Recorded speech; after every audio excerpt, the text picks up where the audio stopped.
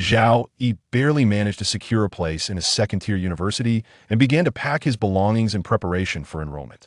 His father, elated by his son's admission, indulged in alcohol, returning home inebriated and unleashed his drunken rage upon Zhao Yi's grandparents. It was a truly dramatic scene. The cacophony of arguments outside irked Zhao Yi, who, resting his head upon his hand, tugged at his hair in frustration. His parents had divorced long ago. His father had left his mother shortly after she had given birth, leaving her to fend for herself. At least now, the situation was clearer. The following day, Zhao Quan drove Zhao Yi to the bus station as he navigated the three-wheeled vehicle. He expressed a hint of remorse that "I won't drink again. You know how long I've had this habit. Now that you've grown up and gained admission to university, you've truly honored the Zhao family." Haha. Such a flippant remark could not erase the years of hurt. Zhao Yi said nothing, yet it felt as if he had conveyed everything. Not everyone deserves the title of parent. The threshold for parenthood is far too low. In society, individuals who have children are often hailed as great, yet they remain oblivious to the notion that procreation does not inherently elevate one's character. He had heard that Jesus and the law could inspire goodness in people, yet Zhao Yi firmly believed that academic achievement bore no relation to one's surname. Those who had long since decayed in their graves could hardly safeguard his future. He boarded a bus to the city and subsequently took a train to Z-City, a coastal urban hub known for its convenient transportation and thriving trade.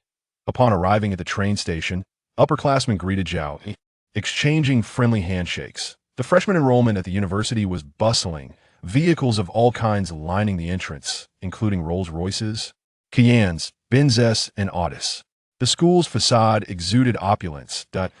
In the center stood a lavish flower bed flanked by towering mimosa trees, casting shadows over the wide asphalt road, while a colossal statue of a sage loomed at the heart of it all. One of the seniors called out to him, "Freshman, freshman, that's not our school, it's further ahead." Zhao Yi felt as though he were in a dream. Indeed, he was merely a student at a second-tier institution. How could it be so splendid? He trudged under the glaring sun for nearly 2,000 meters, turning a corner to find the school nestled among local shops. Zhao Yi mused to himself that it was even less impressive than his high school. He took out his phone to share the moment with his mother. "I've arrived at school," accompanied by a photo. His mother responded with a voice message. "Make sure to study hard and get along with your classmates." Ms. Chunfeng also transferred an additional 500 yuan. Previously, upon receiving his acceptance letter, she had sent him 1,500 yuan. It was she who had connected him with summer job opportunities out of town. Afterward, Zhao Yi called his grandmother to inform her of his safe arrival. He paused briefly beneath a parasol tree to rest. Suddenly, a wave of cheers erupted from the crowd, as if someone had just declared their affection. Intrigued, Zhao Yi abandoned his luggage temporarily to investigate. The male protagonist donned a silver suit, standing next to a Ferrari, exuding an air of charm at 183 centimeters tall. The girl at the center was the campus belle, tall and radiant, glowing under the sun. Her shorts, cut to mid-thigh, paired with a simple top, emanated an aura of luxury. Her hair cascaded down her back, braided to one side, with delicate features and skin as flawless as a freshly peeled egg. She possessed a cool demeanor, exuding an aloofness that felt distant. From afar, Zhao Yi sensed the campus belle's coldness and detachment. Nearby, fellow students murmured, "Wow." Chen Xiao was making a grand gesture to pursue Su Xuejia, even opening a bar named Su Su nearby. Chen Xiao is wealthy and generous, and handsome. If I were Xuejia, I would say yes immediately. Chen Xiao looks like he has an impressive physique too. The romantic spectacle unfolded before Zhao Yi, who stood as an onlooker, akin to a mere passerby. He took out his phone to capture a photograph of Su Xuejia, genuinely taken by her beauty, something he had never encountered in a small county. What a splendid figure, Zhao Yi thought to himself. Su Mingtong scanned the crowd, her brow furrowing slightly. When her gaze landed on Zhao Yi, she paused for a moment. As she approached him, Zhao Yi hastily tucked his phone away, feeling a pang of embarrassment at being caught. "What's she looking at me for?" he wondered, as others around them continued to take pictures. In an instant, under the watchful eyes of many, Su Mingtong spoke softly, stuttering, could you give me Your WeChat? Zhao Yi could hardly believe his ears. The campus goddess was asking him for his WeChat. The stark contrast between her usual cool demeanor and this moment left his ears burning. The commotion from the surrounding students indicated the authenticity of Su Mingtong's request for his contact information. Her delicate face flushed with embarrassment as she lowered her head and walked away. The crowd parted, and Chun Xian glared at Zhao Yi with a look of animosity, as if wishing to obliterate him. Zhao Yi felt as if he were being grilled under a fire. Onlookers silently conveyed their thoughts. He's doomed. I can already picture him being pinned down and pummeled. This is going to be entertaining. Chun Xian approached, his furious gaze transforming into one of astonishment and final admiration. Extending his hand, Chun Xian slapped Zhao Yi's shoulder amicably and said, "Brother, let's have a drink together sometime." Zhao Yi braced himself for a confrontation, yet this was all that transpired. The crowd gasped in shock at Chun Xian's words, viewing this unassuming newcomer with newfound respect. "Let's exchange contact information," Chun Xian said, his eyes brimming with sincerity. The wealthy heir towered over Zhao Yi, who found himself in a daze as he hesitantly added Chun Xian on WeChat. Zhao Yi doubted that someone of Chun Xian's stature would ever reach out to him. He would merely remain a name on a contact list. After adding each other, Chun Xian departed, satisfied. Today had been surreal. Zhao Yi quickly slipped away from the crowd, lugging his bags to the dormitory. His accommodation was on the top floor, room 608. He climbed the 6 flights of stairs, panting, before rushing into the washroom to splash some water on his face. The mirror reflected his unremarkable features, nothing exceptional, just ordinary. His eyesight was slightly impaired, but he had chosen to forego his glasses today. His summer job had allowed him to style his hair with a middle part, a modest attempt at being fashionable for a young man in his teenage years. Even dressed in new clothes and shoes, he still felt average. The campus was filled with students donning new attire, and he barely scraped by the threshold of acceptability.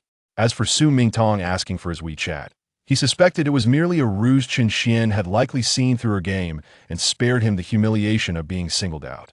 Su Mingtong's blush did not appear to be feigned. Zhao Yi shook the thought from his mind. Could it be that the campus belle truly had an interest in him? He dismissed such impossible dreams. As he stepped outside, he found a fellow student seated on the lower bunk, casually leaning back with his legs crossed. Upon seeing Zhao Yi, he grinned. "Hey, you must be exhausted climbing up to the 6th floor, room 608. It's going to be tough for us in the future. My name is Lu Dazhuang. Let's get acquainted." He handed Zhao Yi a bottle of water from beside him. True to his name, Lu was indeed robust, with sturdy arms and legs. Zhao Yi accepted the water, simply responding, "Zhao Yi." Thirsty, he unscrewed the cap and took a long drink. "Hey, you little rascal, you've wrinkled my bedsheet again." Lu Dazhuang's mother scolded. Lu Dazhuang protested. "What's the big deal? Sheets get wrinkled when people lie down on them." After smoothing the wrinkled sheets, Lu Dazhuang's mother said, "Young man, why didn't your parents come along to get familiar with the surroundings?" "They didn't," Zhao Yi replied with a smile. "Being in the same dormitory means you'll look out for each other. Meeting each other is fate. And you'll be together for 4 years, Lu Dazhuang's mother advised as she tidied up.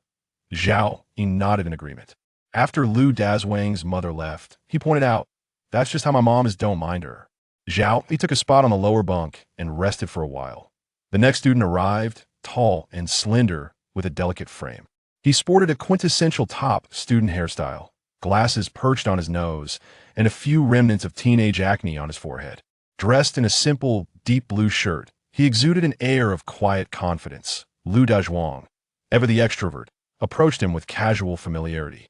The newcomer introduced himself as Li Lin, a fitting name for someone who had been admitted as the top scorer from their school. Li Lin's gaze settled on Zhao. "I recognize you. I just saw you at the school gate, getting approached by the campus belle for your WeChat." Zhao Yi could only respond with silence, feeling slightly embarrassed. Lu Dazhuang erupted with excitement, stepping closer to Zhao Yi, playfully pinching his neck. "Is this true?" Zhao Yi replied honestly. "I suspect I was merely a shield." Lu Dazhuang continued to feign a grip on his neck, but Zhao Yi deftly evaded him. Lu Dazhuang lamented, "Why wasn't it me?" He became enthusiastic again. "Well, that's something to boast about. What's so impressive about it?" Zhao Yi retorted. "How was it to see the goddess up close? I came to this shabby school, just to catch a glimpse of senior Su Mingtong. Without hesitation, Zhao Yi pointedly remarked, "Wasn't it because your scores were insufficient? You speak the brutal truth." Lu Dazhuang pressed further. "Did you add Senior Su's WeChat?" "Of course not," Zhao Yi replied. "Brothers, look at me," Li Lin exclaimed, drawing their attention as he mimicked a goblin pondering deeply. Could it be examining Li Lin, who lacked conventional good looks yet was clearly humorous? The two burst into laughter, self-deprecatingly. Zhao Yi reiterated, "I refuse to chase unattainable dreams." His only merit was his self-awareness. The last roommate arrived, completing their quartet. He was a boy with long, curly hair that cascaded to his shoulders, possessing an elegant and refined appearance, dressed in a fashionable manner. Among the youthful inhabitants of the dormitory, a boy with long hair was no longer a rarity at that moment. It became evident that the one most likely to charm the ladies and become the first to find a partner had just made his entrance, sparking a sense of urgency in Lu Dazhuang. The long-haired boy's gaze lingered on Zhao Yi, his eyes radiating friendliness, as if he had found a kindred spirit. He offered Zhao Yi a packet of cookies, which Zhao Yi accepted graciously. Lu Dazhuang called out, "You arrived last. Why not introduce yourself?" The boy smiled shyly, his delicate features making him appear almost feminine. "My name is Xiong Chuyu," Lu Dazhuang chuckled. "Another surname Xiong? That's a first for me.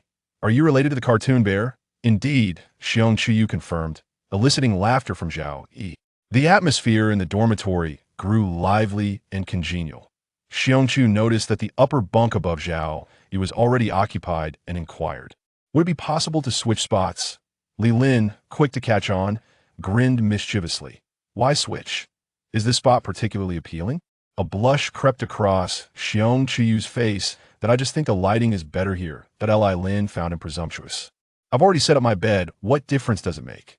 Xiong Chuyu glanced at Zhao Yi, then regretfully placed his belongings on Lu Dazhuang's upper bunk. Li Lin patted his bed, making a commotion. Zhao Yi looked up. "Bro, yours is still the best." Zhao Yi merely smiled, appearing more approachable than Lu Dazhuang. Lu Dazhuang queried Xiong Chuyu, "Do you have a girlfriend?" "Yes, but we haven't been in touch lately," Xiong Chuyu replied. Lu Dazhuang was not surprised by this outcome, leaning over Xiong Chuyu's bed with renewed energy. "Then have your girlfriend introduce me to some of her friends? I'm counting on you to help me find a partner." That evening, Zhao Yi planned to visit the cafeteria to familiarize himself with the campus. "Why bother with the cafeteria? You'll have plenty of opportunities to eat here over the next few years," Lu Dazhuang insisted, grabbing Zhao Yi's arm. "Come on, tonight's on me, let's treat the brothers to a meal." Lu Dazhuang was particularly attentive to Xiong Chuyu, hoping he could introduce him to a girlfriend. The group headed to an affordable eatery, ordering a large plate of chicken. Lu Dazhuang enthusiastically poured beer for everyone, and soon, they were engaged in lively conversation. Nearby sat a table of 4 or 5 girls, likely fellow freshmen from their school, while Zhao Yi was enjoying his meal. Someone tapped him on the back. A girl in a blue top shyly pointed her WeChat, asking, "Could I add you?"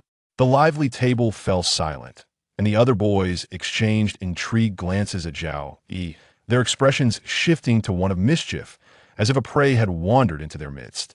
Lu Dazhuang raised his eyebrows, encouraging Zhao Yi to add her quickly, having never been approached by a girl for his WeChat in all his 18 years. Zhao Yi lowered his head, his cheeks flushed and his lips curling upward in a betraying smile. The teasing began. "Wow, you're lucky. You've already got a girl asking for your WeChat." Soon, another girl queued up to add him, followed by another and another. Lu Dazhuang, Li Lin, and Xiong Chuyu were left speechless. Their astonishment transformed into admiration.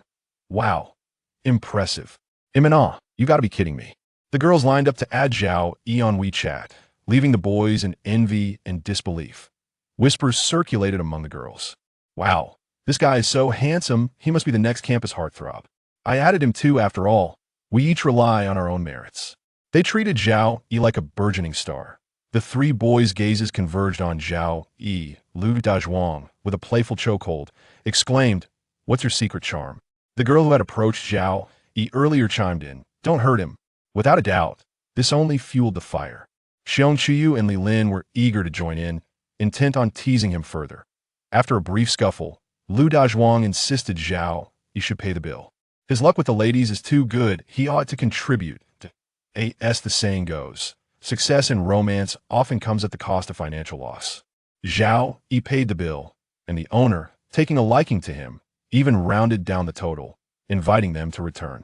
As they left, Lu Dazhuang continued to exclaim, "You've got incredible luck. On your first day, the campus beauty asks for your WeChat, and you go out to eat only to have 5 girls add you. Even if they don't compare to the campus beauty, the fact that you got a discount on the bill is something." By the end of his tirade, Lu Dazhuang punched the air in frustration. "Honestly, you're just average looking. Why don't I have such good fortune?" Li Lin interjected, "You're flattering the wrong person. You should be flattering him." Immediately, Lu Dazhuang bowed playfully. "Great one. Take me under your wing. From now on, you're my brother, my real brother." Xiongqiu quipped, "What about your dignity? Compared to finding a girlfriend, what's dignity worth? Not getting a partner for 4 years in college is far more embarrassing." Zhao Yi remarked, "Those girls are just playing a game. It's not really about me." Lu Dazhuang's interest in learning seemed to wane. "But you could have added any one of them. You could choose 1 or 2. Zhao Yi had no intention of pursuing a relationship at the moment, and he didn't want to reveal that he hadn't even accepted any of their WeChat requests. Having 5 girls add him was already enough to make his roommates envious. Sharing more details would seem boastful. Xiongqiu, blushing, glanced at Zhao Yi's lower half. Could it be? With a knowing look in his eyes, the implication was clear. Lu Dazhuang immediately lifted Zhao Yi's shirt. Zhao Yi jumped up, pulling down his shirt and retreating to the side. "What could you possibly infer from that?" Li Lin glanced at Xiongqiu, saying, "Your face is as red as a boiled lobster." This only made Xiongqiu's cheeks turn an even brighter shade of crimson, akin to a monkey's backside. Lu Dazhuang, abandoning the chase for Zhao Yi, teased, "Xiong, do you have feelings for Zhao Yi? Why not just claim him, so there's no competition for resources?" Xiongqiu protested, "I have a girlfriend and am not interested." Lu Dazhuang grinned mischievously. "You certainly look like you could be. You're quite delicate. I'm not him straight." As Zhao Yi walked along the path, he felt many girls discreetly glancing his way. That it was likely just an illusion. They were probably looking at Xiongqiu. His artistic long curls paired with his refined features made him quite popular among the girls. He entered the restroom, and Lu Dazhuang insisted on squeezing in to see if any secrets lay hidden within. What a nerve! No one would fixate on your lower half typically. They would regard your face and overall appearance. Zhao Yi, after taking a shower, lay down in bed to sleep, anticipating the new chapter that awaited him at the university. The day was joyfully spent in playful banter, and his roommates were quite amiable, instilling in Zhao Yi a sense of eagerness for the forthcoming campus life. However, someone found it difficult to sleep because of him. Chapter 3. The breakfast delivery girls and jealousy as dawn broke, Li Lin exclaimed, "Zhao Yi, a girl is delivering breakfast for you." Zhao Yi, still bleary-eyed, emerged from the balcony after freshening up. Lu Dazhuang, also just awake, perked up instantly upon hearing the news.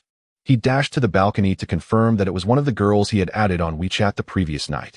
Goodness, to have a girl deliver breakfast. What more could one wish for in life? Lu Dazhuang's envy was palpable. Xiongqiu, awakened by the commotion, stared blankly at the news. What a turn of events. Li Lin, reflecting on the situation, remarked, "Did you not say they were on a grand adventure?" Lu Dazhuang, bowing in mock humility, implored, "O wise mentor, what did you discuss last night that has led these girls to be so infatuated?" Zhao Yi revealed a shocking truth that left them all astounded. "Actually, I didn't add any of them on WeChat last night." Lu Dazhuang's jaw dropped, almost hitting the floor. "Wait, you mean you didn't add any of the 5 girls? Zhao Yi nodded. "Incredible! You didn't add them on WeChat, yet they still delivered breakfast? That is truly a case of being pursued. Are you even speaking coherently?" Li Lin patted Zhao Yi on the shoulder. "You were truly fortunate. If only I had half of your luck, my brother." Xiongqiu chimed in. "Honestly, I'm starting to reconsider our friendship. I mean, truth be told, I am better looking than you, and my image is superior as well. Girls should prefer me." As he scrutinized Zhao Yi's features, his large, double-lidded eyes, and adequately shaped nose, and slightly plump lips, it seemed unlikely that he would garner such attention from the girls. Moreover, Zhao Yi had a noticeable height disadvantage. He is just pleasant to the eye. There is something about him that makes him approachable and likable, Lu Dazhuang commented. Li Lin added, "From now on, you'll be our go-to for finding love." Zhao Yi felt immensely flattered, but dared not accept such high praise. He couldn't help but smile wryly. Who could have imagined that a lifelong singleton would suddenly be so popular? In high school, he rarely initiated conversations with girls and had no crushes. Not counting his affection for characters from the anime realm. Xiong Qiu suggested, why not make the girl wait an extra half hour? Lu Dazhuan concurred, exactly. My ex-girlfriend always made me wait 1 to 2 hours, so let us give our brothers some payback. Zhao Yi, however, felt it was inconsiderate to keep someone waiting, especially since he had nothing pressing to attend to. He quickly changed his shoes and dashed out of the dormitory. His roommates, instinctively rushing to dress, followed him down, as if they were also expecting breakfast.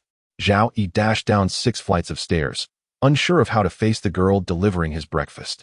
Nervously clutching his pant leg, he pondered the awkwardness if she wasn't the one.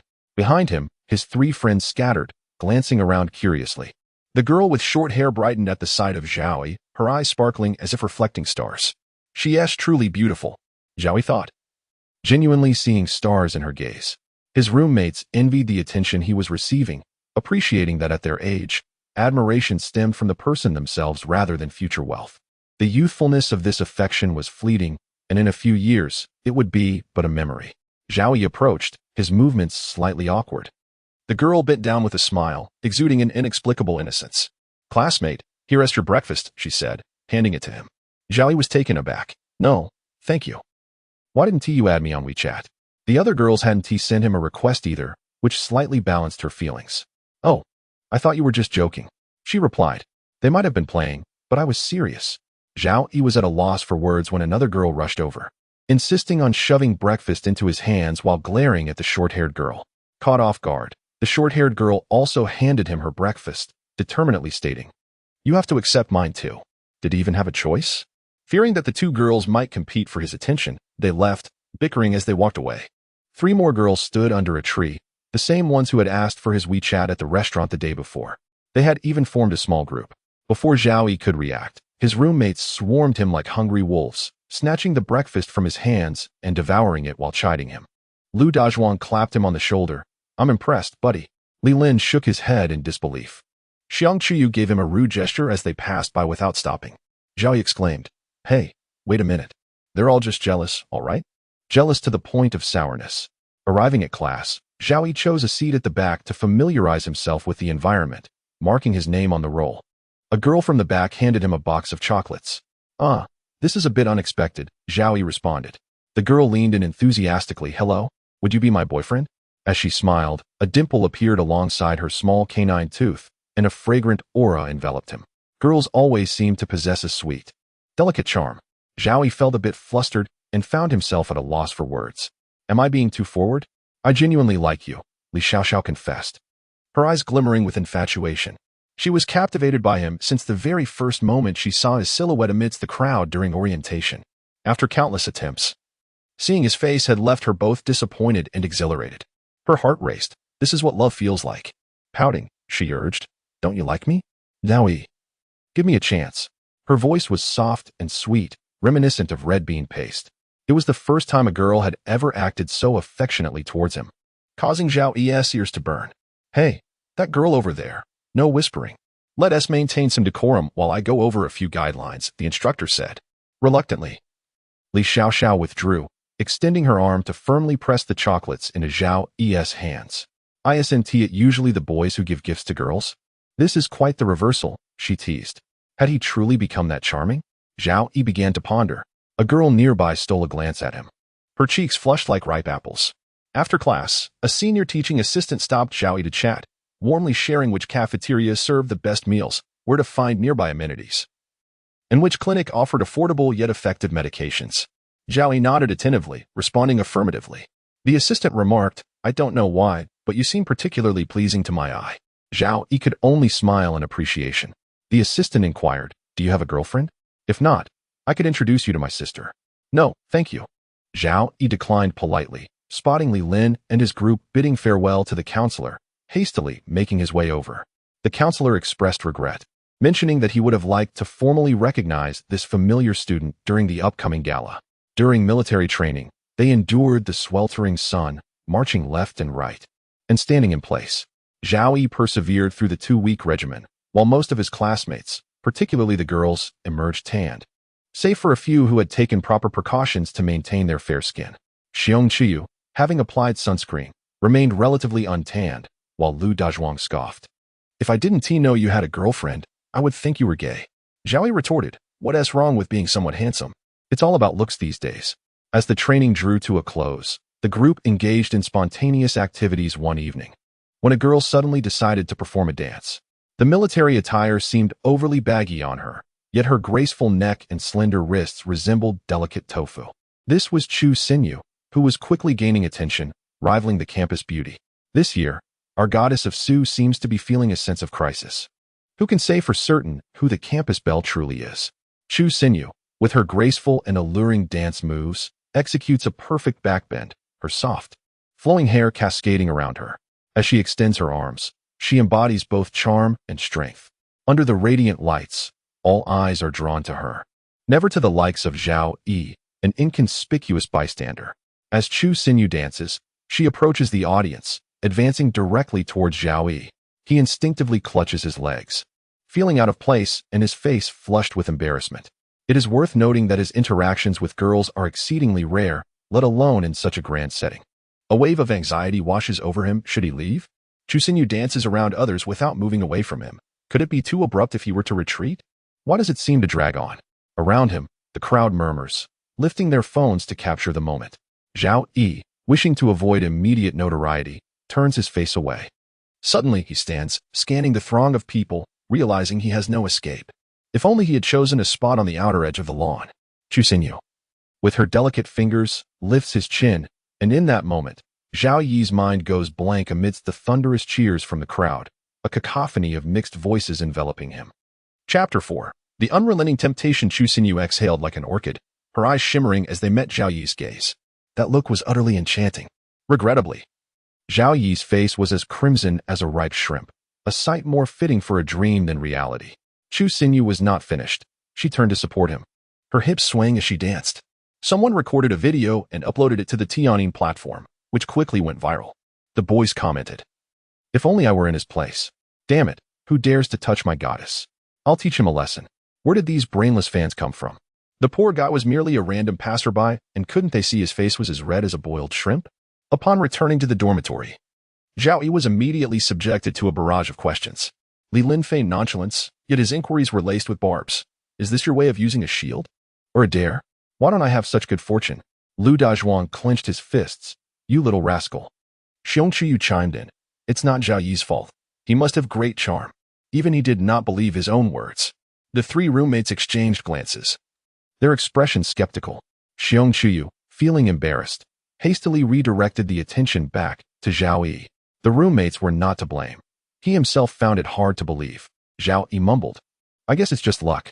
Li Lin replied, share some of that luck with me. +1, +2, came the chorus. Zhao Yi continued, unless the campus goddess truly becomes my girlfriend, I will believe it's not just luck, but personal charm. This declaration cast a heavy shadow over his roommates' faces. Zhao Yi realized he had spoken too boldly and might have stirred their resentment. Xiong Qiyu addressed him respectfully, brother. You can do it. Li Lin and Lu Dazhuang, unimpressed, headed off to wash up.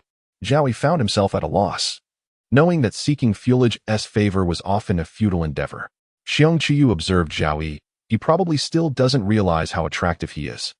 A sense of irresistible first love fluttered in the air. Zhao had brushed it off as mere talk, but as he lay in bed that night, images of Chu Xinyu supporting his shoulder while dancing lingered in his mind, too tantalizing to dismiss.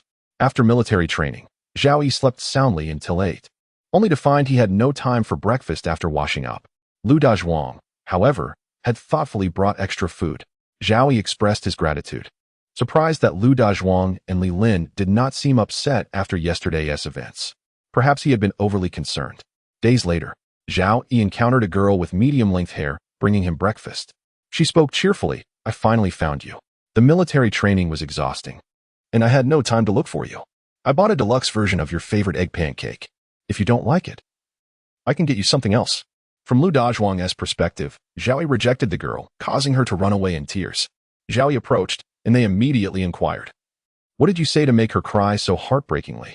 Li Lin shook his head, how heartless. Seeing her in tears, I felt pity.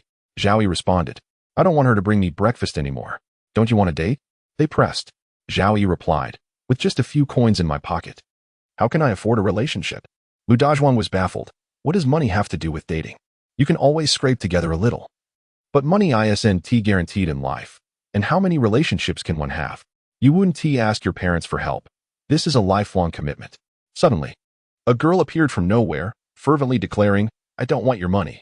I can spend on you. Her eyes were red from crying. Zhao Yi was taken aback. The others quickly gave him thumbs up. True love.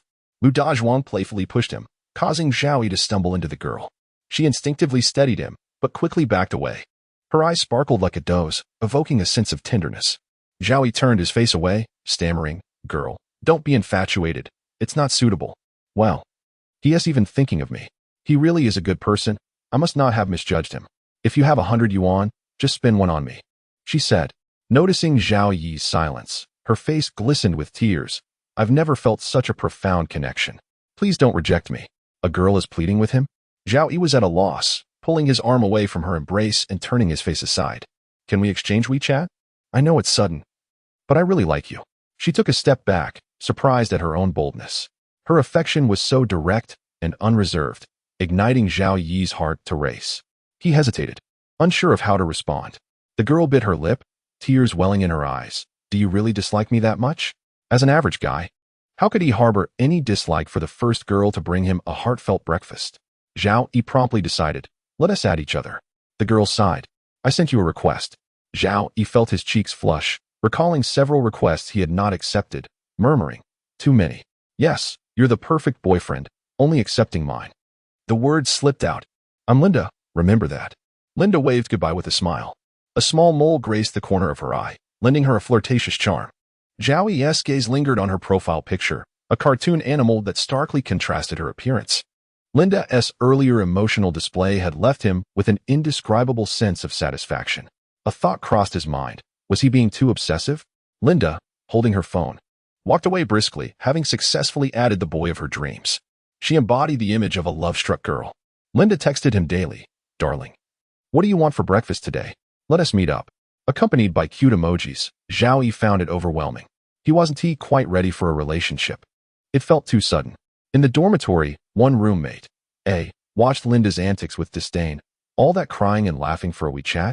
How dramatic. Why wouldn't he do that?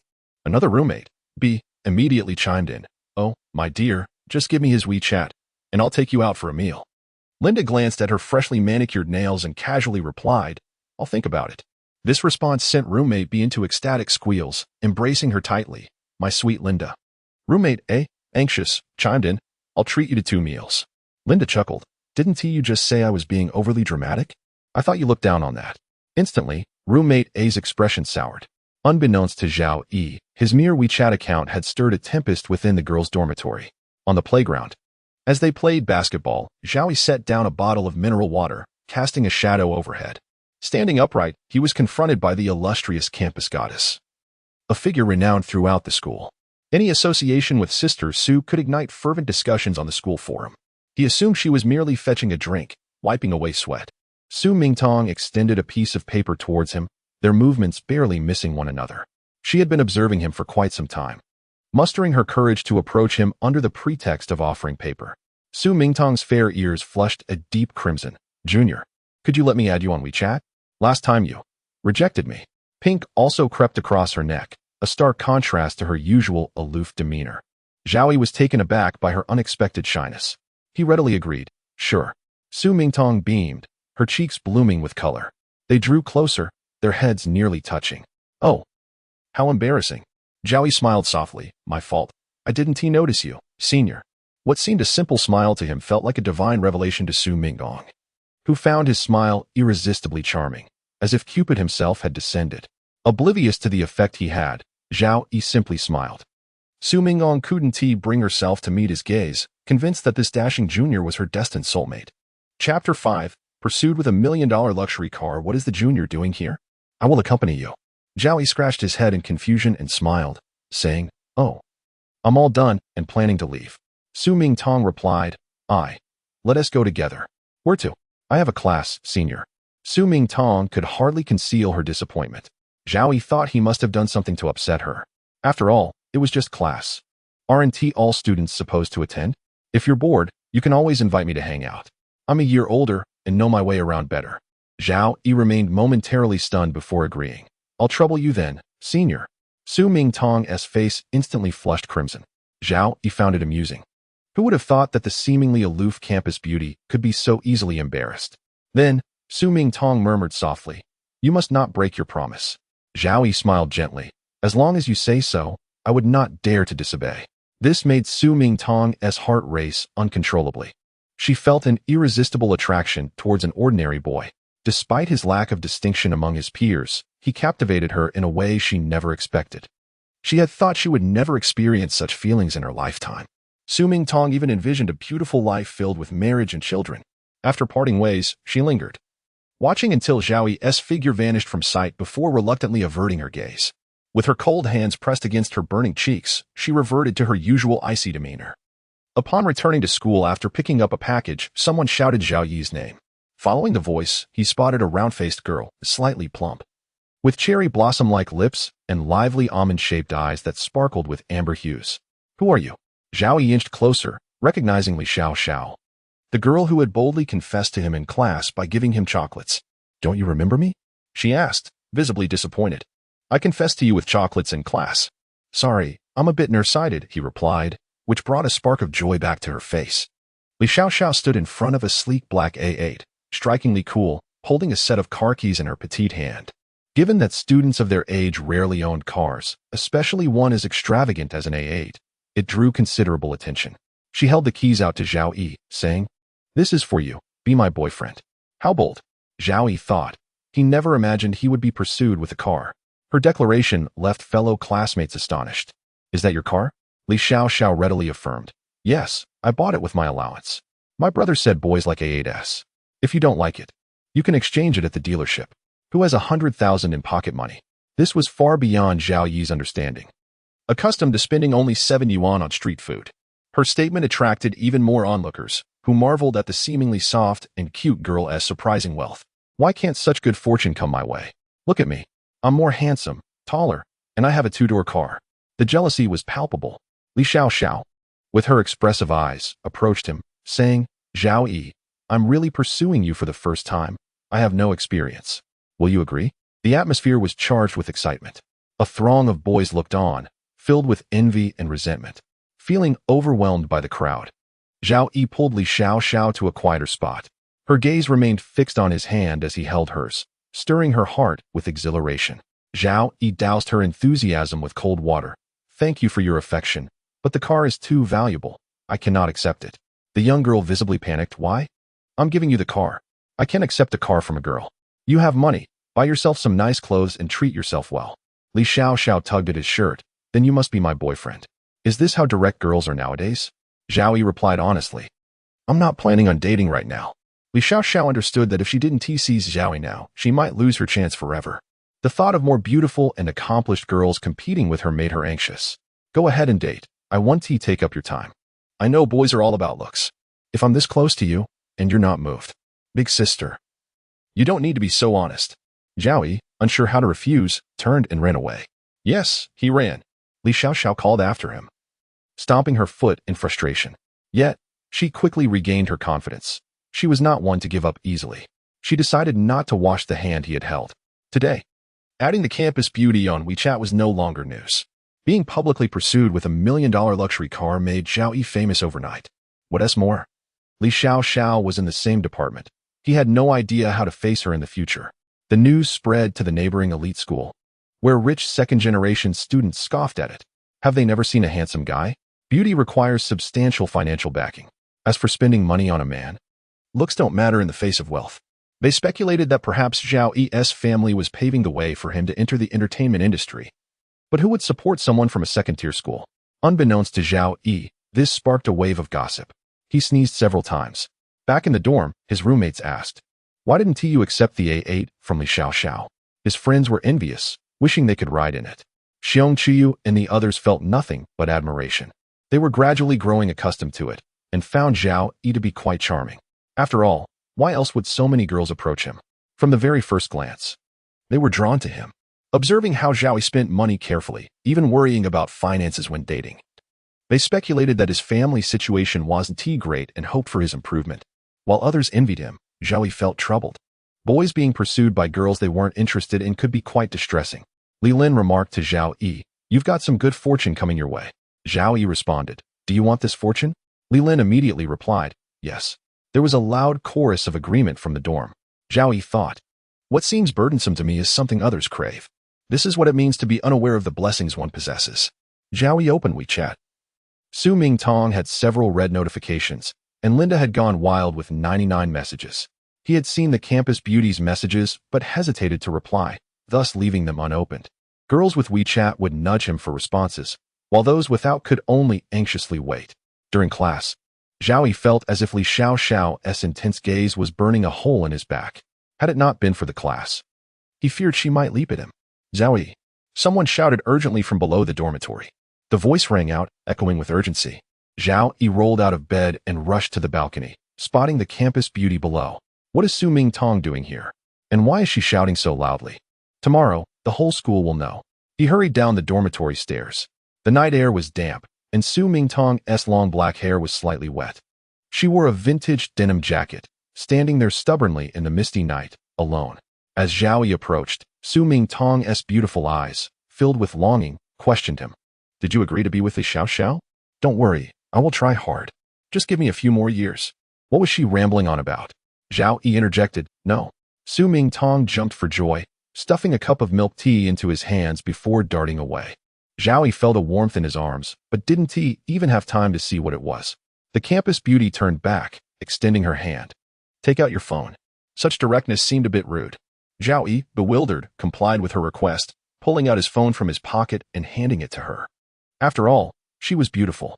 Su Mingtong activated the screen, password. Zhao Yi extended his finger to unlock it. Su Mingtong swiftly turned around and busied herself for a moment. It was then that Zhao Yi noticed that the gift from Senior Su was a cup of milk tea. Consuming milk tea might lead to insomnia tonight. Zhao Yi inquired, "What are you doing?" All right. Su Mingtong opened WeChat. Her avatar still bore a red notification. She sighed in relief and deleted a few messages. The timestamps revealed they were several hours old, and he had not seen them at all. A sense of indescribable disappointment welled up within her. She handed the phone to him, her cheeks flushed with a rosy hue, and hurriedly departed. Zhao Yi ascended the stairs and opened his phone. The WeChat interface belonging to Senior Su revealed 2 messages to be deleted. She had suggested, "How about we go to Sanchi Square tomorrow?" His avatar frame was intact. Zhao Yi had not responded at all. A smile tugged at the corners of his lips. It was indeed rather endearing. Chapter 6. The dating turmoil on her way home. Su Mingtong was still vexed. She ought to have deleted all the messages entirely. Deleting only the middle ones rendered it quite perplexing. A mischievous thought crossed her mind. Let him guess. Consequently, her steps became lighter. Tomorrow, she wondered if Zhao Yi would show up for their date. If he did, what would he wear? Suddenly, inspiration struck. She would dress like the wallpaper on his phone. Zhao Yi, utterly exhausted, climbed the stairs and opened the door to find himself surrounded by his roommates. Lu Dazhuang, arms wide open, exclaimed, "Father!"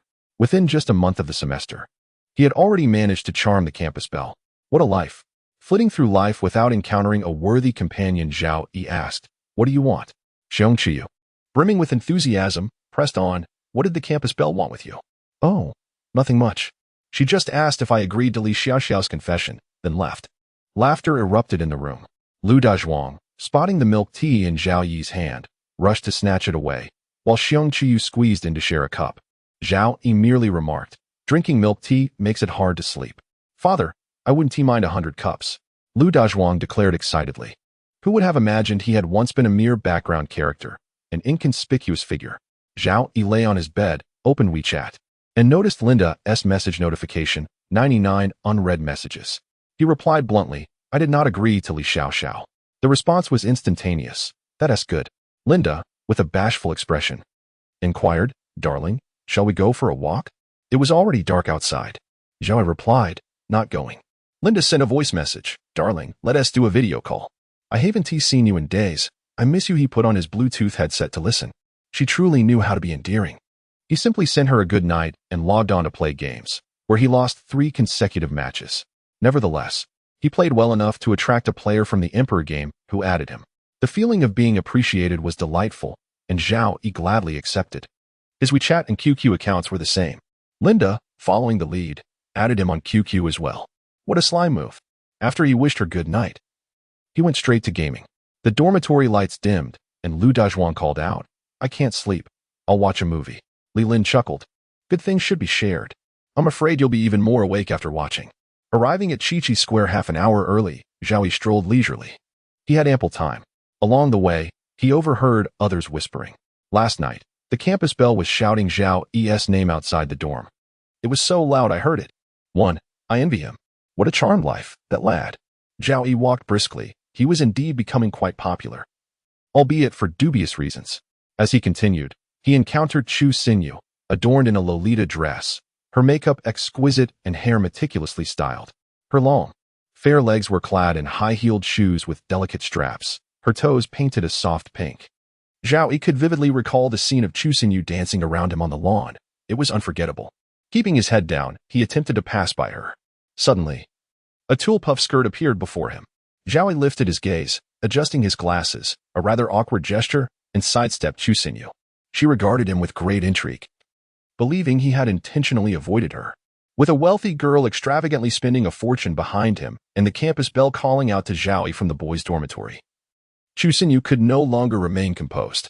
In truth, she had felt a spark of attraction for Zhao Yi the moment she laid eyes on him. During military training, she had observed him for quite some time, and that dance had been meticulously planned. "Brother," Chu Xinyu called out, chasing after him. The white skirt bow fluttering like a delicate butterfly.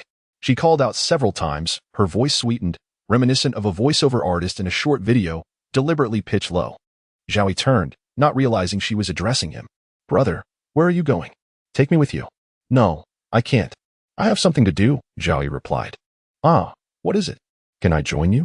Chu Xinyu's tone was sugary sweet. "No, I can't. I'm leaving," he said, keeping his head down, afraid that a single glance would ensnare him. "It's all right. I won't disturb you," Chu Xinyu remarked, wrapping her arms around his. Zhao Yi felt a surge of emotions, knowing he needed to meet Su Xuejia and that bringing her along would complicate matters. Across the street, Linda spotted Zhao Yi and greeted him with enthusiasm. Zhao Yi attempted to extricate his arm from Chu Xinyu's grasp, but it was as difficult as pulling through mud. She held on tightly. What did this mean? He greeted Linda. "Hi, Linda." The students behind Linda erupted in laughter.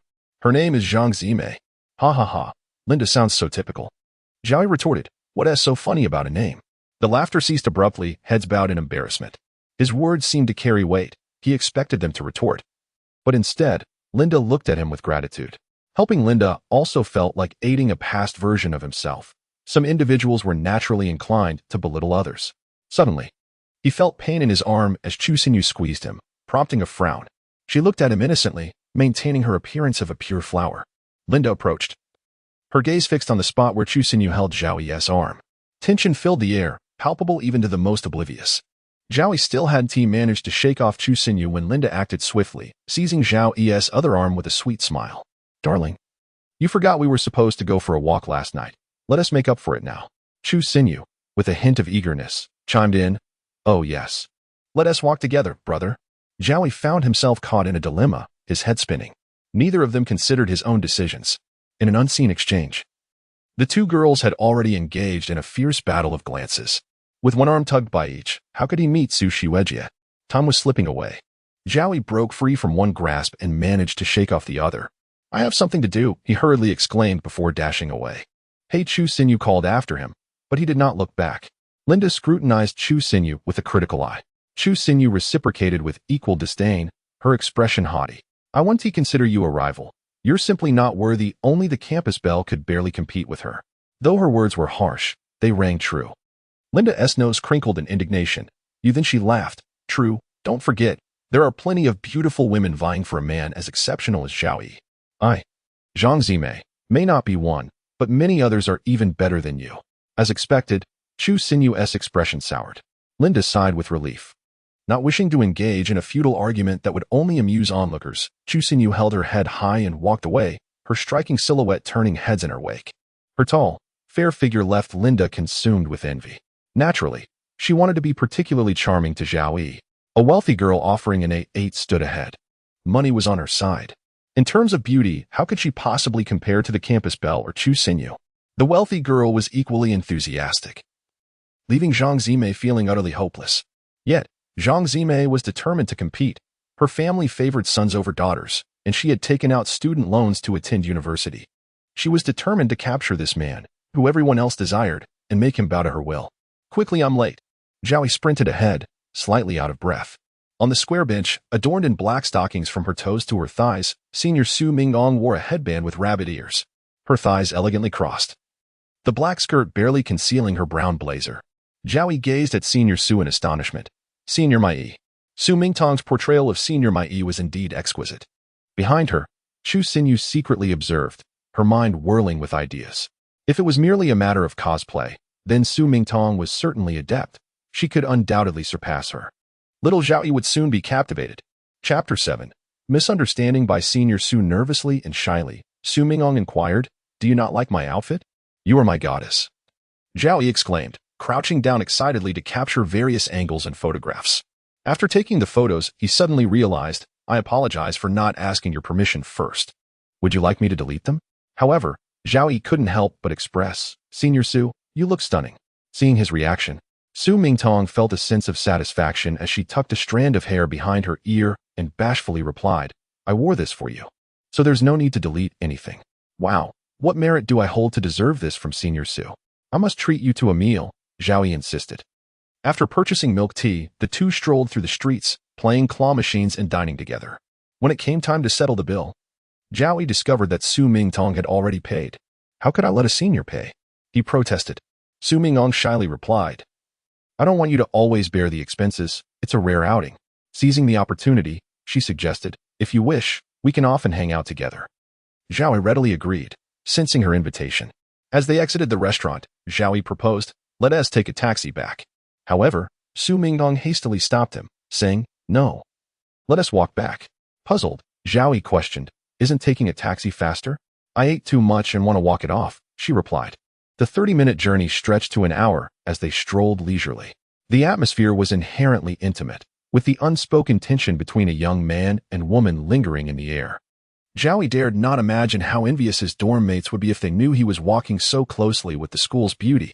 As they passed a parked Rolls-Royce, a commotion arose, drawing the attention of a few onlookers. Zhao Yi exclaimed, "Come on, senior, let us go take a look." Su Mingdong obediently obliged. In her 8-centimeter stilettos, adorned in a knee-length red dress with cascading tea-brown waves of hair, she exuded an alluring charm, accentuated by her fiery red lips and a beauty mark that only heightened her appeal. The V-neckline of her dress revealed a generous expanse of skin, embodying both sensuality and grace. Zhao Yi realized then what it meant to be in the presence of a captivating woman. Just then, Xin Huan reprimanded her mischievous younger cousin, her lovely face revealing a hint of impatience. "Hurry up and get in the car. Don't embarrass yourself here," she urged, gently pushing her cousin's head. Upon catching Zhao Yi's gaze, Xin Huan's expression brightened, her previously annoyed demeanor transforming into one of interest. Su Mingtong instinctively pulled Zhao Yi behind her for protection. Yet it was too late. Xin Huan approached with a graceful sway, her eyes sparkling with mischief. "What is your name, little brother?" she inquired. Su Mingtong, defensive, interjected, "What business is that of yours?" Sensing the urgency, she firmly tugged Zhao Yi away. Unfazed, Xin Huan smiled, her beautiful eyes narrowing playfully at Su Mingtong. "What is your relationship with him?" she asked.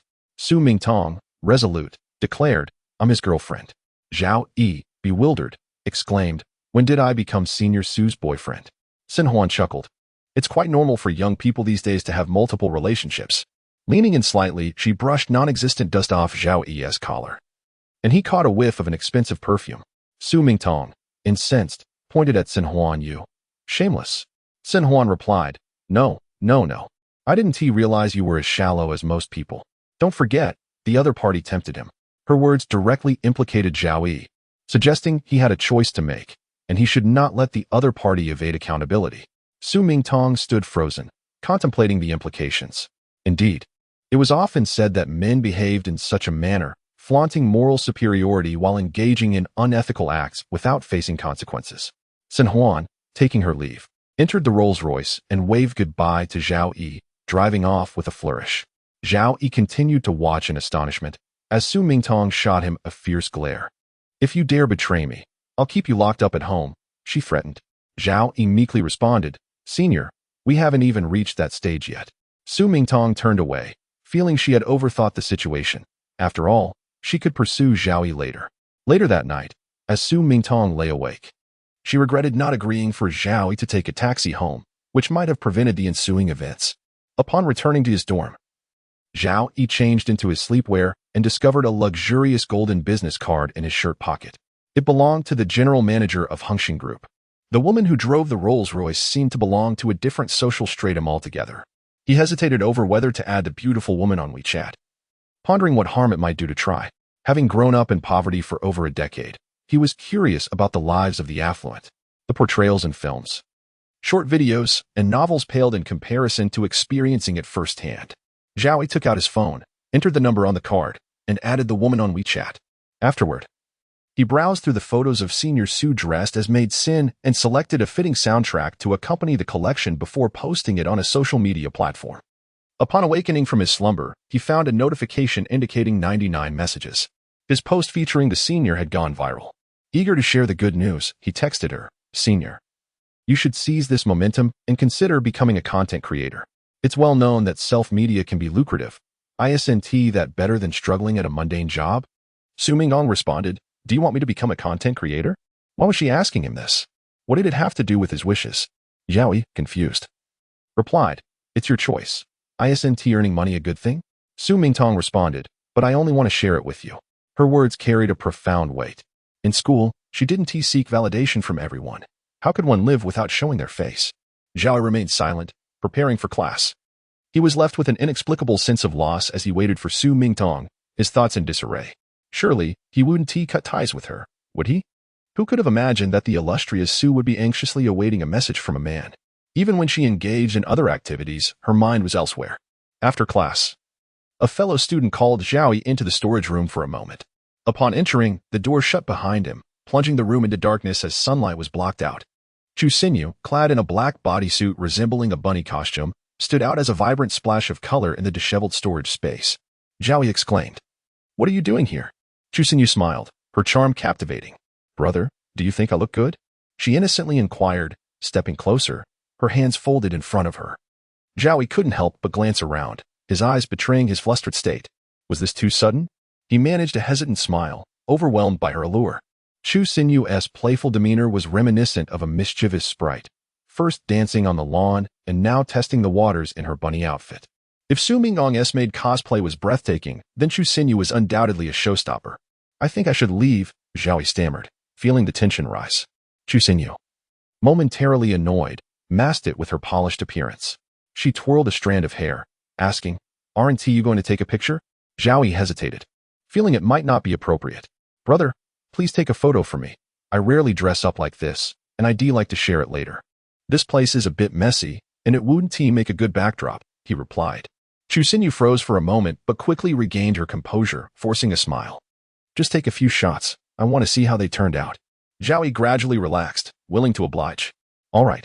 Chu Xinyu posed in various ways, and he did his best to capture her beauty. Afterward, he approached her to show the photos. "This one turned out well. You're different from other boys. They usually can't take good photos. You're really good at this. Can I hire you specifically to take my pictures?" Zhao Yi could only chuckle in response. The sound of approaching footsteps mingled with the voices of conversation. Zhao Yi swiftly distanced himself from Chu Xinyu, aware that her current attire might lead to scandalous gossip about their solitary encounter. Suddenly, Chu Xinyu stumbled and inadvertently fell into Zhao Yi's embrace. Just then, the door swung open with a creak, revealing Su Mingtong, who caught sight of Zhao Yi holding Chu Xinyu, along with a group of onlookers behind her. Su Mingtong's beautiful eyes widened in fury as she glared at Zhao Yi, causing a shiver to run down his spine. How could he possibly explain this? It seemed that no amount of justification could cleanse him of suspicion. Meanwhile, those behind them had already begun to capture the moment on their phones. Chapter 8. Someone wants to support him behind them. People had already begun to take photographs with their phones. Upon seeing Chu Xinyu, Zhao Yi quickly pushed her away and promptly explained, "We are just taking pictures." "Oh, taking pictures," someone behind them replied with a knowing tone. While whispers began to circulate, "This little couple is quite extravagant." Zhao Yi retorted loudly, "It's not what you think. Who would come here normally?" despite denying their relationship. Disbelief lingered in the air. Su Ruodong coldly interjected, "Please do not occupy public spaces in the school." Her demeanor was unlike anything Zhao Yi had ever witnessed, an icy detachment that epitomized the aloofness of the school beauty, as opposed to the easily embarrassed Su Xuedre. Chu Xinyu raised her hands in apology to her classmates, saying, "I'm sorry, everyone, for the trouble," with the esteemed beauty herself speaking. The classmates had no choice but to overlook the situation. As Chu Xinyu walked past Su Ruodong, her eyes sparkled with the triumph of a victor. "Don't think you can outshine me." Zhao Yi departed as well, feeling unfazed by the growing scrutiny. From the outset, the school forum had shifted from scorn toward Zhao Yi to astonishment. Breaking news. Zhao Gu has once again secured the stunning beauty Chu Xinyu. Conversing intimately in the storage room for 3 hours. The school beauty is on the verge of tears. What can't be done in 3 hours? Truly. My Zhao Gu is remarkable. Who will Zhao Gu for me? I wish to apprentice under him. My surname is Guan. Can I visit Zhao Yi? By the way, I share the surname Zhuge. Zhao Yi thought to himself. What nonsense is this? He exited the forum. At that moment, a phone call came through. And Zhao Yi answered. On the other end was a languid, sultry voice. She chuckled softly. Have you forgotten me so soon, dear brother? The sound washed over Zhao Yi, instantly reminding him of the alluring woman from the previous night in the Rolls-Royce. Her long, enticing legs and crimson lips flashed in his mind. Just hearing her voice sparked his imagination. Zhao Yi swallowed hard. How did you get my number? Dear brother, you forgot to add me on WeChat. My contact card includes your phone number. I couldn't wait, so I called. Her forwardness was enough to stir his heart. Xin Huan twirled a pin in her hand. How about you come find me? All right, where are you? I have a car to pick you up. Looking forward to our meeting. Xin Huan's voice lingered in the air. After hanging up, Zhao Yi felt his heart racing. He gripped his phone tightly as he stepped outside the school gate, where a Rolls-Royce slowly approached. The driver exited respectfully and opened the rear door for him. This was a Rolls-Royce. After all, he might as well indulge in the experience. Once inside, the driver even opened the starlit ceiling for him. Gazing up at the luxurious overhead, Zhao Yi marveled at the lifestyle of the affluent. Wealth imbued with meaning was truly a sight to behold. He remained open-minded, understanding that experiencing such luxury was sufficient. He had no desire to overexert himself. After all, he was just an ordinary person without any background. He contemplated opening a small clinic or securing stable employment. The driver took him to a high-end restaurant. Upon entering, the reflective floors and sparkling crystal chandeliers exuded the essence of opulence. The average expenditure here surpassed 5 figures. Zhao Yi had only ever passed by such places. Having seen them on short video platforms, the real experience was altogether different. A waiter in a suit approached. Good day, sir. Do you have a reservation? This time was different. Zhao Yi confidently replied, yes, the private room number 3. The waiter regarded him with newfound respect, as only VIP clients could reserve a room there, requiring a minimum expenditure of 1 million. The waiter carefully led this university student to room 3. Zhao Yi nodded and stepped inside. The private room was tranquil. The sister had yet to arrive, allowing Zhao Yi to relax. He opened the menu, finding it filled with dishes priced in the 4 to 5 figure range. The waiter attentively introduced, this is imported organic lettuce. Zhao Yi glanced at the price, $198, still the cheapest option. The restaurant's ingredients were air-freighted weekly from abroad to ensure freshness, allowing patrons to savor authentic international cuisine even in their homeland. Nodding, Zhao Yi flipped through a few more pages. The dish names were extravagant, and prices escalated with each turn. After a brief exploration, the waiter remained closely at his side, patiently explaining. They arrived at a large wall adorned with an array of fine wines. The waiter remarked, each bottle is expensive and rare. Each one consumed diminishes the collection. If it weren't for the exorbitance, how could they flaunt their wealth? For some reason, the waiter found Zhao Yi to be an amiable guest and felt inclined to converse further. He leaned in slightly, saying, actually, I've secretly tasted some leftovers from other guests, and they're no different from the usual 500 to 600 per bottle. Zhao Yi inquired, why would they leave such expensive wine? The waiter replied, those with money don't care. Some clients finish their meals and never return. Zhao Yi waited in the room for a while until Xin Huan arrived, her high heels clicking assertively as she approached, exuding an aura of confidence and time consciousness. This time, she donned professional attire, the tailored blazer accentuating her exquisite curves. With a scarf tied at the collar, Xin Huan, with sparkling nails, slid the menu toward Zhao Yi, smiling as she asked, brother, what do you wish to eat? Zhao Yi maintained a calm facade, selecting a few dishes. Xin Huan, her eyes twinkling, encouraged, why not choose a few more, dear brother? Zhao Yi quickly declined. No. That's enough. Xin Huan feigned understanding, nodding. I thought you were well acquainted with the menu here. Zhao Yi was keenly aware of her insinuation. He decided to indulge. Embracing the experience like Lu Laolao entering the Grand Garden, he could savor such lavish dishes and experience the world, even if it meant enduring a few jests. If someone was willing to invite him to dine here daily, he would gladly accept the ridicule. I'm not familiar at all. I'm just randomly selecting from the menu. Oh, Xin Huan replied, handing the menu to the waiter. Please proceed with the original selections. The waiter, who had been engaging with Zhao Yi, held a favorable impression of him. They stood united against the wealthy patrons who often bullied the less fortunate. While contemplating a mischievous act of spitting into Xin Huan's food, the waiter ultimately reconsidered. The restaurant had surveillance cameras that could lead to termination. As the dishes were served, Xin Huan suddenly inquired, I forgot to ask, what is your name? Zhao Yi, he replied. Xin Huan nodded, saying coolly, not bad. Was she complimenting his name? As they neared the end of their meal, Xin Huan presented Zhao Yi with a check, saying, this is 200,000. I will give it to you monthly. Why would she give him such a sum without reason? Zhao Yi's mind momentarily went blank, his face flushing rapidly. Xin Huan rested her chin on her hands. Yes. Exactly as you think. I don't like to waste time. I find you appealing, so let us be direct. Zhao Yi pondered intensely. Was he about to be supported by a wealthy woman? Xin Huan placed the thin check in his hand, which felt scorching against his skin. Her beautifully manicured nails lifted his chin. Her alluring presence loomed closer, her enchanting visage magnified before him. He was uncomfortably close to a woman. Zhao Yi's heart raced. He understood the implications of this kiss. He turned his head aside. I'm sorry, I cannot accept.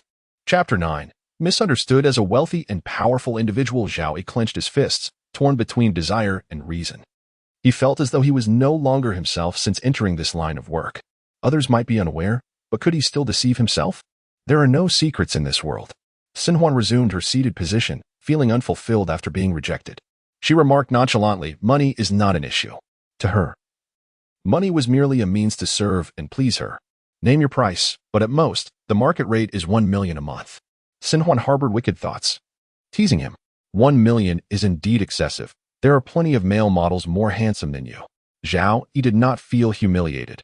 He recognized the truth in her words. Countless individuals never earn 1 million in their lifetime, while Zhao Yi could easily earn that amount with a month's worth of effort. He stood up and stormed out. Not out of pride, but out of fear that delay would lead to his corruption by wealth. Xin Huan called after him, wait.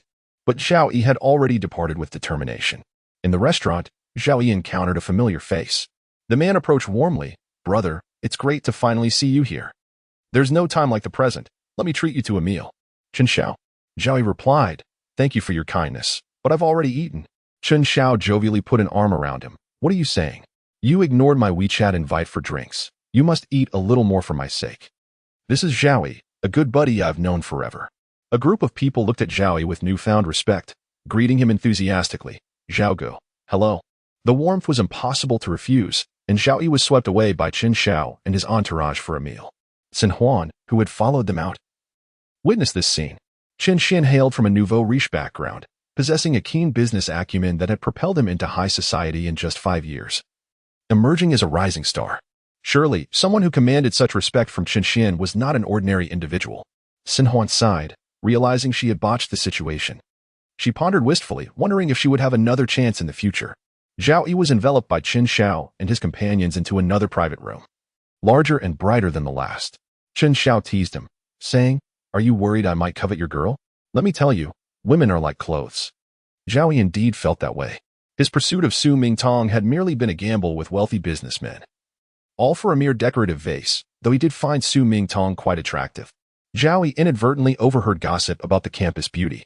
Chen Xiao mentioned, I got my hands on that vase through other channels. Foreign clients love it for business. He patted Zhao Yi's shoulder, rest assured. I won't compete for the woman you have my eyes on. Zhao Yi quickly responded, I wouldn't dare to think otherwise. Chen Xian felt a warm familiarity with Zhao Yi, reminiscent of childhood friends from the countryside. Having grown accustomed to the deceitful and superficial nature of the elite, he longed for genuine connections and found that in Zhao Yi, which is why he treated him well. The banquet was lively, with guests lining up to toast Zhao Yi with red wine. Zhao Yi could only hurriedly decline. I'm still a student. Young man, truly remarkable. Xiao Zhao, if you need anything, just let me know. Chen Xiao's friends are my friends. The flattery continued. Just as Zhao Yi felt cornered, Chen Xian waved his hand, interjecting, "All right, Xiao Xiao can't handle his liquor. Do not insist he drinks." Grateful. Zhao Yi glanced at Chen Xian as the 5 or 6 glasses turned into one.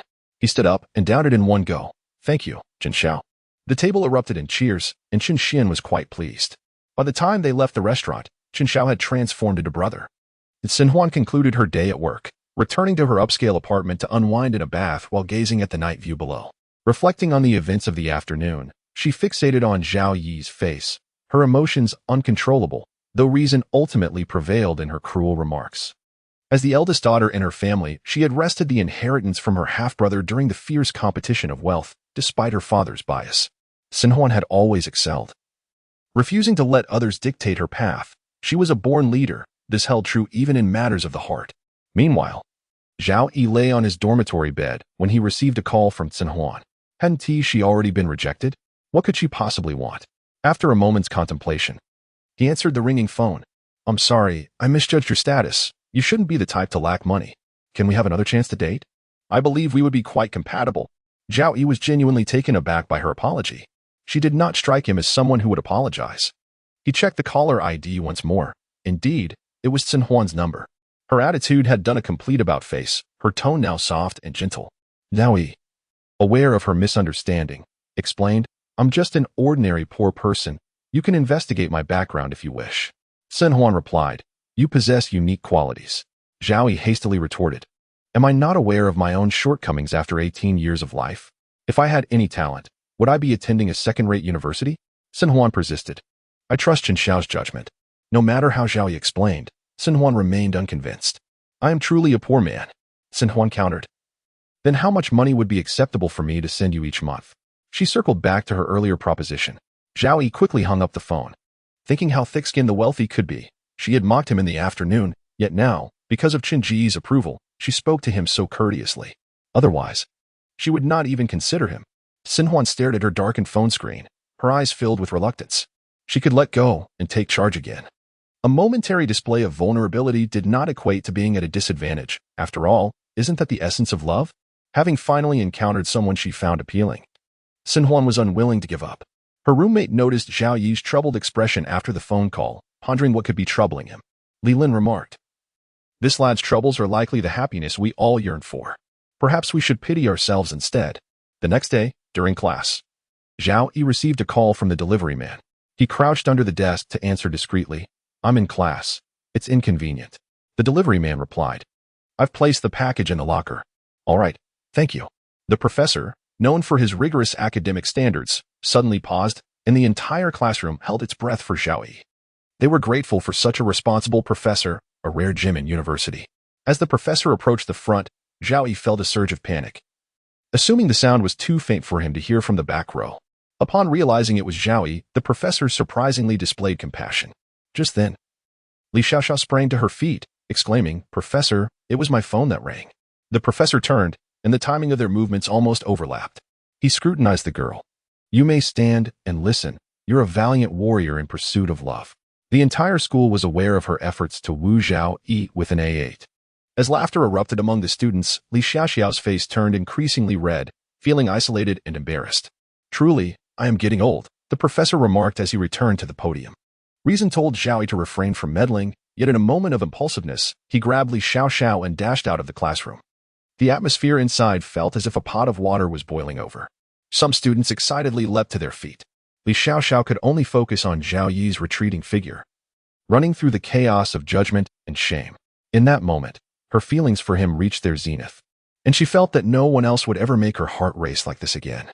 As they fled, Zhao Yi, reflecting on the situation, felt a twinge of fear. He was not one to stir up trouble or seek conflict. He was a marginal student.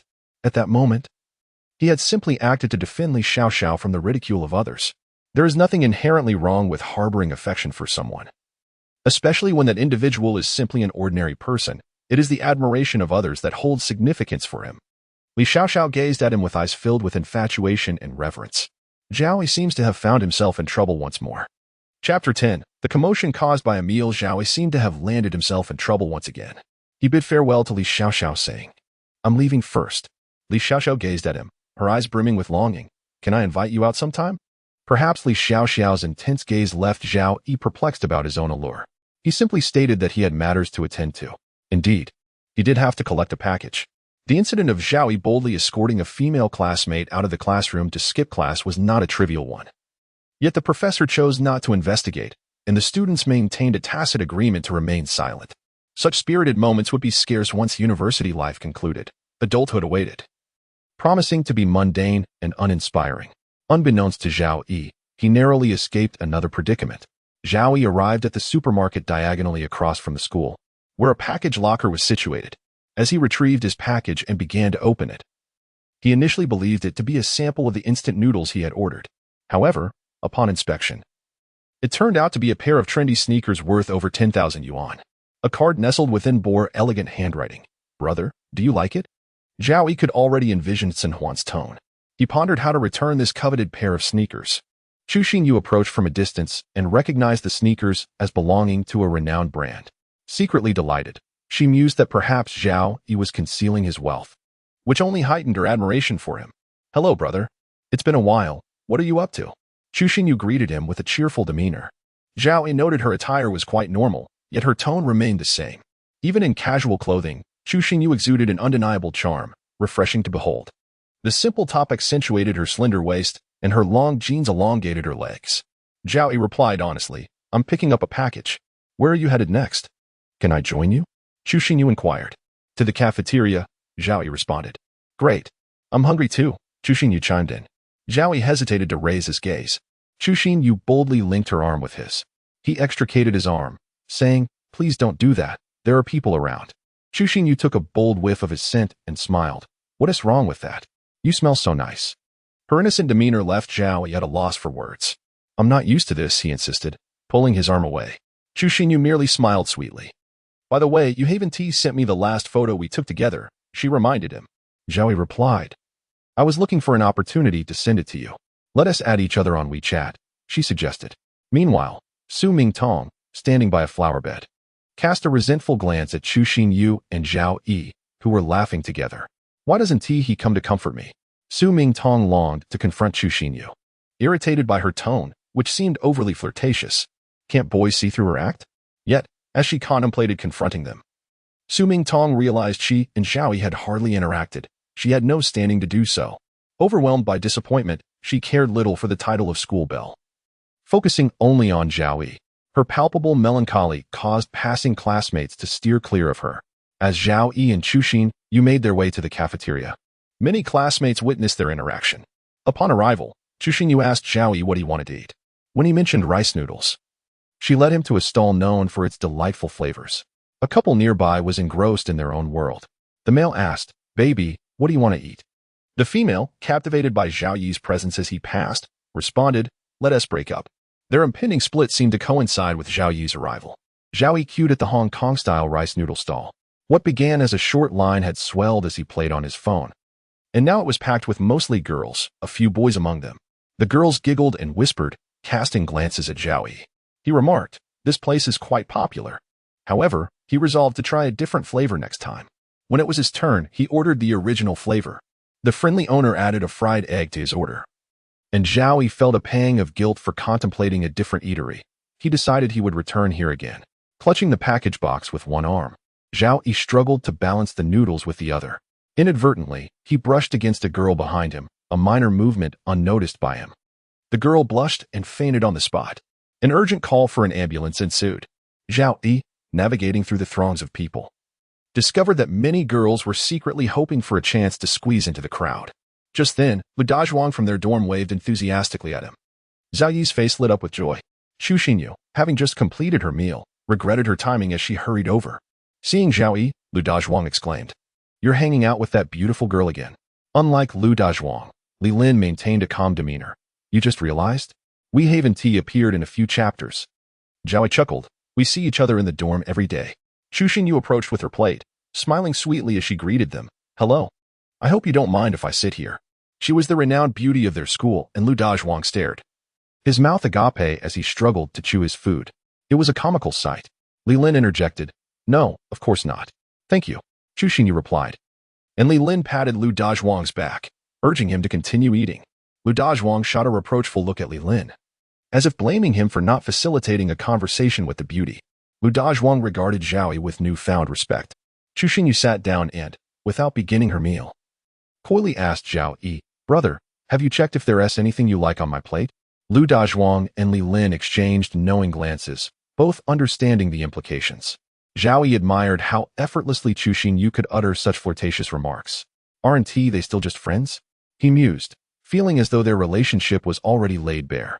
Zhao Yi politely distanced himself, saying, "No, thank you. There's nothing I like on your plate." Chu Xinyu feigned ignorance. "What do you like to eat? I'll make sure to get it for you next time." Zhao Yi chose to remain silent. At the dining table, whispers circulated among the students. What a rarity to see the school belle in the cafeteria. They marveled. Up close, her aura is remarkable. Her skin is flawless. I still voted for Su Mingtong in the school belle contest. Su Mingtong, exuding an icy charm as she entered with her meal, captivated attention despite her frosty demeanor. She seemed like a peak of a snow-capped mountain, beautiful yet unattainable. As she approached, Lu Dazhuang clutched Li Lin's shirt in excitement. "This is the first time I've seen Su Mingtong up close. It's all thanks to Zhao Yi." Li Lin admonished. "Hey, stop pulling my shirt. A man's chest is still a chest."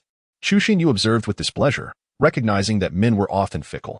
She understood beautifully that her looks were merely a tool. Su Mingtong came directly to Lu Dazhuang. "Excuse me, could you make some room for me?" Lu Dazhuang, flustered by her presence, quickly complied.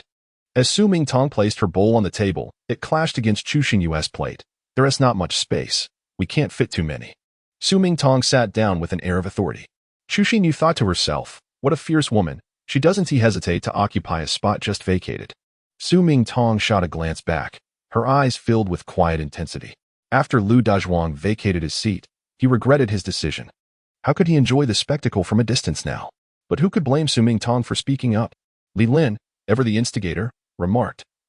"It seems Su Mingtong and Zhao Yi are both enjoying rice noodles. Perhaps they share a connection." Su Mingtong cast an approving glance at Li Lin and urged, "Do speak more if you can." Her gaze fixed intently on Zhao Yi, causing her heart to race, and she instinctively turned her face away. Noticing her silence, Zhao Yi inquired, "Why are you ignoring me?" He mistakenly assumed that Senior Su was upset and hesitated to respond. Zhao Yi then looked up and greeted, "Hello, Senior." In a bold move, Chu Xinyu placed a piece of sweet and sour pork from her plate into Zhao Yi's bowl. This act was undeniably audacious. Su Mingtong clenched her chopsticks tightly, her teeth biting down in agitation. Such intimate gestures were not exclusive to couples. Could it be that they? A wave of anxiety swept over Su Mingtong. Could it have only been a few short days? She acknowledged that Chu Xinyu was indeed a formidable rival. Su Mingtong fixated her gaze on Zhao Yi, eager to see how he would respond, her heart nearly leaping into her throat. Chapter 11. Which one will you choose? Su Mingtong fixed her gaze on Zhao Yi, eager to see how he would respond. Her heart raced almost to her throat. Zhao Yi furrowed his brow and said, "No. Please don't give me the dishes you dislike." Instantly, Su Mingtong felt a wave of relief wash over her. "Of course not.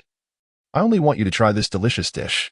Zhao Yi looked at the unexpected sweet and sour pork in his bowl and posed a soul-searching question. "Do you treat every man like this?" "No, I only do this for one person." "Don't you like it, brother?" Chu Xinyu innocently inquired. Zhao Yi replied, "Please don't put meat into my bowl. And stop calling me brother."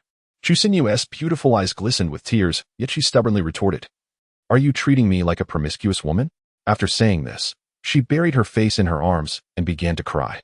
The classmates around them stretched their necks to watch, finding the scene more captivating than a palace drama. Zhao Yi was momentarily at a loss, unsure how to comfort a girl. It was all his fault for being too harsh with his words. In a flurry, he fished out a crumpled tissue from his pocket, which he found too embarrassing to present. He tore off a piece and handed it to Chu Xinyu, saying, "Please don't cry. I admit I said the wrong thing and apologize." Chu Xinyu lifted her delicate face, her cheeks glistening with tears, resembling a flower battered by a storm. "It's not your fault, brother. It's all my mistake." This moment stirred a protective instinct within the men. Lu Dazhuang silently cursed, "Zhao Yi is not man enough." Zhao Yi felt utterly out of place. Su Mingtong intervened. "All right, let us eat. If we don't, the food will get cold." She noticed the guilt in Zhao Yi's eyes directed at Chu Xinyu and felt a pang of anxiety. Doubts began to creep into Su Mingtong's mind as she observed the numerous women surrounding Zhao Yi, starting with Chu Xinyu, followed by the stunning beauty on the street. His excellence only attracted more beautiful and intelligent women. Su Mingtong wished to avoid confrontation. It would be too exhausting and futile. Moreover, it would lack grace. Zhao Yi continued to express his apologies to Chu Xinyu. It's not your fault, she replied, and the more she said this, the more Zhao Yi felt his heart ache. He bowed his head and murmured, it's not your fault, it's mine. After finishing their meal, Li Lin left first, unwilling to play the role of a mood setter. Chu Xinyu basked in Zhao Yi's affection as they walked away together. Su Mingtong stood frozen in place, watching their receding figures, her heart swelling with bitterness. Forgetting to inform Su Xuejie that they were leaving, Zhao Yi turned and waved to Su Mingtong, saying, goodbye, sister. A surge of warmth rose within Su Mingtong. The impact of one's first love is profoundly significant. She murmured to herself, how could I easily give up on that? The cafeteria had become a battleground, with numerous students witnessing the drama unfold. The school forum was ablaze with discussions. The principal Su Xuejie could not compete with Chu Xinyu. Chu Xinyu is truly a little fox. She plays this game exceptionally well. I could never master that look. Chu Xinyu is so charming, calling him brother with such ease. How does she do it? Just imagine if you pictured your significant other as Zhao Yi. On the subway, an elderly man appeared to understand the situation just by watching their expressions. Zhao Yi walked some distance with Chu Xinyu before they parted ways. Their attention together was too high. Wait, Zhao Yi, don't you have any thoughts about dating? She inquired, testing his response. Zhao Yi replied honestly, no, goodbye, and walked away briskly. Lu Dazhuang and Li Lin chatted as they walked. Zhao Yi's love life is thriving. Two of the school's most beautiful girls are pursuing him. I would be content with either of them. Why doesn't he settle down with one? Lu Dazhuang had already chosen for Zhao Yi. One is a cold beauty, and the other is a sweet darling. It's so hard to choose. I want them both. Li Lin suggested, you should ask Zhao Yi. Lu Dazhuang replied, if Zhao Yi chooses one, at least introduce me to the other. Li Lin scoffed, don't dream. If she were interested, she would have approached you already. Upon returning to their dormitory, Zhao Yi was, unsurprisingly, met with a rigorous interrogation led by Lu Dazhuang. Two stunning beauties are chasing you. Which one do you want as your girlfriend? Xiong Chiyu chimed in, exactly. We're waiting for you to introduce us. Zhao Yi retorted. Xiong, don't you have a girlfriend? Xiong Chiyu awkwardly admitted, we broke up. Lu Dazhuang interjected, don't change the subject. I want to join you for a drink. But you keep us in suspense, making it hard for the other girls to give up. Zhao Yi insisted, I don't want to date. His dorm mates were astonished. What? You truly don't appreciate the opportunity presented to you? It's like food being offered right at your mouth. Lu Dazhuang exclaimed excitedly. Li Lin added, come on, buddy. You're playing with fire. You want to abandon a whole forest for a single tree. Zhao Yi's words to Chu Xinyu earlier reflected his lack of confidence. He had a clear awareness of himself. The affection from Su Xuejie, the flirtation from Chu Xinyu, and the advances from the beautiful woman were all overwhelming, making him feel unworthy. He feared that one day he would wake up to find himself back in his ordinary life. Zhao Yi messaged Sun Huan, who had an avatar that matched her style. He pondered his words carefully and eventually decided to simply search, thank you, beautiful, but I don't want the sneakers. Please give me an address to return them, along with a smiley face. She responded with a video call, and Zhao Yi fumbled to answer, pressing the button clumsily. The screen revealed a sensual beauty in a deep V-neck pajama top. Her voice was melodious as she said, brother, since you didn't accept my gift, just throw it away. Sin Huan's beautiful face radiated an air of coolness. Zhao Yi quickly adjusted the volume to its lowest and placed the phone down on his bed. However, he could not escape, as several others rushed over, drawn by the commotion. Oh, who is this beauty? She doesn't sound like Su Xuejie. Strong and youthful, the boy seized Zhao Yi's phone from him. But he managed to hang up just in time. Lu Dazhuang dialed back, attempting to style his hair, though it was too short. The call connected to a beautiful older sister. Lu Dazhuang exclaimed excitedly. The others crowded around, eager to see. Sister! Sister! Li Lin quipped. Why is Chang'e not residing in the Moon Palace but appearing in our phones? The others glared at him, knowing how sweet-tongued young men could be. Sin Huan laughed heartily. You boys are so full of energy. Are you hungry? What do you want to eat? I'll order you a late-night snack. Oh, sister. I want KFC. Barbecue. Durian. They clamored. Sin Huan agreed to their requests. The dormitory erupted in cheers, causing those downstairs to wonder if there was an earthquake. Oh, thank you, beautiful sister. Lu Dazhuang chimed in. Fairy sister, don't focus on Zhao Yi. Look at me. I'm strong, full of energy. He flexed his biceps. Seizing the moment, Zhao Yi took back his phone. Sin Huan then asked Zhao Yi, what do you want to eat? Zhao Yi's face turned crimson as he stammered, "I don't want anything," and quickly hung up. After a while, Xinhuan indeed sent over the takeout, fulfilling their desires. Zhao Yi felt a bit of a headache and messaged Xinhuan, "You really didn't have to go through all this trouble for them." Xinhuan replied, "You're different from others. They only see my money and would cling to me for it." The dormitory was filled with joy, as if it were New Year's. They laughed and ate, wishing to honor Zhao Yi as their benefactor. Lu Dazhuang joked, "We're truly benefiting from Zhao Yi. We should treat him well." "Absolutely," Li Lin added. "Why don't you just choose this sister? As the saying goes, one is at a disadvantage when accepting favors from others. Why not simply be supported and cared for by someone, allowing us to live comfortably?" Indeed, indeed. Chapter 12. The Star and the Reluctant Connection. Zhao Yi was the only one aware of Xinhuan's genuine intentions to support him financially, as she had boldly presented him with a check. "Get lost," he exclaimed. The interruption thwarted their previous conversation about returning the shoes, prompting Zhao Yi to revisit the topic. "If you don't want to throw them away, then don't," Xinhuan replied, but Zhao Yi chose to ignore her message. After a while, Xinhuan texted again. "Don't you understand? It's just a small gift to apologize." "I don't think an apology is necessary," Zhao Yi responded. After a considerable time, Xinhuan asked, "How can you ever forgive me?" Zhao Yi, thoroughly disinterested, decided to cease the conversation. Xinhuan, a stunning beauty, waited impatiently with her phone late into the night, a testament to her growing affection for Zhao Yi. She envisioned his ordinary features, which somehow radiated charm. Meanwhile, Linda inundated him with messages, whether it's sunny or rainy. "I think of you every day, and darling, why don't you reply to me?" Overwhelmed by her relentless messages, Zhao Yi opted not to respond and logged on to a game instead. He noticed a fellow gamer inviting him to play, and they swiftly secured victories in each match. During his free time, Zhao Yi sought part-time work, willing to take on any role, be it shaking milk tea or serving plates. As he wandered through them all, he encountered numerous signs advertising milk tea shops, most of which specified no part-time positions available. A stage had been erected in the central area, drawing a large crowd. Zhao Yi observed fans holding support signs for a certain popular female star, a rising star among the 90s generation. Having arrived early, he secured a prime viewing spot at the side of the stage. The prospect of finding a job was not urgent. He preferred to watch the star first. The female celebrity, well known for her roles in various television dramas, had captivated Zhao Yi's attention. As he contemplated his inability to find part-time work, he resolved to take on odd jobs, such as delivering packages for same-day pay. The arrival of the star was heralded by a cadre of bodyguards, eliciting frenzied screams from her fans, including a male admirer shouting, "Lulu, I want to have your baby." This bold declaration garnered laughter from the surrounding crowd. "I already have a husband, so that won't be necessary," Bai Lulu quipped, her response playful and engaging.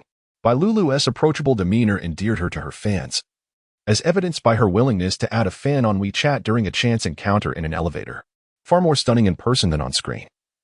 She wore a pearl-white gown that accentuated her slender figure, resembling a delicate doll in a shop window. Yet, Zhao Yi couldn't help but think that Su Xuedre and Xinhuan were equally beautiful. Surrounded by such captivating women, his standards had inevitably risen. He no longer felt awestruck by other beauties. Upon seeing a real star, Zhao Yi took out his phone to capture the moment for social media. Anticipating a surge in followers, Bai Lulu greeted her fans warmly, her gaze sweeping across the audience. Zhao Yi noticed her eyes lingering on him, prompting him to raise his phone for a photograph. It was only when her manager subtly redirected her attention that he ceased recording. The chaotic environment, filled with pushing fans and eager onlookers, compelled Zhao Yi to retreat. As he wandered nearby, he stopped to quench his thirst with a cup of milk tea. A woman in a gray blazer approached him, requesting a moment of his time. "Could you come over here for a moment? I have something to discuss with you." Confused, Zhao Yi wondered if she had noticed his unemployment and intended to offer him a job. The manager led him to a secluded corner, where Zhao Yi inquired, "What is it you need?" "The artist we represent wishes to add you on WeChat. Is that convenient for you?" she explained.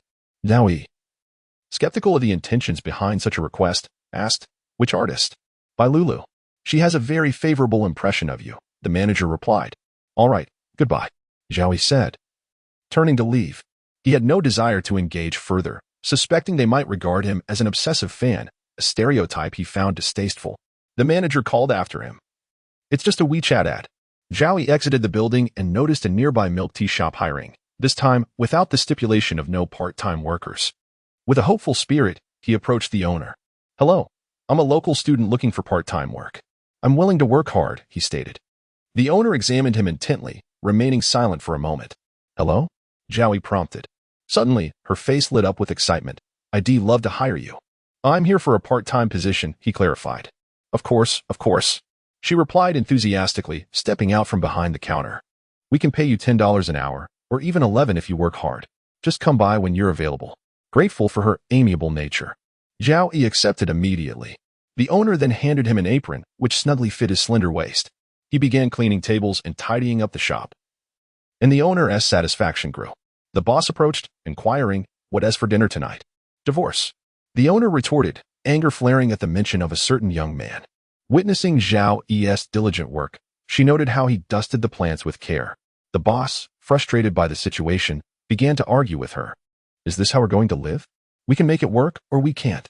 The sounds of shattering dishes startled the few customers, prompting Zhao Yi to wonder aloud if he should return the next day. A female staff member approached him, saying, "It's not just because of you." Zhao Yi, relieved to see a fellow employee, asked, "What's your name?" "Gu Mingwei," she replied, revealing her adorable features with a small dimple and long, curled eyelashes that framed her cat-like eyes. As the commotion subsided, she skillfully prepared drinks for the customers. Eventually, the manager emerged, smiling at Zhao Yi. "You can leave early today. Just remember to come back tomorrow." Feeling a sense of relief, Zhao Yi removed his apron. Before departing, he asked, "Is the pay daily?" The manager nodded affirmatively. On Saturday, with no classes, Zhao Yi arrived at the milk tea shop early, eager to earn enough for a full 10-hour shift. Daily payment he could choose not to return if he wished. The owner introduced Zhao Yi to his colleagues, saying, "This is Mingwei. She has been working here for a year and is very capable." Zhao Yi greeted her warmly. "Hello." Gu Mingwei replied amiably, "Hi. If you have any questions, feel free to ask me." The owner then queried Zhao Yi, "What do you think about divorced women?" Zhao Yi chuckled lightly, "My parents are divorced as well." The owner quickly apologized. "Oh, I'm sorry, Zhao." "It's nothing," he replied with a smile. "What's your perspective?" she pressed. "It's a personal choice," Zhao Yi responded, opting not to elaborate further. The owner did not pursue the topic any further. Just then, a Rolls-Royce pulled up outside the milk tea shop. And out stepped a strikingly fashionable woman with long legs, bold red lips, and sunglasses perched atop her head. Dressed in designer attire, she created an undeniable aura of distinction. Sun Huan, impeccably styled, entered the shop and tapped on the table. Zhao Yi was taken aback. Why was she here? The owner approached her, asking, "What would you like to order?" Sun Huan specifically requested Zhao Yi's service. He was at a loss for words. It was merely a milk tea shop. Yet she seemed to exude an air of sophistication. The owner intervened. He is new and still learning. Sun Huan smiled warmly. Newcomers should have more opportunities to learn. If he makes mistakes, I won't be upset. Her gaze lingered on Zhao Yi, filled with unspoken affection. Zhao Yi approached and inquired, "Well, would you like to drink?" Sun Huan responded, "Brother, why have you come here to work? Isn't it better if I simply give you money?" Zhao Yi lowered his voice. "It doesn't feel right. Just tell me what you want to drink so we can get it over with." Sun Huan's eyes sparkled with meaning. "What I choose, you cannot afford." Zhao Yi's expression was one of dullness, completely oblivious to her flirtation. "My colleague can manage it." His straightforwardness revealed his lack of romantic experience, which only endeared him to Sun Huan further. She boldly declared, "I choose you." Zhao Yi. Chapter 13 is merely about the next shift. Isn't it? After much effort, Sun Huan finally managed to dismiss this formidable figure. She sat nearby, inserting a straw into her drink, feeling somewhat unaccustomed to the taste of milk tea. She had no intention of leaving and chose to wait there. Sun Huan's gaze on Zhao Yi was so intense that it rendered him unable to focus on his work. Too much romantic attention is not necessarily a blessing. With an air of authority, Sun Huan commanded, "Could you bring that cup over for me to examine?" Zhao Yi had no choice but to oblige. With her legs crossed casually, she remarked, "The cup is quite nice, but it's of no use to me." "Brother, may I inquire how much you earn here in a day? I could offer you a better rate."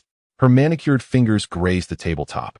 Faced with such a striking woman, Zhao Yi retorted, "Could you refrain from causing a ruckus?" This single statement surprisingly quieted Sun Huan, allowing him to attend to other matters. She shot him a flirtatious glance. "I'll be waiting for you after your shift." Outside the glass wall, Su Mingtong stood watching the busy Zhao Yi, unsure how long she had been there. She learned from her roommate about Zhao Yi's whereabouts.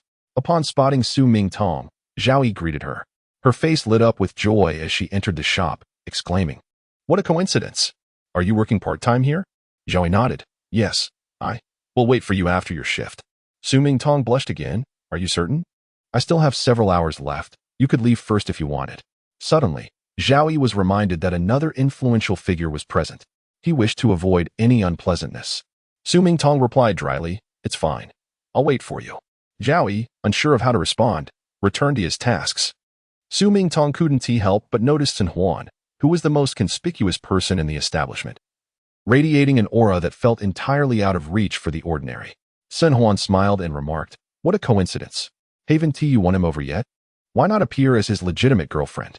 Su Mingtong's eyes held a restrained fury as she coldly responded, What does that have to do with you? Madam, you seem less qualified to make such statements, she retorted fiercely. Sun Huan slammed the table in anger. Madam? You dare call me madam? Open your eyes and look around. Patrons waiting for their drinks craned their necks, eager for the spectacle. Zhao Yi, sensing an impending argument, interjected, If you're going to argue, take it outside. The two women fell silent, each retreating to opposite sides. Sun Huan flaunted her wrist adorned with a watch worth millions and a designer handbag, each item exuding opulence. Only the impoverished can afford to waste time like this. Unlike me, who must expend energy to earn money every second. The least expensive item I wear could probably cover your annual salary. A display of wealth. Su Mingtong replied. Zhao Yi stepped in, saying, That beautiful lady, I am also impoverished. Sun Huan responded earnestly, You are not. You can rely on your looks. As if to affirm her claim to Zhao Yi, she added, If it weren't for the mirror you see every morning while brushing your teeth, I might believe it. With a charming smile, Sun Huan continued, All right, brother. Tell me what time you finish, and I shall come to pick you up. It is often said that beauty is a double-edged sword. Zhao Yi replied, No need. Sun Huan, having inquired the owner about 50 cups of milk tea, observed Zhao Yi busily preparing them in the back kitchen. It was only the first day, and he wasn't yet familiar with the tasks. He regretted not informing Sun Huan earlier. She waved at him cheerfully. During this time, Sun Huan departed, and Su Mingtong remained with him until closing. Guli, with a face full of envy, remarked, Wow, your girlfriend is truly stunning. You two seem perfectly matched. Flattered. Zhao Yi replied, She is not my girlfriend. Oh, Su Mingtong's demeanor visibly drooped upon hearing this. She followed Zhao Yi as he clocked out. As they stepped outside, a Rolls-Royce pulled up, instantly capturing the attention of many, especially with a beautiful woman accompanying it. Sun Huan leaned against the car, waving at Zhao Yi. Hey, handsome, I'll drive you back to school. Li Xiaoxiao arrived in a Kian, leaning out the window and calling, Zhao Yi. Zhao Yi, hurry, get in my car. Zhao Yi pondered, why is Li Xiaoxiao here too? A Ferrari also joined the fray, honking as Chen Xian, seated in the convertible, excitedly waved his arms. Xiao Zhao, where are you going? Hop into Chun Guo's car. Zhao Yi felt embarrassed. Did they all coordinate this? Both women turned to Chen Xian, seemingly questioning him in silence. What are you doing here? Chen Xian quickly understood. All right, brother, I get it. I want to interrupt you. Leaving in the Ferrari while giving a thumbs up from the window. The remaining beauties, Sun Huan, radiant and gracious, proactively opened the passenger door of the Rolls-Royce for him. Get in, brother. Do you really expect me to come over and hug you? She teased as she approached. Zhao Yi nimbly dodged. No, it's fine. Li Xiaoxiao, petite and charming, waved her arms energetically. Zhao Yi, over here. This attracted a crowd of onlookers, some accompanied by their girlfriends. Witnessing the drama unfold, two luxury cars vying for one man's attention. Could this man be the next Wu Yinzu? You're too late. There was just a handsome fellow in a Ferrari who just left. What? I must see what kind of man he is. Hey, don't push me. The crowd in front of the milk tea shop grew larger. It was merely the end of a shift. Was it necessary to create such a commotion? I want to get in. You all should leave quickly to avoid obstructing traffic. As Zhao Yi departed, the campus beauty immediately followed him. Sun Huan and Li Xiaoxiao exchanged glances, both realizing they had not secured him. Sun Huan caught sight of the logo on Li Xiaoxiao's car, feeling an intensified sense of competition. How could she possibly win Zhao Yi's affection? Su Mingtong had appeared rather glum throughout the day. As night fell, with street vendors setting up shop, Zhao Yi purchased some fried skewers wrapped in pancakes, remaining an ordinary person at heart. Zhao Yi asked Su Mingtong, Would you like to eat? Do you want one? Su Mingtong finally wore a smile. Sure. Zhao Yi, I feel you are truly different from other guys. Not really. I consider myself rather ordinary. Su Mingtong, with genuine sincerity, replied, I don't see you as a typical Phoenix man who clings to power. You treat people with such honesty. The two continued their conversation while enjoying their street food on the way back to school. Their classmates witnessed the scene, exclaiming, oh my. That's Zhao Yi treating Su Goddess to street food. If I were with Su Goddess, I would certainly take her to a high-end restaurant. Because you are not Zhao Yi. Even if you took Su Goddess to a fancy restaurant, she wouldn't go. Is it really so hard to keep quiet? I invited my ex-girlfriend to a luxurious meal, and she called me tacky. Dining at a street vendor with a wealthy person is considered romantic. You're just jealous. Do you think Su Goddess is willing to eat street food with Zhao Yi merely because he is handsome? It can't be that simple, right? Isn't he handsome? Can we not digress? It must be that he has connections and wealth, even if he can rely on his looks. What kind of good person ends up in a second-tier university? So what? High IQ parents can still have foolish children. Perhaps a wealthy young master simply wishes to experience the life of an ordinary person. Isn't that what novels often portray? This speculation spread across the campus forum, garnering increasing belief. A person's attractive appearance leads others to project various admirable qualities onto them. The school announced that Bai Lulu would be filming at their campus. Given the poor condition of their school, it was expected that she would film at the neighboring prestigious institution. However, the elite school likely forbade Bai Lulu from coming to their school, as it was filled with influential figures. The school authorities and students were ecstatic, never expecting such a prominent star to visit, which undoubtedly would enhance the school's reputation. Rumors circulated that Bai Lulu came from a powerful family, with her father being a business tycoon. Zhao Yi, having met her beforehand, remained unhurried, as the hallway was now empty. Suddenly, a girl in a school uniform came running. Seemingly not a student of their university, who still wears a uniform at this age. The girl stumbled and fell into Zhao Yi's embrace. He staggered a few steps before landing on the ground. Bai Lulu quickly apologized, I'm so sorry. Zhao Yi was taken aback to find that it was Bai Lulu who had collided with him. Up close, she appeared even more vibrant and charming. As she recognized him, her eyes sparkled with delight, and she cheerfully suggested, would you like to add me on WeChat? Chapter 14. Bai Lulu truly wanted to add him on WeChat, leaving Zhao Yi in a daze. I'm so sorry. Bai Lulu extended her hand to help him up, smiling apologetically. She resembled a living doll, her small hands graceful and lively. As she fiddled with her phone, she said, let me add you on WeChat. Last time, I asked my manager to reach out, but you didn't agree. I have admired you for quite some time. Admired for a long time. Zhao Yi's hand trembled slightly. Last time, it was a misunderstanding. I thought you were a scammer, he replied. Bai Lulu presented her phone with the QR code, making it impossible for him to refuse. He added her on WeChat. Bai Lulu then requested, I'm lost. Could you take me back? Zhao Yi suggested, why don't you call your staff? She replied, I can't explain. If I shout, it might cause a stir, and I'll be trending tomorrow. Bai Lulu chuckled awkwardly. Zhao Yi rubbed his nose and said, all right. As they walked together, Zhao Yi felt a bit anxious around a celebrity, especially since rumors suggested she came from a wealthy family. However, Bai Lulu was surprisingly approachable and friendly. She chatted throughout their journey, asking, what is your major? He replied, traditional Chinese medicine. Haha, that's wonderful. When you have time, could you take my pulse? I often feel cold. Zhao Yi responded, I just started learning. Bai Lulu reminisced, I miss high school, back then. I was a public figure. Now, every move I make is scrutinized. What might be trivial for an ordinary person becomes exaggerated when it comes to celebrities, turning into jokes and embarrassing moments. It's rare to have a relaxed conversation with someone like you. I don't have many ordinary friends around. Would you mind chatting with me more? What could Zhao Yi say? Sure. Bai Lulu smiled sweetly. I'm so happy. This trip is worth it. When they passed a restroom, Bai Lulu excused herself. Zhao Yi waited outside. After some time, she suggested, how about I send you a photo together? This was something many passersby had excitedly suggested, yet Zhao Yi had not brought it up. Bai Lulu sensed his calm demeanor and began to value him more. He simply hadn't thought of it. Sure, Zhao Yi said, his eyes lighting up with surprise. He took out his phone and positioned it close to Bai Lulu for a photo. Send it to me, she requested. Zhao Yi wondered why she wanted a photo with a passerby, but since she asked, he agreed. The crowd buzzed with excitement. Look, where's Bai Lulu? That's Zhao Yi beside her. Even the female celebrity showed interest in Zhao Yi. Su Mingtong, Chu Xinyu, Li Xiaoxiao, and Linda all noticed, feeling an indescribable sensation arise within them. Such occurrences are inevitable. Remarkable individuals will always be noticed by more people. Zhao Yi pointed out a large crowd ahead. Having accomplished his task, he decided not to approach further. The male lead waved his sleeve and departed, concealing his merit and fame. As they parted, Bai Lulu remarked, "You're truly different." Zhao Yi shyly smiled. "Everyone is unique." Bai Lulu pondered the meaning behind his words, her eyes sparkling with admiration, and nodded in thanks once more. Zhao Yi stood at the periphery, observing Bai Lulu during her photo shoot as she was escorted to a van. He could see nothing through the darkened windows, designed specifically for privacy. However, those inside had a clear view of the outside.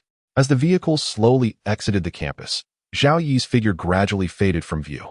An impatient restlessness surged within Bai Lulu, leading her to exclaim, "Stop the car." She hurriedly unfastened her seatbelt, her actions speaking volumes. Her manager firmly restrained her hand, gently advising, "My dear, if it weren't for your insistence on attending all subsequent activities, I wouldn't have allowed you to come. Didn't you want to add him on WeChat? Let us take it slow.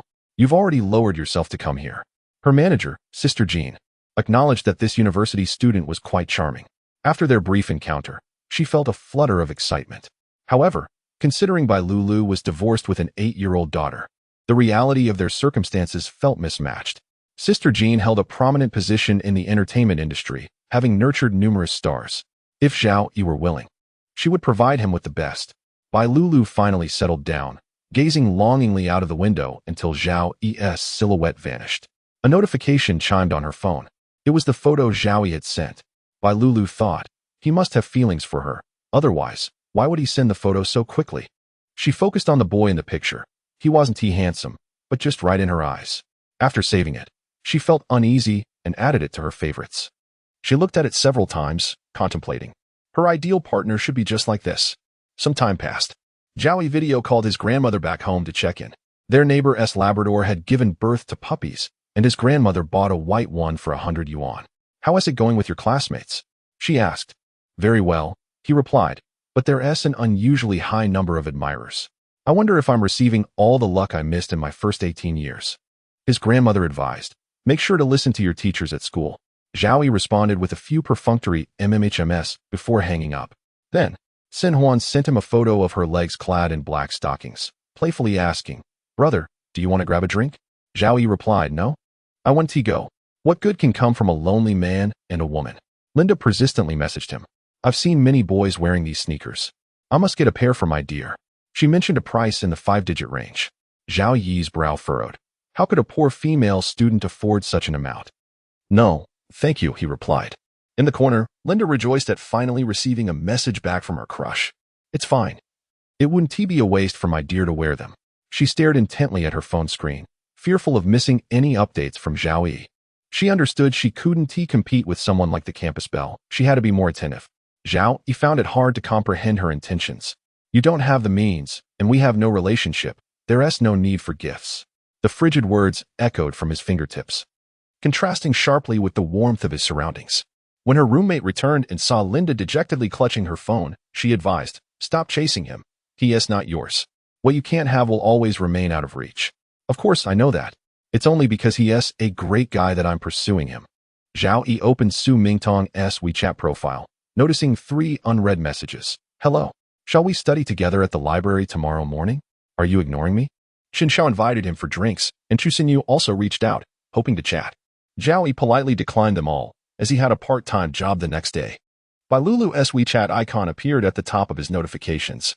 He clicked on her message. "It was a pleasure meeting you. I got so caught up in our conversation that I forgot to ask your name." "How rude of me." Zhao Yi simply sent his name back, attaching a cheerful emoji. Bai Lulu replied with a laughing emoji. "It seems that knowing someone's name isn't enough. We must connect on a deeper level, like you and me." Zhao Yi nodded in agreement. Putting down his phone, he thought to himself that Bai Lulu, being a superstar, was indeed easy to get along with. Just as the rumors suggested, so cheerful and approachable. He logged back into the gaming ID he shared with the Empress, who happened to be online at that moment. After finishing his tasks for the evening, he hurriedly rented a shared electric bike. Just as he was about to leave, he felt a soft push from behind him. Turning around, he saw Chu Xinyu. "Zhao Yi, where are you headed? Could you give me a ride to Huzhou Road?" Her sweet and gentle voice made it hard for him to feel annoyed. "Zhao Yi, there is no need to post it directly. I almost felt like engaging in free combat. I'm not certain why, but seeing brother Zhao Yi evokes a sense of warmth, compelling me to approach him for a friendly embrace. Zhao Yi. Chapter 15. A confrontation. He harbored an aversion towards Chu Xinyu's overly effeminate demeanor. Hurry up, brother Zhao Yi, she urged. He indeed headed towards Huzhou Road, pressed for time and unwilling to dally with Chu Xinyu, hastily rode off on his electric scooter. She gasped, clutching his waist tightly. Zhao Yi thought to himself, is it really necessary? Upon arriving at the store, he halted, realizing he had reached his destination. He hurried inside, only to encounter an obstruction. Turning back, he found Chu Xinyu grasping the edge of his shirt with a pitiful expression. Brother Zhao Yi, could you pick me up at XX address tonight? I'm running late for work, and I'm not sure if I'll have time. Zhao Yi. Now just a step away from the shop entrance. Consider the late hour. It's already 10 o'clock. It's unsafe for a girl to walk alone at night. All right, fine. He relented, relieved to have escaped the dilemma, and rushed to the milk tea shop. Upon entering, the boss teased, 2 customers yesterday, and this morning. Who did you take again? Each one more different than the last. Zhao Yi chuckled awkwardly, reminiscing about the days when he too attracted numerous admirers. The boss's gaze lingered on Chu Xinyu's alluring legs, as she donned a rather provocative outfit that day. The boss's wife bluntly remarked, stop boasting. Had such a beauty pursued you back then, you would have chosen me, having grown more accustomed to the environment than the day before. Zhao Yi navigated through the lunch rush, and the boss granted them half an hour to eat. Gu Minghua presented her prepared lunch, which she heated in the microwave. Already seated at the table, the enticing aroma wafted towards Zhao Yi, who felt tempted by the delectable dishes. He opted for a simple fried rice from a nearby eatery, finding it lacking in comparison to the home-cooked meal prepared by his colleague. Upon returning, Zhao Yi inquired, what did you make? It smells delightful. Just ordinary home-style dishes. If you enjoy it, I can prepare more for you tomorrow, Gu Minghua offered. No need, Zhao Yi declined. It's fine, I can bring you some. After finishing their meals, they returned to their posts. During the afternoon lull, Zhao Yi informed the boss of his intention to attend class. At 5:30, after concluding his work, Zhao Yi rode his electric scooter to the milk tea shop for his part-time job. Were it not for the need to pick up Chu Xinyu at 10, he would have opted out of the extra work. Business remained brisk at the shop, and he scarcely had a moment to himself. Chu Xinyu sent him the address, accompanied by a pleading emoji. After finishing work at 9, he had a quick dinner before timing his departure to collect Chu Xinyu. At the venue's entrance, the brash Huang Mao basked in the flattery of his lackeys. Soon, when Chu Xinyu emerged and spotted Changji's Santana, she would undoubtedly be captivated. It's all thanks to Changgu. If only I had such a car, I could impress the ladies. The others envied him, as few college students could afford a car worth over 100,000, making it a remarkable sight on campus. Zhang Chang flicked ash from his cigarette, declaring, if you all work hard enough, you can drive one too. Everyone knew that his vehicle was a gift from his family. As soon as Chu Xinyu appeared, Zhang Chang flashed a toothy grin. Where? I'm right here. Chu Xinyu recoiled in distaste, anxiously scanning for Zhao Yi. Zhao Yi, emerging on his scooter, seemed like a celestial being to her. Hurry, get in. It's freezing. Had I known I'd have to ride this far, I wouldn't have come. Overjoyed, Chu Xinyu swung her long legs over the back seat. Zhao Yi, nimble on his scooter, maneuvered away smoothly, seizing her right under Zhang Chang's nose. Did you hear that? He said he didn't want to come because it was too far. Shut up, you foolish child, someone retorted. Zhang Chang, overhearing, felt his temper flare. He crushed his cigarette but underfoot, fuming. Find out who that broke loser on the scooter is. How dare he steal my girl? His eyes burned with rage. The next day, Chu Xinyu called Zhao Yi down. Let us go. To express my gratitude for braving the cold to pick me up. I'd like to treat you to breakfast. Zhao Yi readily agreed. They headed towards the outskirts of the campus. Aren't we going to the cafeteria? He asked. Silly. Who treats someone to a meal at the cafeteria? Let us go get something better outside. Zhang Chang, humiliated the previous night, had discovered that Zhao Yi and Chu Xinyu were classmates and had been lurking near the school entrance since early morning. As the pair emerged together, Zhang Chang's fury ignited. He lunged at Zhao Yi, seizing his collar as if he were a fledgling chick. Chu Xinyu gasped, Zhang Chang, what are you doing? Let go. Her words only fueled his anger further. With his massive fist raised before Zhao Yi's face, Zhang Chang threatened. You little pretty boy dare to steal my woman? I'll show you what I'm made of. Zhao Yi attempted to free himself from the grip. I believe there has been a misunderstanding. Although Zhang Chang acknowledged Zhao Yi's attractiveness, it did not deter his aggression. Zhao Yi tasted blood in his mouth. He had been struck. This is absurd. Chu Xinyu, frantic, exclaimed, calling the police would be too late. What do we do? Zhang Chong noticed the blood trickling from Zhao Yi's lip and, inexplicably softened, decided against further violence. He had planned to inflict serious harm. The reason for his restraint was the awareness of living in a society governed by law. Zhang Chang cast a disdainful glance at Zhao Yi, whose disheveled appearance resembled that of Tony Leung. You see? He is utterly useless. He can't protect you when danger arises. Chu Xinyu stepped in front of Zhao Yi, glaring at Zhang Chong as if he were her enemy. I don't need protection, nor do I like you. I will never forgive you for hurting Zhao Yi today. Zhang Chong, heartbroken, pleaded, don't say that.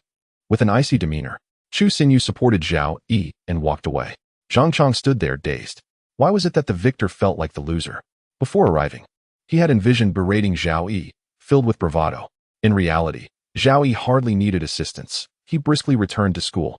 Chu Xinyu hurried to buy a plethora of medical supplies, her eyes brimming with concern. Brother Zhao Yi, I'm so sorry. She cried. You didn't hit me. Zhao Yi gazed skyward in silence. He wished to avoid trouble while out and about. The incident had occurred too suddenly. He was determined not to let it happen again. Wiping her tears, Chu Xinyu's red-rimmed eyes appeared even more pitiful as she mustered a smile. Can I help you with your injuries? Zhao Yi shook his head. No need. It's not serious. That scoundrel Zhang Chong. I let him off easily, Chu Xinyu declared, her eyes ablaze with fury. Forget it. You're just a girl. What can you do? Don't act rashly. It's merely a surface wound. Though Zhao Yi offered her solace, Chu Xinyu still felt a pang of guilt, her eyes glistening with tears. What can I do to make it up to you? Is there anything you particularly desire? Chu Xinyu leaned closer, her sweet fragrance enveloping him. I'll give you what you want. Zhao Yi was taken aback. Despite Zhang Chong's victory, the sky seemed to have fallen. Chapter 16. Gu Mingwe. The beautiful face of Chu Xinyu loomed large before Zhao Yi. I am serious. Zhao Yi rose to his feet. There is no need for that. Chu Xinyu replied. If it weren't for me, Zhao Yi would not have been injured. So it is nothing for me to do this. Zhao Yi remarked. I can't shake the feeling that you are quite willing. Chu Xinyu stood up, hesitatingly. Not at all. I have nothing else you might desire. This is all I could think of. She quietly moved closer to Zhao Yi. You should have told me you would treat me to barbecue. There is nothing that cannot be solved with a meal of barbecue, and if there is, then make it two. Besides, if I hadn't gone to pick you up last night, wouldn't you have been bullied by that ruffian? A punch today in return is worth it. Chu Xinyu was moved to tears and threw herself into his embrace. Zhao Yi swiftly sidestepped, carrying a large bag of medicine as he left. Externally calm, internally he was in turmoil. The first to express such a need was a member of the opposite sex. Back in middle school, he had secretly observed such interactions with his classmates. It was all too sudden. Zhao Yi hadn't prepared himself for this. Upon returning to the dormitory, his roommates noticed the glaring scar at the corner of Zhao Yi's mouth. Lu Dazhuang immediately leapt from his bed. Indignant, who dares to bully you? I'll teach him a lesson. As if we in room 608 are easy to pick on, exclaimed Xiang Chuyu, his eyes ablaze with fury. Fine, count me in, added Li Lin. Zhao Yi felt a surge of gratitude. It was heartening to have someone stand up for him. Yet he didn't wish to drag his roommates into trouble. I just accidentally bumped into someone, he explained. Lu Dazhuang caught on and scrutinized Zhao Yi's chin. Were you too passionate with a girl? Had I known, I wouldn't have bothered with you. He spoke with a hint of sarcasm. Zhao Yi had indeed received that punch near his lip, and it certainly looked that way. Lu Dazhuang threw a few mock punches in the air, exclaiming, this is infuriating. Li Lin's glasses glinted as he asked, did you kiss that girl? Was it Goddess Su or Chu Xinyu, or that beautiful and kind-hearted sister who brings us snacks? Lu Dazhuang interjected, don't say that. I'll go mad. Xiang Chuyu, sitting on the upper bunk, remained silent, filled with envy. Zhao Yi bowed slightly, brothers. It truly was just an accident. A chorus of disapproving sounds arose. Who bought you that large bag of medical supplies? A mere kiss and you get hurt? How will things be in the future? As the door to dorm 608 swung open, students from other dorms arrived, bringing bags of food, eager to consult Zhao Yi. They too found him an intriguing person and wished to befriend him. Chu Xinyu sought out Su Mingtong. Upon seeing Chu Xinyu, Su Mingtong offered her no warm reception. Do you have Chen Xiao's contact information? Chu Xinyu inquired. Su Mingtong coldly ignored her and busied herself. Is it wrong to change my target? After some hesitation, Su Mingtong finally retrieved Chen Xian's phone number. Chu Xinyu snapped a photo of it, her lips curling into a sinister smile. All right, thank you. Chu Xinyu's mood visibly lifted. Unless necessary, Su Mingtong had no desire to converse with Chu Xinyu. Why does your voice sound less sweet? Chu Xinyu turned to leave, unwilling to argue with her as she had provided the phone number. Not long after, Chu Xinyu called Chen Xiao. Her voice laced with tears as she exaggeratedly recounted Zhao Yi's ordeal. Yes, he is a student at XX College. Chu Xinyu even divulged Zhang Chong's student number. Please, do not let him get away with this.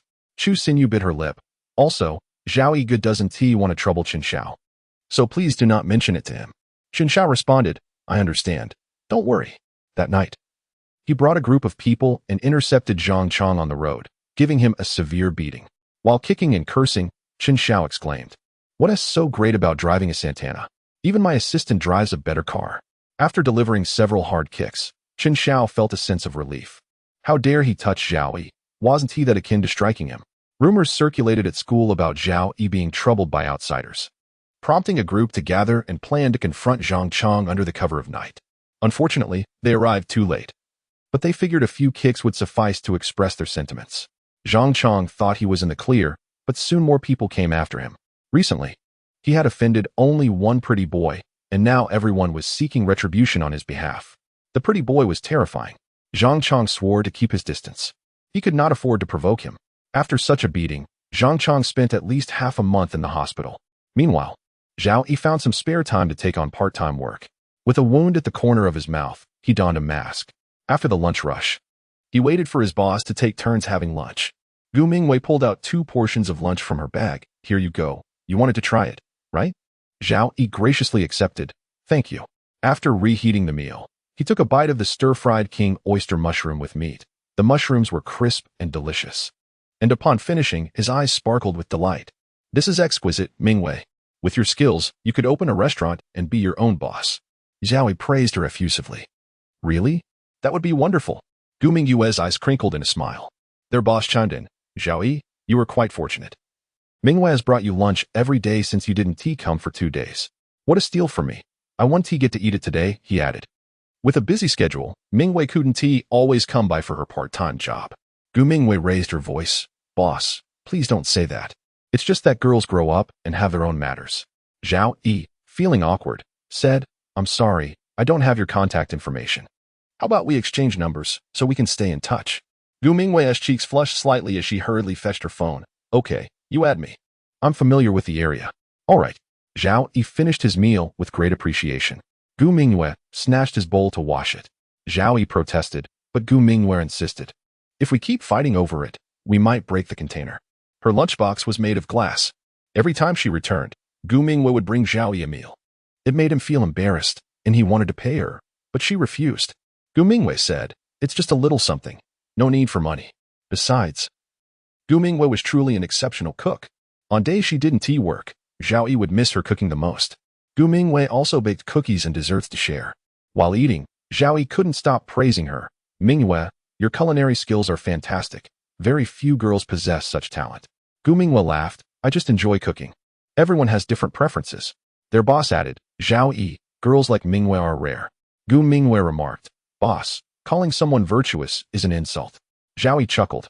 Gu Mingwei sent Zhao Yi 2 pictures of food via WeChat, asking, Which one should I make? I'm a bit conflicted. Can you help me choose? With a playful smile, Zhao Yi replied, I want to eat them all, his eyes sparkling with desire. Gu Mingwei decided, All right, I'll make both. Zhao Yi quickly messaged back, No, just one will do. He feared that making too much would tire her out. After all, she had work the next day. Gu Mingwei reassured him, It's all right. Zhao Yi, feeling too shy to trouble his colleague further, attempted to pay her at market price, but she refused. Just make one. The boiled sliced pork is delicious. Gu Mingwei did not respond. After a while, as he continued his part-time job, Gu Mingwei handed him the lunchbox, which contained both dishes from last night. Zhao Yi exclaimed, Mingwei, you are too kind. Won't this be too tiring for you? Especially since you have to work during the day?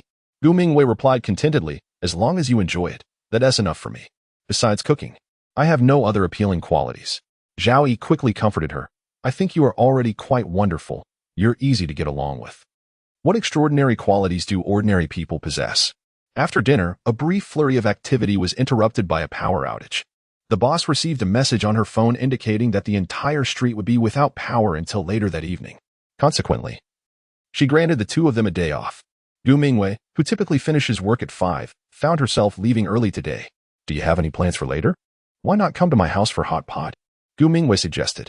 Zhao Yi, whose appetite had been piqued by the thought of hot pot, couldn't resist the invitation, especially since Ming Yue's cooking was reputed to be exceptional, and the hot pot promised to be a delightful experience. Sounds great, he replied. Zhao Yi rode Gu Mingwei's small electric bike to her home, stopping by the supermarket to gather ingredients. Upon arriving, Gu Mingwei opened the door and said, "Feel free to look around. I live alone, so it's quite peaceful without family around." Her residence was a spacious 3-bedroom apartment. Concerned, Zhao Yi asked, "Is your salary enough to afford such a large place? I hope you're not just working to pay the landlord." He had assumed she lived in a 1-bedroom apartment. Given their working class status, Gu Mingwei laughed heartily. "This is my family's house. There's no rent to pay." Zhao Yi realized he had overthought the situation. As he stepped inside, he noticed a large plate of keys hanging on the wall. Gu Mingwei explained, "I have several properties that I rent out for some pocket money. If you ever need a place to stay while working, I can rent it to you at half price." She likely earned more from her rentals than her actual salary. Zhao Yi playfully remarked, "You're quite the landlady." "Don't say that. I'm still young," she replied. Zhao Yi teased, "With your wealth, do you really need to work?" She responded, "I mostly work out of boredom. I've only been working for a few months. Before that, I was traveling everywhere." Zhao Yi jokingly asked for her support, and Gu Mingyue's cheeks flushed red as she eagerly agreed, taking a sip of water to compose herself. "I was just joking," Zhao Yi quickly clarified, sensing the awkwardness in the air. Even if you were being supported, it wouldn't be shameful. Times have changed, Zhao Yi thought, noting that such arrangements have existed throughout history. Gu Mingwei then retreated to the kitchen to prepare the hot pot ingredients, while the two exchanged glances. "Actually, I really admire that you're in college," she admitted. Zhao Yi chuckled. "What is there to envy? I'm curious why you didn't pursue further studies." Gu Mingyue's expression turned somber as she recounted her past experiences with bullying in middle school and a technical school, revealing her struggles with self-image and lack of interest in personal grooming. "Is that really the only reason?" Zhao Yi asked, feeling a surge of empathy. "Bad people are despicable," he declared. "School can be exhausting," Zhao Yi comforted her. "The hard work of studying is meant for a better life. And you seem to be living the relaxed life that many dream of." Gu Mingwei nodded, recounting her travels across the country and her plans to go abroad next. Zhao Yi gave her a thumbs up, impressed that she had not allowed past bullying to affect her. "Unfortunately, I don't speak English, but when I do invite you to travel abroad, I'll cover all expenses and even give you 10,000 a month," he said, laughing at her cute demeanor. "Aren't you worried I might deceive you?" Gu Mingwei retorted, "Would others not deceive me?" She gazed into Zhao Yi's eyes, confidently stating, "I trust my instincts." "What instincts?" he inquired. "My instinct tells me you're a good person," she replied, causing Zhao Yi to chuckle. "Let us eat. The hot pot meatballs are ready," Gu Mingwei urged. As they enjoyed the meal, Zhao Yi dipped his meat into the special sauce she had prepared, exclaiming, "Mingwei, this sauce is delicious enough to eat off a shoe." Gu Mingwei smiled, her eyes narrowing with delight. "As long as you enjoy it, I'll make it for you every day." "No need for that," Zhao Yi blushed. "I don't have anything impressive to offer. It would be a waste if no one ate it.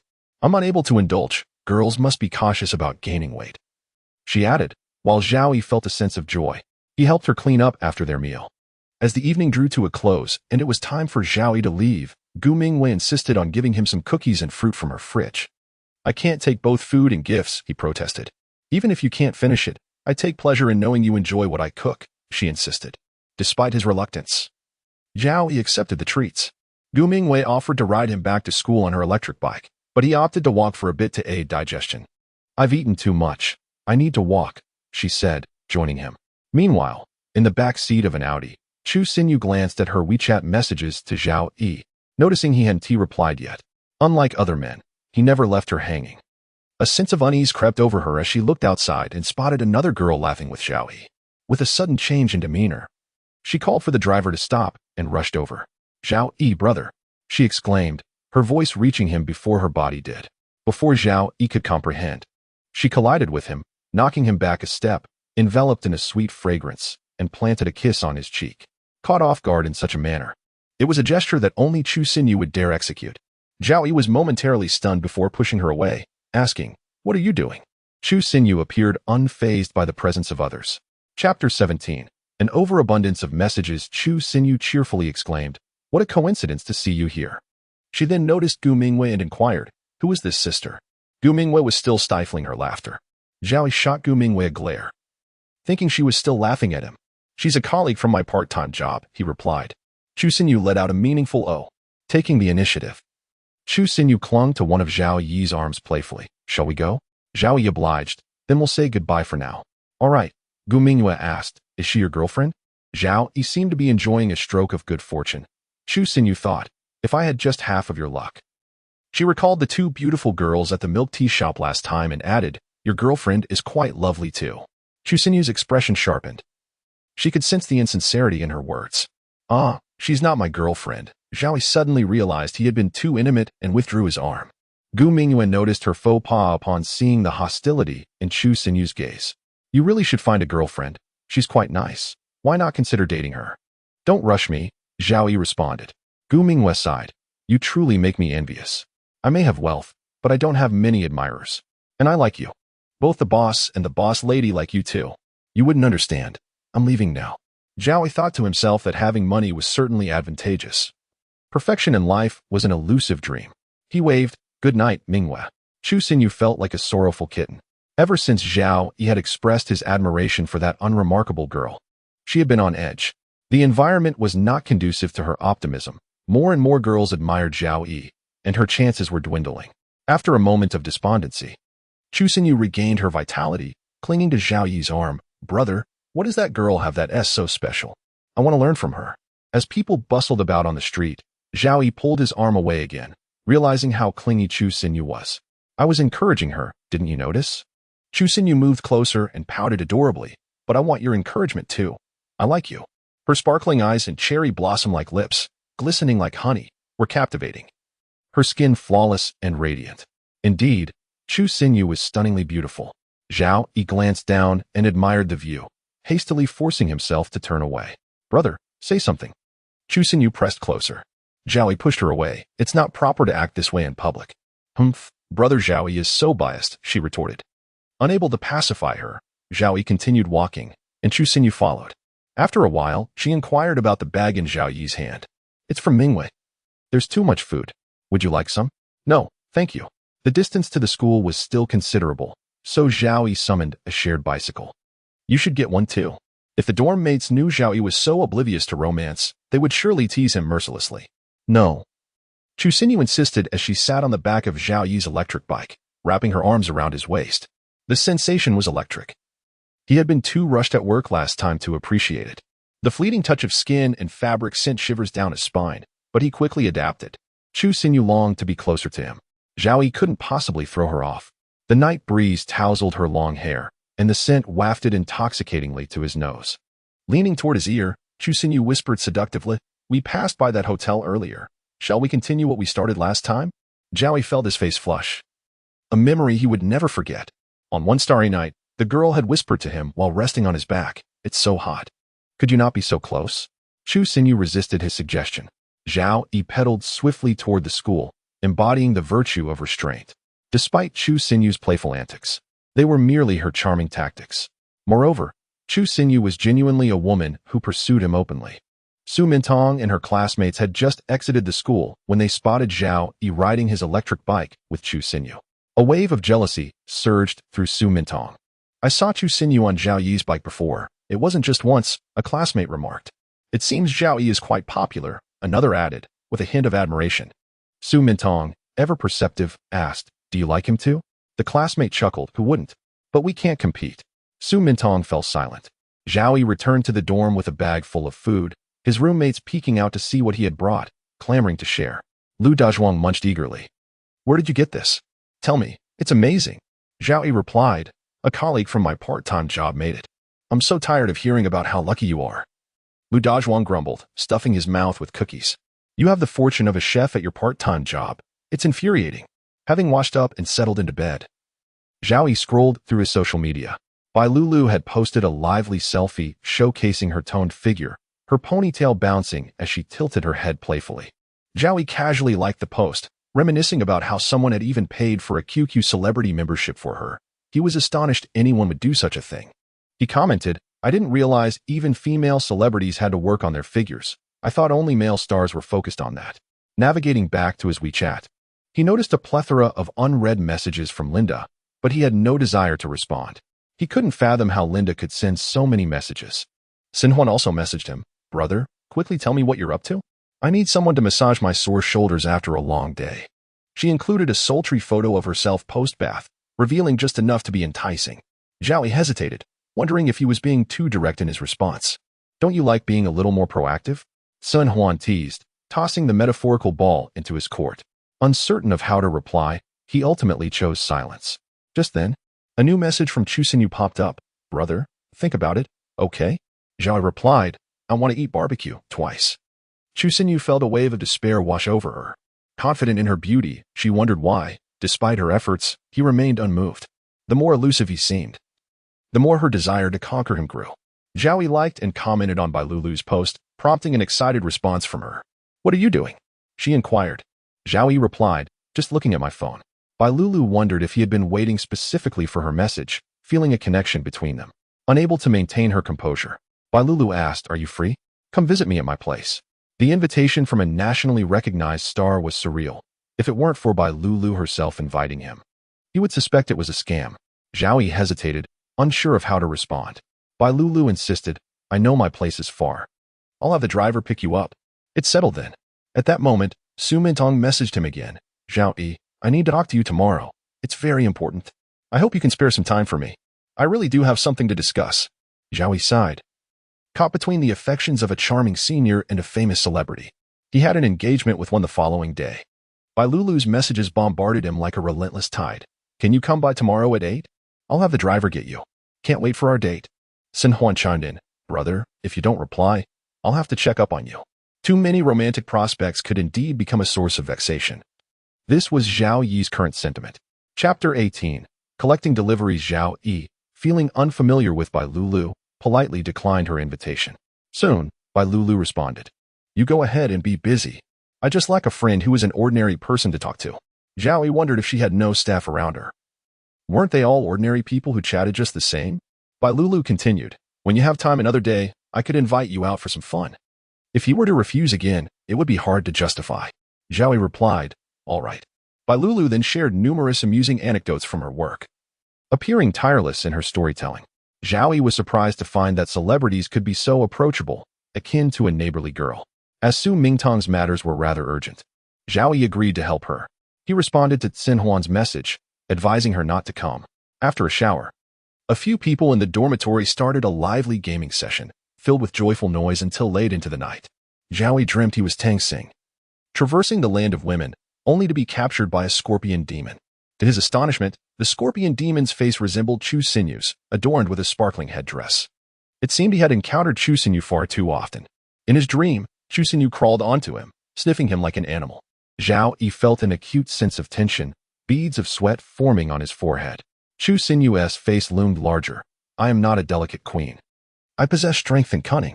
A tremendous explosion echoed. Zhao Yi struggled, realizing it was Wukong who came to his rescue. Unexpectedly, it was senior sister Su who appeared.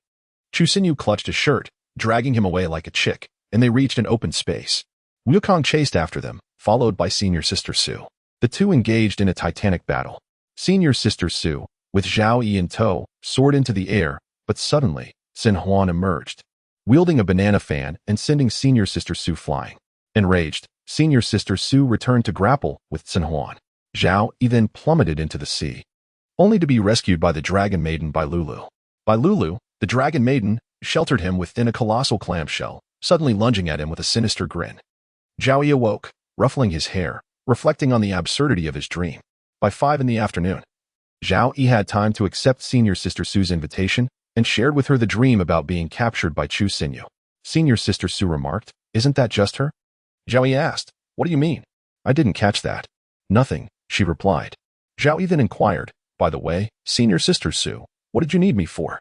A bit shy, Su Mingong replied, "To collect a delivery." Zhao Yi asked, "Ah, is that important? Is the delivery station far?" Su Mingdong blushed slightly, "Yes. There are quite a few items." "Where is it?"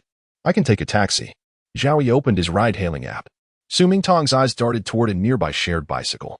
After much contemplation, she refrained from voicing her thoughts, fearing Zhao Yi might discern her hidden intentions. As the ride-hailing vehicle approached, Su Mingong remained silent.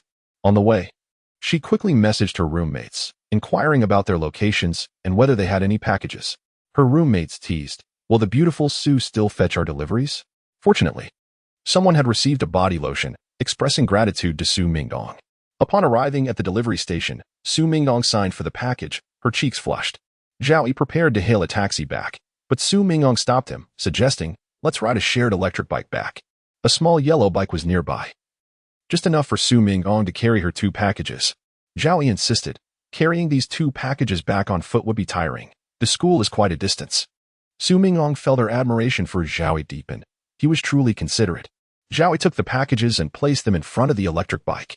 He had expected Su Mingong to also skin a shared bike, considering the difference between genders. Not everyone was as bold and affable as Chu Xingyu. Before long, his thoughts were proven wrong. Su Mingong sat behind him, saying, "Move aside." Her hand rested on his shoulder, causing Zhao Yi's face to redden as their bodies inevitably made contact through their autumn attire. He thought to himself how fortunate he was that it wasn't summer. Unlike regular bicycles, the seats on shared bikes were small, forcing them to sit closely together. Zhao Yi mused, "This is rather too intimate." Taking a deep breath, he greeted Su Mingong behind him and started the electric bike. After a while, her hand glided over his waist like a willow's touch. Zhao Yi tensed up, "Senior sister." Su Mingong replied, The journey lasted about 10 minutes, arriving at the school gate, where several classmates witnessed the scene. Classmate A nudged classmate B. Isn't it out of style to cry in a BMW? It should be fashionable to laugh in the back seat of a shared electric bike. A father in a BMW, picking up his child, sincerely wondered, "Where did I go wrong?" Classmates who had seen both instances remarked, "Wow, Zhao Yi must have saved the galaxy in his past life. First, it was the stunning Chu Xingyu, and now the campus beauty. I would gladly be a wheel, or perhaps a cushion." Zhao Yi halted the bike, and Su Mingtong dismounted, feeling as if the time she spent seated felt prolonged, only to realize it had passed swiftly. Zhao Yi cheerfully announced, "All right, senior sister. My mission is accomplished. Let us head back to school, and you can help me bring the package to the dormitory." Su Mingtong bit her lip, making a seemingly unreasonable request. After a moment of hesitation, Zhao Yi agreed, "Sure, I have no other plans." Just then, Sun Huan, twirling her Rolls-Royce keys, interrupted. "Zhao Yi." She commanded attention with her striking appearance, a red coat, black trousers, and a white top. Her hair radiated maturity and elegance. Standing beside Su Mingtong, she presented a stark contrast. Sun Huan approached, pinching Zhao Yi's cheek affectionately. "Brother, have you missed me?" Her touch was both chilling and painful. Zhao Yi squirmed. "Please don't do that. If a little pain helps you remember me, it's worth it." Zhao Yi chose to ignore her, turning to Su Mingtong. "What were you about to say?" Su Mingtong replied, "It's nothing." Sun Huan, crossing her arms, added, "Perfect, let us all go eat together, shall we? You should join us, too." Her scrutinizing gaze fell upon Su Mingtong's face. The unpleasantness from the milk tea shop seemed to have evaporated.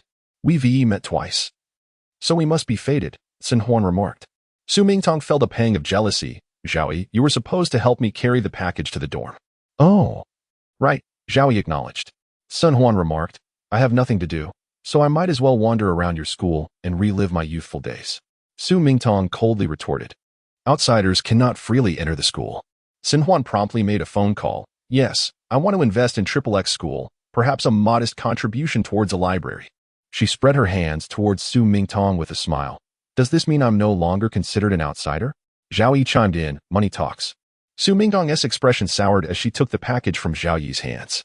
Sun Huan turned to Zhao Yi, "Let us go. I'll treat you to a meal." Many classmates lingered to watch. Zhao Yi, wishing to remain low-key, reluctantly followed Sun Huan. Sun Huan led him to a hotel, when suddenly, several burly men appeared, obscuring Zhao Yi's view. "Hey, what do you want?" he exclaimed, a mix of surprise and fear in his voice. He struggled against the formidable men, but they easily overpowered him. Sun Huan smiled gently, "You'll find out soon enough. Don't come any closer, I warn you," Zhao Yi protested. "Rest assured, I am much gentler than others." Zhao Yi was pressed down onto a chair, his hands bound behind him. Regret washed over him. Had he known, he would never have come with Sun Huan. The more beautiful the woman, the more deceitful she could be. Zhang Wuji's wisdom rang true. Who will come to his rescue, De Zhuang or the senior sister? The black cloth covering Zhao Yi's head was lifted, but only for a fleeting 2 seconds. His vision flickered momentarily before being shrouded once more by a blindfold. In that brief interval, he caught sight of Xinhuan, who held a cat toy in her hand. Seated at the table, her black stockings clung tantalizingly close to the upper thigh, nearly revealing more than intended as she playfully crossed her legs. Chapter 19. Dining with Xinhuan. In the interlude of their meal, Zhao Yi noticed Xinhuan holding a cat teaser. She sat at the table, her black stockings barely concealing her thighs, almost exposing more than intended as she crossed her legs, playfully swinging them. Zhao Yi swallowed hard, his nerves heightened. As he pushed his chair back, the sound grating against the floor, stirring a sense of agitation within him. Blinded by his own apprehension, his other senses became heightened. A cool finger brushed against his cheek, traversing his chin and Adam's apple. Xinhuan remarked, "You've been rather disobedient lately, daring to reject me, Zhao Yi mused internally, pondering what kind of romantic entanglements he had inadvertently stirred. "What do you intend to do?" Xinhuan's melodious laughter echoed. "Is it not obvious? Do you require a reminder?" The sound of her high heels clicking against the floor emphasized her presence, despite the traditional views that might suggest he was not at a disadvantage. Considering Xinhuan's alluring figure, Zhao Yi was reluctant to engage in such intimacy for the first time under these circumstances. A ticklish, furry sensation brushed against his face and throat. He felt her weight as her breath drew closer, settling onto him, lifting his shirt. The teasing object grazed his abdomen. "Ah, no abs. So slender and pale," she teased, her hand sending electric jolts through him. Zhao Yi gritted his teeth. "Xinhuan, do not overstep your bounds." His stomach gently rose and fell. Xinhuan lifted his chin and leaned in, whispering, "This is merely the beginning." His hoodie was stripped away, the teasing object roaming over his chin, neck, chest, and abdomen, lingering delightfully. After nearly 2 hours of playful torment, Xinhuan finally released him. Zhao Yi nearly believed they were about to consummate their encounter. He glared at her, while Xinhuan lounged on the grand bed, exuding an air of nonchalance. That night, Zhao Yi could scarcely recall how he returned home, the chill of the night dispelling the warmth in his mind and body. What had begun as a meal had transformed into an unexpected feast. In a fit of frustration, he deleted Xinhuan's contact from WeChat. Xinhuan attempted to re-establish contact, apologizing with an air of contrition. "I'm sorry, I overstepped." She sent a verification message, accompanied by a note. "May I offer you my supplementary bank card? Please don't ignore me." Zhao Yi turned a deaf ear to her entreaties. 2 days later, he resumed his normal campus life. Xinhuan's actions stemmed from Zhao Yi's disregard. She detested losing control over circumstances, including her emotions. Did she not think he would appreciate the stimulation that drew them closer? Xinhuan still hoped to turn their situation into a reality, yet she failed. Was it that he was incapable, or perhaps too virtuous? Xinhuan recalled Zhao Yi's flushed face, a mix of anger and urgency as he fled, leaving her in a state of frustration. Her phone was filled with photographs from that day, and she selected one to set as her wallpaper. The rope binding Zhao Yi. The teasing object lifted beneath his chin. She relished this perspective. Why are both Chu Xinyu and Xinhuan so forward? Zhao Yi pondered, bewildered. Each of these women possessed remarkable beauty and status in society. Why the need for restraint? He was no monk. "Hey, stop right there." A man in a black suit beckoned Zhao Yi. The handsome gentleman approached, pointing at him. "I am the brother of Li Xiaoxiao. You are the one who caused my sister to obsessively lose weight. You look rather presentable." As he spoke, his demeanor softened. "Oh no, trouble is brewing," Zhao Yi thought, feeling anxious as he had not seen Li Xiaoxiao recently. "Trouble? It must be you. You made my sister lovesick, leading her to starve herself. Last time she spent her allowance on an Audi for you. Did you take it?" "I did not." A crowd began to gather, and Zhao Yi unwittingly found himself at the center of attention. He lowered his voice. "How about we find a quieter place to discuss this?" "Sure. Let us settle this properly," Li Qingxiao replied, visibly upset as he strode ahead. Zhao Yi felt a sense of helplessness. His interactions with Li Xiaoxiao had been minimal. The most memorable moment being when she boldly confessed her feelings with a box of chocolates at the start of the term. He had been taken aback, and the subsequent gift of an Audi had left him even more astonished. Li Qingxiao led him to a private dining establishment. Zhao Yi prepared his excuses. Li Qingxiao personally poured tea for him, revealing a smile. "I can see you are a talented young man. It's no wonder my sister is infatuated with you." The earlier threatening demeanor was a stark contrast to his current friendliness. Zhao Yi, astonished, had never before been described as a talented youth. He had always considered himself somewhat of a loser. Feeling awkward, he rubbed his nose. Li Chengxiao scrutinized Zhao Yi's expressions, calling over a waiter and enthusiastically offering him the menu. Go ahead and order whatever you like. University students rarely have the means, so today, it's on me. Zhao Yi quickly declined. No, let us discuss the matter at hand. Typically, a brother would resent his sister's romantic interests. Why was it the opposite here? Such an inversion of expectations. Li Qingxiao regarded Zhao Yi with increasing admiration, seeing him as a thoughtful and courteous young man. All right then, Li Qingxiao clapped his hands together. Where are you from? Why did that matter? Nonetheless, Zhao Yi answered. Li Qingxiao inquired about his family, if he was an only child. Zhao Yi replied, no need to ask. I am quite poor. Marrying into your family would only bring hardship to your sister. Li Chengxiao poured himself a glass of water. That is fortunate. Our family is well off. We can complement each other. Young man, you must understand, in society, ordinary parents offer little assistance. Marrying a good wife can save you 2 decades of struggle. What? Zhao Yi gasped, wiping the sweat from his brow. Li Chengxiao continued. Graduates today face significant employment challenges due to the current climate. If you marry my sister, we can arrange a job for you. If you prefer not to work, we can ensure you have a monthly allowance of 10,000. A son-in-law? Did he wish to be a son-in-law? Considering Li Xiaoxiao's spending power on luxury gifts, her family's wealth was evident. Was striving not meant for comfort? How many sought a life of ease? Yet not everyone was qualified for such a life of leisure. And Zhao Yi had an opportunity. However, he had little impression of Li Xiaoxiao beyond her apparent affection for him. She was attractive. But was he to settle for such a mundane existence? Was she truly meant to be his life partner? The notion felt too sudden. I'm sorry, but I simply do not connect with your sister. Fate cannot be forced, Zhao Yi stated, rising to leave. At his age, it felt premature. Perhaps in a few years, he would understand. Li Chengxiao stood, his expression cold, reprimanding. Who do you think you are? Were it not for my sister's affections, you would not have the chance to stand before me. Opportunities are rare. You will regret this. Regret was ubiquitous in life. Who had not experienced it? Zhao Yi exited the private dining establishment, leaving with purpose.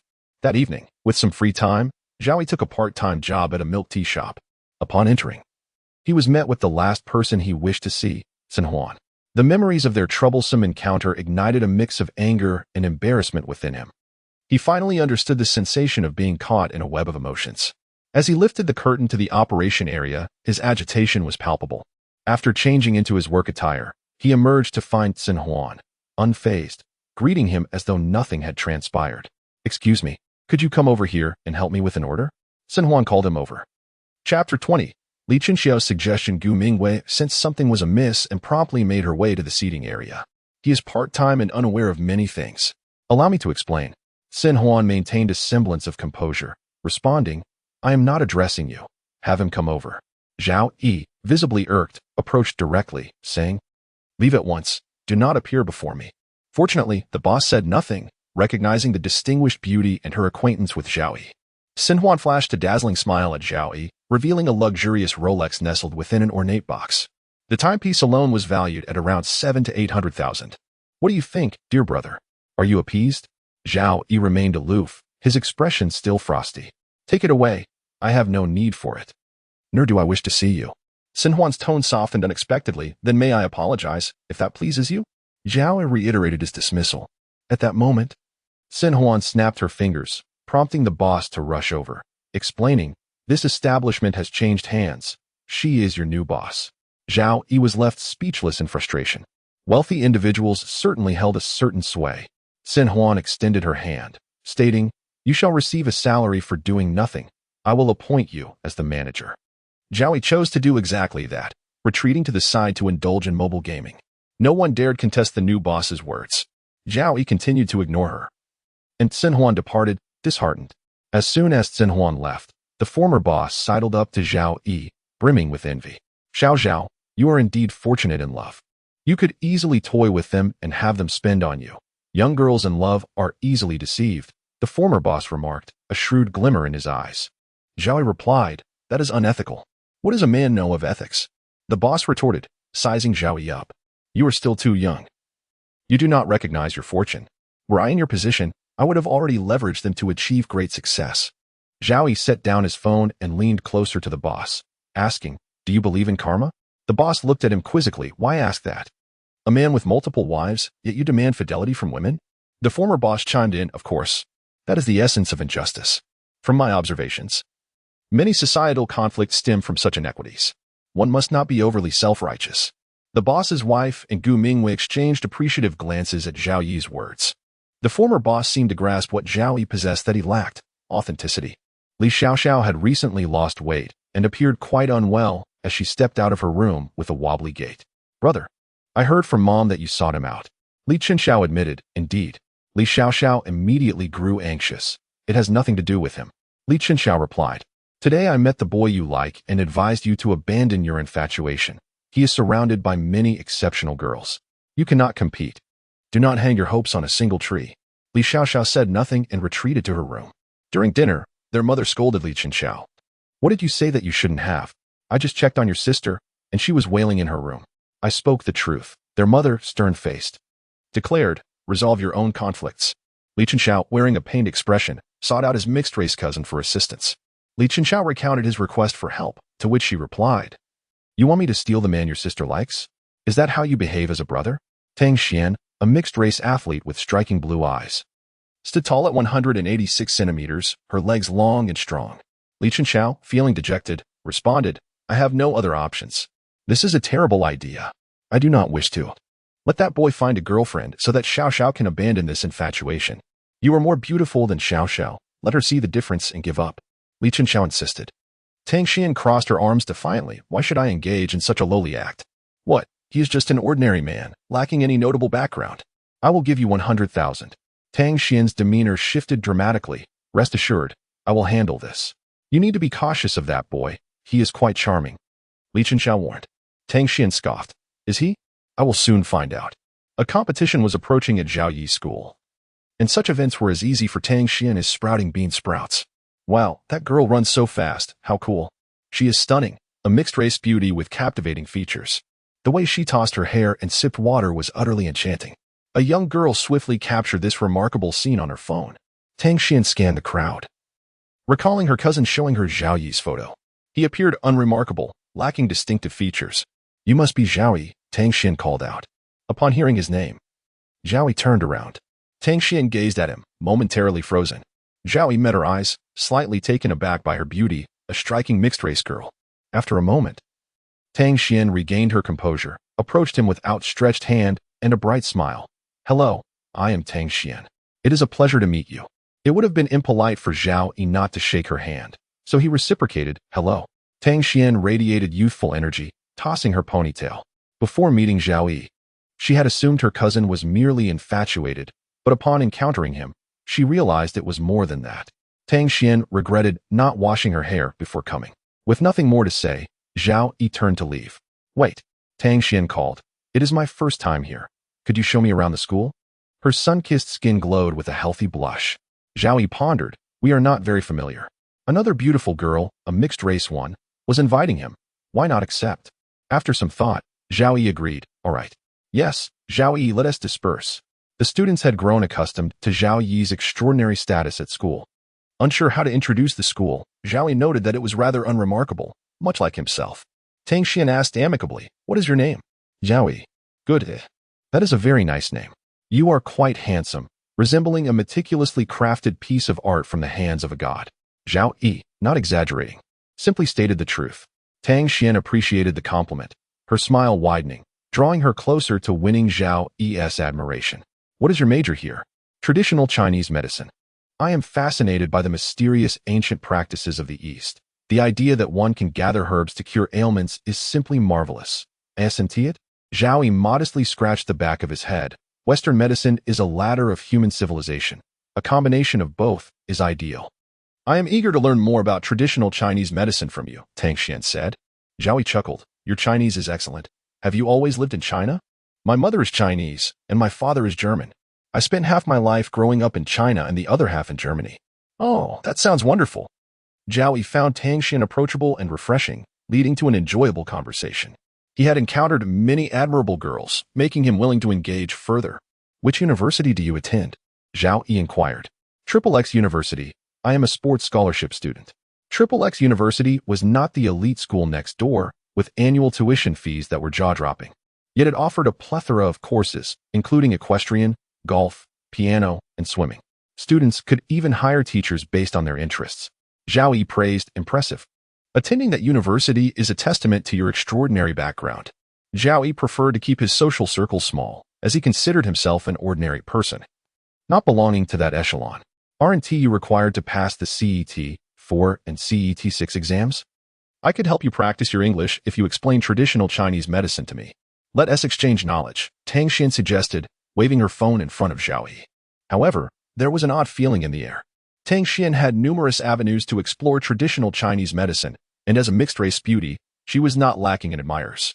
From the perspective of her English coach, it seemed that Zhao Yi was merely taking advantage of the situation. Tang Xian called out to Zhao Yi, who snapped back to reality and added her on WeChat. Regardless, it was a mixed-race beauty assisting him with his English. Zhao Yi. A voice interrupted them. It was Su Xuejia. Zhao Yi turned around to see Su Mingtong approaching with her hands in her pockets, scrutinizing Tang Xian from head to toe. There's no need for you to teach Zhao Yi English. I will take care of that. I have passed the CET 4 and CET 6, and I have also aced the TOEFL. Zhao Yi was unaware of Su Xuejia's impressive academic achievements. Being from the same school makes it much more convenient for us, Su Mingtong concluded, the last few words seemingly bitten out between clenched teeth. Her eyes sparkled with hostility as she regarded Tang Xian. Zhao Yi sensed an underlying tension between the two. A sense of unease permeated the air as Zhao Yi observed the two women. Su Mingtong scrutinized Tang Xian, who in turn was also appraising her. A glint of admiration flickered in Tang Xian's eyes as she inquired of Zhao Yi, and who is this? This is Su, our school's campus belle, Zhao Yi announced. A hint of pride coloring his tone. Such a small school harbors hidden gems, Tang Xian remarked. I'm Tang Xian, a pleasure to meet you. She extended a hand in a gesture of cordiality. Su Mingtong's brow furrowed slightly as she offered a perfunctory handshake. The contact was brief and fleeting. Zhao Yi couldn't shake the feeling that the two women harbored a mutual antipathy. I believe I'm better suited to teach him English, being a foreigner, Tang Xian chirped playfully. Su Mingtong countered with a dismissive sniff. Are you not aware that Hua-style English differs from foreign English? Your instruction would be ineffective. Oh my gosh, Tang Xian exclaimed, seizing upon a popular internet jest, turning to Zhao Yi. Zhao Yi echoed her sentiment with a nod. I've lingered here long enough. Would you be amenable to showing me around elsewhere? Tang Xian requested. Without hesitation, Zhao Yi assented. I shall accompany you, Su Mingtong interjected, at the very least. I possess a greater knowledge of the area than Zhao Yi. Indeed, Zhao Yi concurred. Senior Su has been here for a year longer and can undoubtedly provide a more comprehensive tour. Tang Xian readily agreed. The trio embarked. Zhao Yi nestled between the two women, forming a captivating spectacle. The sheer beauty of the two women, each possessing her unique allure, was the primary draw. I wonder if your school's cafeteria food is palatable, Tang Xian mused aloud. Having engaged in prior conversation, Zhao Yi and Tang Xian had grown more familiar. Our school's fare is undoubtedly inferior to yours, Zhao Yi conceded. Then perhaps you should visit our school's cafeteria sometime, or rather, I should treat you to a meal outside, as that would be more courteous, Tang Xian amended. We are all students, the cafeteria will suffice, Zhao Yi demurred. Nonsense. We must dine out. After all, I am the host, Tang Xian insisted. Zhao Yi scratched his cheek sheepishly. Truth be told, I'm quite eager to explore your school. Regardless of Zhao Yi's entreaties, Tang Xian remained steadfast in her refusal to grant him access to her school. Su Mingtong cleared her throat pointedly. Zhao Yi realized that he had been so engrossed in conversation with Tang Xian that he had neglected Senior Su. He promptly moved to Tang Xian's side. Spotting a stone table, Tang Xian proposed, Shall we engage in an arm wrestling match? I'm confident I can best you. That remains to be seen, Zhao Yi retorted. His competitive spirit ignited. The two approached the stone table. Zhao Yi addressed Su Mingtong. I'm going to have an arm wrestling match with her. Oh, Su Mingtong replied. Thinking to herself, was it necessary to inform me? The arm wrestling match commenced with fervor. Zhao Yi rolled up his sleeves. He observed that Tang Xian's hands, unlike those of most women, were not delicate and fair. Her fingers were slender, clean, and elegant, worthy of a hand model. As Zhao Yi grasped Tang Xian's hand, he noted its surprising size. Her hand bore calluses, a testament to her years of athletic training. Tang Xian beamed with delight. I've won, she exclaimed gleefully. Zhao Yi, unwilling to concede defeat, demanded, one more round. I've won again. After numerous defeats, Zhao Yi finally emerged victorious. Alas, I'm spent. My stamina is no match for yours. You've won, Tang Xian conceded with a hint of regret. Zhao Yi reveled in his triumph, his masculine pride salvaged. Next time we arm wrestle, we must wager something. This is rather uninteresting, Tang Xian proposed. Zhao Yi rubbed his nose, hoping there wouldn't be a next time. Su Mingtong's countenance was a mask of displeasure.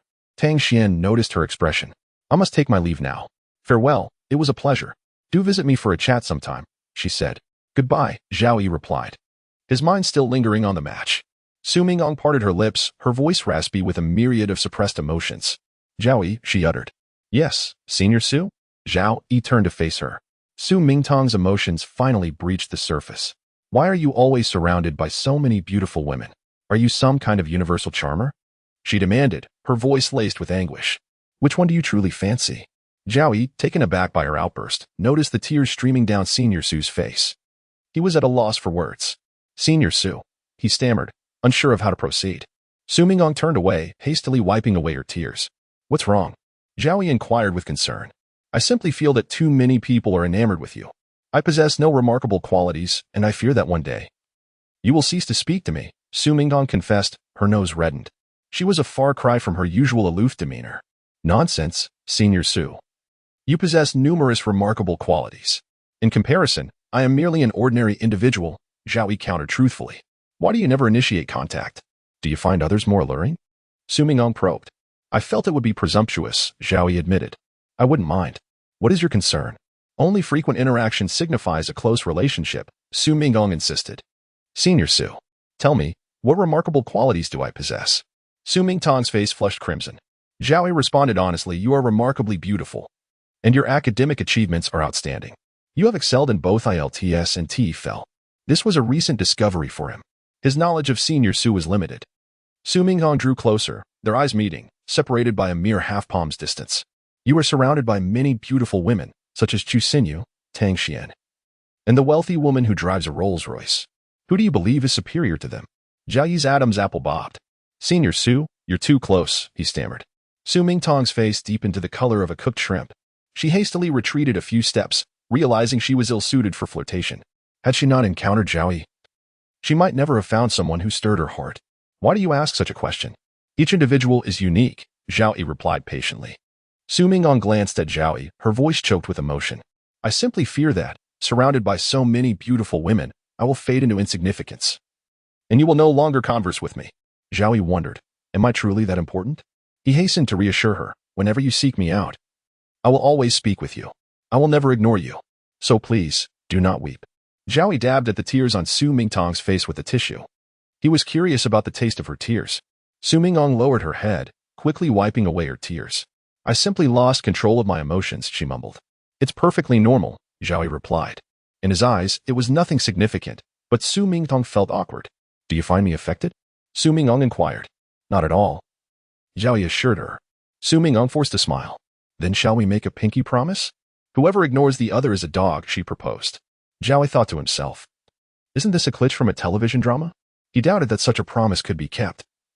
But he reasoned that fulfilling Senior Su's simple desire to converse with him was within his power.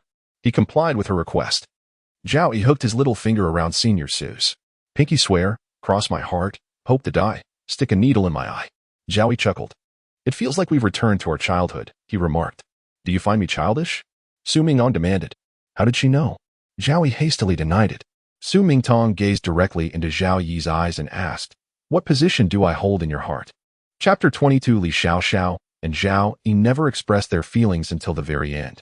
Su Mingtong forced a smile, and as she departed, her gaze brushed across Zhao Yi's face, leaving behind the lingering sin of Gardenius. Zhao Yi found himself in turmoil over Su Mingtong's final words, pondering the matter even on his way back to the dormitory. Today, Su Sr. was truly acting out of character. Upon returning to his room, he discovered Li Lin trimming his toenails. You added the WeChat of the short sprint champion for the competition, right?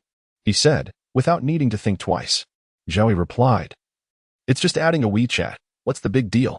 Xiong Chuyu grinned. Stop right there. If I were a girl, I would add Zhao Ji's WeChat too. Li Lin shot a knowing glance at Xiong Chuyu. Xiong, you've revealed your true colors. Xiong Chuyu absent-mindedly brushed a lock of hair from his face. Lu Dazhuang clapped Zhao Yi on the shoulder. Bro, don't forget us when you make it big. We were dorm mates after all. Zhao Yi couldn't help but wonder. Has he already become that kind of person in his friend's eyes? Let me ask you all a question. What does it mean when a girl cries in front of you? Xiongchu and the others leaned in, curious. Who is this girl? Li Lin asked mischievously. Is it that sexy, wealthy sister? I wonder what she looks like when she cries. Zhao Yi couldn't help but admire their keen perception. Under their relentless questioning, Zhao Yi hesitantly revealed, it's Su. Su Sr. Lu Dazhuang erupted. Our campus belle. Jealousy blazed in his eyes. Li Lin smacked Zhao Yi on the head, lamenting his late realization. Why are you hitting me? Zhao Yi protested, clutching his head. You fool, Su Goddess likes you. Zhao Yi's heart jolted. He should have anticipated this, but lacked the courage to confirm it. Li Lin had shattered that thin veneer of doubt. Su Sr. likes him? Could it be true? Zhao Yi was both astonished and elated. Should he pursue a relationship with Su Sr.? After all, she was the belle of their university, a universally acknowledged beauty. His heart raced as he opened a social media app, where Su's cosplay photos had garnered thousands of likes. Lu Dazhuang urged him, hurry up and decide. Give us a chance, or the girls will be pining for you. That night, Zhao Yi tossed and turned. Unable to find peace, his excitement was palpable. He yawned throughout class. A girl at the adjacent desk offered him 2 mints, saying cheerfully, it'll help you feel better. He nodded in gratitude, and soon, other girls chimed in with their offerings. I have cotton candy. I have a small fan. I have needles. Before long, Zhao Yi's desk was cluttered with an array of trifles. Xiang Qiyu whispered to a nearby male classmate. Zhao Yi's charm with women is enviable. It seems he'll coast through life effortlessly. The classmate wholeheartedly agreed. After class, Zhao Yi received a call from an unfamiliar number. This is Li Chenxiao. Zhao Yi was taken aback. How did you get my number? It's simple. I need to ask you for a favor. Li Chenxiao hesitated before continuing. Xiao Xiao has been starving herself to lose weight for you, fainting several times. Could you please talk to her? This situation had indeed arisen because of Zhao Yi, and he reluctantly agreed. Have you thought about the conditions I mentioned earlier? Feel free to voice any demands. Li Chenxiao's tone was no longer filled with the ominous foreboding from their previous encounter. It was now a plea from a brother who cared for his sister. Zhao Yi paused for a moment, then replied, I already made myself clear earlier. Fine. Li Chenxiao paused again, a self-deprecating smile forming. I truly envy you. Envy him? What was there to envy? Compared to a wealthy airborne with a golden key. Zhao Yi saw no reason for envy. Li Chenxiao maintained a polite tone. Thank you for your help. No problem, Zhao Yi replied, ending the call. Li Chenxiao reflected that, if not for Xiao Xiao, he would have genuinely liked to befriend Zhao Yi. Perhaps in the future, they might have the chance to become friends. The branches were adorned with orange and yellow leaves, blanketing the ground in a layer of withered foliage. The weather gradually turned cooler, prompting pedestrians to don long-sleeved, warm autumn attire. It was also a day of farewells. Zhao Yi realized it was time to conclude this nameless, silent love affair. He observed that Li Xiaoxiao had lost considerable weight, her figure now slender, but dark circles under her eyes betrayed her poor condition, veins of red suffusing her sclera. In her current state, a gust of wind could topple her. When he first encountered her, she was quite adorable. Upon seeing Zhao Yi, the once dim light in Li Xiaoxiao's eyes ignited with desire, a fervent longing that seemed to revive her vitality. The two exchanged simple greetings. Zhao Yi stated, to love anyone, one must not do so at the expense of oneself. Otherwise, it cannot be called love. Li Xiaoxiao fervently shook her head. I am not harming myself. I am only striving to be better. Zhao Yi raised his voice. Isn't extreme dieting self-harm? Your condition is evident to anyone. Li Xiaoxiao's lips moved, but she ultimately remained silent. One must first love oneself. When you take care of yourself, love will find you. Is it you? Li Xiaoxiao asked hopefully. Zhao Yi curtly replied, no. Li Xiaoxiao suppressed the tumult of anguish within her. Inhaling deeply, I knew it. I just knew it. Her heart-wrenching cry drew the attention of many passers-by. Li Xiaoxiao caught sight of Zhao Yi's fearful gaze, as if she were an oddity. She bent over, as though burdened by immense sorrow, forcing her to hunch down. She squatted, helplessly tugging at her hair while weeping softly. Zhao Yi grasped her hand tightly, preventing her from engaging in self-destructive behavior. Li Xiaoxiao felt the warmth of his hand enveloping hers, a comforting presence. I was never pretty growing up. My parents always spoke of my exceptional brother. I may have been born into a good family, but I possess nothing. Zhao Yi was merely a shining beacon in her dimly lit life, a light she desperately wished to claim as her own. Li Xiaoxiao watched beautiful girls from the shadows, her fragmented words revealing her struggles. He sighed. What about those who are less fortunate and average in appearance? Li Xiaoxiao clutched her head in anguish. I can't feel. Despite her assertions, Li Xiaoxiao felt a flicker of consolation within her. Zhao Yi continued, those who are beautiful are just that beautiful. They are still human. Beauty does not equate to perfection in every aspect. It is not an all-knowing term. You must realize that competition in the realm of beauty is fierce as well. Your life is yours to direct.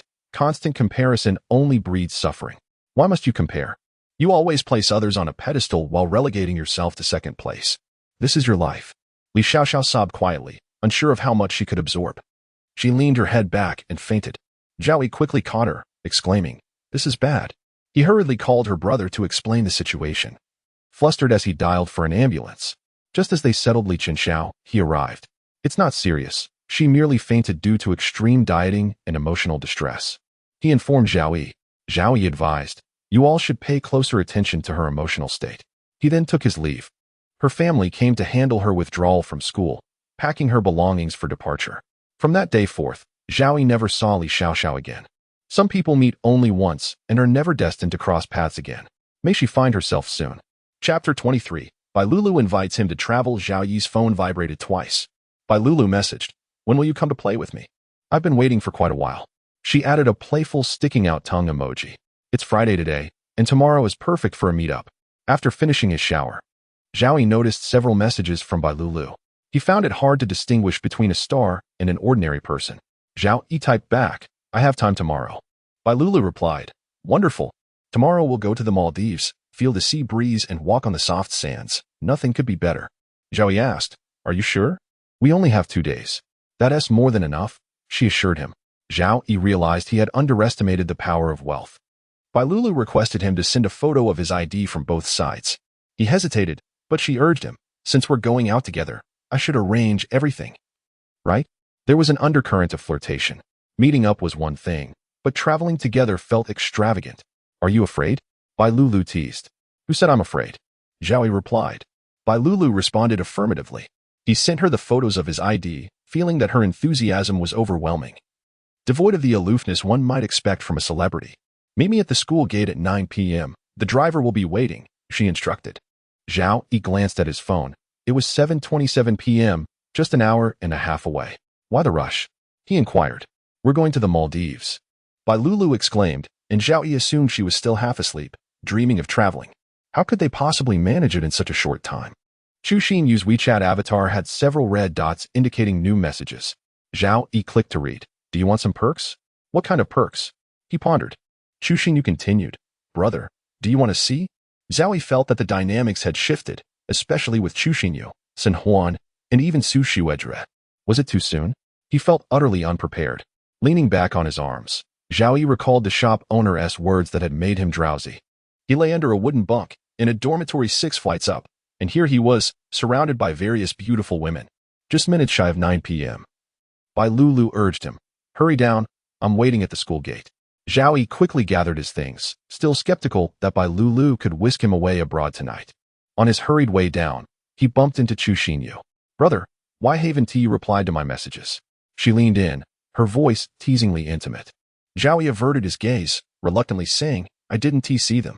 Didn't you say you'd let me treat you to barbecue? Bring your roommates along. Chu Xinyu affectionately linked her arm with his. Let us do it another day. I have things to attend to, Zhao Yi said, shaking off her arm and striding away. Chu Xinyu called out to him as he climbed into a discreet black business car, but she halted upon seeing Bai Lulu's familiar face pop out from inside. She couldn't believe her eyes.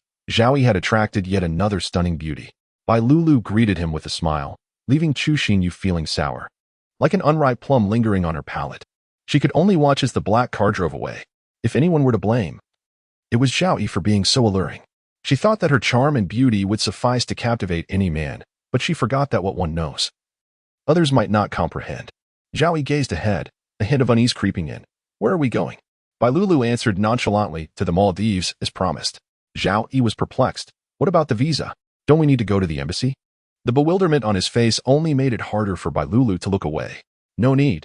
I had them work overtime, she explained, showcasing her financial prowess. Zhao Yi's astonishment was palpable. This was far beyond the reach of an ordinary person. Bai Lulu smiled with satisfaction at his reaction. I didn't bring any clothes. I'll need to go back and get some. Bai Lulu held his wrist, insisting, no need.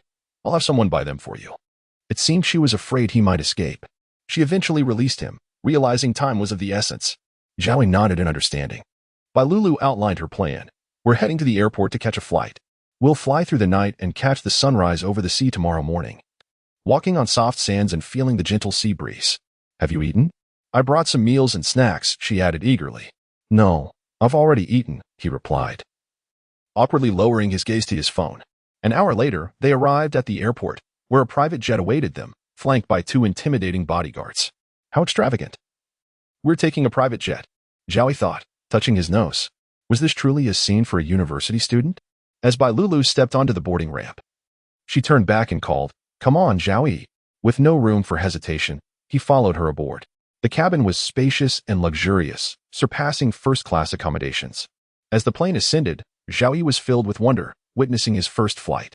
The rear of the cabin featured a bed, a television, and a basket of assorted beverages. An exquisitely beautiful flight attendant, with long legs and porcelain-like features, knelt gracefully to serve the young college student. She blushed as she caught sight of Zhao Yi. Quickly lowering her gaze, flustered, the flight attendant presented him with a fruit menu and a regular menu. Everything is here. Just let me know what you need, and I will be at your service. Zhao Yi politely replied, this is sufficient. Even after she retreated into the galley, his heart raced. He overheard her telling a colleague, I've never seen such an attractive man. Is he like Wu Yinzu? Her colleague asked. The flight attendant shook her head, love-struck. He is my type. Lulu approached, spreading a small blanket over Zhao Yi. How fortunate he was to have a national star tending to him. Zhao Yi quickly sat up. No, I can manage. Wasn't he this a tad too intimate for someone like her? Lulu tugged at the blanket, insisting, let me do this. It's just a small gesture. You would help me too, right? Like friends do. Zhao Yi hesitated but eventually nodded. Lulu chuckled softly. And then her next remark left Zhao Yi in shock. Didn't I just look like a wife making the bed for her husband? Was she hinting at something? Zhao Yi turned his head slightly, beads of sweat forming on his forehead. Surely, a star like Lulu could not possibly be interested in a poor college student like him. After all, she was not only successful, but also wealthy. Zhao Yi replied candidly, with your status, you needn't make beds for anyone. Such tasks are suited for a housekeeper. That was before I met someone special. Lulu said, her eyes shimmering like ripe purple grapes, full of light. She wore a snug white tank top, her slender legs swaying gently. The scent of her presence was intoxicating, pulling Zhao Yi from his musings. He smiled, wishing her well. Congratulations on finding your intended. Lulu glanced at the time. It's getting late, and we have our trip tomorrow. Good night. Her sweet smile revealed 2 adorable dimples. Zhao Yi nodded, good night. Lulu returned to her bed, lying down and waving goodbye to Zhao Yi.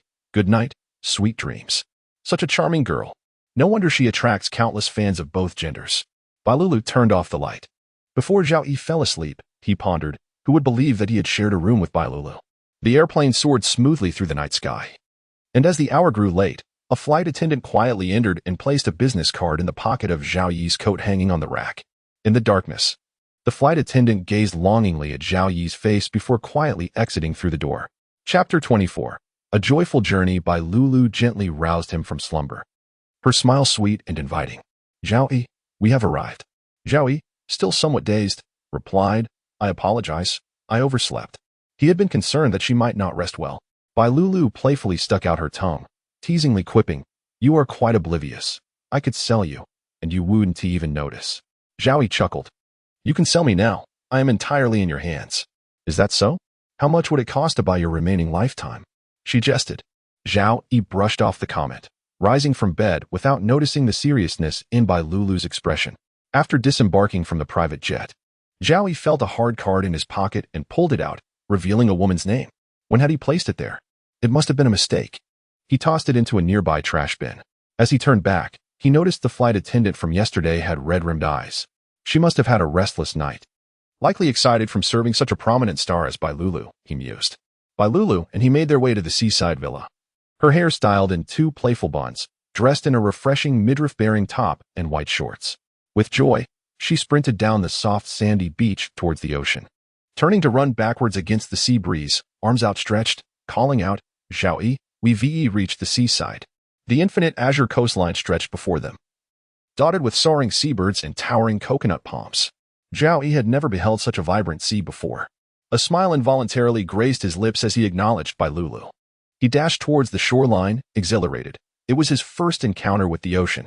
Having been preoccupied with university and part-time jobs, he had never found the time to visit. The reality of the sea could not be replaced by mere images or videos. Zhao Yi expressed his gratitude to Bai Lulu. "Thank you for bringing me to see this magnificent view." Bai Lulu beamed with excitement. His simple compliment thrilled her more than any award could.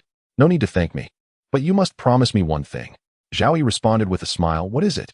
I haven't decided yet. But I will definitely let you know once I do," she replied, her spirits high. Zhao Yi agreed and wandered along the coast, admiring the colorful shells washed ashore and the small creatures brought in by the tide. He caught a glimpse of a curious crab. "Zhao Yi, are you hungry?" "I have some cookies to share," Bai Lulu offered.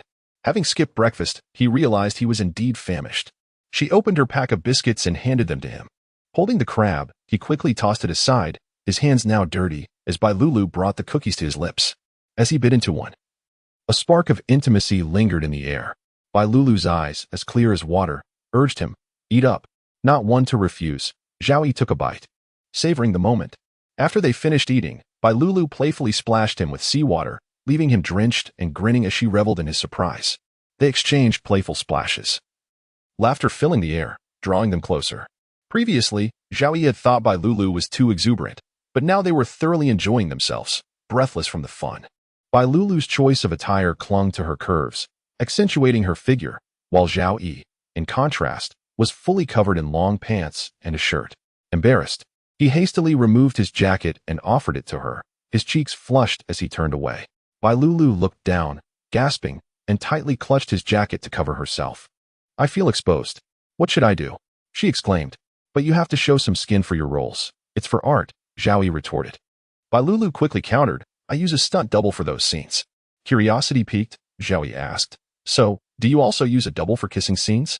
They seem so real." Bai Lulu, blushing furiously, shot back, "You idiot. I don't want to talk to you anymore," and strode ahead. Zhao Yi, unsure of what had gone awry, followed her, feeling lost in this unfamiliar place. Despite Bai Lulu's desire to ignore him, they returned to their reserved seaside villa, their clothes damp and cool. Once inside, Zhao Yi eagerly took a hot shower, changing into pajamas and finally feeling at ease, though he had no spare clothes. He washed his wet clothes and hung them on the balcony, pondering Bai Lulu's strong reaction earlier, unsure of how he had upset the star. He decided to keep quiet next time. While he was deep in thought, there was a knock at the door. Bai Lulu, seeing him in his pajamas, her deep V-neck exposing his chest, was momentarily taken aback, flustered as she stammered, I didn't mean to." A blush crept from her neck to her cheeks. "You don't have any clothes, do you?" she finally pointed out, hitting the nail on the head. For some reason, her face turned even redder, as if she were caught in a scandal. Zhao Yi looked down, reassured that he was fully covered. "I'll have someone buy you some," she said, disappearing like a gust of wind. Zhao Yi texted Bai Lulu, "Once you buy the clothes, send me the cost." He assumed they wouldn't be too expensive and added, "Nothing fancy, just simple and ordinary." He felt no embarrassment about the situation. There was no need to conceal it. Bai Lulu had already treated him to a wonderful trip to the Maldives and his first flight. Shortly after, Bai Lulu returned, knocking at the door with the new clothes. She wanted to look yet was too shy to stare directly, stealing glances instead. Zhao Yi, puzzled, remarked, "I'm fully dressed." He glanced down, seeing nothing inappropriate. "Are you wearing something underneath?" she inquired innocently, conveying her true feelings. Zhao Yi turned beet red, quickly snatching the clothing bag and retreating into the room. How could she think that? Was it true that girls were even more curious than boys? Regardless of what he wore, as long as he was covered, it should suffice. After all, he was in a unique situation. The entire outfit was brand new, including his underwear. Zhao Yi discarded the tags mindlessly. After changing into a light blue half-button shirt, a white undershirt, and high-waisted trousers secured with a double-buckle belt, he looked quite dashing. He gazed at himself in the mirror, feeling a sense of maturity wash over him, transforming from a youthful lad into a suave man. Striking a pose, he admired his reflection. Indeed, clothing makes the man. It's no wonder some boys enjoy dressing stylishly to attract girls. After lingering in his room, Zhao Yi finally ventured downstairs. Bai Lulu, seated in the living room, turned at the sound, her gaze fixated on him with undeniable admiration. "Zhao Yi, you look so handsome," she praised sincerely, her eyes sparkling with fascination. Feeling bashful from the compliment, Zhao Yi ruffled his hair. "It's your discerning eye," After all, you're a star at the forefront of fashion, Bai Lulu quietly remarked. It's not just about looking good. There needs to be room for creativity. Returning to her room, Bai Lulu changed into a stunning orange swimsuit that showcased her flawless figure and legs, topped off with a lace sun hat, resembling a character from an anime. Pure and enchanting. Let us go out and have some fun, she urged, and Zhao Yi readily agreed. The beach was alive with a diverse crowd, and Bai Lulu's beauty and figure drew many admiring glances, especially from those noticing the handsome young man by her side. They rented a sun umbrella, and Bai Lulu settled onto a lounge chair, applying sunscreen. Zhao Yi approached with 2 ice creams in hand. Upon seeing him, she smiled, revealing 2 adorable dimples. I can't reach. Can you feed me? She requested playfully. Zhao Yi was momentarily taken aback, pondering whether this might be overly ambiguous. It starkly contrasted with her innocent and charming smile. She now resembled a temptress, luring him step by step into a snare. Yet, Bai Lulu maintained an expression that suggested nothing amiss. Zhao Yi cast a glance at her hands, which were covered in sunscreen. While it was not unusual for 2 girls to feed each other, did it not seem a tad suggestive for a male and female to engage in such an act? Zhao Yi had witnessed couples feeding one another in the cafeteria. Bai Lulu urged him on. Chapter 25. Watching a thriller together. Bai Lulu, perplexed, inquired, "What's wrong? I fed you cookies earlier. Isn't it reasonable for you to treat me to ice cream?" Indeed, it was a valid point. Zhao Yi scooped a spoonful for Bai Lulu. She closed her eyes in satisfaction, exclaiming, "So refreshing, absolutely delicious. I want this." She pointed at the strawberries atop the dessert. Zhao Yi assumed the role of a servant, a position likely coveted by countless young men and women.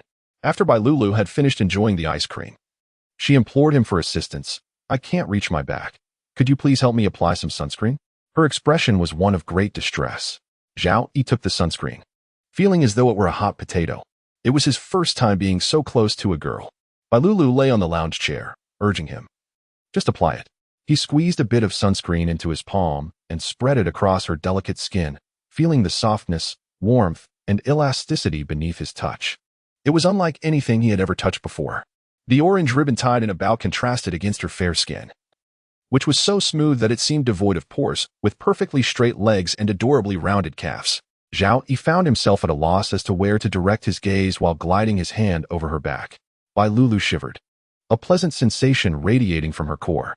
Startled, Zhao Yi halted. "Why are you trembling?" He continued applying the sunscreen, albeit with uncertainty. "Is everything all right?" Bai Lulu reassured him. "It's nothing." Was it truly nothing? Zhao Yi remained bewildered but persisted in his task. He thought it best to keep his eyes on the job to avoid smudging her swimsuit. Just then, a familiar voice called out, "Zhao Yi." He turned to see the same confident woman from before. He opened his mouth, unsure of what to say.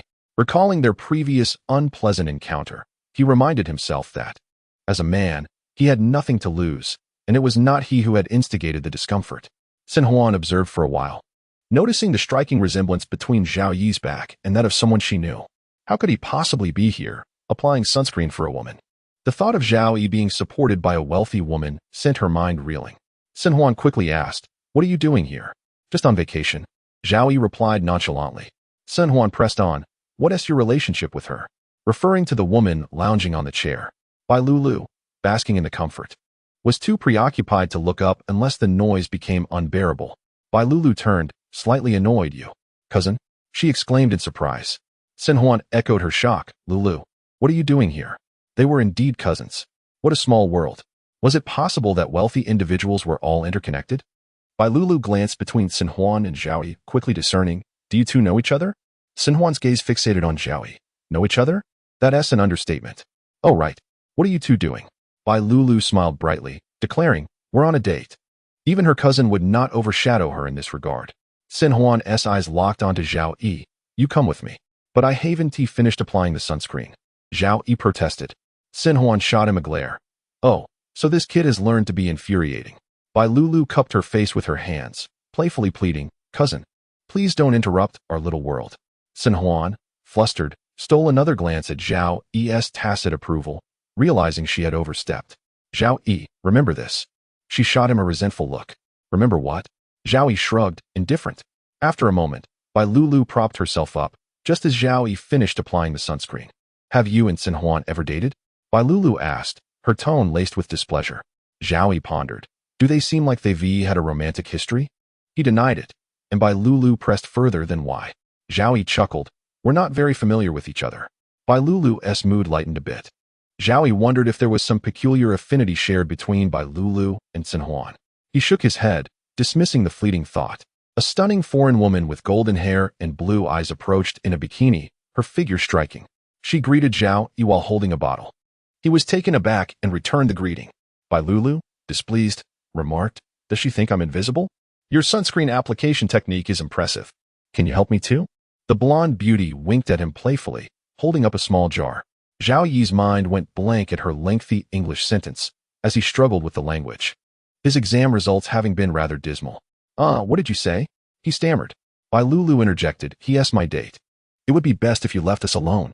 The blonde's expression fell, and she shot a reluctant glance at Zhao Yi as she walked away. Zhao Yi turned to Bai Lulu. What did she say? Just asking for directions, Bai Lulu replied, though Zhao Yi felt otherwise but didn't probe further. Considering their unfamiliar surroundings, Bai Lulu surveyed the beach, spotting numerous bikini-clad beauties, deciding it was best not to linger. She called for Zhao Yi to leave with her. At that moment, Sun Huan approached. Where are you two going? I'm coming with you. Her gaze toward Zhao Yi was laden with meaning, as if she sensed something intriguing. Zhao Yi turned away to feign interest in a seagull. Bai Lulu stepped in front of them. Cousin, you should go. We have plans. Sun Huan insisted on following. They arrived at the seaside villa. Sun Huan attempted to enter, but Bai Lulu stood firm at the door. We want to enjoy our time alone without interruptions. You rented this place, but it belongs to me, Sun Huan retorted. Bai Lulu disregarded her protest and shut the door. Later, she asked Zhao Yi, Do you think I was wrong to leave my cousin outside? Isn't that unkind? It doesn't concern me, he replied. Once Sun Huan departed, Bai Lulu and Zhao Yi sought out a local restaurant to savor delicacies. Upon returning, with time still on their side, Bai Lulu was reluctant to let Zhao Yi wander off, feeling his presence attracted attention. She insisted they watch a movie in the afternoon. She chose a thriller, pulling the curtains to create a dark ambience. The eerie music set the tone from the very beginning. Bai Lulu, feeling anxious, clung to Zhao Yi's arm, asking, Are you scared? Zhao Yi feigned bravery, shaking his head, though internally, he felt a twinge of fear. Why are you still watching if you're so terrified? Because I'm scared. I wanted someone to watch with me, Bai Lulu admitted, pressing against him, her bright eyes fixed on the screen. Zhao Yi inadvertently glanced down, noticing her attire had shifted. He cleared his throat, attempting to discreetly remind her. Bai Lulu whispered, It's still frightening. Huh? Zhao Yi had to speak up. You've exposed yourself. Bai Lulu's face flushed like a ripe apple as she quickly covered her chest, exclaiming, Pervert, and playfully hit him. Zhao Yi felt wronged. He was merely trying to alert her. Bai Lulu huffed, distancing herself slightly.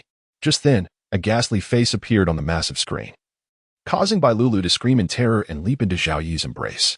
That scared me to death, she exclaimed, her limbs instinctively clinging to him. In that unexpected moment, Zhao Yi found his hand resting on her curvaceous waist. Their eyes locked, reflecting one another's surprise. Zhao Yi gazed at Bai Lulu's softly tinted lips. Mere inches apart, their breaths mingling, the tension in the air palpable. Bai Lulu's beautiful eyes sparkled with burgeoning feelings, igniting a flame that could easily engulf them both. She softly called out his name, inching closer. You broke the moment, shouldn't you? Move back a bit? Realizing the intimacy, he quickly withdrew his hand from her waist. His words shattered the delicate atmosphere they had been cultivating. Bai Lulu gasped, realizing her indiscretion, and scrambled away from him, inadvertently pressing against an object and sinking into it. Zhao Yi winced, clutching his side as he shifted to the side. Bai Lulu hurriedly inquired with concern, Does it hurt? Would you like me to give it a gentle rub? Zhao Yi swiftly extended his hand to deter her, gasping in pain, No need. Chapter 26. Daily Life with Bai Lulu, Where did I press? Bai Lulu inquired with concern. Nothing, Zhao Yi struggled to utter. Let me see, otherwise, how could it hurt so much? Observing Zhao Yi's serious demeanor, Bai Lulu was unable to shake off her worry. Zhao Yi gritted his teeth and managed to squeeze out 2 words. It's fine. Bai Lulu, still skeptical, replied, Are you really okay? Your curiosity is too strong. It could easily lead to trouble. Zhao Yi silently scoffed at her words. After a while, he finally regained his composure. Experiencing the agony of a broken egg for the first time was profoundly painful. Bai Lulu looked at him with guilt in her eyes. After all, she had sponsored this trip without charge. Zhao Yi teased lightly, I accidentally caught a glimpse earlier. Now we are even. Recalling the earlier incident, Bai Lulu's cheeks flushed with embarrassment. The once radiant star displayed a bashful demeanor before him, filling Zhao Yi with an indescribable sense of satisfaction. Bai Lulu turned her attention back to the movie, seeking distraction. She timidly requested Zhao Yi to lend her an arm. You really are both clumsy and playful. All right. Just be careful not to press the wrong buttons again, he said, not wishing to relive the unfortunate pain. Bai Lulu playfully stuck out her tongue. I won't. Unbeknownst to them, every interaction was being relayed to Xin Huan's computer screen. Look at this. Who doesn't recognize whose villa it is? This villa was equipped with surveillance. Solely in public areas, primarily for security. At that moment, Xin Huan's stunning face was clouded with frost as she tapped away at the keyboard. Her vibrant red lips barely moving. My cousin truly is a handful, putting on a show, fitting for an actress. Xin Huan manipulated the laptop's touchscreen, rewinding the surveillance footage. Catching sight of Zhao Yi emerging from his room in a change of clothes, she lamented the lack of indoor cameras. Picking up her phone, she admired a photo of the restrained man. A message from Zhao Yi's WeChat popped up. Tang Xian. Hi. The weather is lovely this Saturday. Let us go out on a date. You still owe me a meal. Zhao Yi was baffled by how Tang Xian owed him a meal. Unfortunately, he was abroad and unable to return, which would require further explanation. He simply replied that he was out of the country. Tang Xian sends a questioning emoji. Zhao Yi did not respond further. Tang Xian felt a wave of anxiety wash over her upon reading his message. Considering how many admired Zhao Yi, transitioning from a confident hunter to just another competitor was a psychological shift for anyone. Sushi Wejia, didn't we agree that friends should hang out more? Zhao Yi could only internally apologize to Sushi Wejia. He truly lacked the time. Events had unfolded too suddenly. Next time for sure, he replied with a grin, beads of sweat forming on his brow. Sushi Wejia responded with a playful emoji. He addressed the other messages in sequence. Upon clicking on Linda's icon, he was bombarded by a plethora of unread messages, too many to catch up on. Linda, babe. What do you want for breakfast today? Time displayed, 10:30 a.m. Linda, I waited outside your dorm for quite some time. Please ask your roommate to bring me up. They said you weren't in the dorm all night. Babe, I'm so worried. Where have you been? If you don't reply, I'll be restless, constantly thinking about you. Please respond. I'm scared. Seeing your messages calms me down, but of course, seeing you would be even better. Zhao Yi was exasperated by her barrage of messages, questioning how one could have so much to say. Everything required moderation. Excessive enthusiasm could leave others feeling overwhelmed. He contemplated deleting her, but her pitiful messages held him back. If he didn't reply for long, Linda would eventually grasp his intention. He hoped she would take the hint and step back. Having finished the movie, Bai Lulu decided to step outside for some fresh air. Still haunted by the shadow of the horror film, she clung tightly to Zhao Yi's hand, her beautiful eyes darting anxiously among the passing pedestrians. Zhao Yi found nothing amiss. Perhaps it was simply a girl's natural timidity. Thus, it felt natural to hold her hand. What if something suddenly jumps out at us? Bai Lulu's notion amused Zhao Yi. You are too adorable.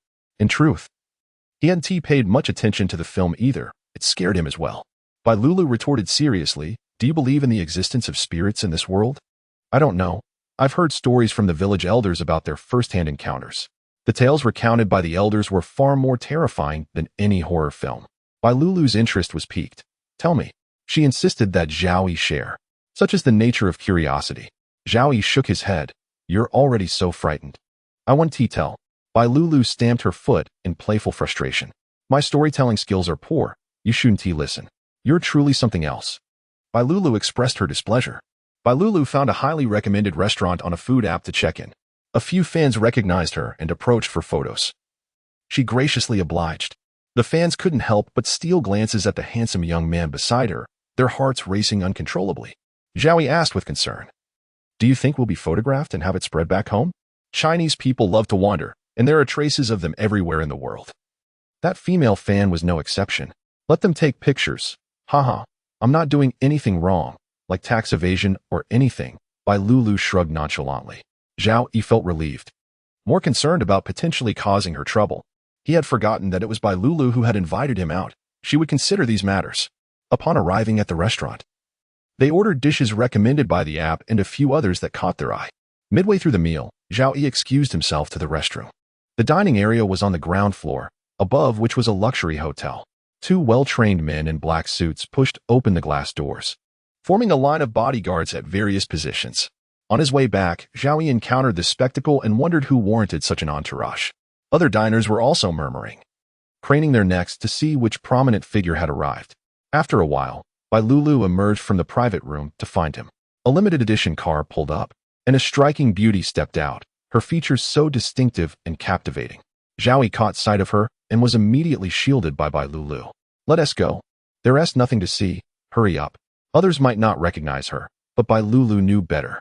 The CF family thrived in international business, navigating both the legitimate and illicit, with Xianing being a standout among the new generation. The gap between Bai Lulu's family and the CF family was vast, as firearms and arms were not something just anyone could handle. The Bai family merely ran a large business. Just a quick look won't hurt, will it? So many people are watching. Bai Lulu pushed Zhao Yi along. "Oh no, what if Xianing takes a liking to you?" Although she could not be certain of Xianing's preferences, she did not wish to invite unnecessary complications. It was best to avoid unnecessary attention while abroad. "You're right." Zhao Yi turned his face, following Bai Lulu. "But just a glance won't hurt, right? Everyone else is looking." Bai Lulu raised her voice, "Zhao Yi," fearing her displeasure. Zhao Yi refrained from looking and returned to the private room. As Xianing passed by, her long black hair swayed, and a student ID slipped from her grasp. She merely glanced at it, and immediately a bodyguard picked it up and presented it to her. "Put it away for now," Xianing commanded succinctly as she stepped into the elevator heading to the presidential suite. Chapter 27. Ambiguity. By Lulu and Zhao Yi, having feasted to their satisfaction, exited the restaurant. Passers-by cast curious glances at Zhao Yi, at a nearby stall selling hats and sunglasses. Bai Lulu paused to select a duckbill cap and a pair of shades. She adorned Zhao Yi with the cap, pressing down the brim, and slipped on the sunglasses. "This is how you should dress," she declared. Zhao Yi, puzzled, removed the sunglasses. "What are you doing? The world seems so much brighter without them." "Just so that no girl can whisk you away while I'm unable to intervene," Bai Lulu replied. Zhao Yi chuckled. "You're being overly dramatic." Ultimately, he decided to don just the hat. As they strolled through the streets rich with foreign charm, Zhao Yi marveled at everything around him. At that moment, the last person he wished to encounter appeared, Sun Huan, with her alluring, voluminous waves, her gaze drifting past Bai Lulu to fixate on Zhao Yi. "Avoiding me?" she purred with a hint of playful malice. "Am I really that intimidating?" Cousin Bai Lulu interjected, positioning herself protectively in front of Zhao Yi. But Zhao Yi spoke directly. "I'm not avoiding you. I simply don't wish to engage." His words cut deeper than intended. Sun Huan's expression shifted to one of hurt. "Brother, I acknowledge that I overstepped before. Can you please not be so cold towards me?" Zhao Yi sighed. "Sun Huan, we come from different worlds. It's best we cease our contact. We belong to entirely separate realms." He refrained from calling her sister this time. And Sun Huan's keen intuition sensed a pang of anxiety, prompting her to step forward urgently. "Are you still upset about what happened last time? Please don't ignore me." Bai Lulu interjected. "Could you be a bit more discreet?" "Yes, right here." Zhao Yi opened his mouth to respond, but ultimately chose silence, his surprise evident. He had never anticipated such a reason. Bai Lulu had never witnessed her composed cousin unravel in this manner for anyone, intensifying her sense of urgency. "Let us go," she urged, pulling Zhao Yi away. Sun Huan called after them. "Add me on WeChat first." As they distanced themselves, Zhao Yi expressed gratitude. "Thank you for rescuing me." Bai Lulu shyly brushed her hair behind her ear, smiling awkwardly. "I thought you might be upset with me." Zhao Yi shook his head. "You mentioned that I'm not from the same world as your cousin. What about with me?" Bai Lulu inquired, observing Zhao Yi's reaction closely. Zhao Yi turned slightly, their gazes locking momentarily, and he noticed her shy demeanor, as if she had been caught in an act. He pondered, why would she ask such a question? The atmosphere subtly warmed, and their intertwined glances seemed to convey unspoken understanding. Zhao Yi touched the back of his neck, lowering his gaze to the cracked pavement beneath them. He hesitated, realizing they were indeed from different worlds. She was a star in the spotlight, an unreachable figure behind a screen. Zhao Yi perceived the flicker of hope in Bai Lulu's eyes dimming, and in that instant, he felt as though he comprehended everything, yet he hesitated to be certain. His palm warmed slightly, and his ears flushed red. Bai Lulu earnestly asked, "I only have you as a friend. Without you, no one speaks to me. Is he that important?" Her words left Zhao Yi feeling a tad embarrassed. "All right, as long as you're willing to chat with me." Zhao Yi looked at her earnestly. "Lulu, you truly bring a lot into my life." Distant neon lights flickered, and amidst the bustling crowd, they stood facing each other, time seemingly slowing down. Bai Lulu blushed. "I haven't done anything." You took me to see the ocean, Zhao Yi said, a satisfied smile gracing his face as he gazed skyward. Bai Lulu beamed sweetly. Her cheeks dimpled. You're easily pleased. It's sufficient, he replied. I wonder what greater surprises await you. Now you've piqued my curiosity, she teased. Their conversation flowed pleasantly as their figures gradually receded into the distance. Zhao Yi scrolled through the photos of the seaside on his phone, feeling content, including a video Bai Lulu had unwittingly intruded upon. He had sent it to her earlier, yet he wouldn't share it online. Who would have thought that an ordinary university student could enjoy such pleasures, dining face-to-face with a renowned star? After playing a couple of games, Zhao Yi decided it was time for bed. A soft knock on the door interrupted him as he pulled back the covers and opened it to find Bai Lulu clutching a pillow, her delicate face filled with trepidation. Can I sleep with you tonight? Every time I close my eyes, horror movie scenes flood my mind. I'm genuinely afraid to emerge from the covers. Zhao Yi sighed. You really are both naive and playful. He shifted aside, and Bai Lulu quickly slipped in, apologizing. Sorry for the trouble. It's fine, Zhao Yi replied nonchalantly. Bai Lulu settled at the edge of the bed while he retrieved a blanket from the cupboard to lay on the floor. You're going to sleep on the floor? She asked in astonishment. Zhao Yi, having prepared his spot, simply said, yes. Bai Lulu looked at the hard ground for a moment, concerned. Isn't it too cold down there? How about she hinted at the ample space on the bed? Yet Zhao Yi remained oblivious to her suggestion. It's all right. I'm sturdy, and being young means I can handle a night on the floor. He lay down on the arranged bedding, arms behind his head, feeling comfortable enough. Bai Lulu, concerned, asked, what kind of life have you lived? Zhao Yi smiled lightly. Nothing much, just a bit impoverished. Perhaps the topic was too heavy. And Bai Lulu fell silent, merely wishing him good night. Good night, he replied, closing his eyes and gradually drifting into slumber. On Sunday night, they boarded a private jet, sleeping until they returned. Such convenience was unimaginable to Zhao Yi. They landed at 6 in the morning, the dawn breaking, half the sky still shrouded in dimness. Bai Lulu would return to her work, and Zhao Yi to his classes. As they disembarked from the private jet, a chauffeur awaited nearby. Bai Lulu called out to Zhao Yi, is there anything you wish to say to me? Caught off guard, Zhao Yi pondered what he might say. The air thickened with unspoken feelings as Bai Lulu stepped closer, inquiring, really nothing? What do you want to tell me? Zhao Yi directly asked. Bai Lulu hesitated, her sweet smile radiating anticipation from her beautiful eyes. What did you think of this trip? Was there anything worthwhile? Indeed, many things, Zhao Yi replied, his joy palpable. Bai Lulu's fair skin flushed slightly with excitement, such as? In the chilly morning, Zhao Yi pulled out his phone. I took many photos of the ocean, the scenery. Look, I'm sorry I didn't capture you. I want to share them. Bai Lulu smiled faintly, encouragingly. What else? Just that. I'm very content, he said. Such an honest child, she teased. Next time, let us go on another date. You can choose the destination, all right? Another time? Zhao Yi hesitated, unsure of how to respond. Nearly nodding in agreement. As he turned to leave the airport, Bai Lulu watched his simple silhouette, not particularly grand, yet captivating enough to keep her gaze fixed. This was love at first sight, destined to be. Her heart raced faster as she called his name, arms outstretched. Let us hug. Bai Lulu playfully tilted her head, her cheeks revealing sweet dimples, a final farewell to conclude our journey. Zhao Yi thought, if I don't hug her, who knows when we might meet again. He embraced her, considering it a mere friendly farewell. Zhao Yi gently embraced Bai Lulu, his hand resting on her back. After a moment, they parted ways.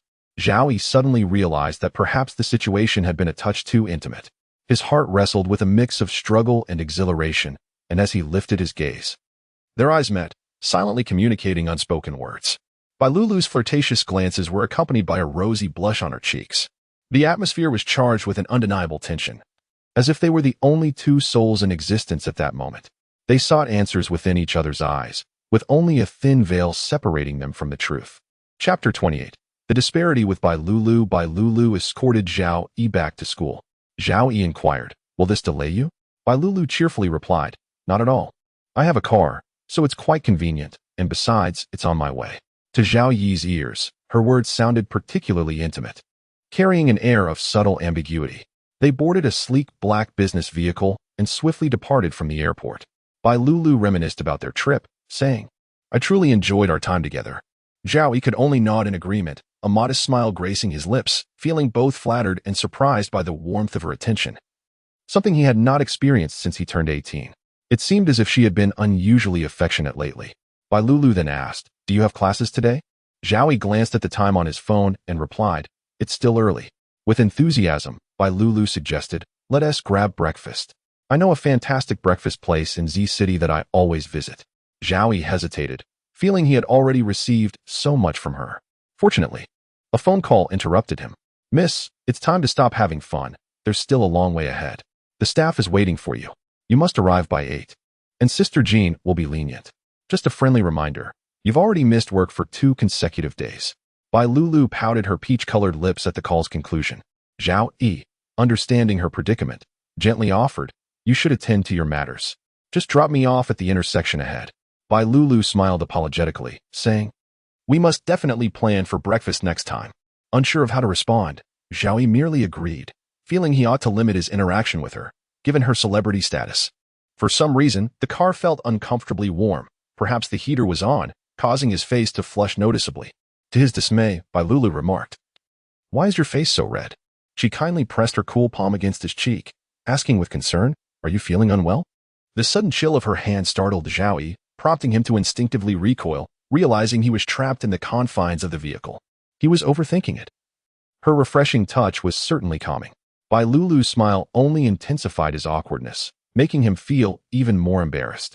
Upon arriving at the school, Zhao Yi hastily exited the car, practically fleeing the scene. Bai Lulu called after him, but he was too caught up in his mortification to respond. As he walked into the school, his racing heartbeat gradually settled.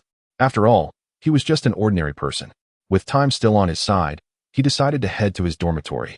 Feeling a pang of longing after 2 days apart, panting as he climbed 6 flights of stairs, he pushed open the dormitory door. Lu Dazhuang, upon seeing him, jested, hey, where did this handsome guy come from? I thought someone had mistakenly entered our dorm. He playfully punched Zhao Yi's arm. Xiong Qiu peeked out, exclaiming, wow, Zhao Yi, you've become even more handsome. I hereby declare you the most handsome guy in dorm 608. You can have my title. Zhao Yi felt a swell of pride. Indeed. Celebrity standards were quite remarkable. Li Lin, with a teasing smile, chimed in. When do you not think that? Shut up, Xiong Qiu retorted playfully. Through their time together, Xiong Qiu's delicate features and refined hobbies became apparent. He enjoyed photography and often captured images of himself and their roommates. When asked if he preferred men, he denied it, claiming to have a girlfriend.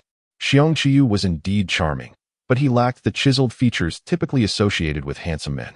That outfit must have cost a fortune, Li Lin remarked, noting Xiong Qiu's designer shirt, which likely cost 4 digits.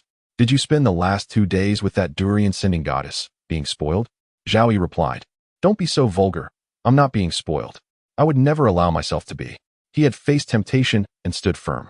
Even if Xin Huan was youthful and alluring, engaging in such an immoral profession was despicable. If everyone followed such a trend, the world would become a much more corrupt place.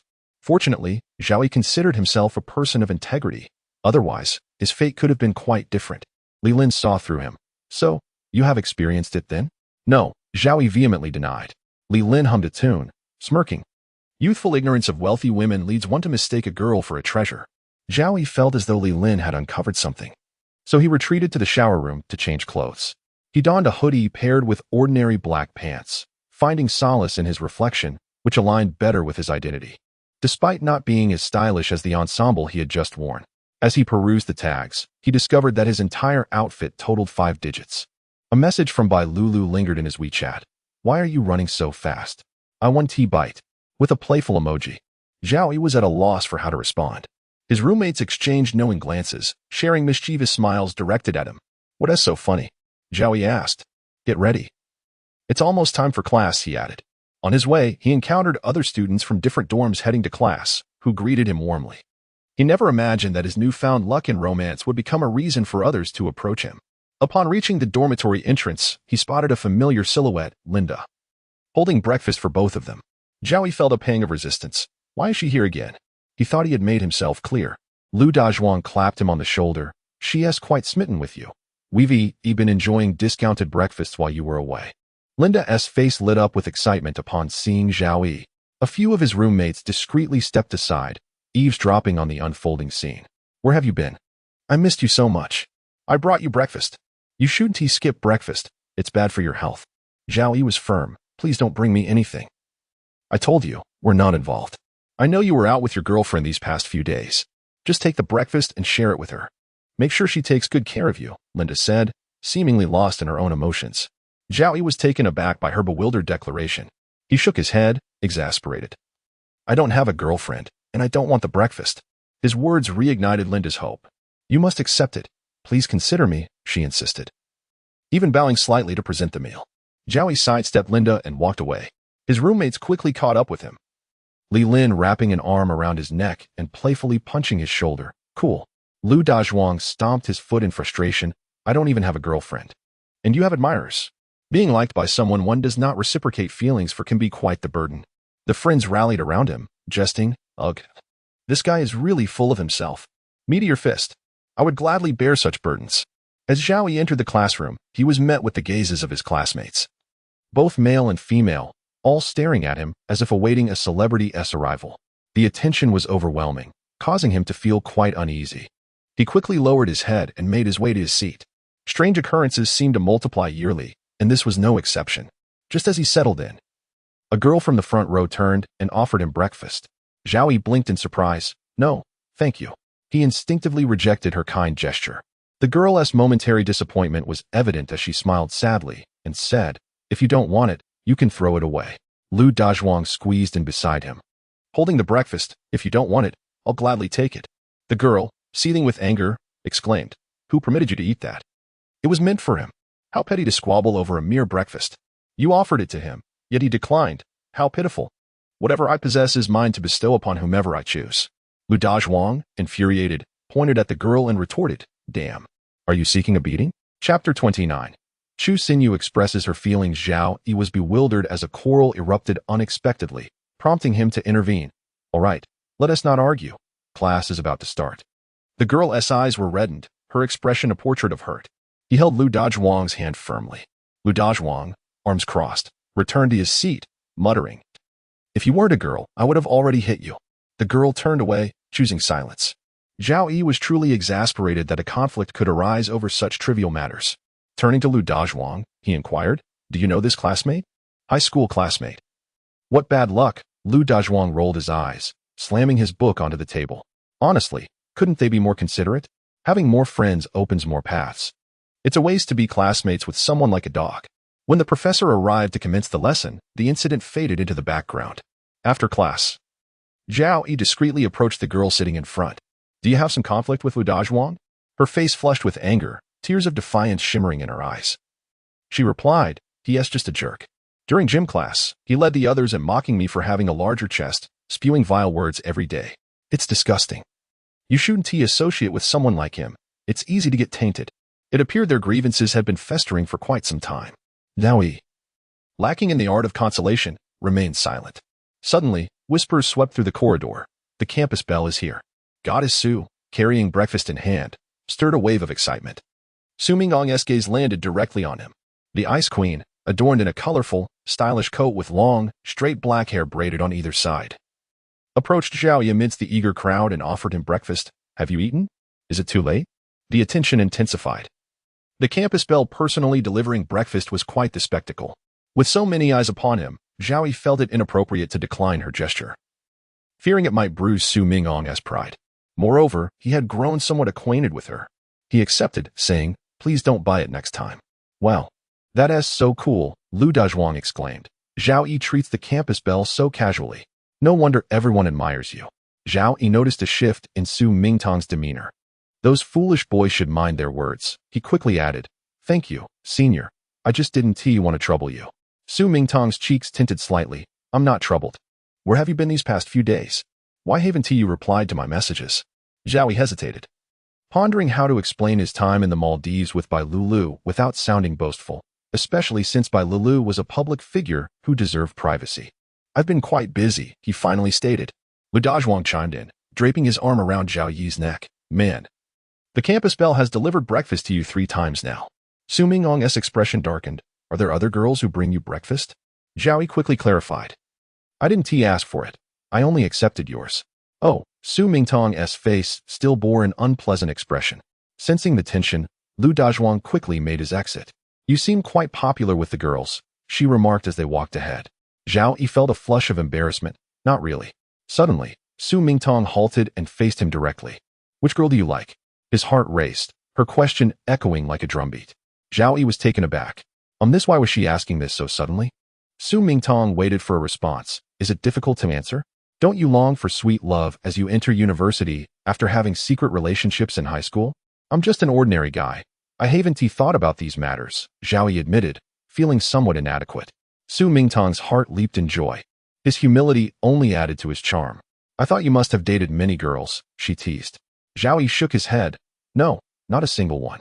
He recalled that Su Mingtong, as the campus belle, had admirers among the wealthy elite.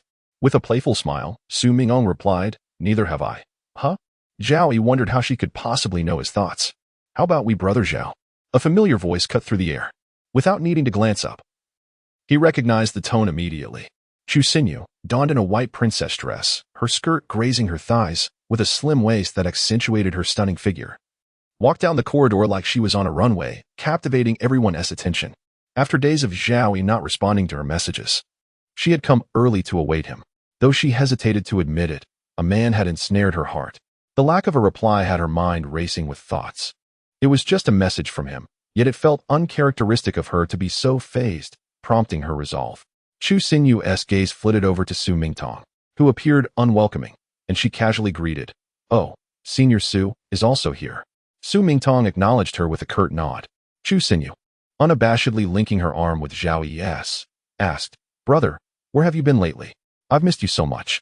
Zhao Yi felt a headache coming on. Each time Chu Xinyu and Su Mingtong crossed paths, it seemed to spell trouble. I don't need to report my whereabouts to you, do I? Chu Xinyu playfully shook his arm. I was just asking. Her tone could likely sway 80% of men. Su Mingtong's exquisite features grew colder, and Zhao Yi felt the chill as she turned away. Senior, he called after her, but Su Mingtong's silhouette faded into the distance. With a sigh, he extracted himself from Chu Xinyu's embrace, only to find her wide-eyed and innocent. We should maintain some distance, he advised earnestly. Brother, what do you mean? I don't understand, she replied, her tone sweet. How about you be my boyfriend?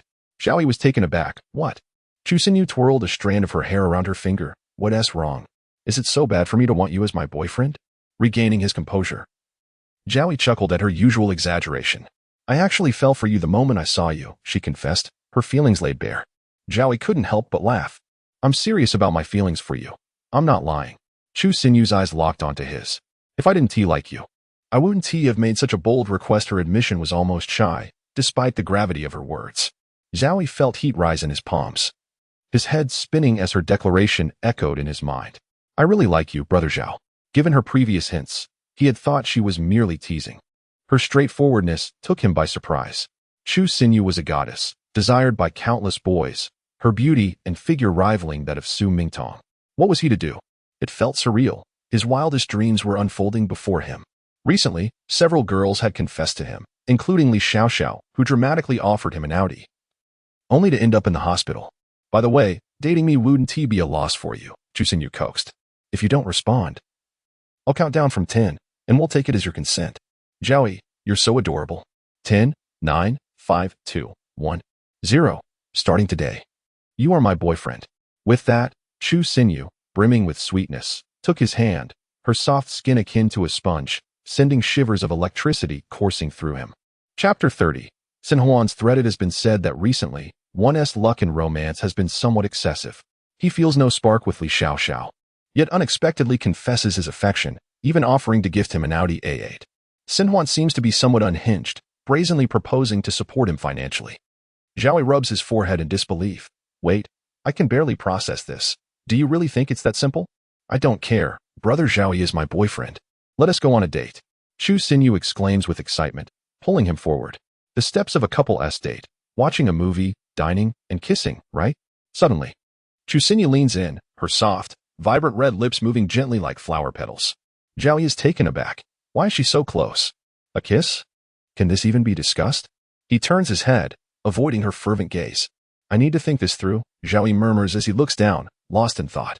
He feels no attraction to Li Xiaoxiao, and Sin Huan's behavior is perplexing. Their social standings are worlds apart. And now Sin Huan is attempting to bind him with her actions. Chu Xinyu has her own issues. She is not his ideal type. Finding a genuinely normal partner seems an insurmountable challenge. Chu Xinyu affectionately clasps Zhao Yi's arm. What is there to think about? Let us try kissing. Her beautiful lips draw near once more. Zhao Yi jolts back to reality, swiftly stepping aside. We're not suited for each other, he declares before bolting away. After calming his thoughts, Zhao Yi realizes he is unsure of what he truly desires.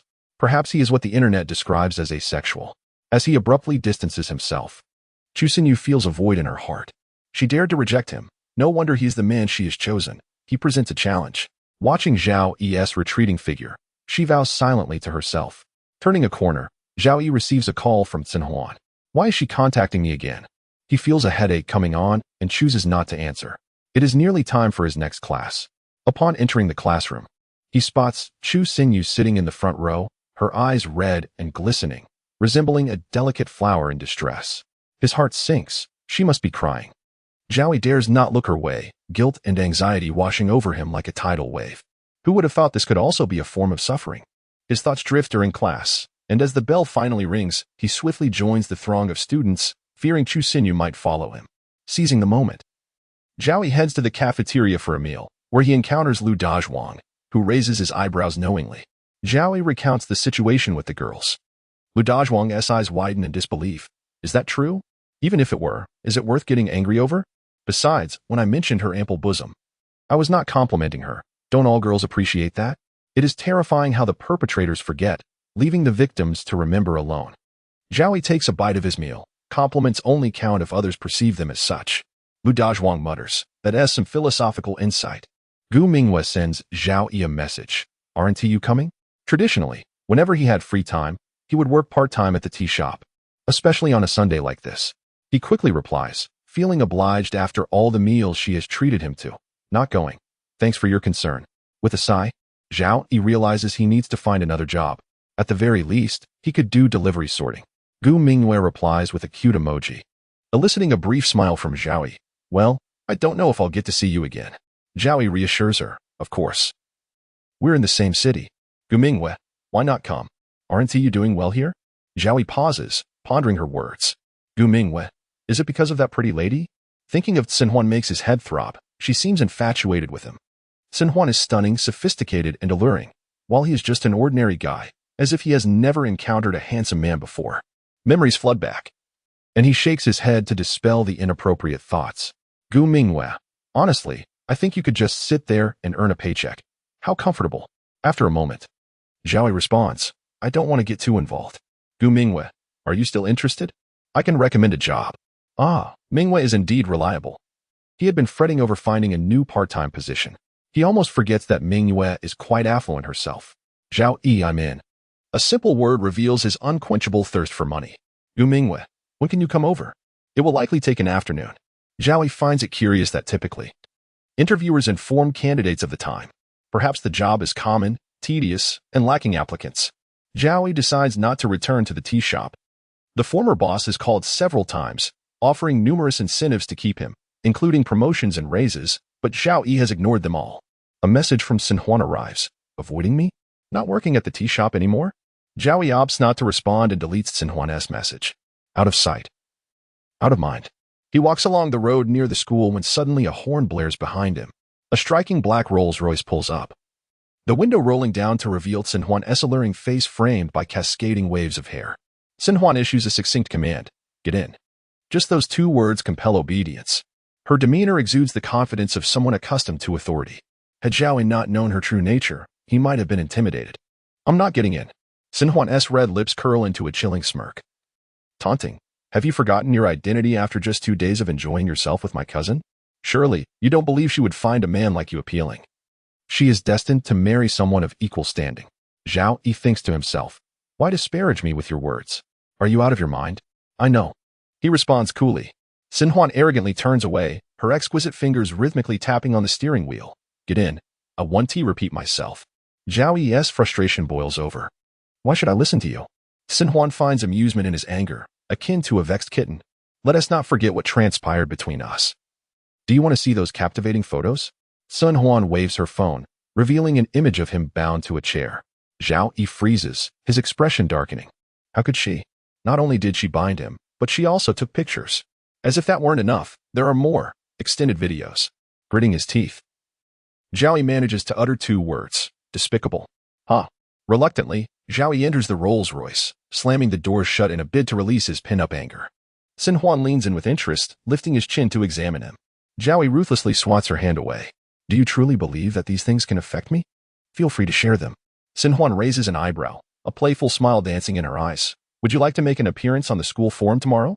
She opens her phone, releasing the sound of a man's low gasps and the crack of a whip, with only the silhouette of high-heeled shoes visible. It is akin to an adult film where the roles are reversed, and he is the one being whipped. What will his female classmates think of him? Will he ever find a girlfriend again? Just hearing those sounds makes Zhao Yi's face flush. He lunges to snatch Sin Huan's phone, but she anticipated his move, swiftly locking the screen and hiding it behind her back. Their bodies brush against one another in the luxurious scent of the Rolls-Royce, which is distinctly feminine. Sin Huan notices the stubbornness reflected in his bright eyes. He is so focused on retrieving the phone that he nearly presses against her. Frustrated, Zhao Yi nearly reaches his goal. Why am I so agitated? It's not like I care. Sin Huan wears a mischievous smile, inciting his ire. Zhao Yi, seething with anger, exclaims, Sin Huan, what have I done to deserve this? Why are you treating me this way? Sin Huan snorted softly, her beautiful eyes locking onto him, the glint within them sharp as blades, as if they were gripping Zhao Yi's throat directly. I demand your obedience. Chapter 31. The Threat of Sin Huan Part 2. Sin Huan raised her chin, glancing around as if appraising a cabbage by the roadside. Look at this utterly unremarkable face. How could I possibly be interested in a man like you? She taunted, her words striking Zhao Yi's heart like a hammer. He felt an overwhelming urge to question her. Why should I? Sin Huan's stunning visage bore a brazen smile. Because I find you intriguing. If it weren't for her being a woman, Zhao Yi would have relished the opportunity to land a punch on her face. She was indeed a woman with a heart as venomous as a snake. Or perhaps you desire photos and thrilling videos to be leaked. Zhao Yi retorted, Sin Huan, you don't even resemble a woman. You're as shameless as a man. Such insults barely grazed Sin Huan's skin. Enough chatter. My time is valuable. If you obediently follow my lead, wealth and luxury will be yours, she proclaimed. Convinced that no man could refuse her enticing offer, Zhao Yi, filled with indignation, spat, You toxic woman. He forcefully attempted to open the car door, only to find himself trapped within the confines of the Rolls-Royce. Rising from his seat, he bent down, only to receive a sharp slap on his rear. Instantly, his face flushed with a mix of embarrassment and anger. What are you doing? It was a relentless assault on his dignity. He truly believed Sin Huan must be deranged. Wishing to pry open her mind to uncover her thoughts. Be honest, Sin Huan instructed. Zhao Yi, feeling utterly humiliated, sat in the passenger seat, with a slight smirk. Sin Huan remarked, men's backsides are naturally more pronounced than women's. They are simply meant to be spanked. Who could comprehend the fact that he was being harassed by a female rogue? Zhao Yi was utterly at a loss for words. Sin Huan accelerated the car, speeding away like a rocket. Zhao Yi leaned forward, bumping his head against the dashboard, muttering, For heaven's sake, can't you drive a bit slower? With one hand casually resting on the steering wheel, Sin Huan nonchalantly replied, Don't you know how to fasten your seatbelt? Would you like me to assist you? Zhao Yi shoved her hand away from his chest, responding coldly, No need. After a moment, Zhao Yi chastised her, Sin Huan, thank goodness I'm a man. If I were a woman, your actions would warrant criminal charges, and you'd be serving years in prison. Sin Huan dismissed his words with a scoff. Oh really? When did men become the weaker sex? Zhao Yi felt a surge of frustration. Eventually, Sin Huan drove him to a luxurious hotel. Zhao Yi adamantly refused to exit the vehicle. Leaning against the car door, Sin Huan's exquisite face loomed closer, her gentle laughter echoing, Don't worry. I'm not that heartless. We're merely dining together. With such beauty, it was a pity she engaged in such conduct. The more vibrant the flower, the more poisonous it could be, Zhao Yi mused inwardly before finally alighting from the car. Sin Huan placed her hand on his lower back, teasingly stating, You need to eat well to have the energy for exercise. Zhao shot her a glare, shaking off her unwelcome touch. Her irritation brought Sin Huan satisfaction. The doorman cast envious glances in their direction. Zhao Yi thought bitterly, You have no idea how shameless she truly is. The world is pitiful, judging only by appearances. Inside the VIP room, Sin Huan presented him with the menu. This was not the treatment one would expect from a woman, and Zhao Yi cast it aside, his displeasure evident. Sin Huan, unfazed, ordered all the signature dishes for the table. Soon, a feast of delightful cuisine filled the table, yet Zhao Yi remained still, unwilling to partake. Sin Huan, hands clasped and chin resting upon them, observed him with interest. I quite like you like this, full of life. Not the stiff person I met before. Now, you're like a puppy showing its claws. Zhao Yi retorted with disdain. You're sick. Maybe you should see a doctor. Such a beautiful face is wasted on you. Her words rolled off Xin Huan like water off a duck's back. Picking up her chopsticks, she sampled the food. Oh, are you really planning to starve yourself? If you want to eat, I certainly will. It's too delicious. Yet, Zhao Yi refused to take a single bite, rejecting both the food and the person treating him. By the time Xin Huan finished her meal, her expression soured as Zhao Yi's indifference became glaringly evident. He cared little for her displeasure. This was about his dignity. Rising abruptly, Zhao Yi scraped his chair against the floor, the sound grating. As he turned to leave the room, finding a noodle shop nearby, he ordered a bowl of ramen and distracted himself with his phone while waiting. White Lulu, noticing his prolonged silence, tapped him lightly. He stared blankly at the unread messages from Tang Xian, watching the count rise from 2 to 3. Uninterested in replying, he buried himself in his steaming bowl of ramen. Just then, a voice call came through, marked by White Lulu's name, and he hastily answered. Before he could speak, she expressed concern. Did I do something wrong on our last trip? Did I upset you? Why are you so cold to me? Her gentle voice was soothing. Yet Zhao Yi dismissed her immediately. No, that's not it. She had covered all expenses for their meals and lodging. He had no complaints. White Lulu's voice brightened. Then why are you ignoring me? Are you just too busy? The contrast between Xin Huan and White Lulu struck Zhao Yi. One was lively and welcoming. The other a domineering temptress. Yes, I've been a bit busy, he replied. Life's fast-paced these days. Everyone has their own struggles. White Lulu laughed lightly, asking, What are you doing right now? Zhao Yi stirred his noodles, eating. Oh, what a coincidence. I'm also having my meal. She giggled. The hour had passed 1 o'clock. But she shifted the topic, sensing his lack of enthusiasm and refraining from suggesting a meal together. With warmth in her voice, she asked, Do you have something on your mind? You can share it with me. Things have been happening at both the crew and the company. Her soothing tone felt like a balm to Zhao Yi's wounds, but he found himself at a loss for words. After all, Xin Huan was her cousin. Discussing such matters would only lead to judgment against him. He was merely an ordinary person. Why should he endure such turmoil? No worries. I have to get back to work. I'll hang up now. Although White Lulu had more to say, Zhao Yi ended the call. He finished his ramen in a few bites, sipped the broth, and then departed. Feeling drained, he returned to the school. Upon entering his dormitory, a message from Xin Huan appeared on his phone. I've arrived at the school. Zhao Yi couldn't be bothered to read it, let alone reply. Attached was a photo of her with her hands bound to the bed. Zhao Yi's eyes widened in disbelief as he cursed her ancestors silently. What do you want from me? Are you even a woman? Can't you show some shame? Xin Huan replied, I refuse to be bound by gender roles. I advocate for gender equality. Zhao Yi was infuriated, her words oozing with pride. He was utterly exasperated. That night, sleep eluded him. The next morning, as Zhao Yi brushed his teeth, fatigue was etched on his face. The toothbrush was ineffective, and he noticed the bristles had worn down. After his final brush, he tossed it in the trash, which was already full. He casually took the bag down to the green dumpster outside the dormitory. Those who had to rise early for the 8 o'clock class truly suffered, especially when threatened by Xin Huan with such compromising photos. Yawning, he walked away, unaware of the figure that emerged behind him, clad in a mask, who picked up the garbage he had just discarded. Upon closer inspection, those hybrid-hued pupils unmistakably belonged to Tang Xian. Chapter 32. The bright moon introduces work. Tang Xian stuffed a black garbage bag into her backpack and found a secluded space to retrieve the prepared white gloves from her pocket. She rummaged through the trash, growing increasingly exhilarated until she discovered Zhao Yi's toothbrush. Tang Xian gazed at it with obsession, her thumb grazing over the bristles. Droplets of water scattering into the air. Why should he ignore her? She was merely seeking solace. Since childhood, Tang Xian had recognized this peculiar quirk of hers, which had led to a painful breakup with her previous boyfriend abroad. Meanwhile, Zhao Yi received a WeChat message while walking. Su Mingtong, what are you up to? The sight of Su Mingtong's message lightened Zhao Yi's heart considerably. In contrast, Xin Huan had also messaged him about her activities, but he had no desire to respond. Zhao Yi replied to Su Mingtong, students must attend classes. Su Mingtong, oh, right.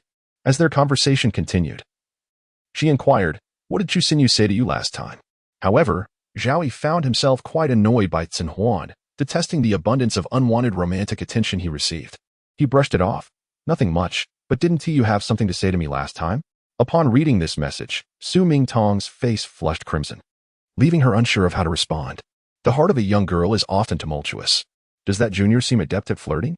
Zhao Yi glanced at his phone, noticing no new messages from Su Mingtong, and promptly turned it off as he prepared for class. He focused on his studies when a flurry of messages bombarded him. Sin Huan, send me your class schedule. Zhao Yi was entirely disinterested and tossed his phone aside, impatiently hanging up when she called. Zhao Yi retorted, what do you want? Sin Huan, a middle finger emoji. I want to be on top. Zhao Yi was momentarily at a loss, his fingers trembling as he pondered what to say. He was furious, questioning how someone could be so shameless. Sin Huan boldly declared, the man I desire is one I can have. Sin Huan continued, I am wealthy and attractive. What is there to be dissatisfied with? You should realize how many men would covet the chance to be in your position. Do not be ungrateful. Zhao Yi remained silent. Sin Huan, even if you don't send me your class schedule, I already know it. Zhao Yi thought to himself, what more is there to ask? Sin Huan had considered that while Zhao Yi was decent looking, he wasn't exceptionally handsome, nor did he possess wealth. Why waste time on a man of such modest means? Matters of the heart are often inscrutable. He held a unique allure for her, captivating women of various accomplishments, from career to education and family background. Sin Huan, I know you have no classes in the afternoon. Come find me, or the consequences will be dire. Zhao Yi glared in frustration. He despised being threatened, even if the threat came from a stunningly beautiful woman. His mood was once again disrupted. After class, a girl who had made an effort to dress up invited Zhao Yi to hang out, but he declined outright, lacking the desire. Lu Dazhuang, on the other hand, was enviously watching from the sidelines. It was all Sin Huan's fault for robbing him of the joy of being approached by girls. Zhao Yi hurriedly reached out to Gu Mingwei. The temporary job you mentioned, I have time now. Gu Mingwei responded almost instantly. Great. She sent him her address. Zhao Yi didn't think twice and headed over. He had no intention of seeking out Sin Huan, following his memory from their last encounter. Zhao Yi arrived at Gu Mingwei's doorstep and rang the bell. When the door opened, Gu Mingwei greeted him with a smile and a wave. Hi, you're here. Zhao Yi nodded and stepped inside. Sunlight streamed through the bright windows into the warm living room. Are you on vacation? Zhao Yi asked, surprised since he thought Gu Mingwei should be at work at this hour.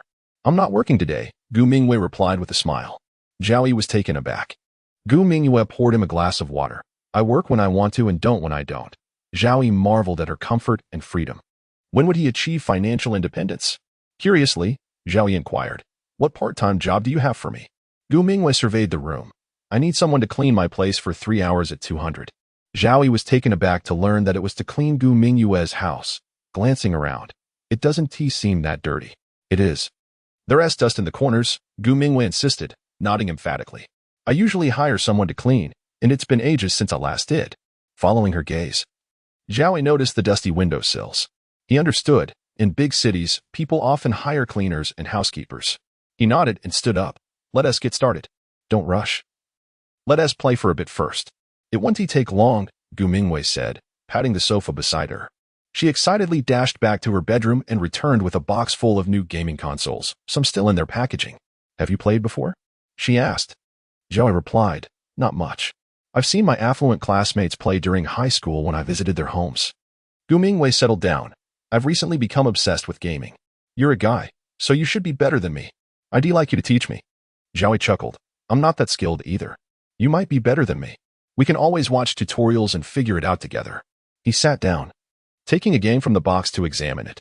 The gaming equipment was worth thousands, a testament to Gu Mingwei's affluence. Before long, they found their rhythm, and the atmosphere filled with laughter as they played. Gu Mingwei squealed, unable to contain her excitement. I can't control it. I'm losing. Zhao Yi smiled, finding solace in her presence, his heavy heart lightening. Time passed swiftly, and after 2 hours, Zhao Yi stood to stretch, glancing at Gu Mingwei. All right. I need to start working, or I won't have enough time. Gu Mingwei pouted, but I'm not done playing. Next time, I'll join you and play. And we can enjoy the gaming setup together, Zhao Yi reassured her. Gu Mingwei sulked slightly. Fine.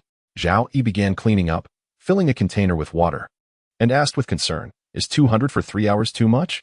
He suspected it was above market price, considering his part-time job at the milk tea shop paid only 10 per hour. He even wondered if Gu Mingwei was deliberately giving him a generous offer. It's standard. That's how I do it. The platform takes a cut, and that's what the cleaner gets, Gu Mingwei explained. Zhao Yi felt his face flush. How could he think such things? He focused on wringing out the cloth and started cleaning diligently. He meticulously tidied every room in the 3-bedroom apartment, ensuring the vanity in the bedroom was spotless, placing everything in order. The bedroom had a distinctly feminine touch, with green leaves visible outside the window and a white hanging chair nearby. On the corner table, a few plush toys were arranged, and a JK outfit hung on a rack. Zhao Yi noted that despite Gu Mingwei's casual appearance, she had a preference for beautiful clothing. This was his first time in a girl's room, and it felt entirely different from a boy's, warmly decorated and far more pleasant in scent. He casually straightened the bedding, mindful of the privacy of her space. By the pillow, he noticed a small green camera. Picking it up, he examined it, realizing she must enjoy photography. It was placed beside her bed for easy access. Curiously, Zhao Yi held it up, puzzled as to why it was so realistic yet non-functional. Did she buy a replica instead of a proper camera? Gu Mingwei was certainly not lacking in funds. He toyed with it for a moment, pressing the switch. Zhao Yi was astonished. It was surprisingly interesting.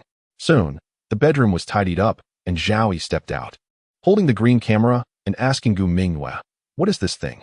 "It's quite cleverly made." Gu Mingwei's face flushed with a rapid rise in temperature, visibly turning crimson. She pounced forward like a famished tiger, snatching the small camera from his hands.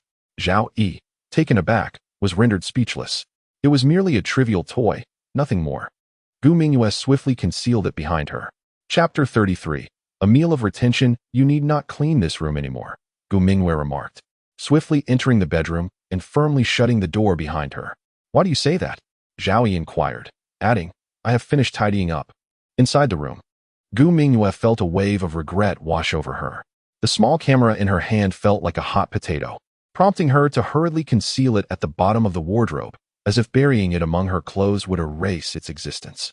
How could she have forgotten such an important item? It was all Zhao Yi's fault for making her so flustered. Had she known, she would never have hired him to clean her room. After a while, Gu Mingwei finally emerged from the bedroom. Zhao Yi sat calmly on a chair. Their eyes met, and Zhao Yi could clearly sense the awkwardness reflected in Gu Mingwei's gaze. She quickly pointed towards the room and explained, "That item was left behind by a friend who stayed over a couple of days ago. We share a very close bond, and she often visits me." "Oh, I see," Zhao Yi replied. Gu Mingwei clarified, "It's not mine. It belongs to her. I'll make sure she retrieves it next time she comes." Zhao Yi surveyed the room, scrutinizing the details of the cleaning. Gu Mingwei's heart raced with anxiety, recalling her earlier misstep, fearing he might uncover something he shouldn't. Although there was nothing scandalous left, the fear lingered.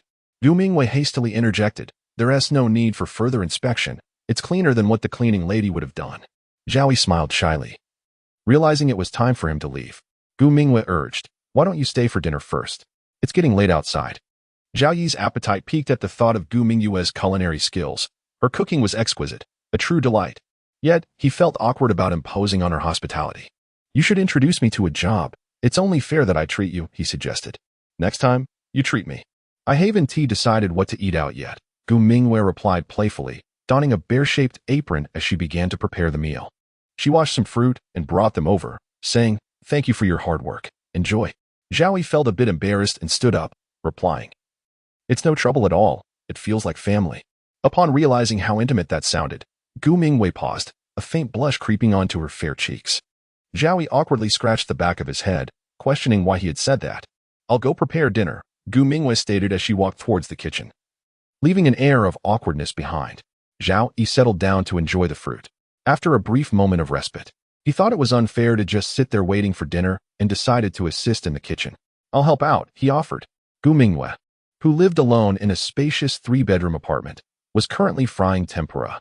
She turned and said to Zhao Yi, "I can manage by myself. You can step out for now."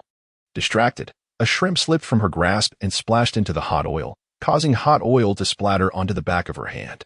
Gu Mingwei winced in pain. "Quick! Run it under cold water," Zhao Yi exclaimed, pulling her hand towards the sink and swiftly turning on the cool water. "It's all my fault. I'm sorry for causing you trouble." As Zhao Yi pressed her hand gently from the side, they appeared as if they were embracing, resembling a couple. The cold water washing over her burn provided an oddly comforting sensation, and Zhao Yi held her hand firmly. Gu Mingwei's heart felt strangely light as she discreetly admired his profile, focused and captivating. In that moment, time seemed to slow, the kitchen creating a small, yet warm space illuminated by bright light. Gu Mingwei wished it would last a little longer. "All right, do you have any burn ointment at home?" Zhao Yi eventually released her hand. Gu Mingwei, still lost in her thoughts, shook her head. Then I must go buy some, Zhao Yi replied. Suddenly recalling the shrimp in the frying pan, Gu Mingwei rushed to salvage them. Oh no, the shrimp. They had already sunk to the bottom. Charred black. Zhao Yi chuckled. I'll be quick. He dashed out to purchase burn ointment. Gu Mingwei silently tidied up the mess. When Zhao Yi returned, the dinner table was set with an array of delectable dishes, and Gu Mingwei was placing chopsticks down. Zhao Yi marveled at the sumptuous spread before him. You didn't need to go to such lengths. A simple meal would suffice. We're friends now. Gu Mingwei's cheeks flushed slightly as she replied softly. There aren't that many dishes. There's also a soup in the kitchen. Take your time. First apply the ointment. I'll serve, Zhao Yi said, pulling her shirt gently to hand her the bag. Gu Mingwei held the burn ointment, feeling its weight, her eyes brimming with gratitude as she lowered her gaze.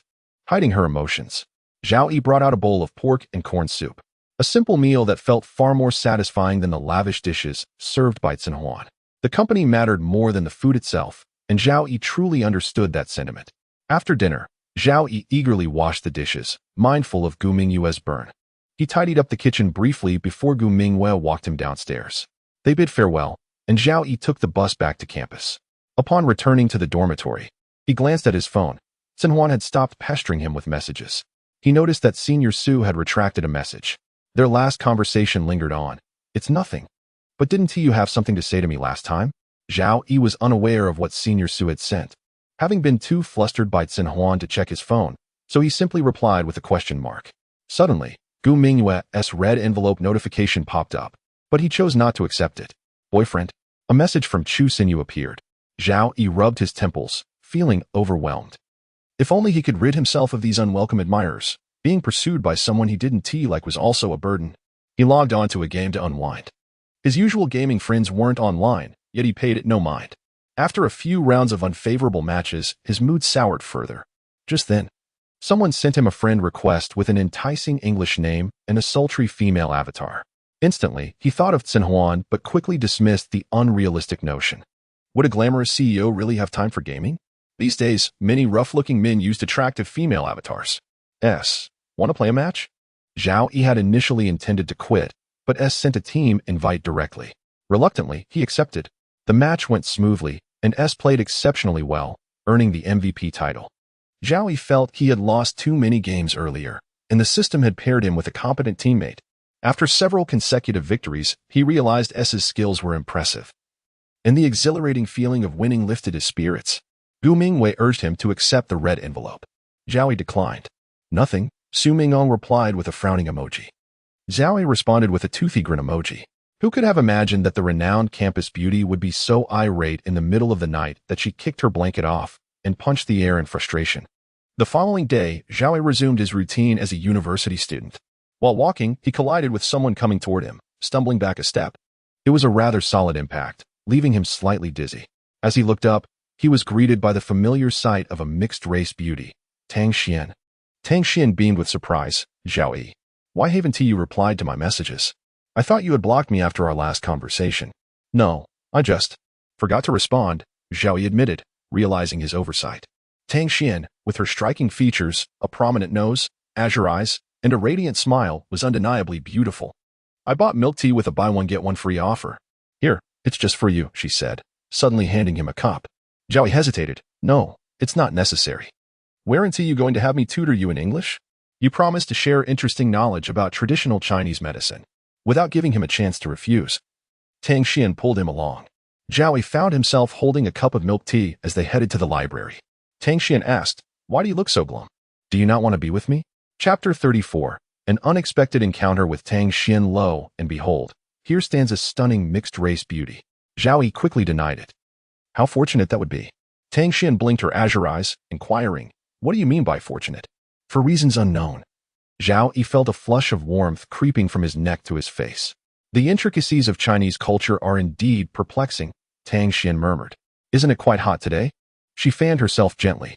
The sunlight streamed in perfectly, illuminating their table by the window. Tang Xian lowered her neckline and shifted closer to Zhao Yi. It appeared she wore no undergarments, a reflection of the more liberated attitudes of foreigners. He recalled seeing foreign women on the subway in low-cut tank tops, attracting many gazes.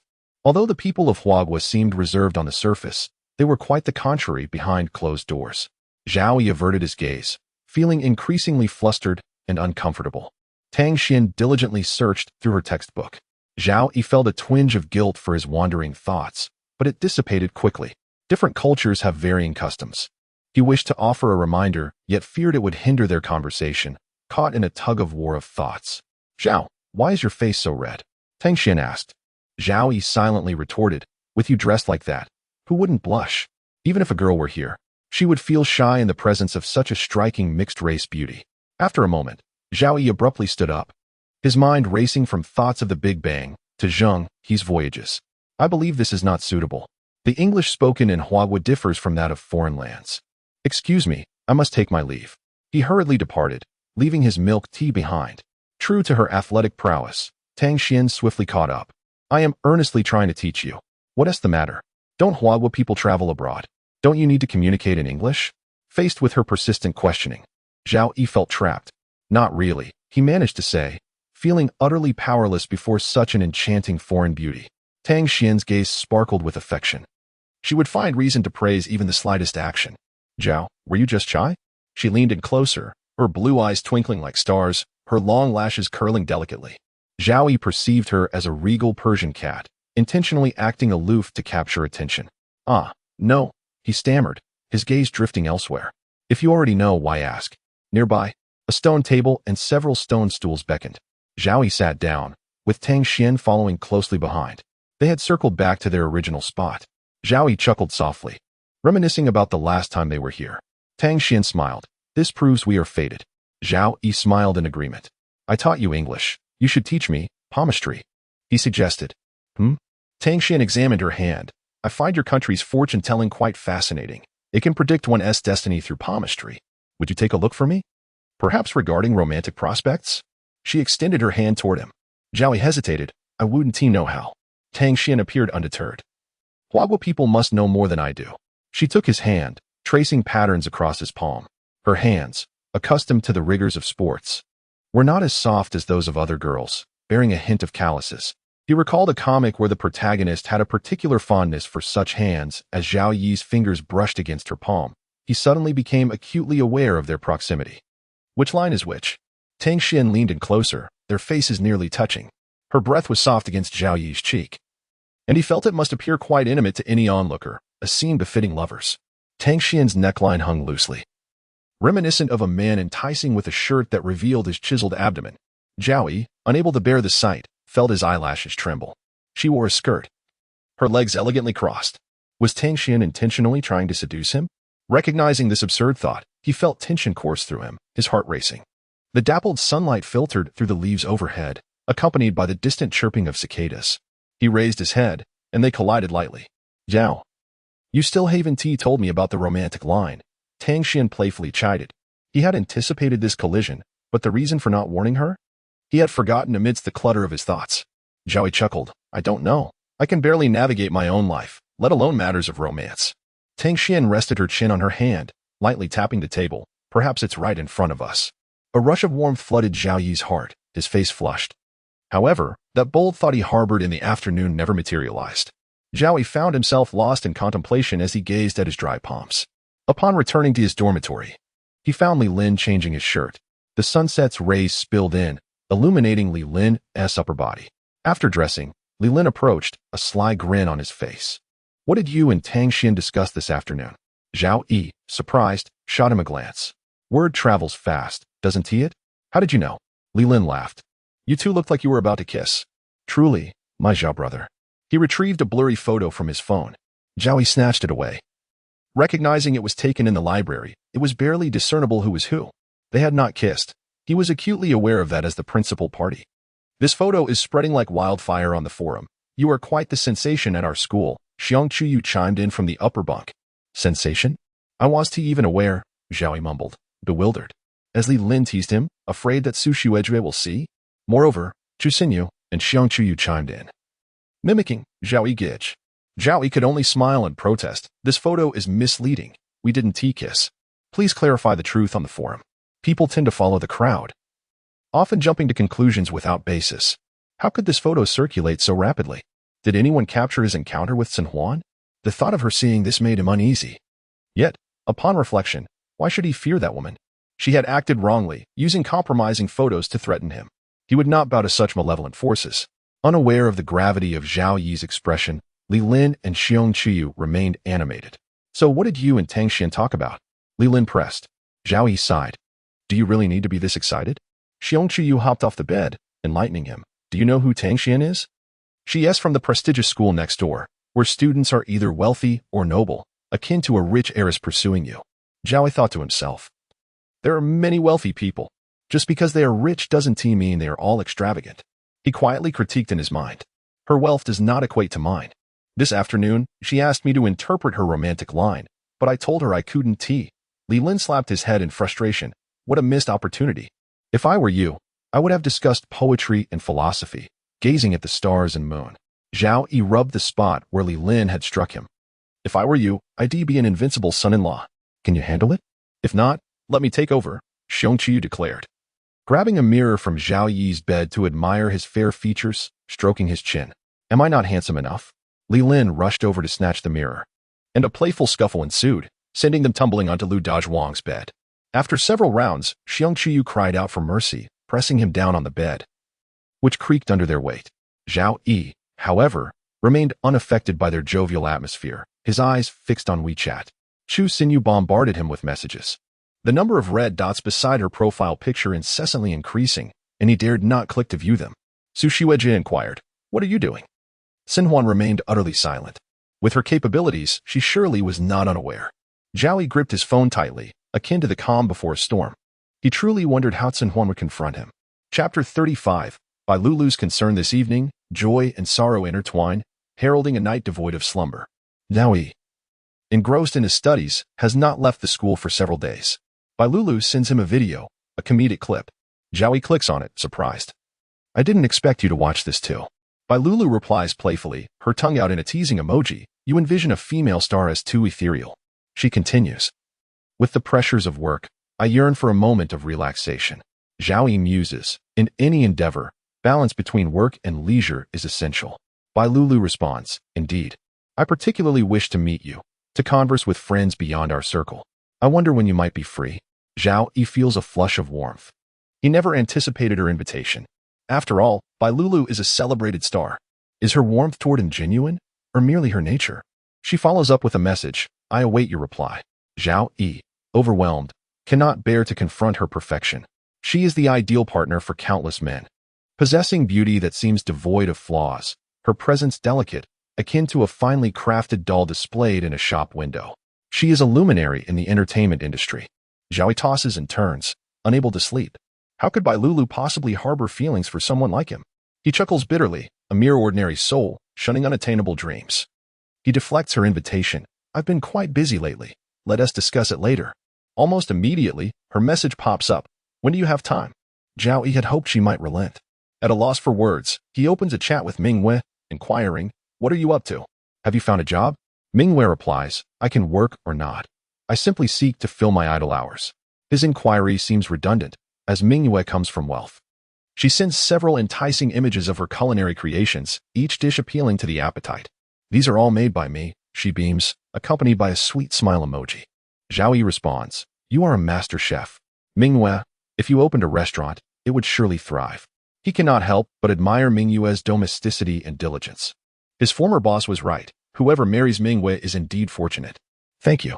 Come enjoy my cooking. Your praise brings me immense satisfaction, she replies. By the way, why haven't you been out recently?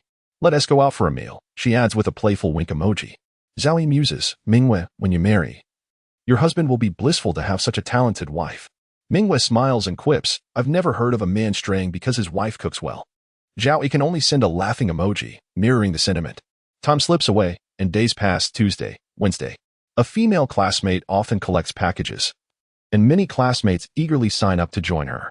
Zhao Yi also volunteers, prompting astonished glances from others, as if they believed he would shy away from such tasks.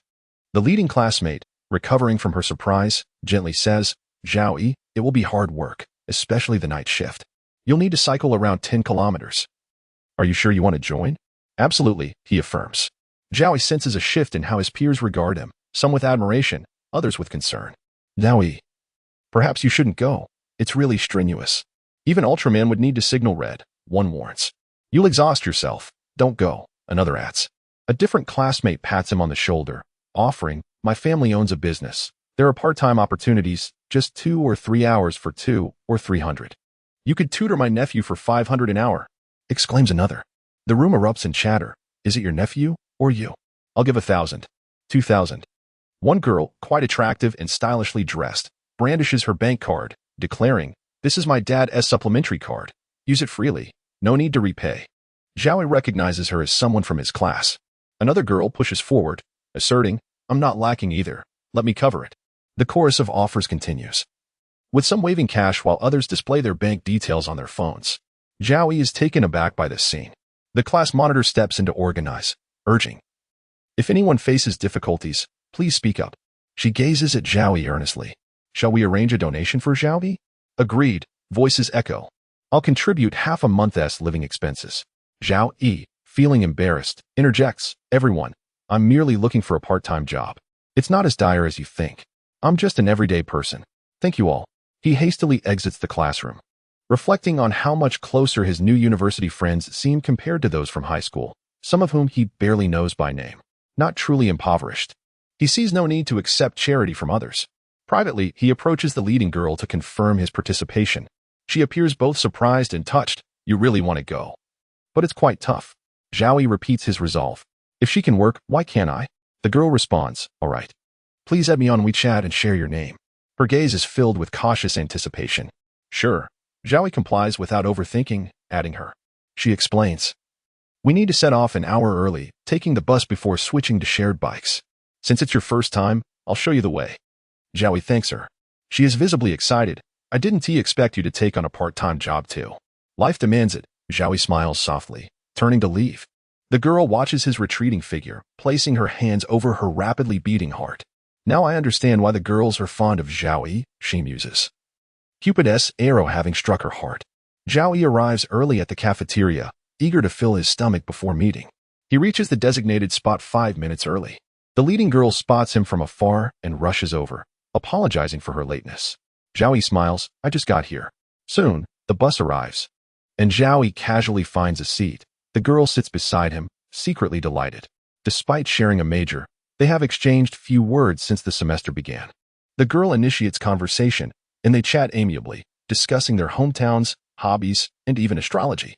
Their dialogue flows smoothly, with little pause, as she is quite the conversationalist. Time slips by unnoticed until they disembark the bus and ride shared bikes to the factory area. After a while, several classmates on bikes arrive. Upon seeing the girl and Zhao Yi together, they quickly comprehend the situation. I thought you were absent. Turns out you were enjoying this alone, one remarks. The girl lowers her gaze, feeling a bit sheepish. Zhao Yi remains silent, observing. A few girls approach, requesting Zhao Yi's WeChat. We're all from the same department. Let us connect. They say cheerfully. Zhao Yi is at a loss, scratching his head. He would prefer not to share, yet finds it difficult to refuse. If they want to add me, why not? It's likely we won't chat much anyway. How easy is it to add him? Others join in, eager for his contact. Fine, I'll just create a group for you all, the leading girl teases. The others chime in playfully. Oh, someone's jealous. You're the one who snuck off early. Flushing with embarrassment, the leading girl playfully threatens them. Stop it. Zhao Yi observes in silence as night envelopes the surroundings. The streetlights illuminating the roadside. The night shift for the courier job is about to commence. Chapter 36. Youth leading the girls. A brief sound escaped her lips as she finished counting heads and made a call to the agency. A hurried middle-aged man emerged, clutching a bundle of vests for them to wear, instructing them sternly not to remove them during work hours. She escorted them to the assembly area, and upon reaching the entrance, the sounds of labor filled the air. Several trucks were parked at the loading dock, busy with the task of loading cargo, while an empty expanse was dotted with a few forklifts and a couple of electric pallet jacks. No one was working at that moment. They were merely the soon-to-be workers. A few junior supervisors organized them for clocking in, marking their attendance on paper. Subsequently, they were divided into groups, but as the numbers dwindled, some were deemed superfluous. The intermediary's voice boomed as he negotiated with the factory staff. A few classmates were assigned to work, leaving Zhao Yi to wait a while longer before being taken to another workshop. The leader cast a final glance at him, a hint of concern in her eyes. but ultimately felt powerless to assist. The person ahead of Zhao Yi turned to him. "Boys are strong. Come with me." A sense of foreboding washed over him upon hearing this. The factory was a labyrinth of conveyor belts, with large woven bags gaping open beneath them. A group of junior supervisors convened, reprimanding and warning them, outlining the rules. With so many new hires today, a mistake would result in immediate dismissal. The junior male supervisor pointed sternly, his authority palpable. Workers of various ages stood among them, heightening the tension in the air. Zhao Yi, tasked with monitoring the conveyor belts, had to keep a watchful eye for packages beginning with specific letters, placing them into adjacent trucks. The packages varied in size. This world resembled a vast logistics hub. Initially, the work felt manageable, but as time progressed, it grew increasingly arduous, requiring him to bend repeatedly to retrieve parcels. It was a relentless assembly line. It was no exaggeration to say that even Ultraman would have to sound an alarm. In front of him stood a fellow university student, also picking up packages. As many students took on part-time jobs, the hours dragged on, and when lunchtime finally arrived, the exertion had already digested the meager meal. Zhao Yi hurried with the crowd to the cafeteria. As he queued for food, he overheard others grumbling about the poor quality of the meals. When it was his turn, the cafeteria lady generously served him a hefty portion of potato and chicken, much to his delight. After finishing his meal and sipping some water, the relentless assembly line resumed its work. The conveyor belts continued their ceaseless motion, and by late night, fatigue etched itself into everyone's faces as they repetitively performed the same actions, lamenting their exhaustion. None had ever endured such grueling labor, and many vowed never to return. They felt cheated. The meager wages offered by the agency hardly compensated for the toil, and the unscrupulous intermediary profited handsomely. Fortunately, 2 trucks laden with parcels arrived, offering overtime work, which came with a packet of instant noodles as breakfast. The temporary workers found cardboard to sit on, munching on their instant noodles. A few junior supervisors selected individuals for inspection duties, and Zhao Yi was among them, a task far less strenuous, as he simply observed for 2 hours. When the shift concluded, another meeting was convened to call out names and distribute paper slips for sign-out. They returned their vests to the agency. After a night of parcel collection, Zhao Yi felt as if his legs might give way. Arriving in the daylight, he inhaled the fresh air, the blue sky and white clouds bringing him relief. In the factory lot, a sleek black Bentley gleamed in the sunlight, unmistakably a symbol of wealth. As workers finished their shifts, their curiosity drew them toward the car. A woman stepped out, her elegant silhouette accentuated by a black velvet skirt that swayed gracefully.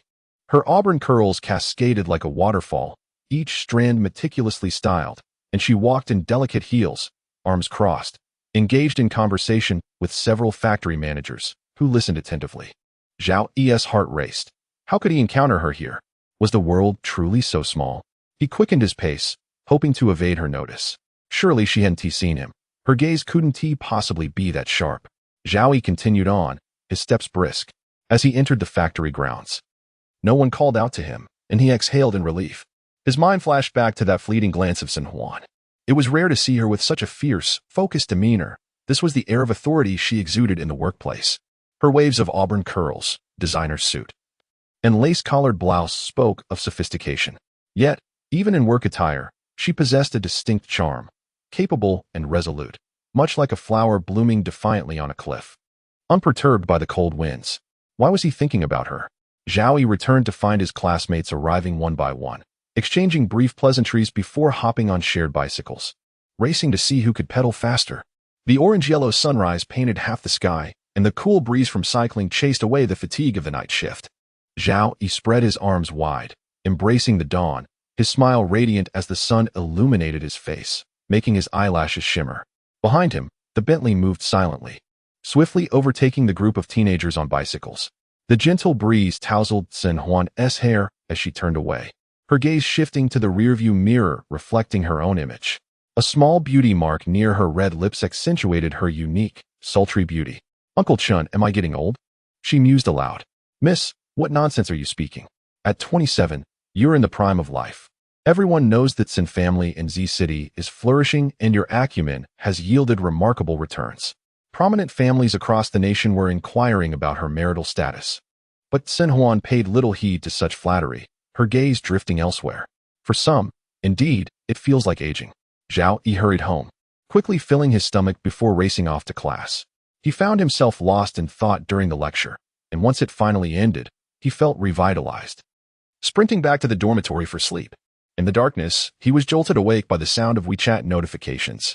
Fumbling for his phone in the dim light, he saw it was a voice call from Mingwei. "Hello? What is up?" he croaked, his voice hoarse. "Come downstairs. I've brought you food. I tried calling you several times, but you didn't answer.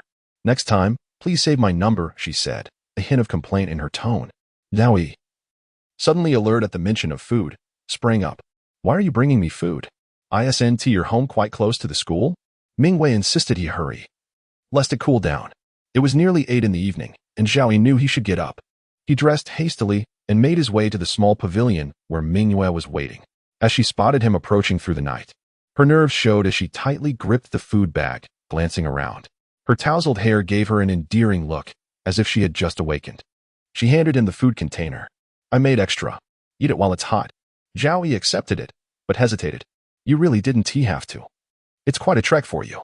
Mingwei chuckled softly. "I was just bored at home. I actually envy your university life." Zhao Yi broke open the disposable chopsticks with a smile.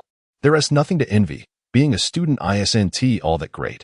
As he enjoyed a piece of succulent char siu, he felt a wave of satisfaction wash over him. He was starving after waking up. And now he had a delicious meal. What bliss! Mingwei seemed to reflect. People often take to envying others. Zhao Yi chuckled, lowering his head to continue eating, praising her cooking. "You're an exceptional chef. You'd definitely succeed in a restaurant." Mingwei covered her mouth, giggling. "I'll have to bring you food more often to deserve such compliments." Zhao Yi, flustered, quickly refused. "No need. The cafeteria food is fine. Just don't spoil me." He faltered in his words, fearing he might offend her. How could he impose on Mingwei like this? They weren't even related, and such kindness was beyond the norm. Mingwei laughed softly. "I'm just idle and have nothing to do." After that, she fell into silence, allowing Zhao Yi to enjoy his meal. Once he finished, he tidied up the lunchbox and tucked it into his canvas bag. Mingwei picked up the bag and asked, "Why didn't you take the red envelope? That's money you earned through hard work. If you don't accept it, how will you get hired next time?" She had urged him several times over WeChat. Zhao Yi felt embarrassed, having already accepted several meals from her without reciprocating. "I'll send it again. You must remember to accept it." Mingwei mounted her electric scooter, placing her canvas bag into the front basket. "I shall return first," she declared, and with the swiftness of a gust of wind, she departed. Zhao Yi remained momentarily stunned, watching as Mingwei vanished. Chapter 37. The Hidden Side of Chu Xinyu. Did she really deliver food? Mingwei rode a considerable distance before Zhao Yi remembered to wave his hand and call out, "Goodbye." Mingwei raised her hand in a fleeting farewell as she vanished on her electric scooter. He watched her orange silhouette, which was rather endearing. Zhao Yi chuckled to himself. Reflecting on the moment, he realized he should have invited Mingwei for a cup of milk tea. After all, didn't she envy the university life? Perhaps he could have taken her for a stroll around the area, with a tinge of guilt. Zhao Yi checked the red envelope Mingwei had mentioned. A classmate shouted that his salary for the day had arrived. Upon opening it, he found a mere 120 yuan. After exhausting himself, he felt like a beast of burden. 10 hours was not merely a limit of capital, but rather a physical endurance test. This was a new society. After all, as Zhao Yi walked back, Xiongqiu suddenly appeared, wearing a teasing smile and approaching him. "Come clean. Who is the girl that delivered food to you?" "I saw you." Zhao Yi was taken aback. "She's just a colleague from the milk tea shop." Xiongqiu scoffed. "A mere acquaintance delivers food? Who would believe that? You must have done something extra for that meal." Zhao Yi was indifferent to the insinuation. Xiongqiu, enviously, remarked, "I wish I had someone to deliver meals to me." In front of them stood Chu Xinyu. After a few days apart, she still radiated beauty, clad in a pleated white dress, with black knee-high socks adorned with 2 delicate bows. Her softly curled, light yellow hair framed her face, with a star-shaped hairpin nestled within. She exuded an aura of melancholy. As if lost in sorrow, Chu Xinyu was a formidable rival to Su Mitong, the campus belle. Sensing the tension, Xiongqiu patted Zhao Yi on the shoulder and hurried away. Chu Xinyu approached slowly, and Zhao Yi sensed something amiss. She did not call out to him in her usual sweet manner. Zhao Yi gitch. Was this normal? Strange occurrences often herald hidden truths. Zhao Yi quickened his pace, but footsteps followed closely behind him. Suddenly, he stumbled, feeling Chu Xinyu's weight pressing against his back, one leg pinning him down as she twisted his arm behind him. What just happened? Zhao Yi thought, bewildered. He managed to glance back, finding Chu Xinyu kneeling on his back. I never realized you possessed such hidden strength. Chu Xinyu coldly inquired, have you, and Tang Xian. Her directness left Zhao Yi's mind racing. How could she say that so bluntly? No. Cold sweat trickled down his temples. In this situation, I'm not even her boyfriend. Chu Xinyu helped him up, brushing off non-existent dust from his clothes, restoring him to his familiar self. Did I scare you?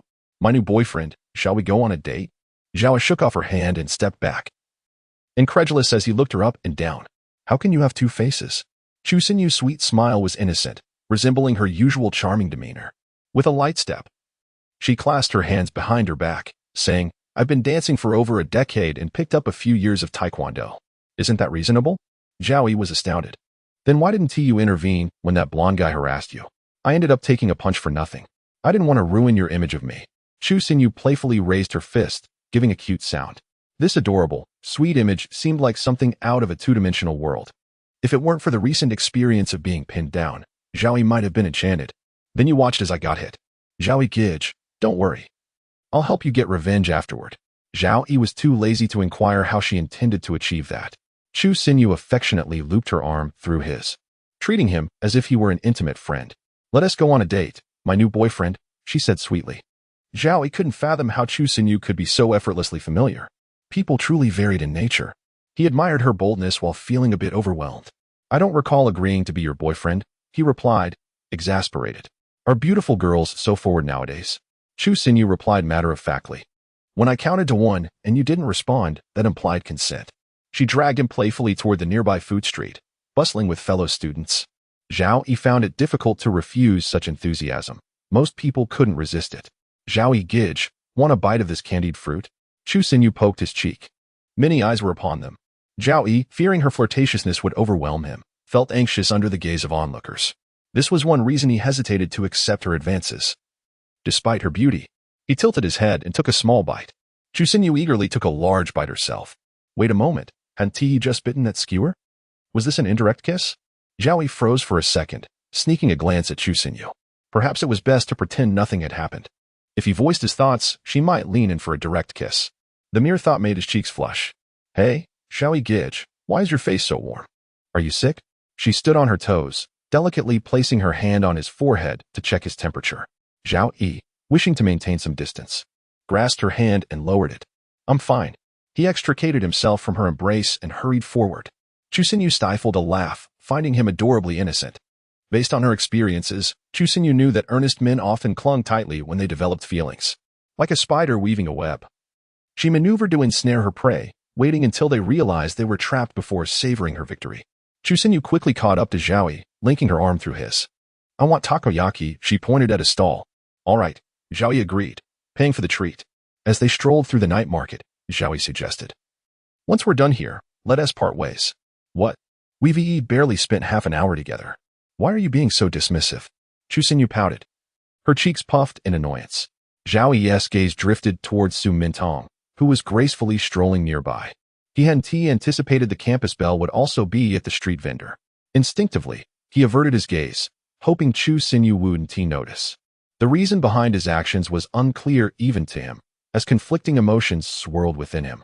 Noticing where he looked, Chu Xinyu turned his face toward her. Zhao Yi Gij. Since you're my boyfriend, a kiss at the end of our date wouldn't be out of line.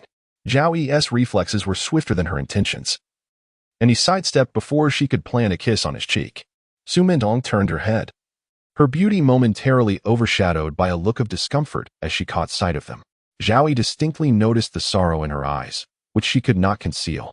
She was led away by her companions, lowering her gaze to hide her shattered emotions. Zhao Yi's mind blanked for a moment, recalling their first encounter.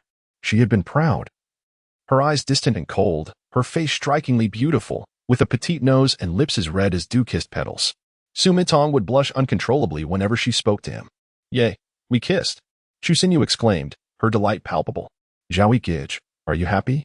Before he could respond, his phone buzzed in his pocket.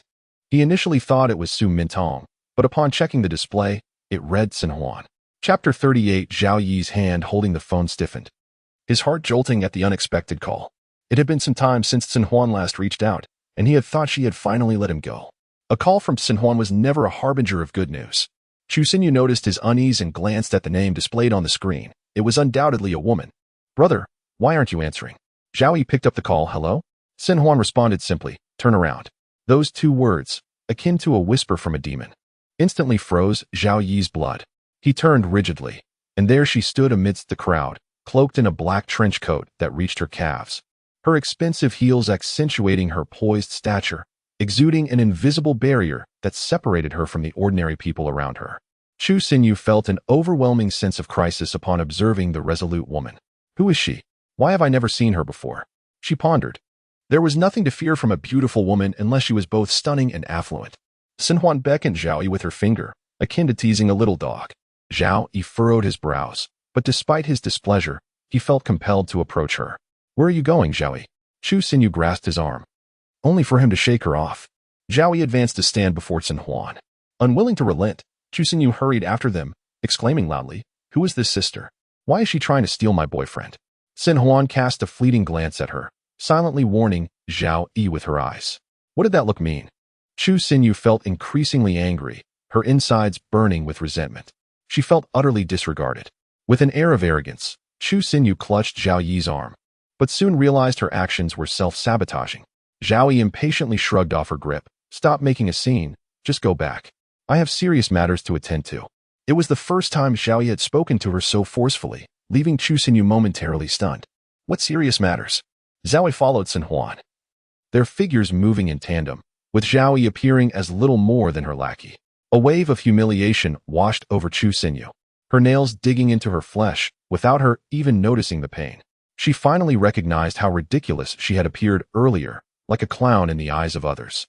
Sin Huan had said nothing, yet with a mere glance, she had summoned Zhao Yi away. Chu Xinyu understood that the woman had seen through her from the very first moment. She felt like a foolish child shouting at an adult. How could she possibly compare to Sin Huan? It was a crushing defeat. Standing there in a fit of rage, Chu Xinyu reflected on having dismissed Su Mingdong, only to now face an enigmatic beauty. Why was the competition so fierce? Sin Huan led Zhao Yi away from the bustling crowd, eventually finding refuge beneath the shade of trees. She yanked at his collar, her high heels pressing against the wall with a resounding thud as his back met the iron railing of the community. Zhao Yi sensed Sin Huan's long-suppressed intensity. She closed in on him dangerously, her dark red lips alluring yet venomous, whispering in his ear, You've been rather disobedient lately?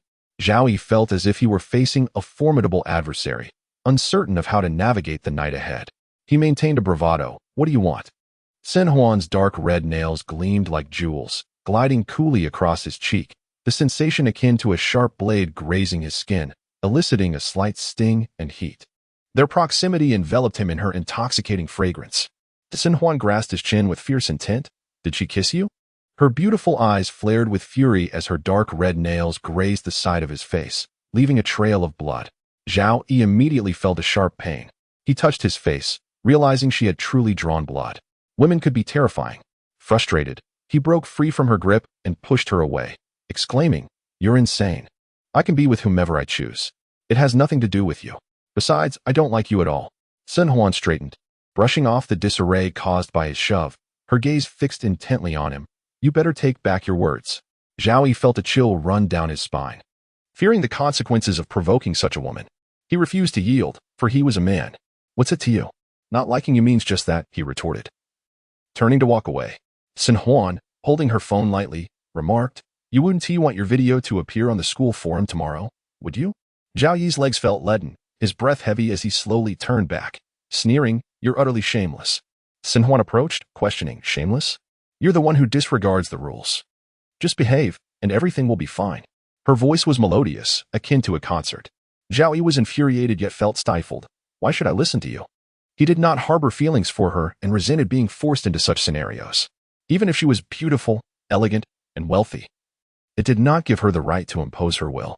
Sin Huan folded her arms, a menacing glint in her eyes. Zhao Yi was deeply discontent yet dared not react, aware of his lack of power. My car is in the front, she indicated, striding ahead in her diamond-embellished sleeves.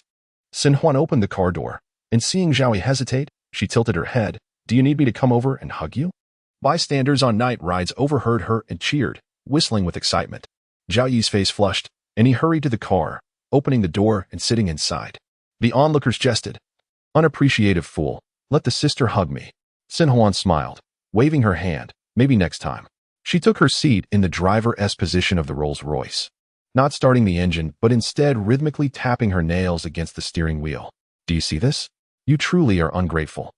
Zhao Yi felt as if he had been struck repeatedly. He was isolated and misunderstood. What do you want from me? Seek someone else.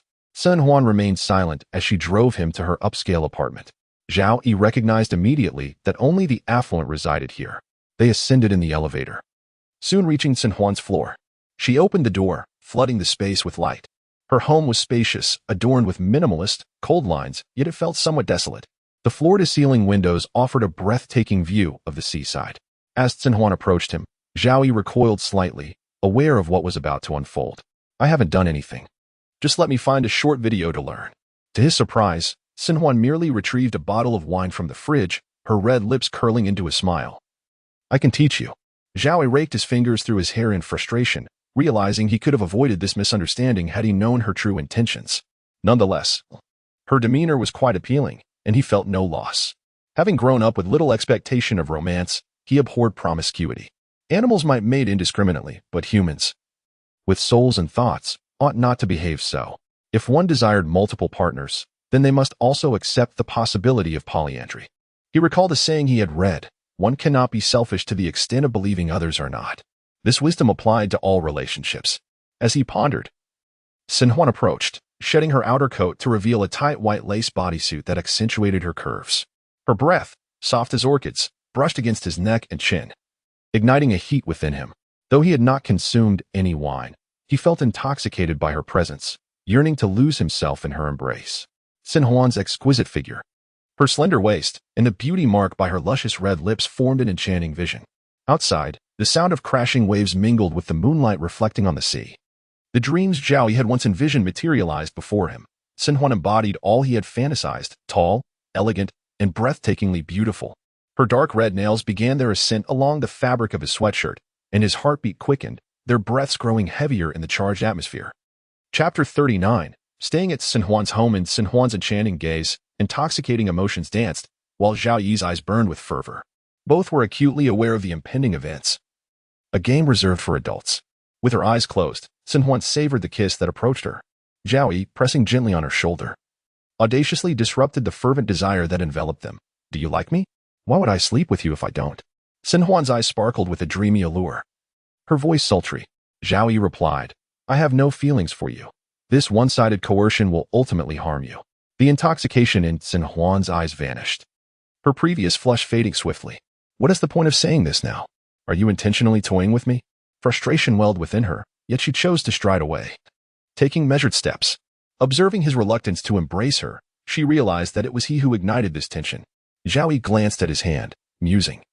You don't desire men who would simply leap into bed with you based solely on your looks. Sun Huan retorted with confidence, my beauty is my asset. So what if others lack it? Men who pursue you for your beauty will pursue others as well. Sun Huan, with fiery determination, shone him a glare. They wouldn't dare. You are still too young, Zhao Yi remarked, as Sun Huan appraised him with a discerning look.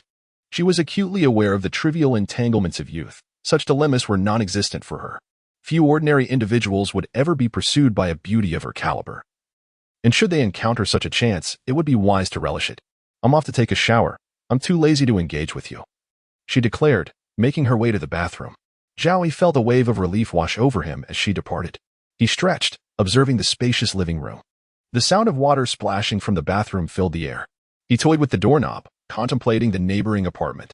He hesitated to leave, fearing Sun Huan might become upset again. After all, what could she possibly do to him? With a sigh, he resigned himself to waiting. She was taking quite a while in the shower. Eventually, Sun Huan opened the bathroom door. Her mood visibly lifted when she saw he hadn't tea left. She whistled playfully. Hey, can you fetch my sleepwear for me? Through the misty bathroom door, she revealed a bare shoulder, droplets of water glistening on her flawless skin. Zhao Yi could not help but acknowledge that she was fully aware of the effect she was having on him. Why didn't you bring your sleepwear with you? I forgot. Or I could just step out, she teased, her eyes sparkling with mischief as she pretended to open the door wider. Fine, I'll get it for you, he conceded, knowing full well that she delighted in teasing him. Pointing toward her bedroom, she instructed him, and as he opened her wardrobe, he was met with a wave of her fragrance. Wow, this lingerie is quite daring. Does she wear such extravagant pieces alone? Grateful that he hadn't rushed in earlier, He pondered the reckless abandon of the wealthy. He selected a more modest piece, marveling at the luxurious fabric and its exquisite texture. Arriving at the bathroom door, he steadied himself and knocked. Sun Huan opened the door, her damp hand brushing against his wrist as she took the sleepwear from him. The warmth of the water lingered on his skin, an intentional gesture he couldn't ignore. Emerging from the bathroom, she donned a delicate silver-gray nightgown that clung to her thighs, leaving Zhao Yi apprehensive about her modesty. Her long legs were as smooth as jade. Her toes painted a soft pink against the chilly floor. Feeling a chill, Zhao Yi, drawing on his knowledge of traditional medicine, frowned but remained silent. Sun Huan perched atop a bar stool, her legs crossed, as she poured red wine into 2 elegant glasses. "Come join me for a drink," she beckoned. "Are you afraid I might consume you?" She chuckled softly. After deliberation, Zhao Yi approached and took a seat beside her. Sun Huan raised her glass, drinking deeply, while he only sipped when encouraged. The taste was unfamiliar and bitter to him. Unbeknownst to him, several empty bottles had accumulated beside her. "Am I a failure?" she mused, pointing to her forehead, her hair disheveled and her eyes tinged with red. Clearly, she had indulged too much. Zhao Yi shook his head. "If you consider yourself a failure, then no one in the world is successful. Then why don't you like me? I have wealth, beauty, what is lacking?" Zhao Yi paused, contemplating her question. "What is it that you like about me?" Sun Huan clutched her chest. "It hurts here. It hurts so much when I see you with other girls." Zhao Yi was taken aback, witnessing vulnerability for the first time etched across her features. Tipsy and disoriented, she leaned back, the stool offering no support, and he instinctively caught her. Resting against his chest, she murmured softly, her hair brushing against her lips, her demeanor unexpectedly delicate. Zhao Yi found himself half supporting, half holding her. Realizing just how light she was, he guided her toward the bedroom. In her drunken stupor, she mumbled, "I'm sorry for hurting you. I have difficulty expressing my feelings." Zhao Yi froze momentarily. He laid her gently on the bed, the mattress trembling slightly. With a dazed look, she smiled at him. "Your tied-up photos are stunning. I watch the video every night before sleeping." Zhao Yi's expression turned blank, the flicker of emotion he felt earlier extinguished. Suddenly, Sun Huan grasped his hand. "What are you doing here? Come sleep with me." With a weary sigh, he realized her intoxication was profound. He gently pried her fingers away, casting a glance at her sleeping form. Unbeknownst to him, her nightgown had ridden up, revealing her thigh.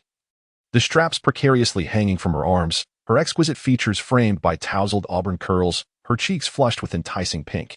Her tiny feet nudged the blanket restlessly. Feeling warmth rising in his face, he hurriedly dashed to the bathroom, splashing cold water on himself. How absurd. He had a nosebleed. Noticing her pink underwear tossed carelessly on the sink, he averted his gaze, letting the cold water trickle down his face as he regained composure. It was late, and he had nowhere else to go. He decided to make do with the sofa in Sun Huan's living room, where he found a blanket to cover himself, setting 2 alarms for the morning. Sun Huan's bathroom was larger than their 4-person dormitory, and he reflected on how fortunate he was, considering some dorms house 6 or even 8 individuals. As he closed his eyes to sleep, he pondered the chaotic day. It seemed that modern young women were increasingly assertive. In the middle of the night, Sun Huan grew cold, reaching for the blanket beside her. She wondered why Zhao Yi hadn't covered her. Was he deliberately retaliating for her earlier actions? Awakening with a throbbing headache from last night's indulgence, she groggily rubbed her hair and yawned, realizing it was already past 9. Her head felt heavy, and her nose was congested, likely a result of the chill from last night. Damn Zhao Yi, he is doing this on purpose. She grumbled upon noticing a note on the coffee table. The rice is cooked and waiting in the pot. Zhao Yi had left her a note. Her initial reaction was one of delight as she read the hastily scrawled yet endearing message. Reflecting on her treatment of him, she felt a twinge of guilt. She dashed to the kitchen, savoring the warmth of the porridge as it filled her stomach. "This is the best porridge I've ever had," she declared, feeling touched by the simple act of kindness. As for the minor matter of him leaving her cold, she decided to forgive him without a second thought. Chapter 40. Sister Su avoids him. Sun Huan deliberately sent a message of gratitude to Zhao Yi on WeChat. Zhao Yi glanced at his phone and replied, "No need to thank me." At that moment, he had intended to do something else, but upon opening the refrigerator, he found it utterly bare. With only 2 packs of noodles and 3 eggs, he was unsure where he had scavenged half a bag of rice from. Seeing his swift reply brought a sense of joy to Sun Huan, prompting her to hum a tune. Zhao Yi had not returned to his dormitory the previous night, which inevitably led to his roommates teasing and interrogating him. "Hey, You disappeared for an entire weekend last Sunday. And now you didn't come back all night. Did you spend the night with someone special? Xiong Qiyu raised his hand, declaring, I can testify. I saw Chu Xinyu come looking for him, and then Zhao Yi didn't return for the night. They all began to tease him, wearing expressions that conveyed their understanding. Zhao Yi had parted ways with Chu Xinyu, only to be intercepted by Chen Huan. He could not divulge the truth, otherwise, he would be the subject of relentless ridicule from his friends, who even suspected he was all looks and no substance. Zhao Yi gloomily stated, I spent the night at an internet CAF. Upon hearing this, his three friends immediately surrounded him with concern. What is going on with you and Chu Xinyu? Xiong Qiyu inquired.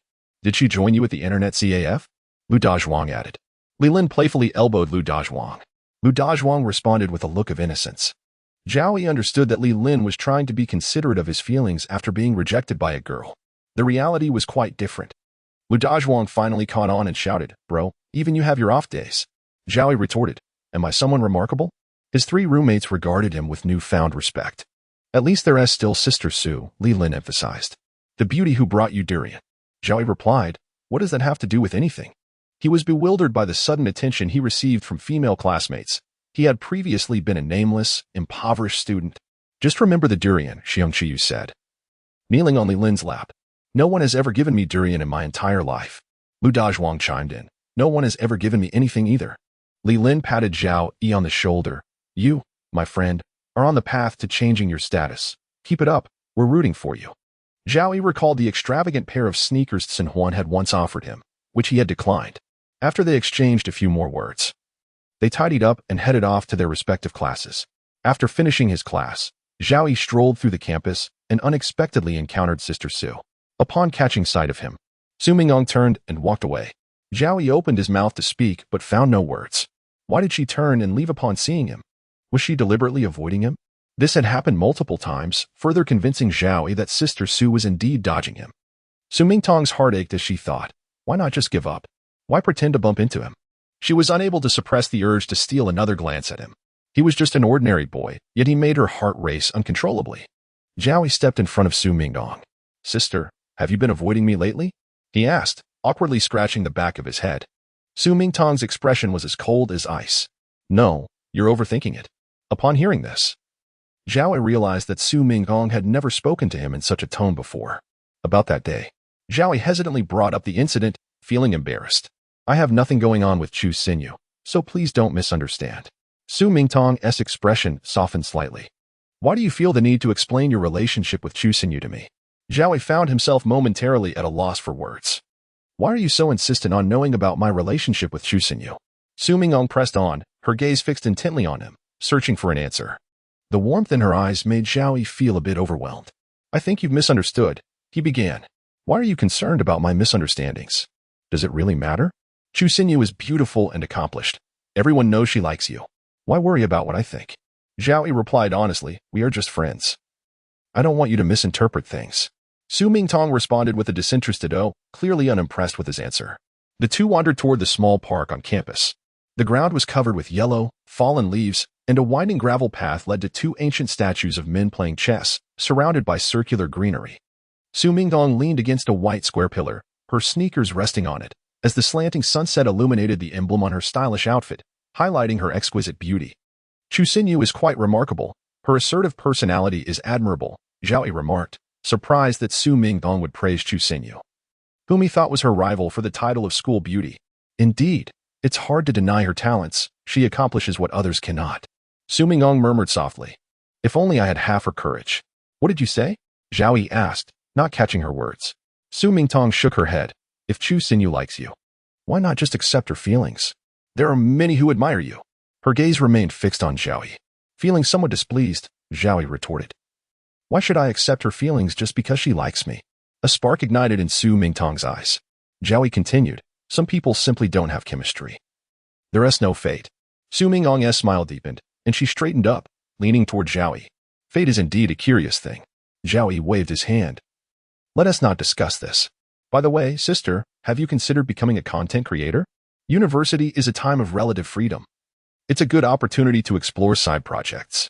It's hard to find someone to collaborate with once we enter society. He was eager to try his hand at this, as content creation could be quite lucrative. Su Mingtong had not thought about it before. If you're interested, we can give it a shot together. Upon hearing the word together, Su Mingtong eagerly nodded. Yes, I'm in. Zhao Yi pondered that Su Mingtong was indeed the ideal partner. His dorm mates were not suitable candidates for collaboration. Xiang Chuyu, though somewhat attractive, was still far from being a social media star, and Zhao Yi lacked the skills to write scripts.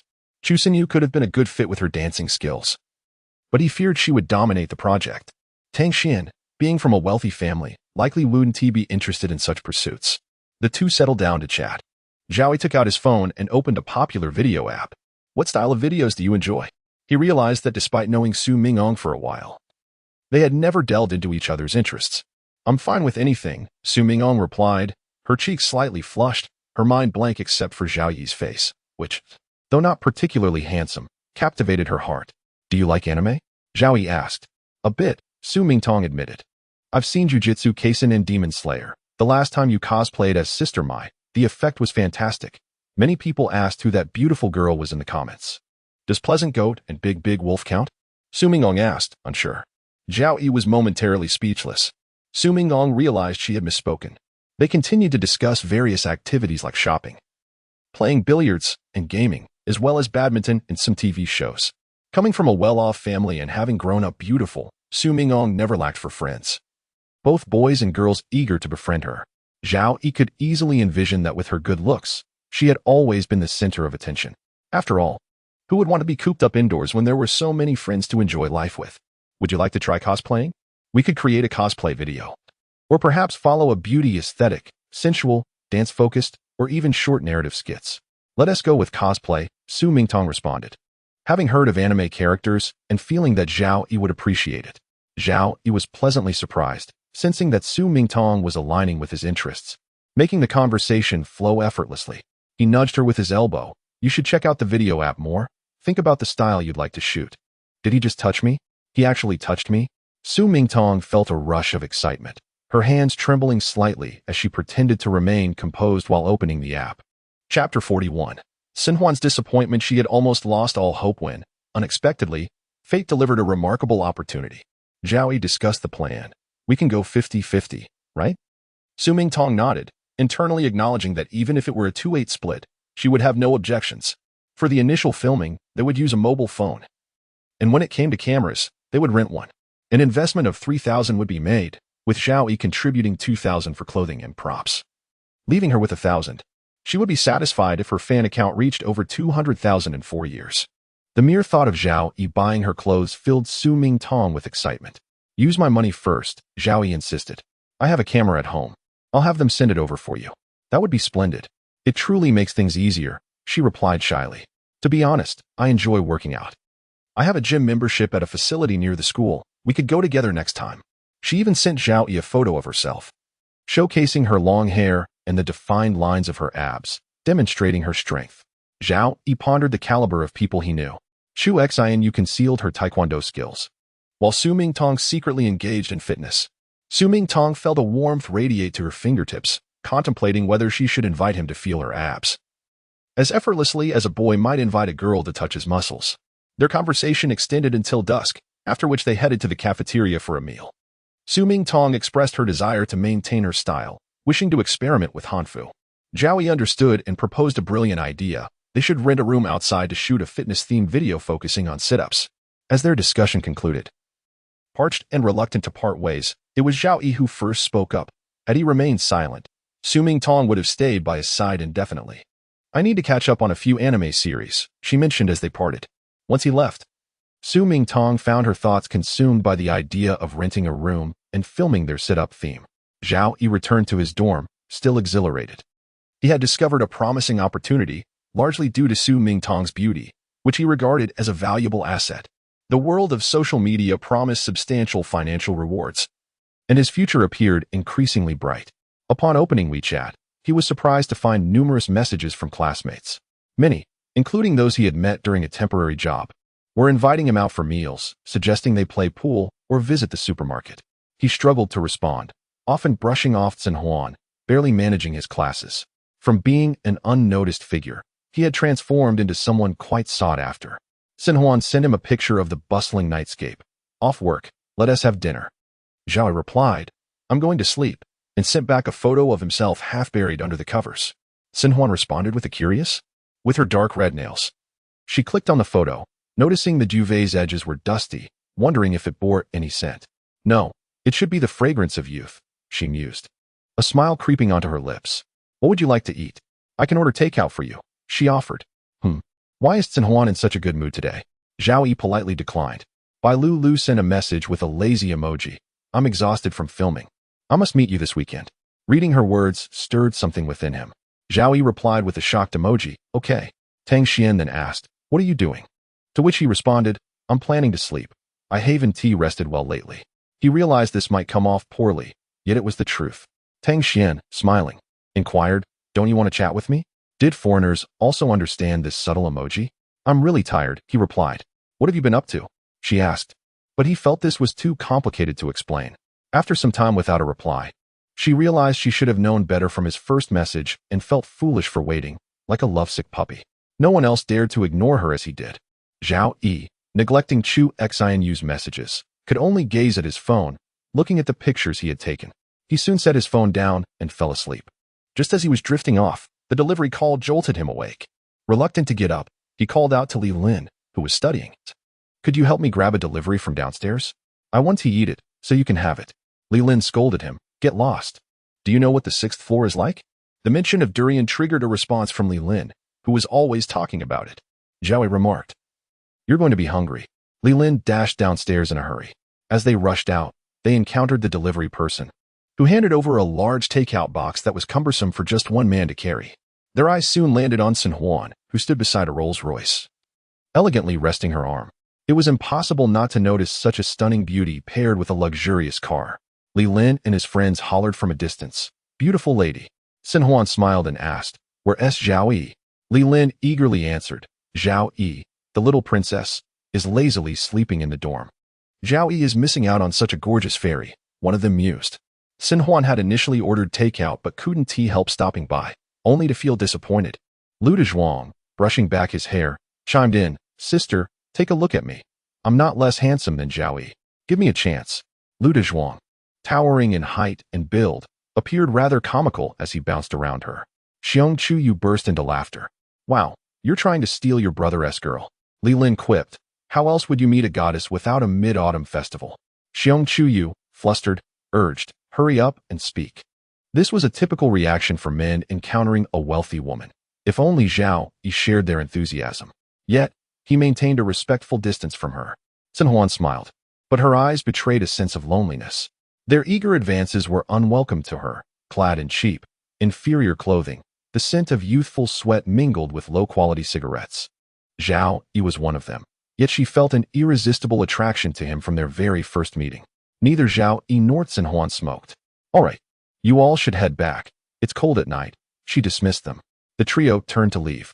Lu Dezhuang, leaping with enthusiasm, called back. Where can I meet a beautiful sister like you? On the roadside, she replied, laughing as she returned to the car. Lu Dezhuang glanced back reluctantly, while Xiang Qiyu regretted not expressing his feelings, vowing to remember a few sweet lines for the next opportunity.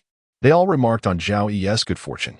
Upon entering the dorm, Li Lin burst through the door, strutting in like a crab with the takeout. Father, I'm back. Once inside, they quickly divided the food, exclaiming in delight at the deliciousness. Li Lin brandished a large steak. You weren't here, and the beautiful sister asked about you first. She seemed quite disappointed. Meeting such a wonderful woman, and you didn't seize the opportunity, they chided. Zhao Yi felt a mix of emotions. I didn't know she was coming. I thought it was just the delivery. You should explain yourself. If you don't, we might just steal your chance, they urged. Had you taken action earlier? There would be no need for this charade, Xiong Qiyu teased. Ultimately, Zhao Yi failed to contact Xinhuan, his thoughts drifting back to Su Mingtong. If he were to pursue a relationship, he would be willing to try with Su Shuijie. Chapter 42. The encounter of Xinhuan and Tang Xian. As for the notion of a lifelong companion, it had yet to cross their minds. All of this was mere imagination. The weekend had finally arrived, offering a rare opportunity for a leisurely sleep-in, but Zhao Yi was abruptly awakened by a phone call. Hello? His voice was raspy from sleep, yet the deep timbre exuding a sense of masculinity brought a sense of comfort to Xinhuan. A smile graced her lips as she replied, It's Sunday. Let's go out on a date. What? It's so early. Zhao Yi was taken aback until he noticed the caller ID, Xin Huan.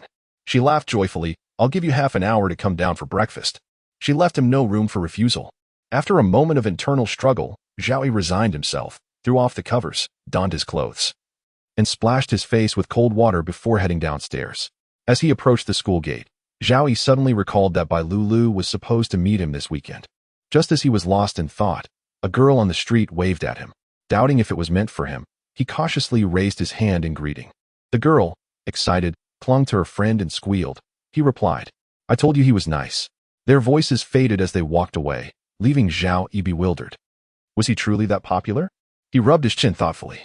Hastily, he retrieved his phone and checked his reflection in the front camera, puffy eyes and a disheveled look that indicated he had not yet fully awakened. The previous night had been restless, filled with thoughts of Xin Huan, and her threats of sharing photos and videos had been rather unsettling. She had even suggested supporting him financially after their second meeting. Upon exiting the school, he spotted a silver Ferrari parked at the entrance, with Tang Xian standing beside it, making the gate appear even more glamorous. There was also a Rolls-Royce with a distinctive golden ornament. Zhao Yi hesitated, feeling a wave of uncertainty wash over him.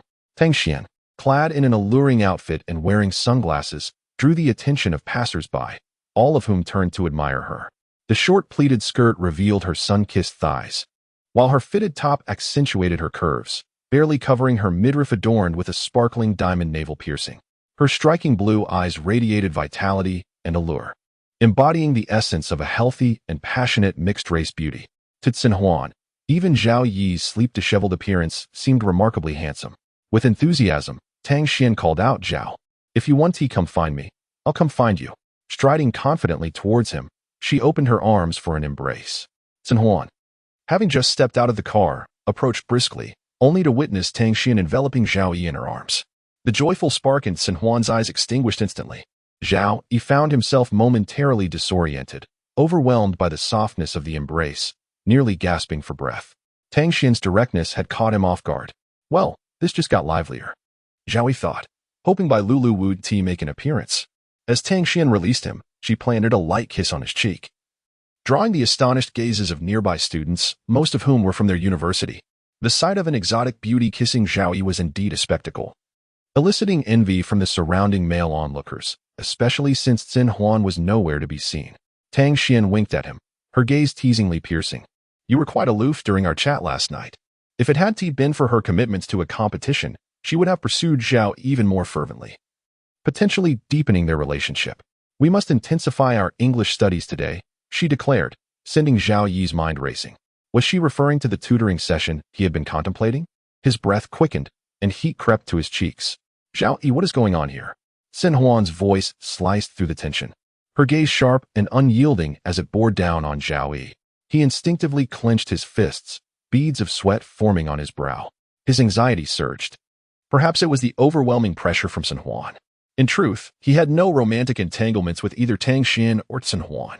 The only connection was the leverage Xin Huan held over him with her photographs and videos. Tang Xian seemed to have just noticed Xin Huan, though both had been aware of each other's presence. They had both arrived in luxury vehicles, yet it was uncertain whether they were vying for the same person. An unspoken understanding passed between them as they each maintained their composure. Tang Xian lowered her sunglasses, peering at Xin Huan. So, Andy, you seem rather aged. Perhaps you should refrain from meddling in the affairs of the youth. Her words struck a nerve, as age is a sensitive subject for anyone. Xin Huan, unable to maintain her composure, retorted, Old? You dare call me old? You possess no manners whatsoever. By age. It was not entirely inappropriate for Tang Xian to address Xin Huan as auntie. Zhao, come with me. This morning is turning quite gloomy, Xin Huan insisted, grasping Zhao Yi's wrist. Wait, did he say he wanted to go with you? Tang Xian interjected, her tone challenging. Xin Huan turned to look at Zhao Yi, who forced a smile and replied, Well, I'm going out with Xin Huan. We can hang out another time. The crowd erupted in astonishment. Oh wow, what a twist. He has two girls. Xin Huan's expression soured dramatically at Zhao Yi's declaration, which only served to bolster Tang Xian's confidence as she crossed her arms, looking down at Xin Huan with a triumphant air. Xin Huan's lips quivered in distress. It was painfully obvious how she felt about Zhao Yi. You know very well how I feel about you, but we are merely friends. Xin Huan seethed in frustration, unable to articulate her thoughts. for they were indeed just friends. Exceptional individuals often attract admiration from many. Tang Xian dismissed Sin Huan with a glance, sizing her up from hair to attire. Taller than Sin Huan, she wore a smile reminiscent of a carefree foreign girl. "Auntie, you should leave. The world of the young is beyond your comprehension. Don't embarrass yourself here." Tang Xian's sharp tongue was to Zhao Yi's liking. He secretly wished to capture her lips and press them against his own. At last, Sin Huan had encountered a worthy adversary. Her beautiful visage turned livid. "Do not call me auntie." This marked the first time Zhao Yi had heard Sin Huan curse. "Isn't it true that you are old? Don't force your way into circles where you don't belong." The sight of two elegantly dressed women, both from elite backgrounds, squabbling like schoolchildren was amusing yet unsettling. Zhao Yi quickly intervened. "All right, enough. You both don't want to make headlines tomorrow, do you?" Tang Xian ceased her verbal assault, turning her face away in annoyance, while Sin Huan fixed her gaze upon Zhao Yi. "You're coming with me." "All right," Zhao Yi acquiesced, sensing a flicker of relief in Sin Huan's eyes. Though he understood that his compliance might stem from her leverage over him, Sin Huan remained hopeful that, in time, Zhao Yi would come to understand her feelings. Tang Xian immediately protested. "We are friends, and of course, we should hang out together." She tossed her hair back, exuding charm and confidence. Sin Huan, seizing the opportunity to retort, said, "Enough. Don't add to the spectacle for the onlookers." Zhao Yi took the lead, prompting Sin Huan to quicken her pace to keep up with him. She couldn't shake the feeling that Zhao Yi leaned towards Tang Xian. It was only when she mentioned Tang Xian that Zhao Yi spoke up. Sin Huan's frustration simmered, for only he dared to treat her this way. It was utterly heart-wrenching, especially after all she had done for him. Tang Xian strolled leisurely, keeping pace behind him. Two stunning beauties trailed Zhao Yi, drawing the envy of bystanders. As she followed him, the pain of being overlooked was palpable. How cruel it was. "You, pretending to be so sentimental, yet you are not Zhao Yi. You will never grasp the worth of friendship. All right, who is this distinguished figure? You truly do not know Zhao Yi. As long as she is a girl, she must avoid making eye contact with him, lest what might happen?" The individual was eager to uncover the answer. Glancing aside, he observed a girl lost in a trance, gazing longingly in the direction where Zhao Yi had departed, utterly entranced, with a stream of blood trickling from her nose as she fumbled to find a tissue to catch it. His identity was undoubtedly not ordinary. The others around him grew increasingly curious about who he was, engaging in lively discussions. Not far away, a discreet black business vehicle was parked by the roadside. The window slid down to reveal a masked girl, her striking eyes unmistakably belonging to Bai Lulu. Bai Lulu had been attentively observing the unfolding events. "It appears I have arrived too late," she murmured to herself, a sense of melancholy washing over her as she reflected on Zhao Yi's undeniable allure, which had captivated yet another stunning mixed-race beauty she had never seen before. The competition had intensified. Chapter 43. A ruckus in the hospital. Sin Huan scoffed at Tang Xian, issuing her an unceremonious dismissal. "Do you lack perception? It's no wonder, being young and foolish. Unaware of the multitude of ridiculous things you've done that will surely fill you with shame in the future." "Oh, aren't you just a scion of the Sin family?" Tang Xian, composed and unruffled, brandished her phone to snap a photo, adding, "Let us send this to your esteemed father, shall we? A good daughter's scandalous debts." "You dare." Sin Huan lunged forward, attempting to snatch the device from her hands, her dark red nails glimmering ominously. A prick of anxiety coursed through her. She could not allow her family to find out just yet. Her position as CEO was not yet secure, and the timing was all wrong. Tang Xian effortlessly evaded Sin Huan's grasp, a flicker of disdain in her eyes. "Since that's the case, let us not forget that Sin family in the south. Shall we?" "You." Sin Huan seethed with indignation. Zhao Yi, eavesdropping on the gossip, was left hanging on the edge of a story. Tang Xian, with her long legs, sauntered over to him, twirling a Ferrari key. "So, where shall we go? Perhaps for some English tutoring?" Zhao Yi, understanding the implication, cleared his throat uncomfortably, casting a sidelong glance. Noticing the precarious situation, Sin Huan hastily intervened. "He is not going anywhere." With a dismissive huff, Tang Xian shot a condescending glance at Sin Huan. "You don't get to decide. Listen here, you brat, show some respect. When I was out making my way in the world, you were still sucking on your mother's milk. Experience, perhaps?" Zhao Yi quickly interjected. "All right. Let us keep the noise down. Are we three going on a date, or what?" The thought was amusing. Leaning forward, Tang Xian's youthful fragrance enveloped Zhao Yi, causing the tips of his ears to flush. "Or would you prefer to join me?" Sin Huan, assertively clasping Zhao Yi's hand, intertwined their fingers. "We're going." She cast a fleeting glance at Tang Xian. Tang Xian, positioned beside him, seized his other hand, lifting it. "Zhao, it's nothing unusual for friends to hold hands, right?" Caught between them, Zhao Yi felt increasingly flustered, a heat rising within him. Passers-by couldn't help but envy the sight. One was a stunningly elegant woman, while the other was a captivating beauty of mixed heritage. Zhao Yi certainly seemed unworthy of such attention, completely oblivious to the fierce glances exchanged between the two women. Feeling uncomfortable, Zhao Yi pondered whether one of them might excuse themselves. In unison, they replied, "Sure." The tension between Tang Xian and Xin Huan crescendoed, neither willing to yield. With vivacity, Tang Xian proposed, "Zhao, how about I teach you English right now?" "No?" Zhao Yi hesitated, bewildered by the simultaneous interest from both. "You want to learn? I can help too," Xin Huan insisted, eager to compete. Tang Xian countered with a retort. Zhao Yi found himself ensnared by their attention, while they continued their playful rivalry. In the midst of their banter, Zhao Yi collided forcefully with a lamppost, the impact resounding painfully. His nose, though initially numb, soon became a source of warm blood trickling down his face. He clasped his mouth, stifling a groan of agony as he doubled over. "I need to go." Crimson liquid stained his palm, a stark contrast against his skin. "This looks serious. We need to get you to the hospital," Xin Huan exclaimed urgently. Tang Xian gasped. "I'm squeamish. I'm going to faint." She leaned against Zhao Yi, inadvertently pushing him to the ground. Zhao Yi was caught off guard, his injuries exacerbated by the fall. Xin Huan, flustered, struggled to pull him up. Gasping for breath, Zhao Yi managed. "Call 120. What a predicament. Who goes on a date only to end up like this?" Xin Huan, in a state of panic, fumbled for her phone to call for an ambulance, her thoughts racing. She wished for the call to connect immediately, her anxiety palpable as she nervously pushed back her hair, scanning the surroundings. Her concern was solely for Zhao Yi, not Tang Xian. Dressed in layers, Bai Luoyulu stepped out of her vehicle in search of them. Where could they be? Just then, an ambulance sped past her, igniting a sense of foreboding within her. She swiftly dialed Xin Huan. "Cousin, where are you?"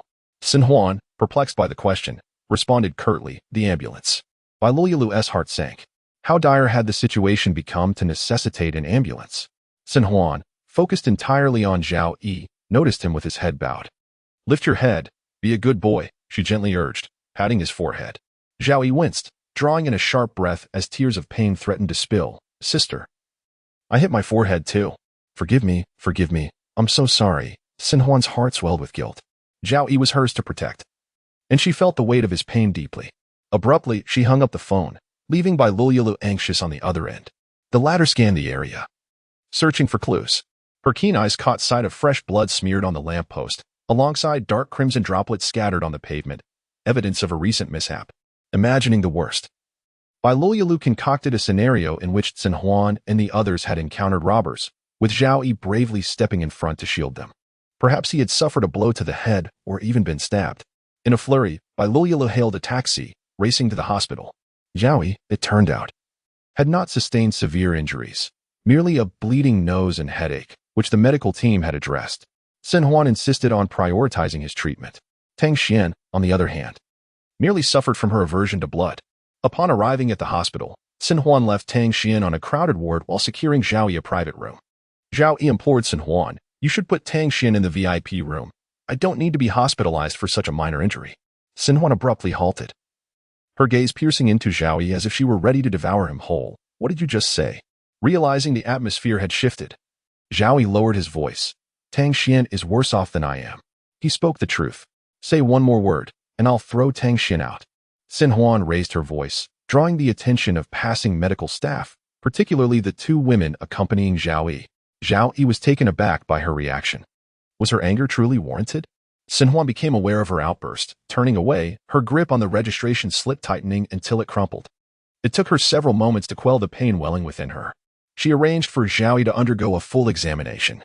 Surely, a mere bump on the head wouldn't require such fuss. Zhao Yi opened his mouth to protest. "I don't need." "Silence." Xin Huan shot him a glare. Zhao Yi complied, lying on the expansive bed of the VIP room, feeling restless despite his minor injury. Xin Huan, peeling an apple, remarked, "In Chinese culture, we believe in fate. Tang Xian brings misfortune to you. The moment she arrived, look what happened. Best to keep your distance." "Must you be so superstitious?" Zhao Yi thought to himself, rolling his eyes internally. After all, they were in this predicament together. Sin Huan ceased her chatter, feeding him bites of apple with a toothpick. In the rare quiet, with just the two of them, Sin Huan found satisfaction merely in watching him. If only he would refrain from provoking her ire with his words. Bai Lulilu, frazzled, arrived at the hospital and inquired at the front desk for Zhao Yi's room number. Zhao Yi, how are you? Bai Lulilu removed her mask. Rushing to his side, her gaze scanning him thoroughly, lifting his arm to inspect every inch. Upon witnessing the scene, Bai Lulu felt a great weight lift from her heart. Sin Huan, perplexed, inquired, Lulu, what brings you here? Furrowing her brow, she expressed her displeasure at Lulu's presence, managing to suppress her irritation. Zhao Yi, upon seeing Bai Lulu, sighed inwardly, realizing that everyone had gathered, albeit unexpectedly at the hospital. Bai Lulu, shedding her usual concern for Zhao Yi, confronted Sin Huan with a stern demeanor, demanding, Cousin, I must inquire why Zhao Yi ended up in the hospital with you. If anything were to happen to him, I would hold you accountable. Sin Huan replied coldly. My affairs do not require your interference. I know how best to care for him. If this place is too small for you, feel free to leave, cousin. Chapter 44. The trio finally assembled. The final two words were uttered with a heavy bite, intended to remind Bai Lulu of her identity. She tolerated her presence merely out of respect for the elders at home. You want me to leave? Bai Lulu seemed incredulous, letting out a cold laugh. Do not forget. Zhao Yi has no desire to engage with you. It is you who clings to him relentlessly. It was no surprise that cousins knew precisely how to strike at one another's vulnerabilities, voicing the most taboo subjects with brutal frankness. Sin Huan stood up in exasperation. Why are you two arguing again? Is it really necessary? Zhao Yi, feeling a headache coming on, raised his hand to intervene. Enough, this is a public place. The two parties fell into a sullen silence. Zhao Yi had not anticipated Bai Lulu's formidable demeanor. She had always approached him with gentleness. Bai Lulu circled around his hospital bed, her voice soft and delicate. Are you unwell? I can summon my private medical team to examine you thoroughly. Zhao Yi, startled, sat up quickly. No need for that. He was no one of particular importance. This minor injury hardly warranted such drastic measures. Bai Lulu leaned forward, her face close to his. Is your head still hurting? Her beauty was undeniable. Even in the plainest sun-protective clothing, her allure shone through. Those round, expressive eyes radiated genuine concern, devoid of any pretense. Who could withstand such closeness? Aren't you a bit too close? Zhao Yi averted his gaze. Sin Huan had long harbored disdain for her, moving to grasp Bai Lulu by the back of her collar. Get out, leave at once. Bai Lulu stepped back in surprise. What are you doing, cousin? This is a public place. Sin Huan dragged her to the entrance of the VIP room and forcefully pushed her out. Cousin, is this really necessary? What are you to Zhao Yi? Bai Lulu was visibly displeased, her words forcing the crux of the matter into the open. Sin Huan fell silent, taken aback. He is my boyfriend. The revelation hung in the air. Zhao Yi, who had been drinking water, nearly choked. When did this happen? Bai Lulu, both anxious and dismissive, retorted. Did he agree to it? Does he even acknowledge it? Sin Huan turned to Zhao Yi, a mischievous smile playing on her lips. If you don't believe me, just ask him. Zhao Yi, is it true? Bai Lulu's eyes widened in disbelief, her pupil shimmering.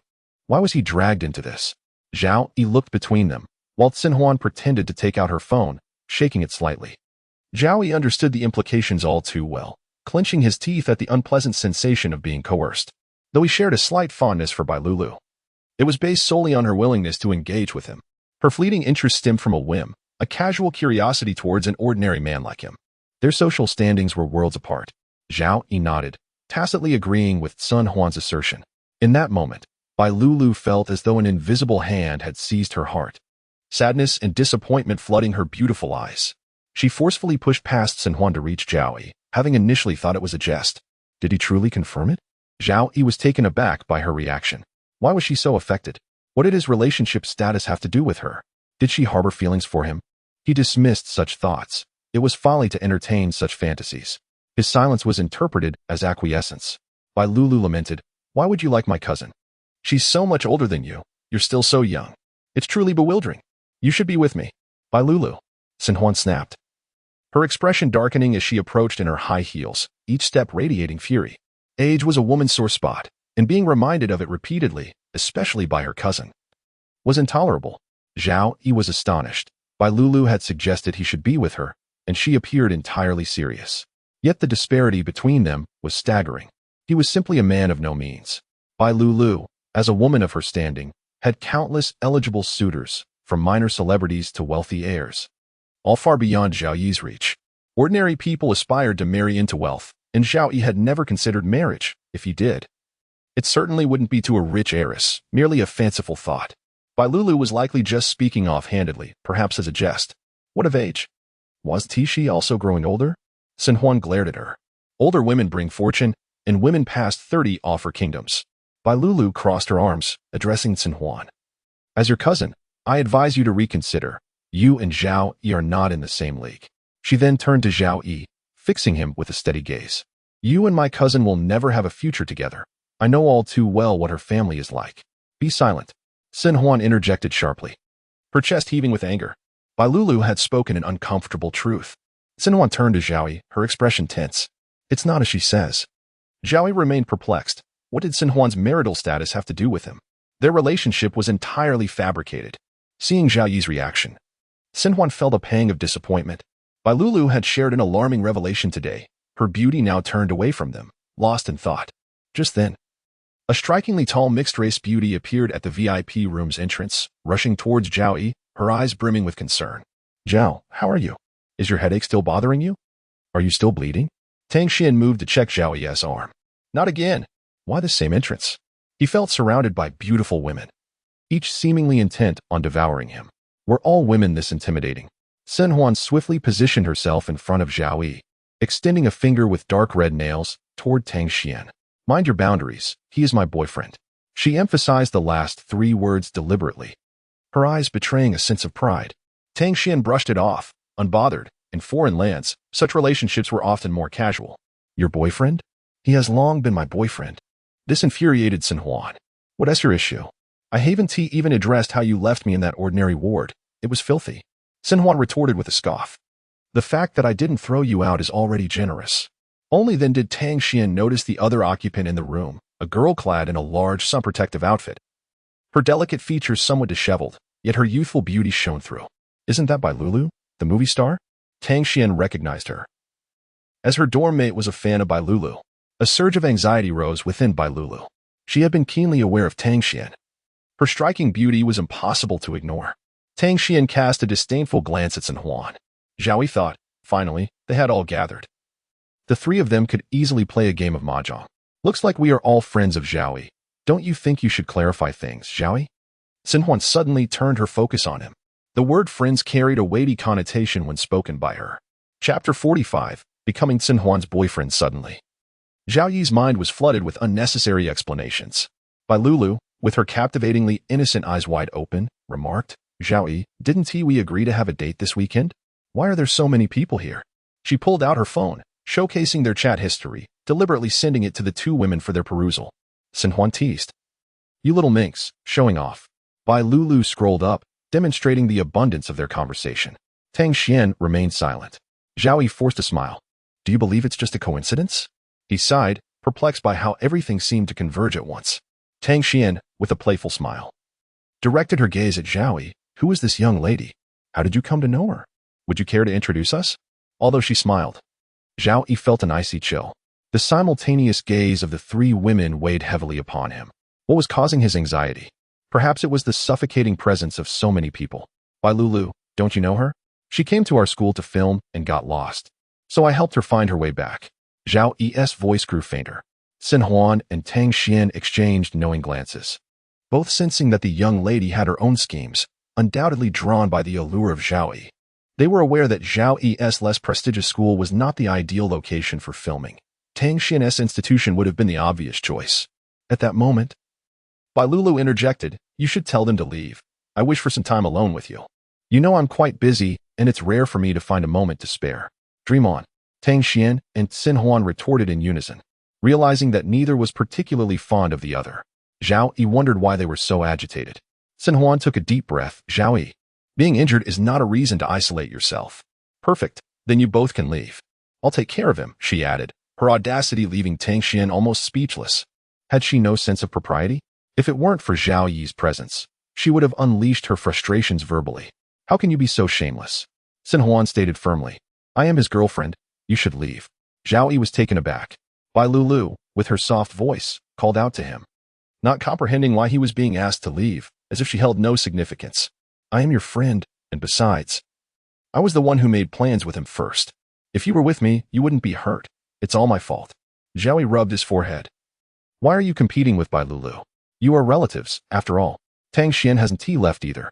Listen to what she said earlier, Xin Huan retorted angrily, swinging her arm. Zhao Yi replied calmly, that doesn't tea change the fact that Bai Lulu was the one who invited me first.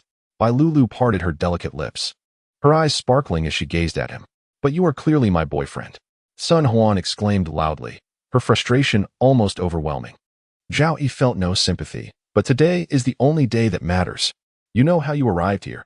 He refrained from completing the thought. To this day, Zhao Yi could recall the sensation of Sun Huan's body pressing against his thigh, the fabric of his pants rubbing against her. It felt as if it had occurred yesterday. Tang Xian and Bai Lulu listened intently, sensing the underlying tensions and stories between them. Please, let us not quarrel. This is all my fault, Bai Lulu interjected, bowing slightly. Zhao Yi could only see the top of her head as she bent down, feeling an indescribable mix of emotions. She was a radiant star, after all. No, Bai Lulu. You have done nothing wrong. Xin Huan gritted her teeth in irritation. Zhao Yi noticed the sarcasm in Xin Huan's tone and quickly defended Xin Huan. Please don't speak that way. And how should I speak? What else is there to say? Fine. I'm leaving, Xin Huan declared, storming out with a loud slam of the door. Bai Lulu recoiled slightly. Don't mind her, Zhao Yi reassured her. After a moment of contemplation, he wondered why he had said that. Aren't Bai Lulu and Xin Huan relatives? Shouldn't they understand each other better? It felt as though he were an NPC, unwittingly triggering a storyline. Tang Xian remained silent, mentally cataloging everything. She admitted that she had underestimated Bai Lulu upon her initial appearance. Yet, she was also deeply concerned. A formidable rival had emerged, one who had no intention of sharing a man. Bai Lulu, your relationship with Xin Huan doesn't seem that strong, does it? Zhao Yi thought to himself. There is no real affection there, is there? Bai Lulu's voice was filled with astonishment and concern. When did you and Xin Huan start dating? Why didn't you tell me about such a significant matter? Is it really that significant? Zhao Yi mused. It was a personal affair that didn't require sharing with Bai Lulu. Does it concern you? Bai Lulu appeared stunned for a moment before a look of sadness crossed her face. Zhao Yi panicked, fearing he had misspoken, though his voice had not been loud. Bai Lulu lowered her gaze. I thought we were friends. I didn't realize I was being overly sentimental. She forced a light laugh. Zhao Yi apologized for his thoughtlessness. I'm sorry. It's fine. As a woman, I understand women best. You should have mentioned it to me before starting a relationship. I could have offered my advice, she replied. Tang Xian interjected. You were just pretending to be concerned. You probably wanted this all along. Zhao Yi felt a flush of embarrassment from earlier. I'm sorry, thank you. Bai Lulu grasped Zhao Yi's hand, looking earnestly into his eyes. Zhao Yi, trust me. You and Xin Huan are not suited for each other. No one understands her better than I do. Zhao Yi was taken aback, his gaze drawn to the hand she held. Tang Xian, seated by Zhao Yi's bedside, subtly pushed Bai Lulu's hand away and placed her own atop his. I too believe that you and Xin Huan are not a match. She is significantly older than you, and in any country, men prefer partners of similar ages. Or even younger. After all, who doesn't prefer youth? Bai Lulu attentively observed Tang Xian's movements, directly removing her hand and clutching Zhao Yi's hand to her chest. You and Xin Huan want to have a future. She is destined for a business marriage, marrying into her social class. Tang Xian agreed. Yes, you should break up. She is absolutely not suitable for you. Of course, she and Bai Lulu were united against a common rival. Why should anyone else have the privilege of being Zhao Yi's girlfriend? They were determined to create a fair competition. Zhao Yi was at a loss for words, feeling as if he were caught in a conversation between close friends urging a boyfriend to part ways. Xin Huan, having stormed out in anger, soon returned, realizing that leaving would only benefit the two enchanting women. Standing outside the door, she overheard their conversation, trembling with indignation, especially since Bai Lulu was her cousin. Speaking of her in such a manner, Xin Huan's nails dug deeply into her flesh. She wanted to express her anger, but she knew it would be futile. All it would do was push Zhao Yi further away. Bai Lulu pressed, Zhao Yi, have you made a decision? If you nod, I'll go talk to Xin Huan right now. Tang Xian leaned against the wall. Zhao, as a man, you shouldn't dilly-dally about breaking up. It's better to be direct, unlike me. Zhao Yi found their urgency puzzling. Just then, the doctor entered, with Sun Huan trailing behind. Dressed in a pure black trench coat over a fitted outfit, she always wrapped herself tightly, exuding an alluring charm that was both modest and enticing. Sun Huan stood with one hand in her pocket, and the room fell silent. Bai Lulu quickly released Zhao Yi's hand and stood up, averting her gaze from Sun Huan. The doctor, a stunning woman with glasses and an air of aloof elegance, wore her hair in a simple ponytail that could not overshadow her beautiful profile. She surveyed the room, taking in the three striking women.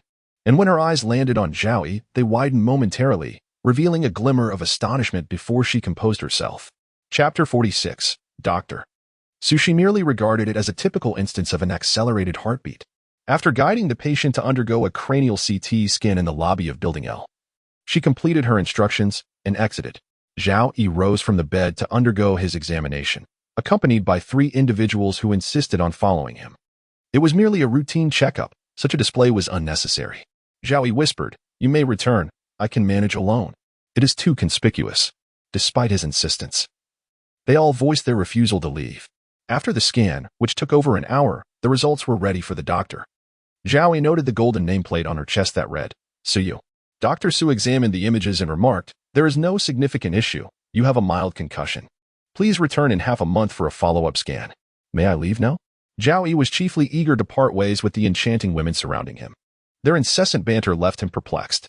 "You have yet to undergo a urology examination." Upon hearing this, their excitement escalated. Zhao Yi felt a flush creep across his face. Such directness was unnecessary from a physician. Yet, she was a doctor and had grown accustomed to such interactions.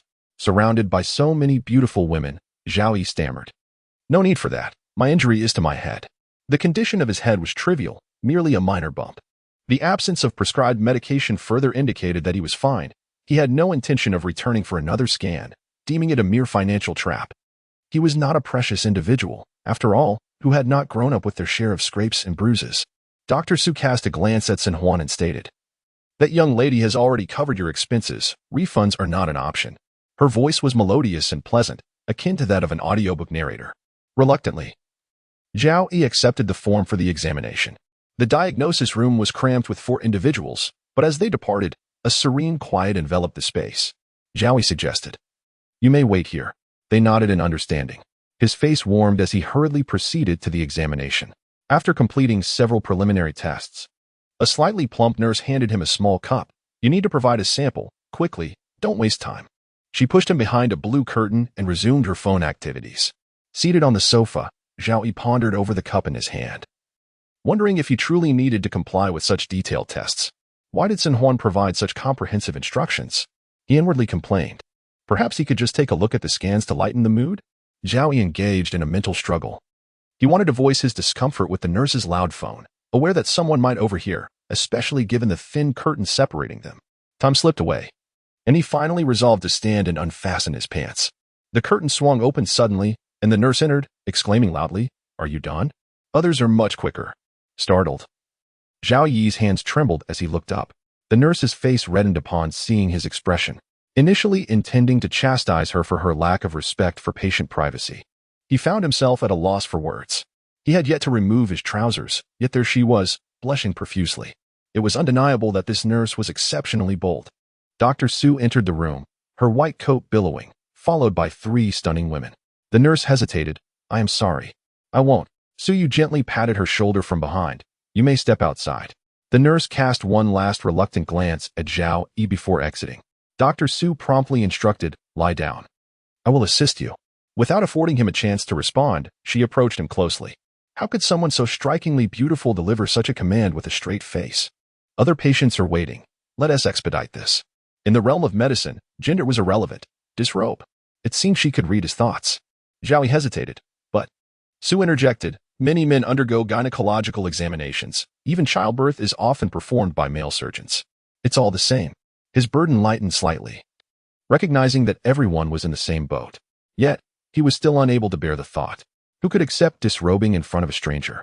Zhao Yi reluctantly removed his trousers, feeling a chill from the air against his skin, left only in his thin blue underwear. Resolutely, he shed his final layer, reminding himself that she was a doctor, accustomed to seeing it all. In truth, Everyone was quite similar. There was nothing remarkable to behold. He failed to notice that Dr. Su averted her gaze slightly, a hint of crimson gracing her otherwise flawless complexion. Was it merely an illusion? Had Dr. Su turned red? Zhao Yi promptly sat on the examination table. Dr. Su's delicate fingers brushed against him, sending a shiver down his spine. Your hands are quite cold. At that moment, her phone rang, and she withdrew her hand, hurriedly answering the call before stepping out, parting the curtain with a swift motion. Zhao Yi sensed a flicker of regret in her expression as she departed. What could she possibly regret? Left alone, Zhao Yi felt a wave of relief. He could focus solely on the task at hand. Now that his trousers were off, he wished to conclude this quickly. The hospital's thin curtain offered little respect for male privacy. Outside, the trio awaited, sensing something was amiss as they observed Dr. Su entering and exiting. They could not articulate their unease, though Xinhuan furrowed her brow. Zhao Yi handed the sample cup to the nurse, who blushed fiercely, resembling a cooked shrimp. He paid her no mind and exited. A sudden jolt of anxiety surged through him as he noticed the women congregating. Had they not agreed to remain absent? Tang Xian, wearing a knowing smile, asked, "How was it?" "What do you mean?" Zhao Yi inquired, bewildered. Did they not know what he had been doing? Bai Lulu peered in curiously. "Was your examination completed?" Zhao Yi offered a brief affirmative, feeling uncomfortable with their inquiries. He hastened to a corner, with the three trailing behind him. In the midst of the awkwardness, he feigned indifference by scrolling through his phone.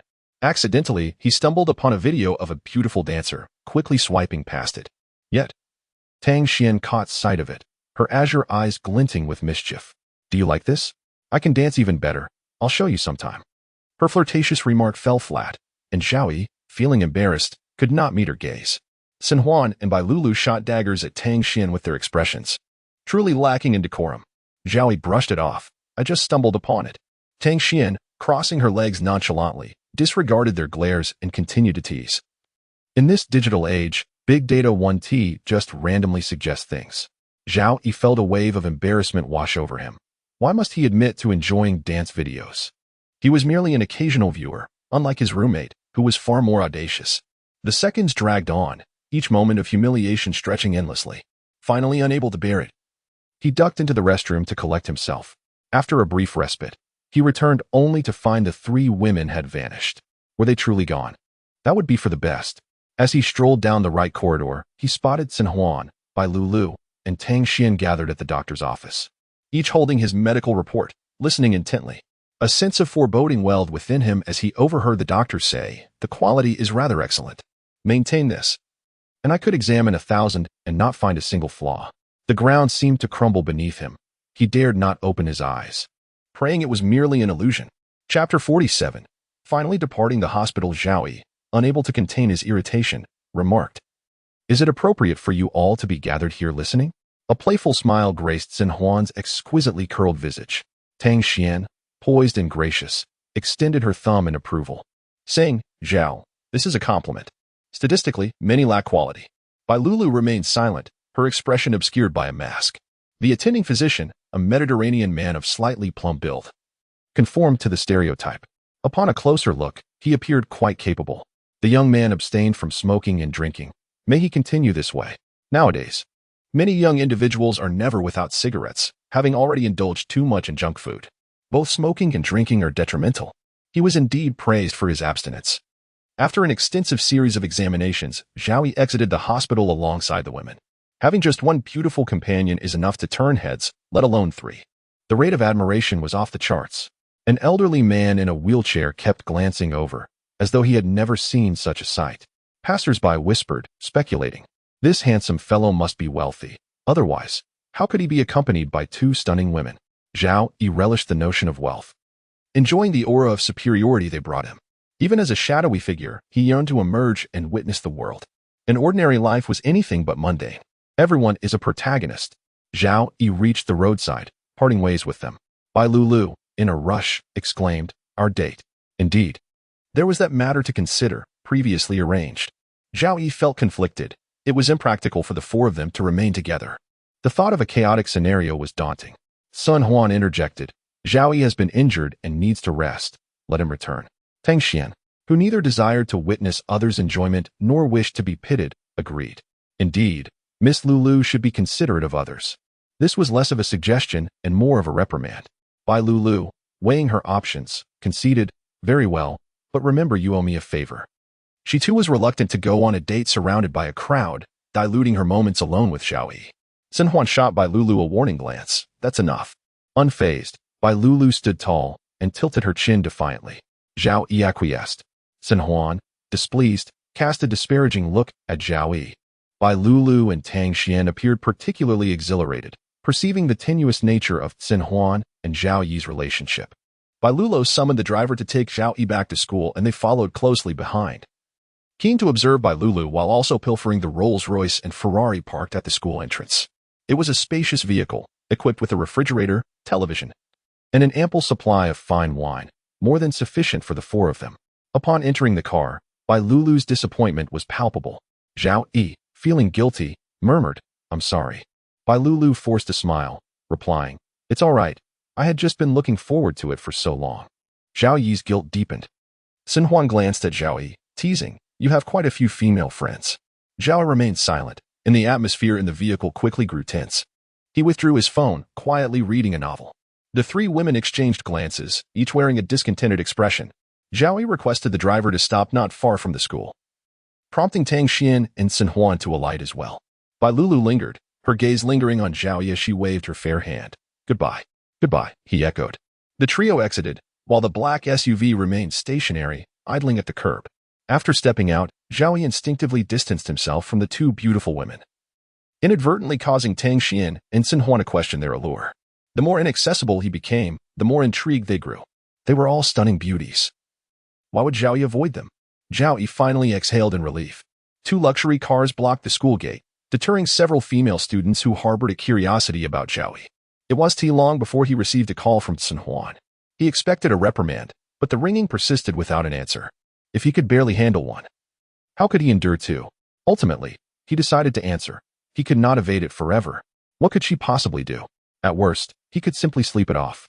Upon answering, Xin Huan tapped the steering wheel lightly, informing him, "I ordered takeout for you. It should arrive shortly." "Oh, you really don't have to," Zhao Yi replied. Feeling flustered, Xin Huan's voice softened, "You're not my boyfriend." After uttering this, she hung up, perhaps aware of his discomfort. Zhao Yi was utterly bemused. He had never considered being Xin Huan's boyfriend. Had she not engaged in so many confusing actions early on, their relationship would likely have flourished. Zhao Yi lingered at the school gate for a while. When the takeout arrived, he accepted it and found a quiet spot to eat. The meal was undeniably extravagant. Presented in high-end packaging from a restaurant he recognized, costing at least 1,000 per person. After dining, Zhao Yi returned to his dormitory to study. His roommates were still fast asleep. When he returned, Xiong Qiu finally managed to open his eyes and stretch lazily. "Where have you been?" "Nowhere in particular." The three roommates had ordered takeout from a nearby place, which was convenient and saved on delivery fees. Zhao Yi exchanged a few words with Mingwei. Zhao Yi asked, "Are you still at home?" Mingwei replied, "Yes." Zhao Yi felt a pang of envy, longing for a life of financial freedom. Unburdened by obligations, something he wondered if he would ever attain. "What do you do at home?" Zhao Yi inquired. Mingwei responded, "Are you inviting me out?"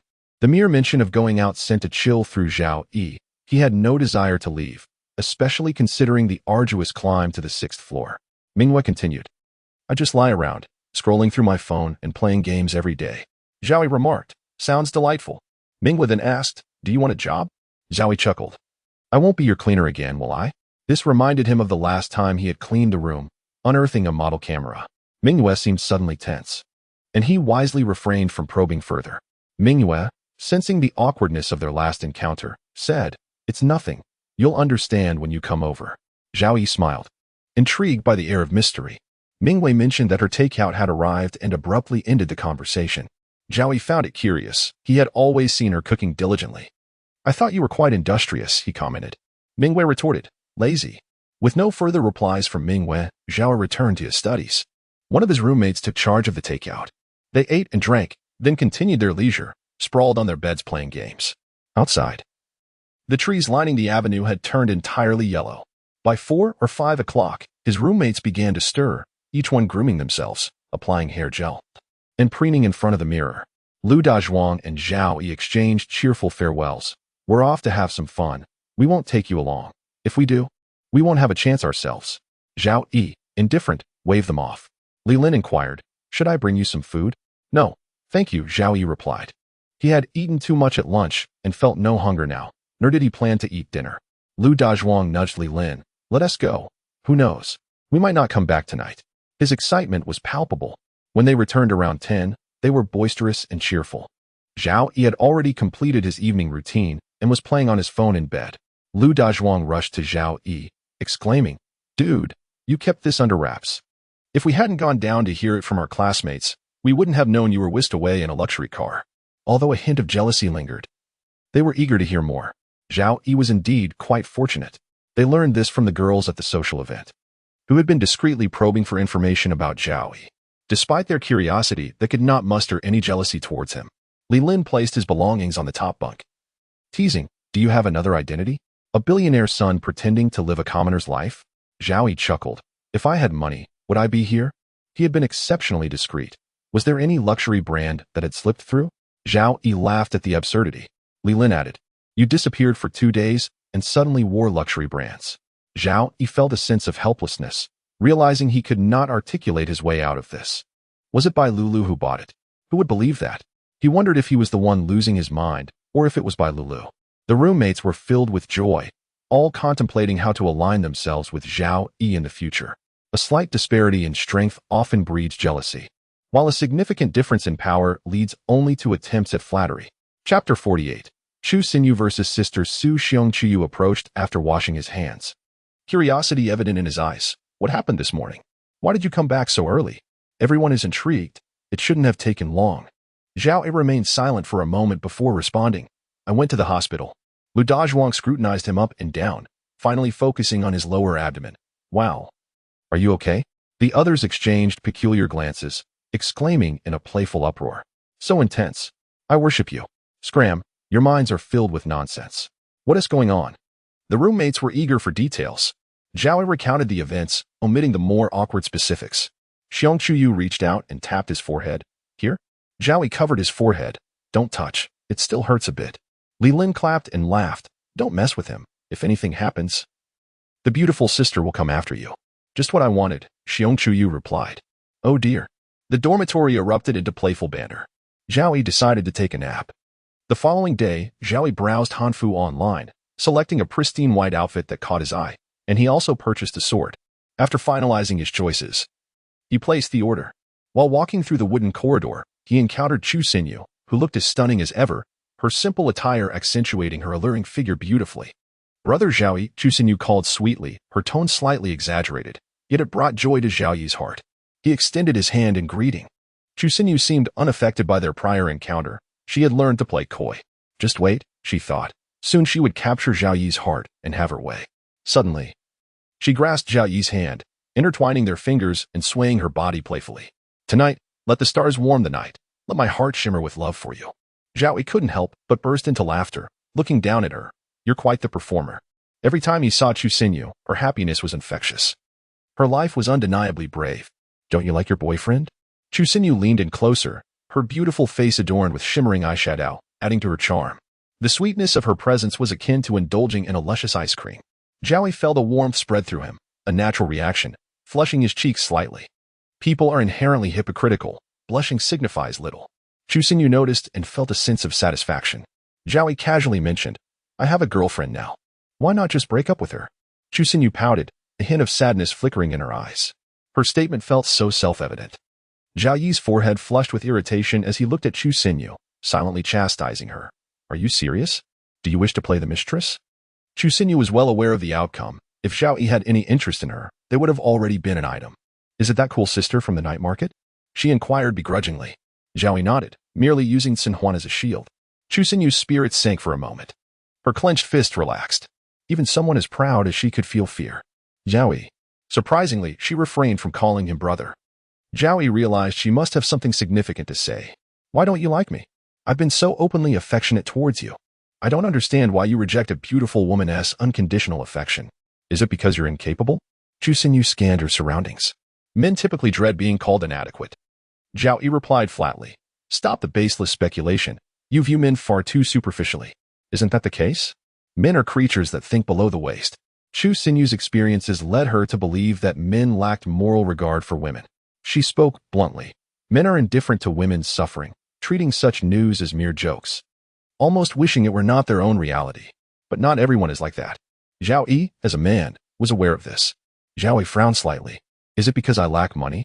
I will work hard to support you, Chu Sinyu said earnestly, her beautiful eyes filled with sincerity.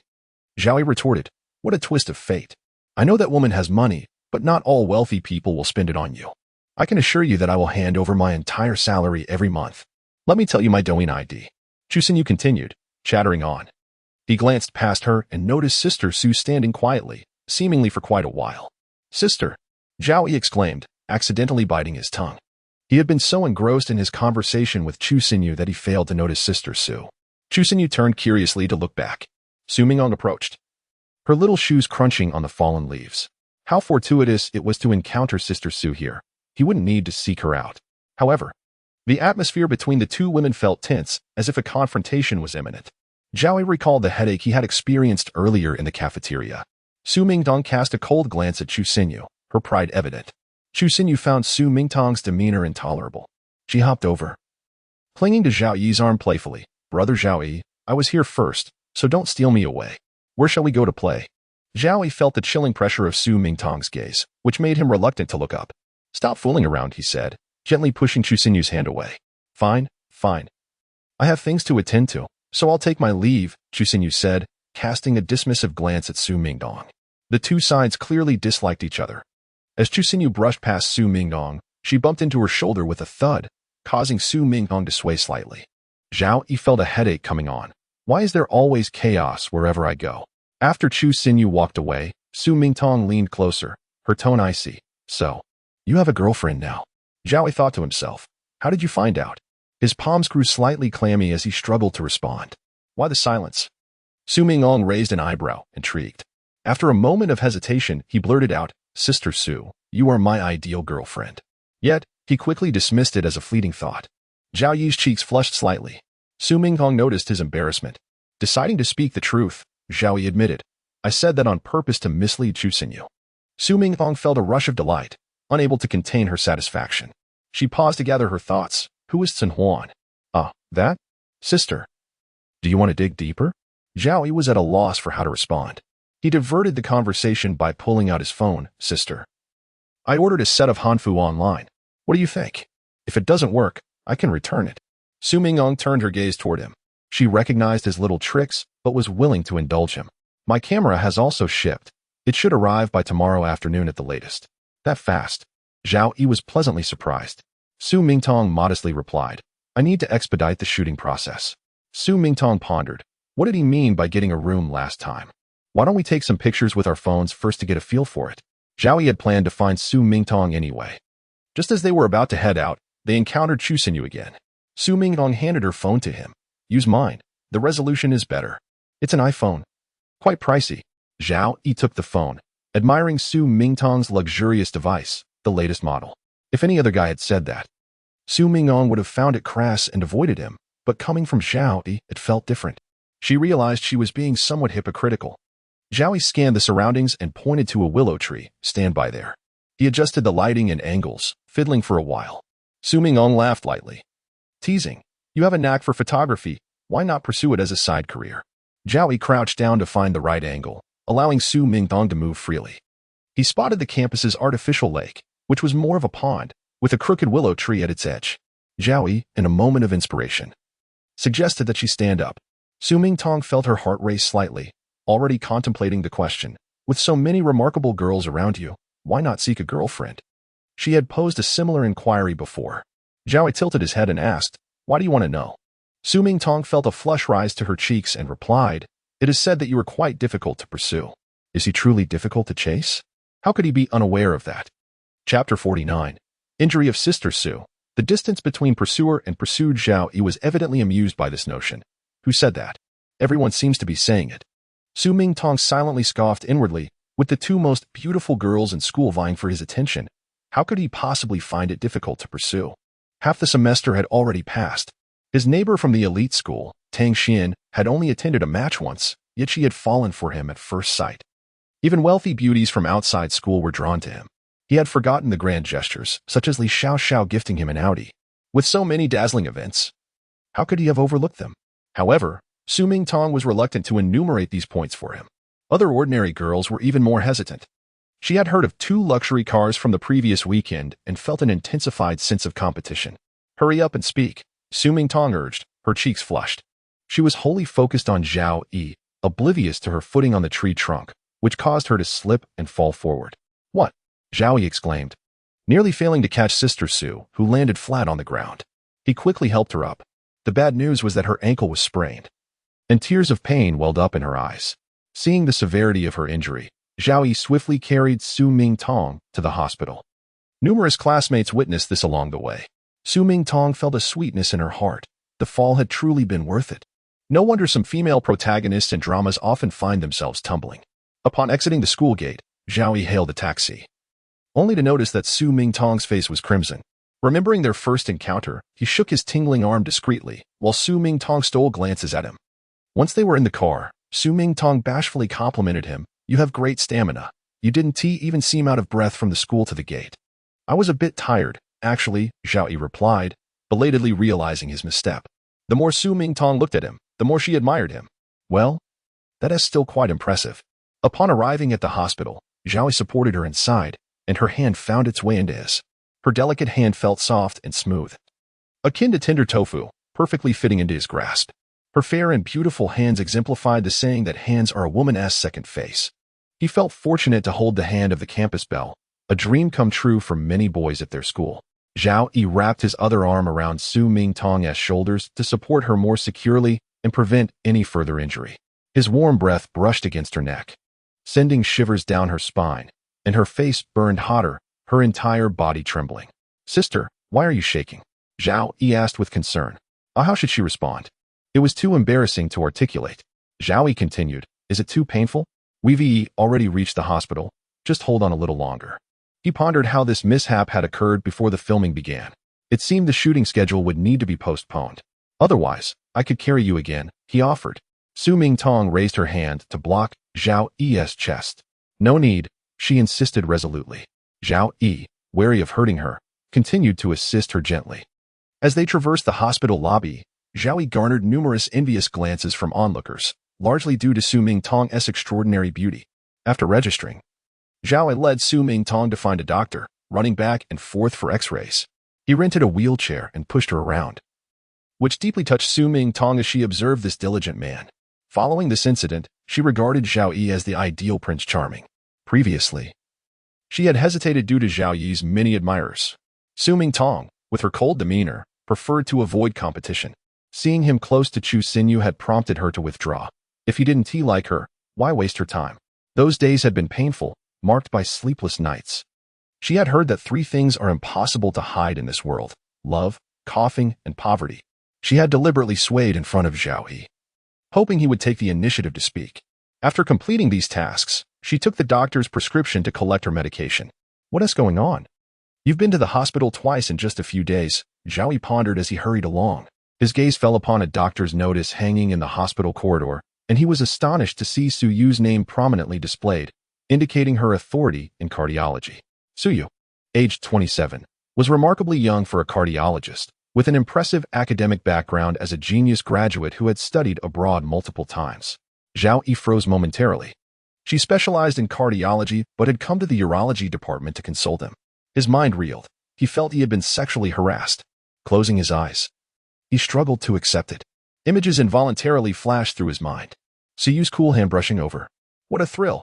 Yet, Zhao Yi felt he was not at a loss either. Su Yu's beauty and intellect were undeniable. However, how could someone so cultured engage in such base conduct? The shock was overwhelming for a newcomer to university life. Zhao Yi felt sullied. He rationalized to himself that perhaps Su Yu simply wanted to expedite his examination. Yet, the leap from cardiology to urology was quite the stretch. The hospital corridor was stark and sterile, the sound of footsteps echoing against the polished tiles, casting a delicate silhouette of a figure in a white coat, sacred, beautiful, and untouchable. Zhao Yi turned at the sound. Su. Dr. Su. He abruptly averted his gaze and changed direction, not expecting Su Yu to call out to him. What a coincidence. You're here again, Su Yu inquired nonchalantly, her tone familiar. Her gaze fell upon Zhao Yi's somewhat handsome face, the only redeeming quality being his youth. Zhao Yi forced a smile, uncertain. Is that a compliment? Siyu glanced at the hospital wall, where her impressive credentials were displayed, as if unmasking her concealed transgressions. Is it necessary for a cardiologist to visit urology for a specific checkup? Zhao Yi emphasized specific. Absolutely necessary, Siyu replied firmly, her tone leaving no room for doubt. She was merely there to verify something. After returning to her department, Siyu's heart raced. Encountering the young man again had become an enlightening experience. Her overly serious demeanor had left Zhao Yi perplexed. He felt this situation was awkward and not particularly honorable. However, Siyu had not acted inappropriately toward him. In the presence of a doctor, gender ceased to exist. Zhao Yi invoked this principle. Siyu then retrieved her phone from her coat pocket and adjusted her position. Let us at each other on WeChat. Huh? Zhao Yi thought the gap between them was too vast. Just to be friends and get to know each other, she clarified. Did he hear correctly? Just friends? Nothing more? Should he agree? Zhao Yi found himself in a quandary. He wondered what they would even discuss. He glanced at Siyu. Perceiving her as someone from an elite family, what could he, an inexperienced male university student, possibly converse about with her? What is your major? She asked. Why inquire about that? Nonetheless, Zhao Yi replied, traditional Chinese medicine.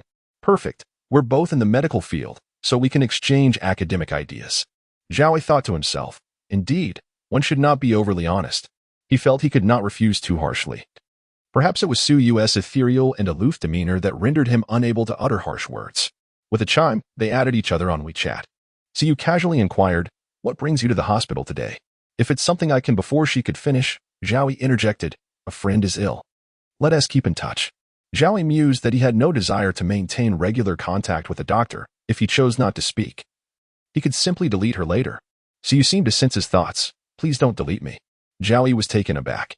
Did she possess mind-reading abilities? Chapter 50, Misunderstandings between him and Senior Su. Zhao Yi was taken aback as Dr. Su's slender figure in a white coat departed. Now it was Zhao Yi's turn to grapple with a dilemma. Should he delete or not? After retrieving the medication, he returned to the ward. Su Mingtong gazed at him with a look of complaint and asked, why did you take so long? Zhao Yi preferred not to elaborate. The backstory was overly complicated. Was it really a long time? Perhaps he had been a tad slow. There was unfortunate news. Su Mingtong needed to remain in the hospital for 2 days of observation, and naturally, Zhao Yi felt it was his duty to care for her, especially since the incident had occurred right under his nose. The thought of Dr. Su being in the same hospital left Zhao Yi uncertain about how to face her. Would her initiative in adding him on WeChat indicate any interest? The memory of her touch lingered uncomfortably, causing him to shudder. Dr. Su's hands were remarkably cold, elegant yet frigid, much like her demeanor. He resolved to remain composed and confident.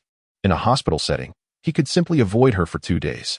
Su Mingtong was overjoyed, feeling fortunate to have 2 days to spend in Zhao Yi's company, which she found exceedingly sweet.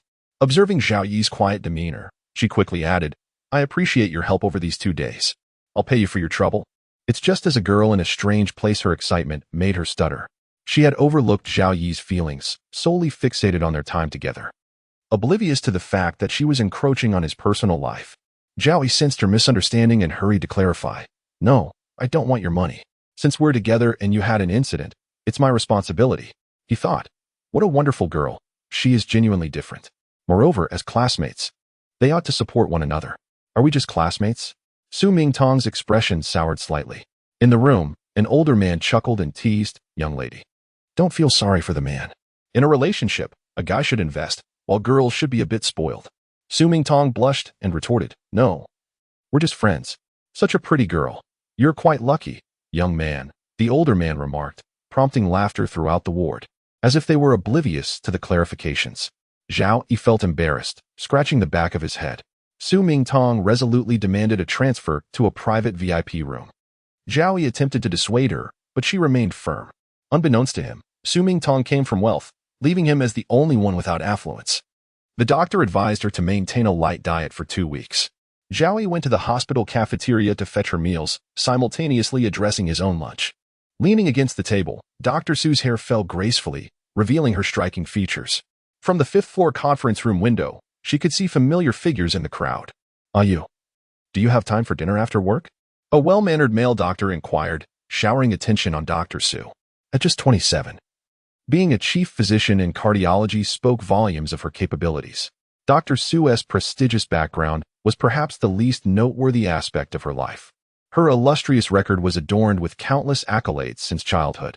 "I have no time," Dr. Su decisively declined, breezing out of the conference room toward the cafeteria. Su Mingtong insisted on sending Zhao Yi money, which he reluctantly accepted, selecting sweet and sour pork, braised pork, and vegetables. He found a vacant seat and began to eat when someone placed a plate across from him. Looking up, he was surprised to see Dr. Su. Her hair now reached her shoulders, and she wore a simple cream cardigan that accentuated her femininity. She appeared strikingly elegant, reminiscent of a top actress from Japan. Without her white coat, she exuded a less austere vibe. What a coincidence! Dr. Su greeted him. Did she remember him? Zhao Yi contemplated evading her again. What difference did it make, anyway? Would she actually devour him? Dr. Su pointed out, "You have a grain of rice on your lip." Zhao Yi, lost in thought, failed to comprehend her words. Dr. Su reached over to remove the grain, causing him to instinctively lean back, both embarrassed and annoyed. "What are you doing? What were you just thinking about?" Dr. Su inquired, holding up the grain of rice for him to see. Zhao Yi's face flushed deeper. "And nothing. You're quite strange. Why not sit somewhere else?" His voice trailed off. Dr. Su gazed at him steadily, seemingly able to read his thoughts. Frustration surged within him, and he was at a loss for an outlet. Dr. Su crushed the rice grain between her fingers, its sticky texture evoking memories of a certain sensation. Zhao Yi felt as red as a ripe fruit. Dr. Su possessed a gaze that could convey 1,000 words. "Stop looking. I genuinely can't eat," he muttered. You never come to the cafeteria." The well-mannered man expressed surprise, adjusting his glasses, giving off a rather pretentious vibe. His words shattered the intimate atmosphere between Zhao Yi and Dr. Su. Zhao Yi focused on his meal, planning a quick escape after finishing. Dr. Su remarked coolly, "I came when I felt like it." The bespectacled man shook his head, chuckling. "You remain as you always were." His gaze shifted to Zhao Yi. "Do you know this young man?" A fleeting glimmer of jealousy flickered in his eyes. Dr. Su had declined his invitation precisely because of this ordinary university student. Zhao Yi was indeed younger, while the bespectacled man was already a member of society. "Friend," Dr. Su stated succinctly. Zhao Yi ate quickly, glancing at her. Their silent exchange seemed to communicate. When did this happen, and how was he unaware? Dr. Su smiled, finding a man eating charming for the first time. The bespectacled man, struggling to conceal his astonishment, settled beside Dr. Su and initiated conversation with Zhao Yi. "Where do you study?" Out of courtesy, Zhao Yi named his university, XXX School. Upon hearing the name, the man could not hide his disdain. "You're wasting 4 years at university. You might as well enroll in a vocational school and learn a trade, so you can enter the workforce sooner." "Of course, I mean no offense. I'm just speaking the truth." "What is your major?" Zhao Yi was reluctant to engage, managing only to say, "Traditional Chinese medicine." "Still pursuing TCM? I never had high hopes for your university. Do you know where IU and I graduated from? I attended a 985 university. And IU studied at a world-renowned institution." Zhao Yi's face grew sour as he thought. What is so great about a 985 university if it produces someone like you? Why did he have to flaunt his superiority? Dr. Su interjected, "Eat your food. It's getting cold." The bespectacled man's demeanor darkened as he continued to chastise Zhao Yi. One must recognize their position in society and not aspire to something beyond their reach. "Idiot." Zhao Yi shot back. The bespectacled man glared at Zhao Yi, his face reddening with fury. "What did you say?" "I said you're a fool." Zhao Yi raised his voice. Nothing irritated Zhao Yi more than self-righteousness. "Do you truly understand others? You're not concerned with their lives. You merely pontificate." The man slammed the table, drawing the attention of other diners. "I ought to teach you a lesson so you understand your place in this society." Dr. Su reprimanded the bespectacled man sharply. "Shut up. Is this how a 985 graduate conducts themselves?" I remained silent because I thought you possessed some decorum. You criticize others, yet you are the true disgrace. Any teacher who produces a student like you should be utterly ashamed. The bespectacled man looked at Dr. Su in fear. "You." Dr. Su coldly gestured. "Apologize to him." Chapter 51. The caregiver, the man with glasses, stared in disbelief. "You want me to apologize to him?" So you stood tall? Her expression cold and devoid of any emotion. "Aren't you a cultured 985 graduate? Can't you apologize?" The man with glasses failed to grasp that Suyu was mocking him. In a flurry of anxiety, he regretted his impulsiveness. He had squandered all the goodwill Suyu had towards him. He dared not defy her, after all. She was a highly sought-after talent, a potential candidate for academia. The man with glasses looked at Suyu, her gaze imposing. Zhao Yi remained silent. The man with glasses turned away, his face a tapestry of resentment and humiliation, yet he lowered his proud head. This was, after all, a public setting. And he had lost face. "I'm sorry," he muttered, clenching his fists, still unwilling to yield. Zhao Yi nodded slightly. The man with glasses could no longer bear to stay and left in haste. Suyu turned to Zhao Yi and said, "The food is getting cold. Hurry up and eat." Zhao Yi felt a subtle shift in his perception of Suyu. She had just offended him. The man with glasses was truly perplexed. Zhao Yi quickly finished the remainder of his meal. Suyu then offered, "I can teach you." Huh? Zhao Yi was taken aback by her vague statement. It took a moment for him to grasp her intent, and he stood up to clear the plates. "Thank you," he said. Suyu smiled faintly and nodded. To Zhao Yi, her smile was unexpectedly charming, an ephemeral beauty that eluded description. He hurried back with food for Su Mingtong. Noticing Zhao Yi's troubled demeanor, she asked, "What are you thinking about?" He recounted the ridiculous incident to her. After listening, Su Mingtong analyzed, "He is jealous of you." Zhao Yi found this amusing yet incredulous. What is there to be jealous of? Su Mingtong's cheeks flushed as she looked at Zhao Yi. Feeling shy, "You have many admirable qualities that you are unaware of." Zhao Yi scratched the back of his head. Really? In truth, he felt elated by her words. Who wouldn't enjoy flattery? As night fell, Zhao Yi contemplated whether to return to the school where Su Shuijie would be alone. He hesitated, as he had nowhere else to stay. The sky outside had darkened, compelling him to make a decision. Su Mingtong also recognized the predicament. "Why don't you stay here tonight and see if it's convenient for me?" After all, it was late, and he had no pressing matters to attend to. Zhao Yi shook his head. He genuinely had nothing to do. Moreover, leaving Su Mingtong alone would be inconvenient. He opened a WeChat group chat named Little Head Dad and Big Head Sons, a group he had created, consisting of 4 members. Zhao Yi felt he would miss out if he didn't establish a group and assume the role of group leader. In the chat, he informed the others, "Not going back tonight." Messages of congratulations flooded in. "Congratulations, Zhao Gu, on saying goodbye to virginity. Zhao Yi has transformed from a boy into a man." "What nonsense! Zhao Gu, how many times have you done this? Who is the lucky lady? Let me guess. Could it be a sultry beauty? Don't be ridiculous." Zhao Yi glanced at Su Mingtong, who was lying on the bed with her ankle wrapped in bandages. How could he handle this? Feeling ashamed, his thoughts wandered. Su Mingtong, shy and timid, asked, "Do you need anything?" "No." Zhao Yi played with his phone before asking, "Do you need to use the restroom?" Su Mingtong bit her lip and shyly nodded. Zhao Yi assisted her, inquiring, "Is your foot any better?" "Still the same as when I came to the hospital this afternoon." Su Mingtong leaned against Zhao Yi, her fingertips slightly warm, her delicate ears flushed. She leaned against him, a half embrace. Zhao Yi thought bitterly, if only Su Shuijie hadn't been injured, he might never have had this close encounter with the campus beauty. He helped her into the restroom and looked around. "Do you need any help?" It was indeed a VIP room, complete with a bathing area. Su Mingtong's face turned crimson, her eyes anxious. "Please go outside." If he continued to help, she would have to remove her pants. Zhao Yi, feeling a surge of mischief, nodded and quickly stepped out. Just as he was about to leave, Su Mingtong called out, "You can help if you want." What did she just say? Zhao Yi's mind went blank, and his breath quickened. Did she mean what he thought? He doubted he had heard correctly and dared not inquire further. Su Mingtong lowered her head, hesitant to say anything more. The atmosphere felt charged and in a daze. Zhao Yi exited the restroom. Leaning against the door, he pondered her words. She had 2 hands, hadn't she?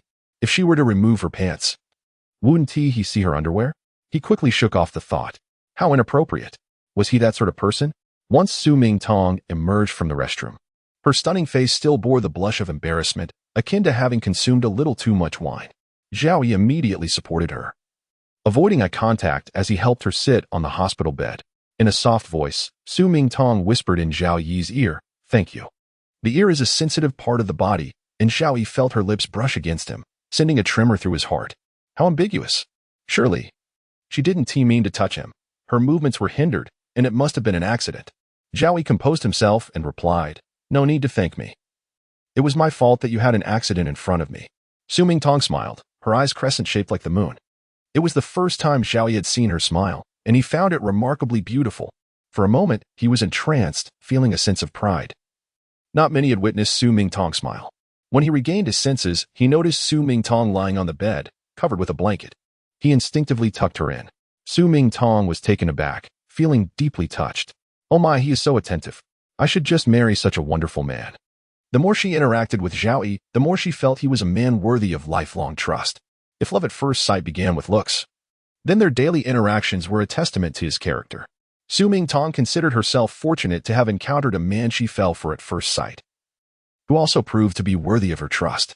Zhao Yi, oblivious to what had moved her, dared not ask. He sat in a chair, engrossed in his phone. The room was quiet, occasionally interrupted by the sound of rustling leaves in the wind. Are you planning to sit in that chair all night? There is plenty of space on the bed. Come and sleep. Su Mingtong scooted over, indicating there was ample room. Zhao Yi's mind raced. Was it happening so soon? He remembered the last time he had shared a bed was with Bai Lulu, where he had merely slept on the floor. This time, however, he would be in the same bed as Su Shuijie. I'll stick to the chair for now. Just one night, Zhao Yi politely declined. That is very uncomfortable. Especially since you have things to do tomorrow. It's already a hassle for you to take care of me. No. Zhao Yi waved his hand firmly, refusing. He felt it would be cumbersome to share a bed with Su Shuijie. The closeness would be awkward, even if they were alone in a room. His roommates would surely be envious. Su Mingtong fell silent, and after a while, she looked up at Zhao Yi with a glum expression. Do you dislike me? Chapter 52. Discovering Sister Su's heartfelt concerns. How could anyone resist such a charming demeanor? Zhao Yi hurried to his feet, flustered as he stammered an explanation. How could that be? I merely thought it might be inappropriate, given the differences between men and women.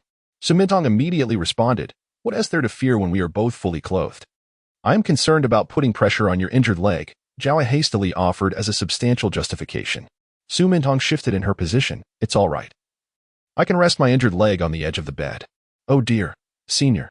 Despite her earnest invitation, Zhao Yi hesitated. Su Mingtong lifted a corner of the blanket, and Zhao Yi approached, sitting on the edge of the bed, covering his legs with the blanket. He lowered his head, engrossed in his phone to mask his embarrassment. Why don't you lie down? Su Mingtong, wrapped snugly in the blanket, peeked at him with her sparkling eyes. Zhao Yi desperately wished she would refrain from looking at him in such a manner. It was reminiscent of a concubine inviting a visit. He glanced at the head of the bed, contemplating lying down but hesitated, not wanting to subject her to the unpleasant scent of his feet. He gently urged, you should rest since you're injured. Normal people are usually asleep at this hour. Su Mingtong obediently acknowledged. The faint, refreshing scent emanating from her served as a constant reminder that she was so close. He wished he could continue playing on his phone without interruption. After a brief period, Zhao Yi completed his simple evening routine and lay down beside her. Once horizontal, he felt even more anxious, as Su Mingtong was now exceedingly close, the alluring fragrance of her hair wafting toward him. Thankfully, Su Mingtong was innocent and naive.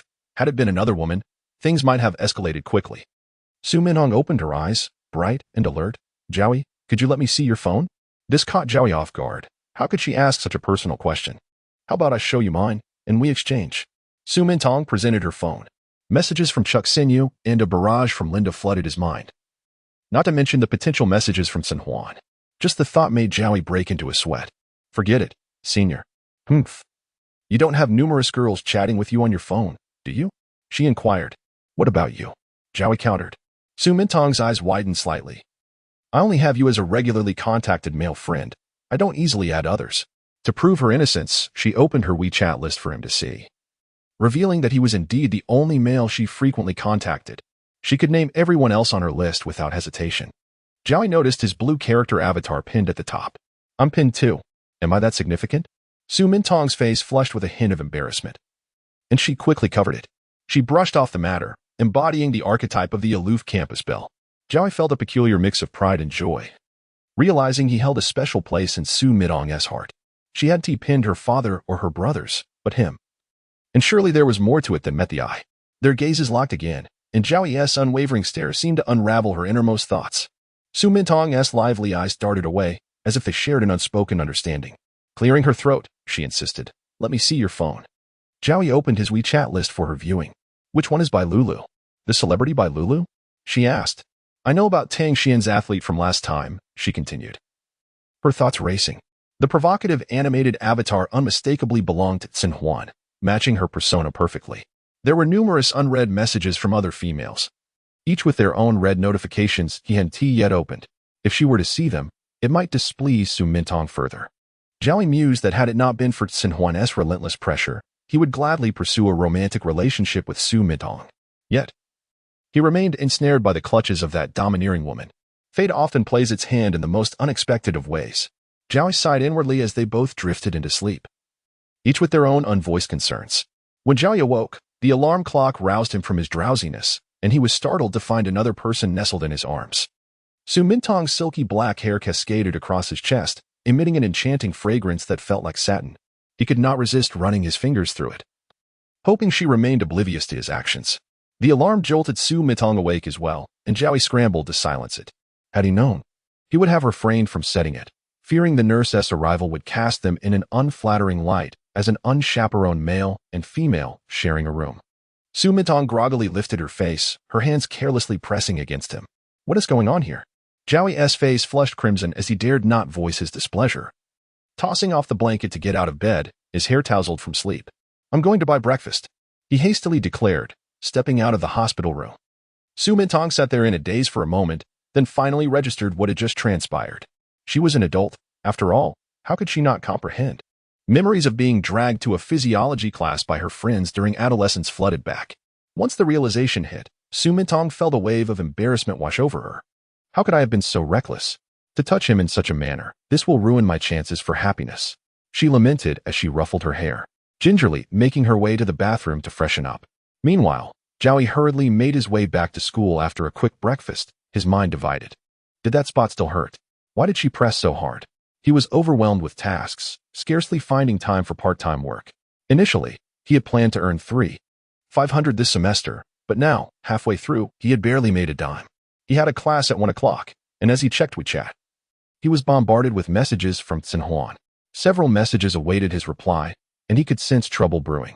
His phone vibrated with a call from Xinhuan. What do you want? He answered. Xinhuan, gazing out from a high-rise window, felt no thrill from her apparent power since meeting Zhao Yi. Her focus had become entirely ensnared by him. Boyfriend, she smirked, I should ask what you're up to. Of course, I'm at school.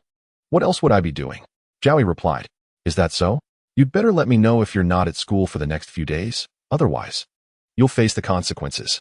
How tedious, Zhao Yi retorted, irritated by her self-righteous tone. Who do you think you are? Mind your own business, or send me some money. Instead of being angered, Xinhuan raised an eyebrow with a smile. Good. I like it when you ask me for money. Have you been eating on time? Zhao Yi frowned. I'm not a child. I don't need you to remind me of that. Xinhuan chuckled. Reply to my messages promptly, or I'll come to your school to find you. After exchanging a few more remarks, the call ended. Moments later, a notification chimed. 10,000 yuan deposited into his Alipay account. Surrounded by others, their eyes turned enviously towards him. No one could resist the allure of red bills. Zhao Yi felt a flush of embarrassment. Such a sudden turn of events was overwhelming. Chapter 53. The glasses man Zhao Yi hurriedly clarified. The video is playing out loud. The crowd felt relieved. After all, wealth should not be flaunted. Zhao Yi found solace in the sound, for it was only right that he spent her money, given how Xinhuan constantly threatened him. The malevolent capitalist. Sun Huan's financial support felt insufficient, but he considered the possibility of frightening the children, especially since he had previously refused her money. In Xinhuan's eyes, Zhao Yi was still a man who regarded wealth as mere refuse. Zhao Yi had been weighing the pros and cons, wary of being at the mercy of a wealthy woman. One should not assume that money flows easily for the affluent. Working in factories is exhausting, and some unscrupulous employers even delay wages. Paying salaries feels akin to extracting flesh from their bones, let alone money obtained through irregular channels. It was evident that Xinhuan belonged to this elite class, known for their temperaments and haughty airs. Zhao Yi, having suffered setbacks, was determined to reclaim something from her. He received a message from Tang Xian. I never expected you to have so many friends. Zhao Yi chose not to respond. After all, it was not he who pursued them. They came to him. Bai Lulu sent a message with a flower emoji. I'll come to play with you tomorrow. Zhao Yi promptly replied, No, I don't have time. He still needed to look after senior sister Sue and had been unable to spare any time in the past few days. Bai Lulu responded with a dejected emoji. Wasn't it agreed upon? Are you going to ditch me? Zhao Yi resolutely refrained from replying, convincing himself that he should cease contact with Bai Lulu. She was a star, while he remained an ordinary person. Excessive entanglement might jeopardize her career. Bai Lulu claimed that there was no possibility between him and Xinhuan. Was there any potential between him and her? A son-in-law, after all, is not an easy role to play. Everyone wishes to eat without laboring. and there are seldom situations that satisfy both sides. Gu Mingwei inquired, "Are you there?" Zhao Yi replied cheerfully, "I am here. What is Miss Mingwei up to?" If they were face to face, he would undoubtedly notice the blush on her cheeks. After a moment, Mingwei said, "I have a part-time job to introduce to you. Come over when you have time." Zhao Yi playfully covered his eyes. "Is it to clean your house again?" Mingwei responded, "If you want to clean, that's also fine."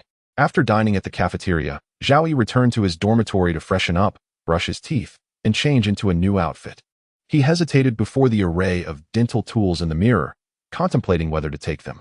His fingertips brushed against them, only to retract quickly, as if jolted. Was he truly considering sharing a bed with senior sister tonight? Approaching the dormitory bed, he realized that, according to today's schedule, he would likely be gone for most of the night. Would bringing a toothbrush reveal his ulterior motives? He wondered if others experienced such internal conflict. If only Xinhuan were not in the picture, he would have undoubtedly taken it. Zhao Yi descended the dormitory stairs and, adhering to senior sister's instructions, collected daily necessities from her roommate. He approached a tall, slender girl who was clearly holding a small cloth bag and scanning her surroundings. She wore fishnet stockings, exposing her skin beneath the lace straps. Zhao Yi was perplexed by how such attire could be donned. A belt adorned her thigh, with a silver chain and a pentagram pendant dangling, while her waist was accentuated, revealing a flat stomach with faint hints of abs. Her top was merely a small camisole. Goodness, she looked stunning. No wonder she got along so well with senior sister Sue. Zhao Yi pointed at the bag. "Hello, senior sister Sue asked me to get something." "Take it," the girl said, her head bent down, engrossed in her phone, pushing the bag forward. Zhao Yi accepted it, thanking her. To his surprise, she was quite amiable. Xiao Wenfeng had heard of Zhao Yi and recognized his uniqueness. As the friend of her bestie, Xiao Wenfeng had no intention of coveting her friend's affection. She kept her head down during their interaction, only lifting her gaze once he had walked away. His figure was so ordinary, his height unremarkable, and Xiao Wenfeng murmured, "What charm does he possess?" When the time came, Zhao Yi headed to class, setting the girl's bag aside. Little did he know how many female classmates would feel a pang of disappointment upon seeing him carrying it into the classroom. After class, he stretched and, with break time nearing its end, set off to find Su Mingtong with the small bag. What could be inside? Curiosity piqued, he opened it to investigate. Toiletries, cosmetics, a few changes of clothes, and a separate small pouch caught his eye. Upon opening it, he discovered a pink bra adorned with a delicate bow. He never expected senior sister to have such a youthful side to her. Hastily, he stuffed it back in, feeling guilty and glancing around as if he were a thief, conscious of the bustling street. Had he known better, he would not have been so careless. Upon reaching the hospital, Zhao Yi handed the small bag to senior sister Sue.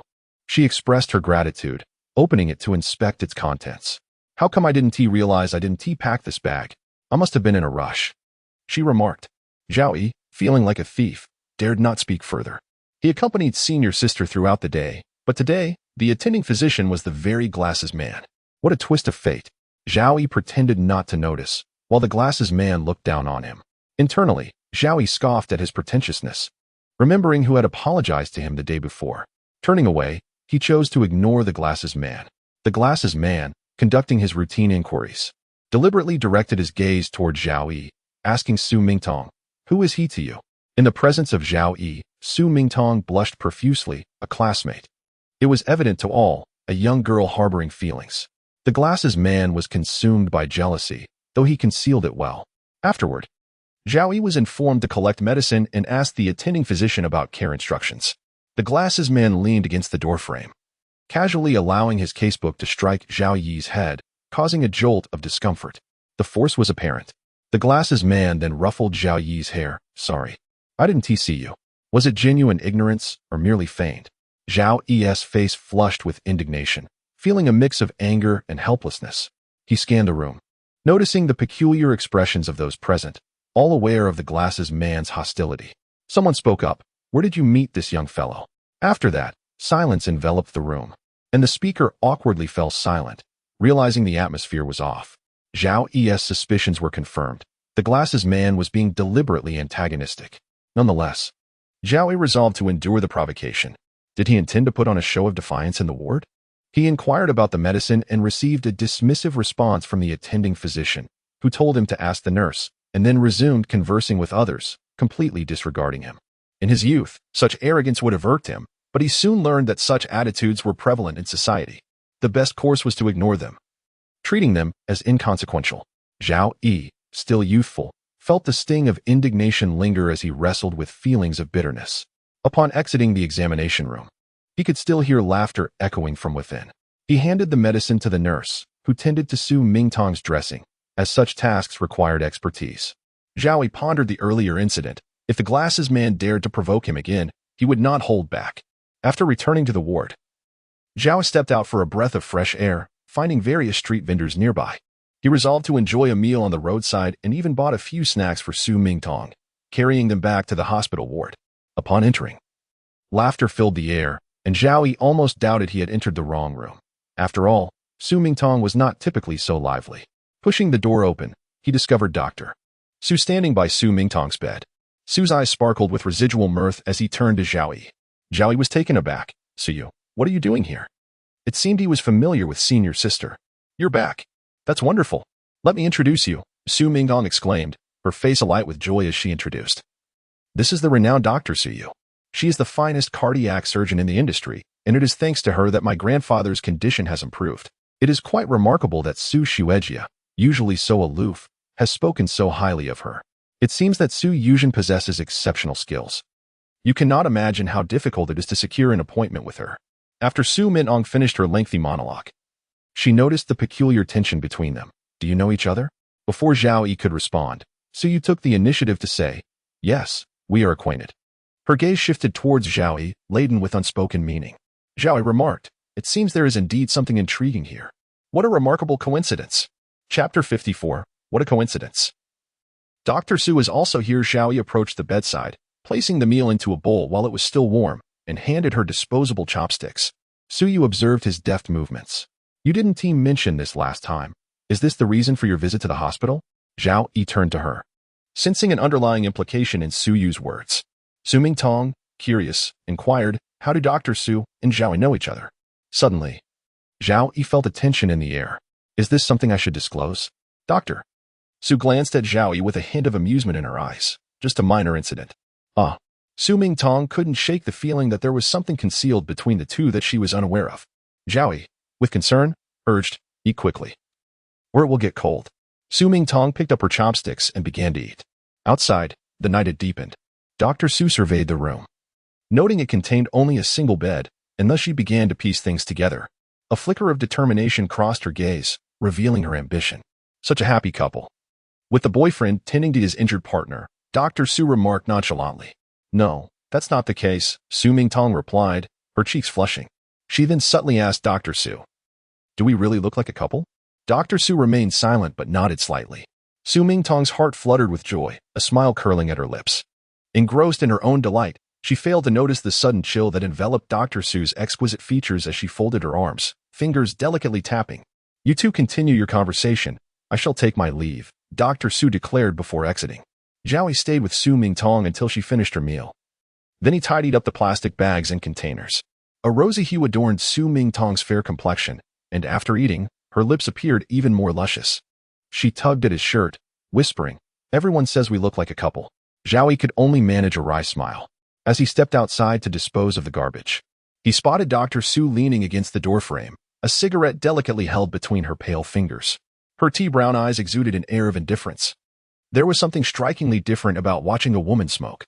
Her slender hands seemed delicate. The hospital director forbade Su from smoking on the premises, citing health concerns. Yet she was unable to resist the urge. She had always been willful, accustomed to indulging her whims. Zhao Yi felt an unsettling premonition as he passed by her. The exit lay ahead. He wished to sever any lingering ties with Dr. Su, knowing that the bespectacled man's hostility towards him was likely due to Su Yu. In retrospect, he realized the truth. Compared to them, he was merely a child, after all, only 19 years old. Zhao Yi hesitated, unsure of his next move. Turning back felt too conspicuous. How could he be so conflicted? Just as he decided to move forward, Su Yu's voice pierced through. "Are you afraid of me?" "Afraid I might touch you again." "Goodness, must you be so direct? You're not even pretending anymore." Su Yu chuckled, tossing her cigarette into the trash with a graceful arc. As she approached, the mingling sense of antiseptic and a hint of bitter tobacco enveloped her, mirroring her cool demeanor. The mention of her touch ignited memories, and as she drew nearer, he closed his eyes momentarily. Knowing her intentions were deliberate was one thing, but Su Yu had initially planned to tease him, lamenting his inability to grasp the nuances, remaining the innocent young man he was. Adults engage in such trivial matters. Su Yu had never dated, primarily due to her lack of interest, merely bodily exchanges in pursuit of fleeting pleasure. As a medical student, her curiosity was purely academic, a means to broaden her understanding. During her studies abroad, her roommates indulged in extravagant parties where nudity was commonplace. She had observed such gatherings, only partaking in a solitary smoke before departing. Returning to the present, she inquired, "Did you sleep with Su Mingtong last night?" Her observation was astute. "Yes." "What's it to you?" Zhao Yi replied candidly, wishing to gauge Su Yu's reaction. After all, what was the issue with sharing a bed with Su Mingtong? Su Yu's eyes sparkled. "There's a bed for resting in my department. Where else would I sleep?" Zhao Yi thought to himself. "I knew it." His expression betrayed his thoughts. "I won't be sleeping anywhere else," Su Yu stated coolly. This playful banter flustered Zhao Yi, causing his cheeks to redden. Su Yu's eyes glinted with mischief. Zhao Yi, feeling irritated, retorted, "Why should I listen to you?" The frustration stemmed from his inability to decipher her thoughts. "In a room with a solitary man and a woman, it's quite different," Su Yu remarked, turning to leave. Zhao Yi called after her, realizing he couldn't continue sharing a bed with Su Mingtong, as it would lead to uncomfortable situations. What if things escalated? And besides, the implications of their sleeping arrangement would not reflect well on him. He and Su Mingtong shared no such relationship. A smile graced Su Yu's lips as she paused. Turning slightly, Zhao Yi pressed her again. "You really want to stay?" Su Yu suddenly drew near, their faces almost touching. Zhao Yi could see her porcelain skin, a testament to her rigorous dedication to her profession, yet he wondered how she maintained such beauty. "Do you want me to stay, or not?" Su Yu tugged at his collar, drawing closer still, their breaths mingling. Zhao Yi blinked rapidly. "If you stay, I certainly want tea." With her presence, how could he continue to rest? Would he simply switch partners? "Oh," Su Yu chuckled softly in his ear. "Are you perhaps a novice? Want to give it a try?" Even without explicit words, Zhao Yi understood the implication. The combination of such provocative phrases was overwhelming. "Keep your voice down. We shouldn't be overheard," he hissed, glancing around. Su Yu raised an eyebrow.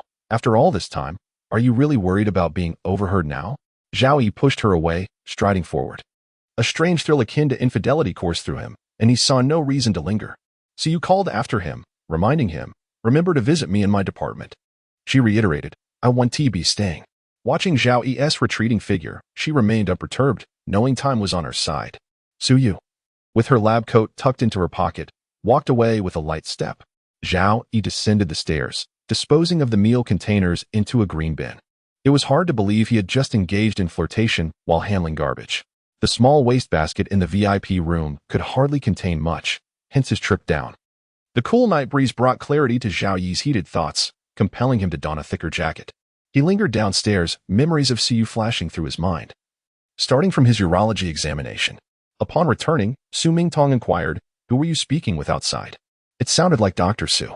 Zhao Yi, leaning against the wall, felt an inexplicable guilt and replied, "Dr. Su suggested I sleep in her department, mentioning it's for your reputation as a girl." He approached the table, pouring himself a glass of water to steady his nerves. Internally, Zhao Yi scoffed at himself. This excuse was becoming increasingly convoluted. Su Mingtong pondered, her brows furrowed, before finally discerning the implications.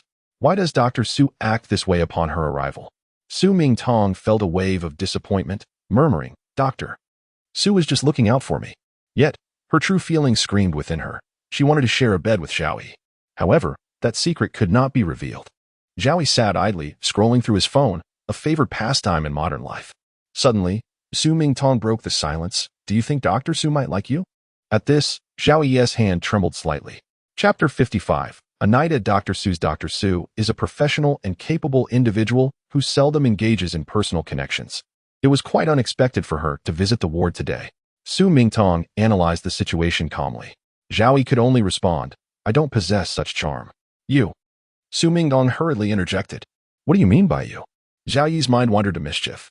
The ward fell silent, and Su Mingtong nervously clutched the blanket in front of her, her breaths quickening. Zhao Yi parted his lips, unable to suppress his urge to express himself. He recalled the formidable San Juan who stood between them. When had he been coerced? Was this not a matter meant for a man to handle? "It's getting late. You should go to sleep," Zhao Yi said, attempting to ease the awkward atmosphere. Nonsense, it's still quite early, Su Mingtong protested. Zhao Yi approached her, tucking the blanket around her. You're injured. You need your rest. Be obedient. Su Mingtong, with a delicate grip on the hem of Zhao Yi's shirt, pleaded. Can you not leave? Stay here with me, I don't care what others say. Her gaze resembled that of a concubine beseeching her sovereign for company. You truly. Zhao Yi began, but Su Mingtong quickly corrected herself. I believe our relationship is entirely innocent. One who stands upright fears no shadows. Did Senior Su truly not understand? Zhao Yi pondered.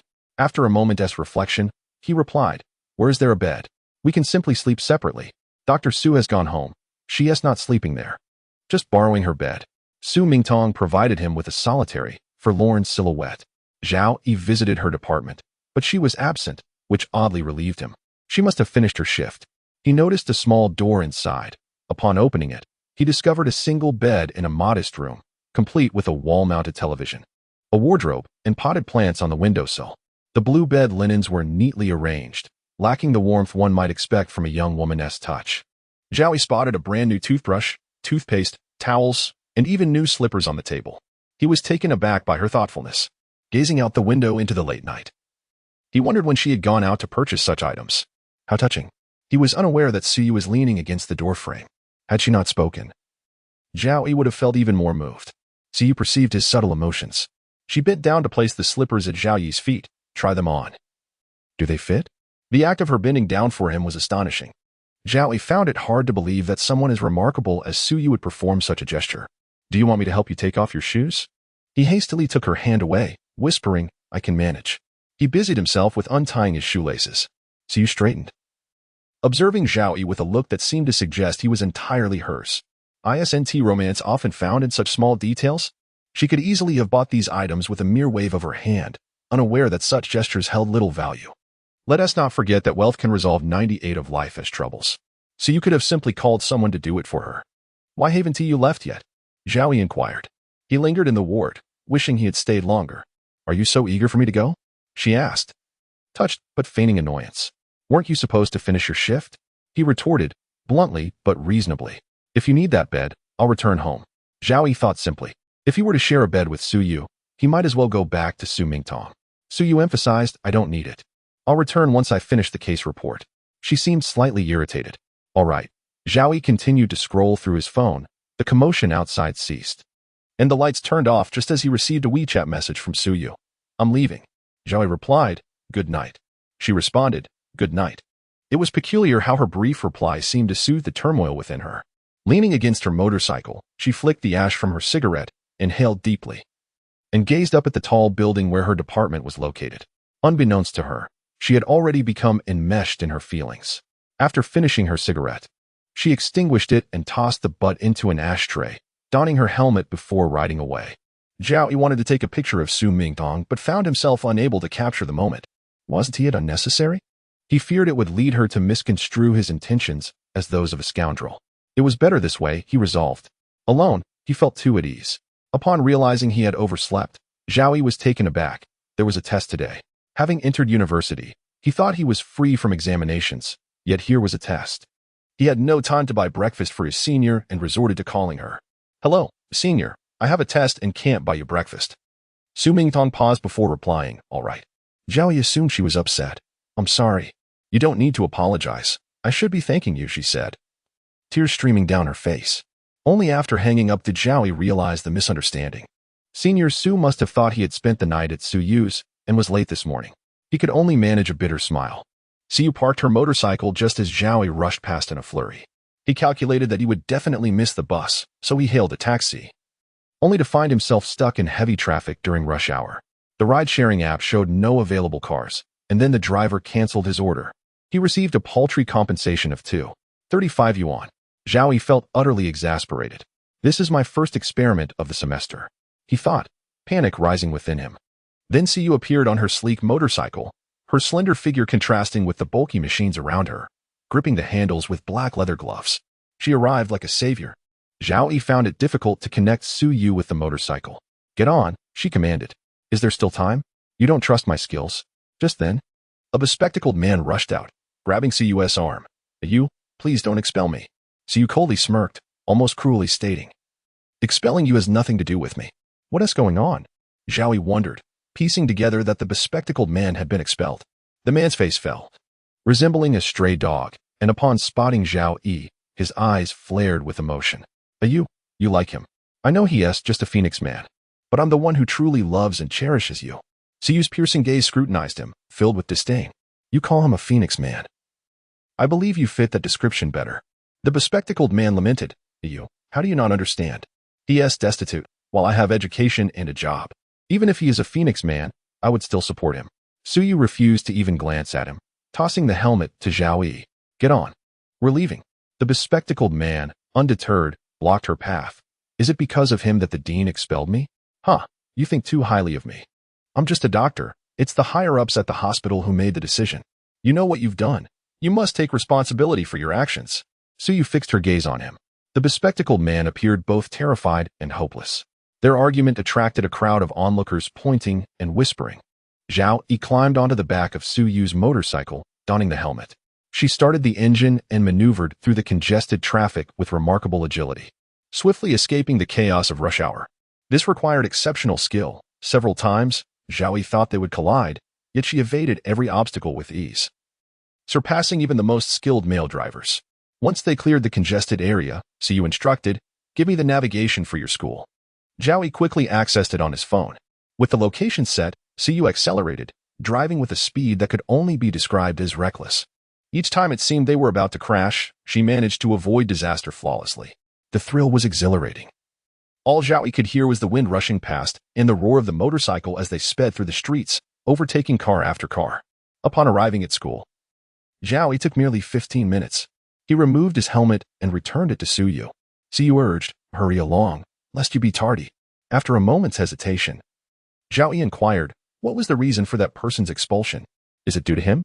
Suyu replied, "If I say it was because of you, would you feel grateful enough to give me a kiss?" This response was quite shameless. Chapter 56. Suyu boldly takes the mic. This response is rather shameless. Zhao Yi pressed his forehead. "I am quite serious." "So am I," Suyu replied, her eyes filled with sincere and fervent desire to kiss him, utterly genuine. The two found themselves in a stalemate. Zhao Yi, hesitant to waste more time, took a step to leave. Go attend class. He had no medical ethics and deserved to be expelled. Zhao Yi was taken aback by Suyu's words. "Why are you looking at me like that? Don't I seem like a doctor of both virtue and talent? Are you?" Zhao Yi silently scoffed. Having arrived on time today, Suyu had resolved his urgent dilemma. Zhao Yi thanked her. Wait a moment. Suyu rode off on her motorcycle. Thanks to Suyu's swift assistance, he still had ample time before the exam. He stood there, waiting. Suyu handed him a bag of warm breakfast. "Take this and eat."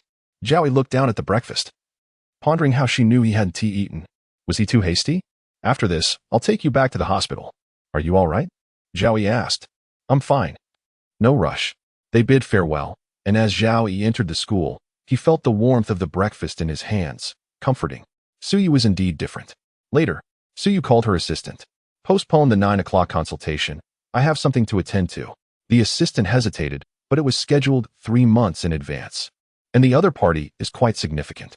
They've waited 3 months. They can wait a little longer. The assistant, familiar with Suyu's temperament, inquired, "When will you be available?" "In the next couple of days," Suyu replied vaguely. When pressed further, she hung up the phone. Suyu parked her motorcycle in a non-intrusive spot and wandered around the university, soaking in the atmosphere of student life. Meanwhile, Zhao Yi was inside taking a test. His mind restless, constantly drawn to thoughts of Suyu. She was a genius, the head of cardiology at just 27. Despite her seemingly aloof demeanor, there was a hint of mischief and a touch of rebelliousness about her. The old professor called Zhao Yi's name, and he responded. The professor cautioned, "Stay focused during the test. Don't mingle with unsavory characters outside of society." Was he referring to him? Zhao Yi felt a slight flush. The professor, having 2 daughters, contemplated that since the elder was already married, he might wish to pair Zhao Yi with the younger. Surely, if he found Zhao Yi suitable, his daughter would too. Upon his passing, wouldn't he all his wealth be theirs? If Zhao Yi knew of the professor's intentions to have him as a son-in-law, he would be utterly shocked. After the test concluded, Zhao Yi exited the classroom with the crowd. He couldn't avoid Suyu, who was waiting outside. He couldn't leave her hanging. Was he afraid or simply embarrassed? A Rolls-Royce glided by, its sleek black body exuding luxury, adorned with the small golden emblem. The door opened, revealing Xinhuan. Her long legs clad in black stockings, a sight to behold. She wore a striking orange trench coat, complemented by a nude lipstick, and carried a limited-edition luxury handbag. The autumn sun cast a beautiful glow on her auburn hair, transforming it into a mosaic of colors. Suyu leaned against her motorcycle across the street. The two women exchanged glances. A silent battle of wills ensued. Xinhuan, feeling indignant, quickly deduced that Suyu was waiting for Zhao Yi. She had sensed that this woman was not ordinary. Suspecting Suyu's intentions for being in the examination room, Xinhuan's hands trembled with anger. Suyu, languidly observing Xinhuan, regarded her with disdain, not considering her arrival. She certainly remembered Xinhuan as the first woman to accompany Zhao Yi to the hospital. Xinhuan, handbag in hand, crossed the street. The wind billowed her trench coat, creating a stunning visual spectacle as she ascended the steps in her high heels. Her presence was commanding, standing defiantly against Suyu. You're out of luck. The person you're waiting for isn't coming today, Suyu replied coolly. You seem to be speaking too soon, Xinhuan retorted confidently. He tends to listen to me in certain matters. After all, I've known him longer than you. Suyu casually placed her hand on the sleek motorcycle. Love knows no precedence. Zhao Yi emerged, searching for Suyu's figure, only to find her standing beside the striking Xinhuan, causing his heart to skip a beat. Just as he feared, he had encountered her after days of avoidance. What were they discussing? Anxiety washed over him, leaving him hesitant. Was he truly afraid? Xinhuan spotted him first and beckoned him over. Zhao Yi swallowed hard and approached, bracing himself for another potential argument. He had developed a psychological aversion to such confrontations after their last encounter, where he had bumped his head. Suyu's gaze was fixed on Zhao Yi, intensifying his sense of pressure. Xinhuan flashed a radiant smile, taking his hand as if they were a couple in love. Darling, let us go. My car is parked at the curb. Zhao Yi glanced apologetically at Suyu, feeling guilty for abandoning her, yet he followed Xinhuan. Suyu had waited for him the entire morning and had driven him swiftly. As they walked, envious glances were cast at Zhao Yi, who was accompanied by such a beautiful and refined girlfriend, filling him with pride. Just then, another hand grasped Zhao Yi's arm from behind. He turned to see Suyu. What is this? Suyu inquired, her eyes questioning. Do you wish to walk with me? Zhao Yi felt as though a simple nod would lead Suyu to claim him. Xinhuan's nails dug into Zhao Yi's palm, her demeanor calm yet firm, reminding him, don't forget whose boyfriend you are. Zhao Yi contemplated for a moment, dismissing the rivalry between the two women, realizing neither was yielding. The pain in his palm kept him grounded as he turned to Xinhuan. I know. He broke free from Suyu's grasp, although she held on tightly. Where did this young lady find such strength? Zhao Yi furrowed his brow slightly, extending his other hand. Please let go. Suyu refused, and they engaged in a tug-of-war. What I desire, I will not let slip away. Suyu's eyes held a fervent determination. Her words directed at Zhao, but her glare icy towards Xinhuan. Suddenly, Zhao Yi released Suyu and followed Xinhuan instead. Xinhuan looked back at Suyu, a victorious smile playing at her lips. Zhao Yi and Xinhuan reached the car. Xinhuan opened the driver's side door and casually asked Zhao Yi, do you have a driver's license? He simply shook his head. Once we find an open area. You can drive my car, Xinhuan remarked, aware that most men had a penchant for fine automobiles. When you learn, I'll take you to the dealership to pick one out. Zhao Yi sensed her good spirits. How could she not be in high spirits, having triumphed over a rival? As Xinhuan settled into the driver's seat, Zhao Yi opened the back door. Suddenly, the roar of a motorcycle erupted nearby. Before he could comprehend, he was enveloped in Suyu's embrace, her hair tousled by the wind, carrying the scent of antiseptic mingled with vanilla. Suyu's lips met his, skillfully parting his mouth, weaving a passionate dance within. An electric thrill coursed through Zhao Yi, igniting something deep within him. Both were left breathless, akin to the famished savoring their first taste of honey. Suyu pulled back, both panting heavily. This is what you owe me. Chapter 57, Dr. Su's wildness. Zhao Yi touched the corner of his lips and remarked, Dr. Su, you are far too wild. Suyu laughed heartily. Xinhuan, incensed, cursed vehemently and forcefully pushed open the car door, only to have it firmly wedged by Suyu's vehicle. Zhao Yi harbored deep suspicions that this was intentional. The delicate elegance of Xinhuan had vanished. She hurriedly attempted to exit the passenger seat. Suyu, in a leisurely tone, chatted with Zhao Yi while gesturing toward the back seat. Would you like to ride in my car? Zhao Yi cast a furtive glance at Xinhuan within the car. Her fury was palpable, as though she were ready to wield a knife. It seemed he would inevitably be caught in the crossfire. Had Dr. Su truly offered him a choice. Zhao Yi observed the seemingly innocuous Su Yu. He donned his helmet and mounted Su Yu's motorcycle. Sin Huan awkwardly descended from the car, her figure disappearing in haste, her bag flailing helplessly. Passers-by cast inquisitive glances, as if eager to roast her under scrutiny. Her meticulously styled hair was in disarray. In her entire life, Sin Huan had never felt so humiliated. Zhao Yi turned back to glimpse her mortified expression. A thrill surged within him. He had never lived so recklessly. He yearned for adventure. His upbringing had instilled in him a sense of propriety, and given his background, he felt he had no right to deviate from the norm. As the vehicle sped further away, it overtook others, igniting a rush of speed and exhilaration. The morning he had spent in Su Yu's car had given him a taste of such feelings. The swift pace had left him barely clinging to her clothing. Sin Huan seethed with rage, slamming the car door and revving the engine, the tires screeching against the ground, a testament to the owner's ire. The Rolls-Royce sped away. Onlookers couldn't help but speculate about the young man who had captivated two equally remarkable women. Su Yu's motorcycle was no less expensive than a four-wheeled vehicle. Sin Huan halted her car by the roadside, her palm striking the steering wheel in frustration. She lamented her own inadequacy for allowing Zhao Yi to kiss her in her presence, and questioned her own softness, wondering if she should have acted more forcefully. In truth, Sin Huan understood all too well. Feelings require mutual consent. If his heart was not hers, any coercion would be in vain. She could not comprehend her shortcomings.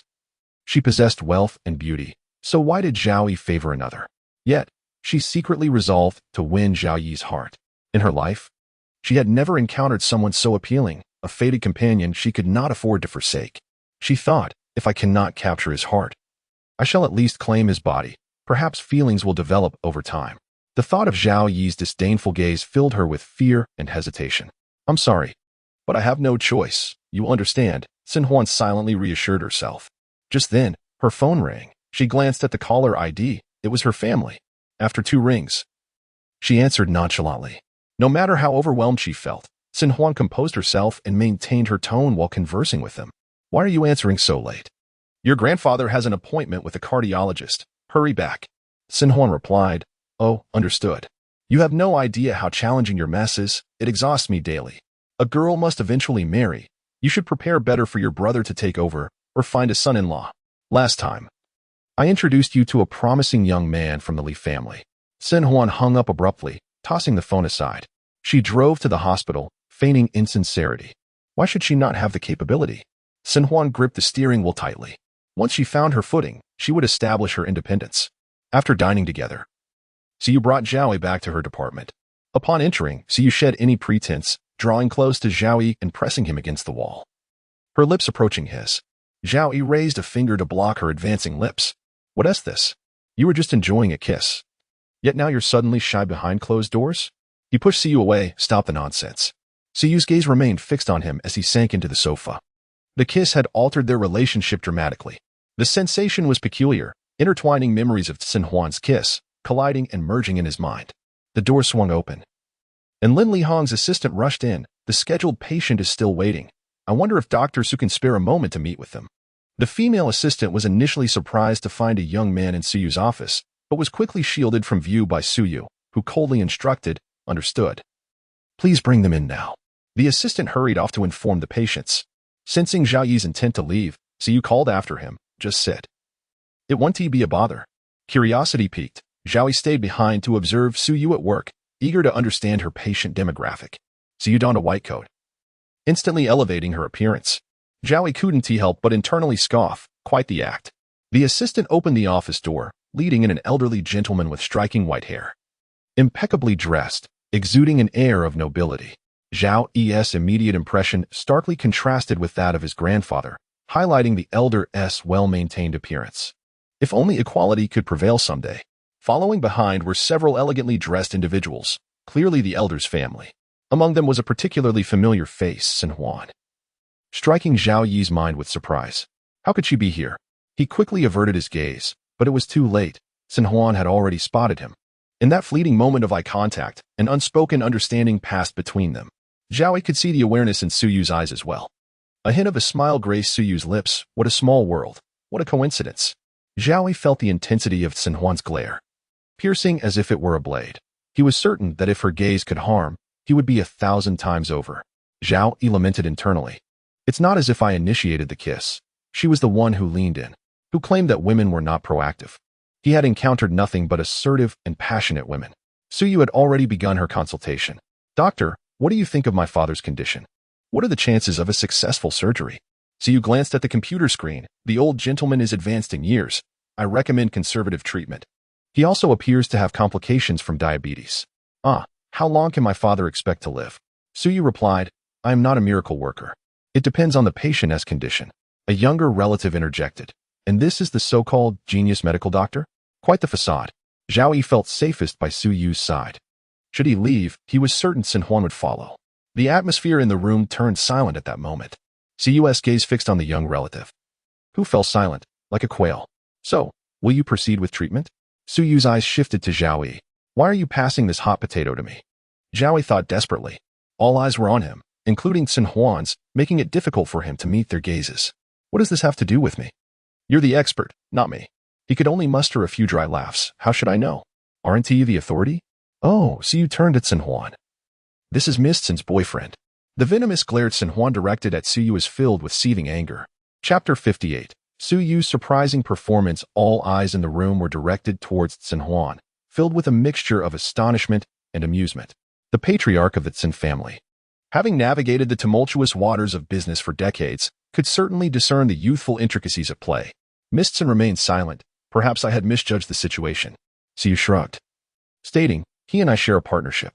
Her eyes sparkled with mirth as she gazed at Xinhuan, employing a transparent strategy to compel her to acknowledge her relationship with Zhao Yi. Suyu was exceptionally astute. It was no surprise that she had achieved the status of a medical doctor by the age of 27. The opulence of Xinhuan's family was unmistakable, and such a lineage would undoubtedly oppose her association with Zhao Yi. Xinhuan cast a disdainful glance at Suyu, who met her gaze with unwavering composure. Xinhuan finally spoke. Yes, we are indeed dating. Their faces contorted with fury, their eyes like daggers directed at Zhao Yi, whose attire resembled that of a market vendor. He may be somewhat handsome, but a mere dalliance is acceptable for a young person, Xinhuan's mother remarked bluntly. Was this a compliment? Zhao Yi relished such words. Oblivious to the scorn directed at him, he remained oblivious to the elder's displeasure. The old man huffed in discontent, expressing his profound disappointment. Today, meeting Dr. Su has been disheartening. Women like this consider themselves geniuses. Suyu, unfazed, found the old man utterly repugnant, as he still relied on a woman to cure him. She sensed his impending demise and refused to engage with a relic of antiquated beliefs, wary of inciting his wrath and falling prey to a medical malpractice claim. You are merely a woman, the elder stated decisively. I have resolved that you shall be betrothed to the son of the Li family. Upon hearing this, the others were visibly elated, save for Xinhuan, who appeared distressed. She hurried after the elder, calling out, Grandfather, please listen to me. The consultation room erupted into chaos, with Zhao Yi witnessing this theatrical display. Suyu approached him, arms crossed, and suddenly lifted his chin, her eyes shimmering with intent. Their contrasting positions conveyed a silent invitation to kiss. Zhao Yi brushed her hand away. Have you had your fill of games? Do you really care for her? Zhao Yi was at a loss for words. No? Why would I care about Xinhuan? She is everything she needs. The thought of feeling sympathy for her seemed ludicrous. She lived a life of luxury, riding in a Rolls-Royce. News of Xinhuan's engagement relieved Zhao Yi. This meant she would have no time to seek him out, and the threats in the photographs would gradually fade from memory. Suyu delicately twirled her fingers. So, you believe you hold a significant place in her heart? She had presumed that he was saddened by his relationship with Xinhuan. Forget it. She is about to be engaged to a wealthy heir. Suyu casually raised her chin. What do you say? Why not date me instead? I could be just as good. Zhao Yi retorted. Oh, so you think you can marry me? Are you implying that since I have no future with Xinhuan, I could have a future with you? Marry? You mentioned marriage. Suyu's eyes sparkled with excitement as she sat beside him. Zhao Yi realized she seemed quite serious, though he had merely jested. Suyu paused for a moment. It may be a bit soon, but we might as well consider it. I have a spacious apartment in the city. I could transfer ownership to you after we wed, along with a car. My parents are quite open-minded. If I find you suitable, they will surely agree. I have never dated anyone before, so let us see how it goes. Her earnest gaze met his. And Zhao Yi stood abruptly. I was just joking. Please don't take it seriously. He swallowed hard. The prospect of someone genuinely wanting to be his wife was overwhelming. The thought of a home and a car transferred to him was dizzying, akin to a roller coaster ride. Yet, he harbored a touch of reluctance, having never dated. He was inclined to seek someone equally inexperienced in love. Dr. Su was indeed impressive, albeit older. What of it? She would be a fitting partner. A child born from such brilliance would surely be gifted. Zhao shook his head, attempting to dismiss his fanciful thoughts. Su stood beside him, her eyes gleaming with sincerity. I am serious. Suddenly, a voice broke the ambiguous atmosphere between them. Zhao Yi. He turned to see Su Xuejia, limping towards the doorway. Her eyes glistened with unshed tears. I knew you would be here with Dr. Su. Her piercing gaze at Su Yu was laden with suspicion. It was evident to anyone observing their proximity that something was amiss. Zhao Yi felt overwhelmed, needing to clarify the situation to Su Xuejia. There is nothing between Dr. Su and me. He hurried after Su Xuejia, colliding with Su Yu in the process, causing her to shift aside.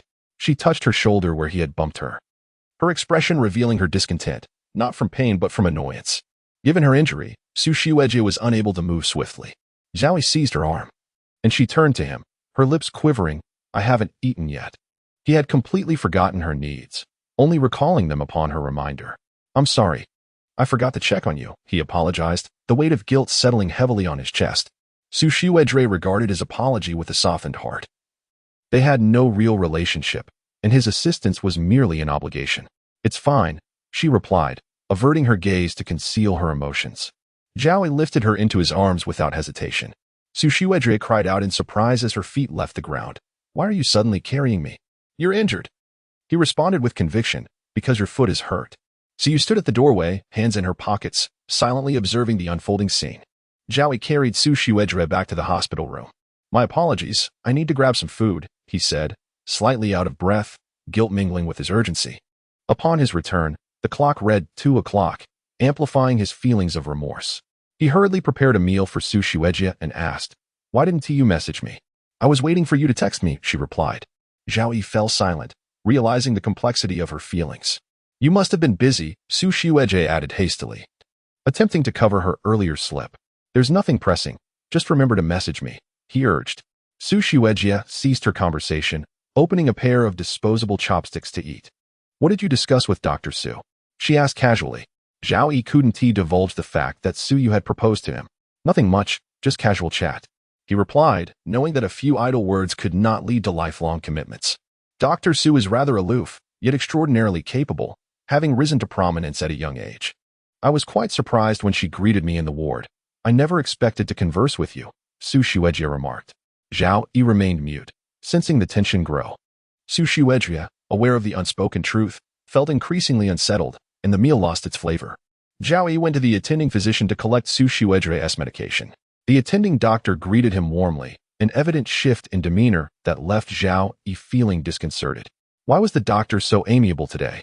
Eventually, the physician inquired, Young man, do you know Dr. Su? What is your relationship? His smile bordered on obsequious. Zhao Yi comprehended the implications, becoming acutely aware of societal dynamics. Was this society truly just? Those without wealth or influence were often scorned. The ingratiation towards the powerful was distasteful. Who among them had not emerged from humble beginnings? The rules of this social hierarchy were crafted by those at the top, seeking validation through their superficial games, contributing nothing while profiting from their vile pretenses. Zhao Yi, unwilling to engage in conversation, took the prescription and stood up to leave. The attending physician, filled with concern, quietly reflected on whether he had offended the young man. Had he intervened last time, perhaps he could have earned some merit. After waiting in line to collect his medication, Zhao Yi placed it in his pocket and stepped outside for some fresh air. There, he found Xin Huan standing before him, seemingly waiting for him. Chapter 59. What if I'm beautiful? Can I not refuse you? Zhao Yi felt a chill in his heart. He had even kissed Su Yu in front of her. He was surely doomed this time. Xin Huan's gaze betrayed a simmering anger, as she coldly remarked, Zhao Yi, you truly possess remarkable skills. In just a few short days, you've reeled in someone intentionally opposing me. Let me make this clear. You shall not easily rid yourself of me. Her eyes bore a fierce intensity, akin to a predator lurking, poised to strike. This was the impression she left on Zhao Yi. What should I do then? Sister, shall we head to a hotel for a battle of 300 rounds? He jested, contemplating that if he vocalized such thoughts, he might indeed find himself losing his cherished virginity. Zhao Yi feigned nonchalance. What are you going to do? I didn't pursue you. She came to me. Sun Huan retorted sharply. Who would believe your words? Just like you. Deep down, she acknowledged Zhao Yi's allure. She too was inexplicably drawn to his otherwise unremarkable presence. Despite knowing he was average, lacking striking features or a tall stature, it was shameful how irresistibly he attracted her. Frustrated, she forcefully tossed a water bottle into Zhao Yi's arms, demanding, rinse your mouth, hurry. I won't rinse it. Unless you stop kissing me, Zhao Yi replied indifferently. Embodying the spirit of a carefree swine, unbothered by the predicament.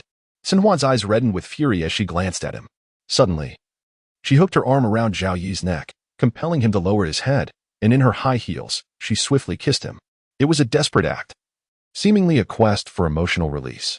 Zhao Yi was taken aback, the bustling daylight and passing crowds amplifying the absurdity of the moment.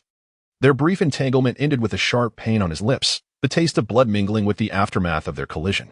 Forcefully pushing Sun Huan away, he touched his lip, his fingers stained with a blend of crimson.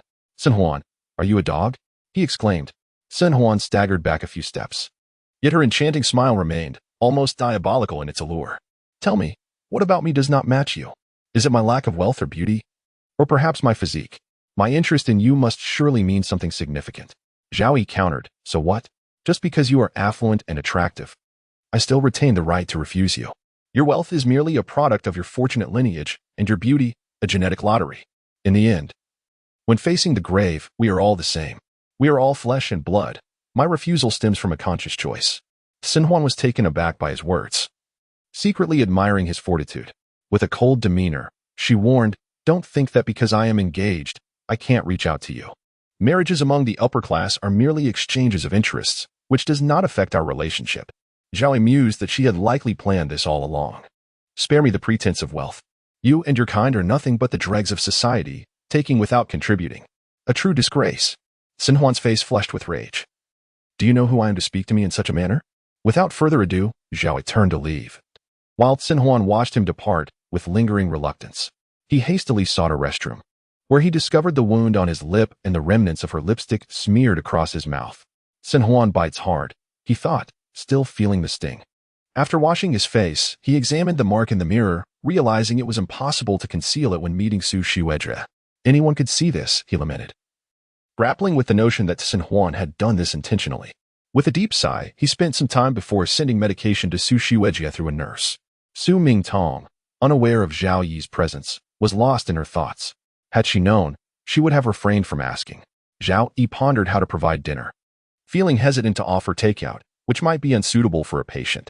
He contemplated the conspicuousness of wearing a mask and ultimately decided to buy one from a vending machine before fetching dinner. When Su Mingtong finally spotted Zhao Yi entering with dinner, her eyes lit up with joy, only to dim once more. As he placed the food in her bowl, she repeatedly glanced at his masked face, her words caught in her throat. I noticed many wearing masks outside. They say hospitals are unhygienic. So I thought I'd follow suit, he explained. Oh, I see, Su Mingtong replied, her smile returning. Isn't it hot wearing a mask indoors? Upon realizing her hasty remark, she felt embarrassed. Zhao Yi, blushing beneath his mask, shook his head. Not at all. Thank you for your kindness. I'm sorry for the trouble, she offered, misinterpreting his concern for her discomfort in the hospital. Not a bother at all. I'm happy to care for you. He reassured her, aware that she was eager for him to leave to avoid contact with Dr. Su. It's fine. I have time off, so I'm quite free. Zhao Yi thought she misunderstood him. Their intentions were lost on one another, and Su Mingtong chose not to elaborate further, aware of other distractions. Zhao Yi, unable to hide his blushing beneath the mask, adjusted her blanket, captivated by her long lashes and enchanting eyes that seemed to hold a mysterious allure. Who would think he is just a handsome boy? She mused, reaching out to pull off his mask. In that instant, Zhao Yi grasped her wrist, his heart racing. Shiwejia. He breathed, feeling the warmth radiating from her skin. Feeling the heat from his touch, Su Mingtong withdrew her hand. I'm sorry. Zhao shook his head, swiftly tidying the bed and retreating to a safe distance. As the time drew near, he realized he needed to leave, fearing that lingering too long might reveal too much. Su Mingtong watched him go with a wistful gaze, her lips parting as if to speak. Yet no words came forth. Her understanding demeanor tugged at his heart, prompting him to exit the ward swiftly. He sought a place to sit and play games, sending her a message, if you need anything, call me, I'm nearby. When she did not reply, he sighed, playing games until he noticed her lack of response. As the hour approached, he made his way to Su Yu's apartment. The lights were on, but no one was present. Relieved, he entered a small room to brush his teeth, inadvertently brushing against his wound, which stung sharply. He cursed Xin Huan internally. After finishing, he returned to check his phone. Still no reply from Su Shuejue. Is she angry? He wondered, scrolling through messages from friends and acquaintances, including a few from his roommate. Suddenly, the door swung open, and Zhao Yi's gaze met Su Yu's. She immediately noticed the mark on his lip, an unmistakable sign of someone's claim. Her expression darkened as she approached him, lifting his chin to inspect the wound, her eyes glinting with a dangerous curiosity. Who did this? She demanded, her tone laced with threat. Chapter 60. Strawberry. Zhao Yi opened her hand, turning his face away. You needn't concern yourself with this. Not concern myself? Su Yu's gaze was icy, making Zhao Yi feel utterly uncomfortable, as if infested with lice. Let me guess, it's not Su Mitong. It must be Xin Huan. She truly is relentless. Su Yu scoffed lightly. The room fell into a tense silence for a moment. Zhao Yi half expected her to initiate a forceful kiss. Instead, Su Yu stepped back, opened a drawer, and retrieved a previously opened cigarette box. With her delicate fingers, she pinched a cigarette and exhaled a plume of smoke. The acrid scent made Zhao Yi cough, dispersing the haze. I'm a man, and I don't smoke. Why do you? Is smoking a privilege reserved for men? Su Yu retorted sharply, silencing Zhao Yi. She opened the window behind her to let the smoke escape. With a cigarette in hand, she asked nonchalantly, Have you given any thought to our conversation this afternoon? About marriage? Zhao Yi was momentarily at a loss for words. He couldn't rush into making such a monumental decision. Seeing his silence, Su Yu leaned away from the desk, stepping forward, one knee pressing into his lap. The white smoke curled around his face, obscuring his features, but his prominent nose and full lips appeared irresistibly kissable. They were neither thin nor overly plump. Just a perfect balance, the hue of his lips a soft pink. With a voice slightly hoarse from the smoke, Su Yu pressed on, Why aren't you responding? Are you sure you wish to question me like this? Zhao Yi fidgeted uncomfortably, her weight bearing down on him. Su Yu's other hand rested on his shoulder, and he felt as though he had escaped a tiger's den only to enter a wolf's lair. In hindsight, he mused that he should have just squeezed in with Senior Su. That would have spared him this turmoil. Su Yu pressed her knee further. Well? I'm asking you a question. A wicked smile adorned her beautiful face, perfectly reflecting her rebellious nature. She seemed to relish Zhao Yi's reaction. You know, if I ignite in anger, you will have to extinguish the flames, she teased with a laugh. It's not as if I've never seen it before. Zhao Yi felt an overwhelming sense of futility, as if striking a fist against cotton. Su Yu flicked the half-smoked cigarette aside and leaned in, cupping his face as she kissed him. The kiss from the morning had been mere teasing, but now Su Yu appeared to be fully ensnared in the moment. Zhao Yi instinctively recoiled from her kiss. You should hurry up and get off me. Thankfully, this is Su Yu's private lounge. Otherwise, there would be too many mouths to explain. Su Yu's eyes flashed with dissatisfaction as she tugged at his collar, leaning down to mark his neck with a kiss. The sensation was vastly different from the gentle licks of a puppy back home. Her kisses were imbued with far greater intensity. Her warmth enveloped him as she buried her face into his neck. Suddenly, Zhao Yi pushed Su Yu away, rubbing the sore spot on his neck. Already certain it was turning red. Did they both want him to perish? Between kisses and nibbles, he was left contemplating how to conceal this tomorrow. Su Yu wore an expression of lingering desire, her fingers playfully tugging at him. You still haven't answered me. It's too sudden. I haven't thought it through. Zhao Yi admitted candidly. Why are you all so proactive? Xin Huan is the same. She can't stand to see me speaking with another woman, almost. He couldn't finish his thought. Su Yu nodded in agreement. I can understand. Zhao Yi's expression was one of distress. Su Yu's eyes brimmed with affection. I can give you time to think it over. Let us just get to know each other better. Zhao Yi did not respond directly, urging her to leave more swiftly. Su Yu feigned reluctance. How about a good-night kiss? Zhao Yi merely sighed. Su Yu leaned in, but Zhao Yi turned away, her lips brushing against his cheek. After she departed, he finally felt at ease enough to sleep. Tomorrow evening, he planned to squeeze in with Senior Su. After such an eventful day, it was only natural for him to be sleepless. At 2 a.m, just as he was drifting into slumber, he heard the sound of the doorknob turning. Still in a daze, a figure sat down at the edge of his bed, causing the mattress to dip slightly. His eyelids felt heavy. A cold hand brushed against his face, lingering at his chin. Zhao Yi's senses fully awakened. He desperately kept his eyes shut, trying not to alert the intruding woman. He had a vague suspicion about who it could be as the figure leaned down, the sensation brushing against his neck akin to a feather-esque tickle. The strong scent of disinfectant filled the air. He felt his lips being traced. Should I open my eyes? No, perhaps not. He was indeed a peculiar one. Sneaking in at such an hour to steal kisses. Zhao Yi's heart raced like a drum. Pretending to sleep was exhausting. For the first time, he felt time dragging painfully. After what seemed like an eternity, the figure finally exited, casting a satisfied smile back at him in the darkness. Zhao Yi was utterly deprived of sleep. Was he at a disadvantage or an advantage? Just before dawn, he managed to steal a brief moment of sleep. He sat up, rubbing his tired, reddened eyes. Quickly, he tidied himself up, relieved he hadn't stripped down to sleep the night prior.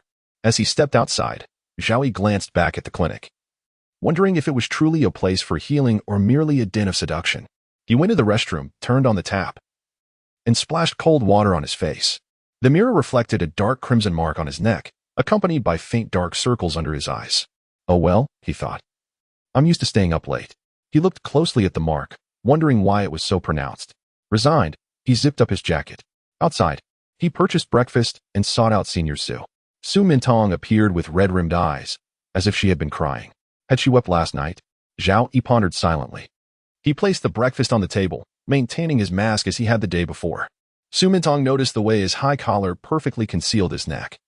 His body wrapped up securely save for his face, which was a stark contrast to how he had appeared just days prior. She keenly observed the slight redness in his eyes and the fatigue etched upon his features, as if he had battled through the night. What more could she deduce? Zhao Yi struggled against his fatigue, stifling yawns. Su Mintong's hand trembled slightly as she held her chopsticks. Have you eaten? Zhao Yi looked up with a smile. I've already eaten, Senior. Oh. The sound of her tears falling onto her hand startled him. Zhao Yi looked up, his heart racing as he anxiously inquired, Senior, what's wrong? My wound hurts too much, she murmured, fabricating an excuse. Upon being caught crying, Su Mintong decided to let her tears flow freely. Zhao Yi was taken aback. He had assumed it was something else. If your wound hurts, I'll call a doctor. He immediately stood to seek out medical assistance. No need. The doctor said it was a normal part of the healing process. Su Mintong smiled through her tears, looking at him. Do you think I'm being too sensitive? Not at all. If you're hurting now, you must have been in much more pain before. If I had been more attentive, you wouldn't have ended up like this, Zhao Yi said, his head bowed in guilt. His words touched Su Mintong deeply and brought her comfort. How could someone like Zhao Yi, so good-hearted, innocent, and responsible, exist in this world? It was her own inability to seize the chance for solitude that had led to this moment. Don't say that, Su Mintong replied. Chapter 61. By Lulu asks for help. Su Mintong. Please do not say that. By the way, the camera you sent has been sitting at the delivery station for several days. You should remember to collect it. Su Mintong deftly shifted the subject, nearly allowing him to abandon his grand scheme. Zhao Yi, in a lighter mood, remarked, once you are well, we can capture beautiful photos together. The hanfu I ordered has also arrived. His words rekindled the flickering hope within Su Mintong, lifting her spirits. After all, did he not remain single in her presence? That implied she still had a chance. Opportunities are not merely seized, they are earned. Their conversation meandered to other topics, infusing the atmosphere with vitality. Su Yu approached with one hand in her pocket, and Zhao Yi subtly nodded in her direction. Su Mintong directly stated, it was inconsiderate of me to have Zhao Yi sleep in Dr. Su's department these past few days. I apologize for the inconvenience. He should be in a separate room to ensure he rests better. The young lady delivered a bombshell to Su Yu before she could utter a word. Zhao Yi wholeheartedly endorsed her proposal. Su Yu fixed her gaze on Su Mintong for a moment, then nodded in agreement. You are absolutely right.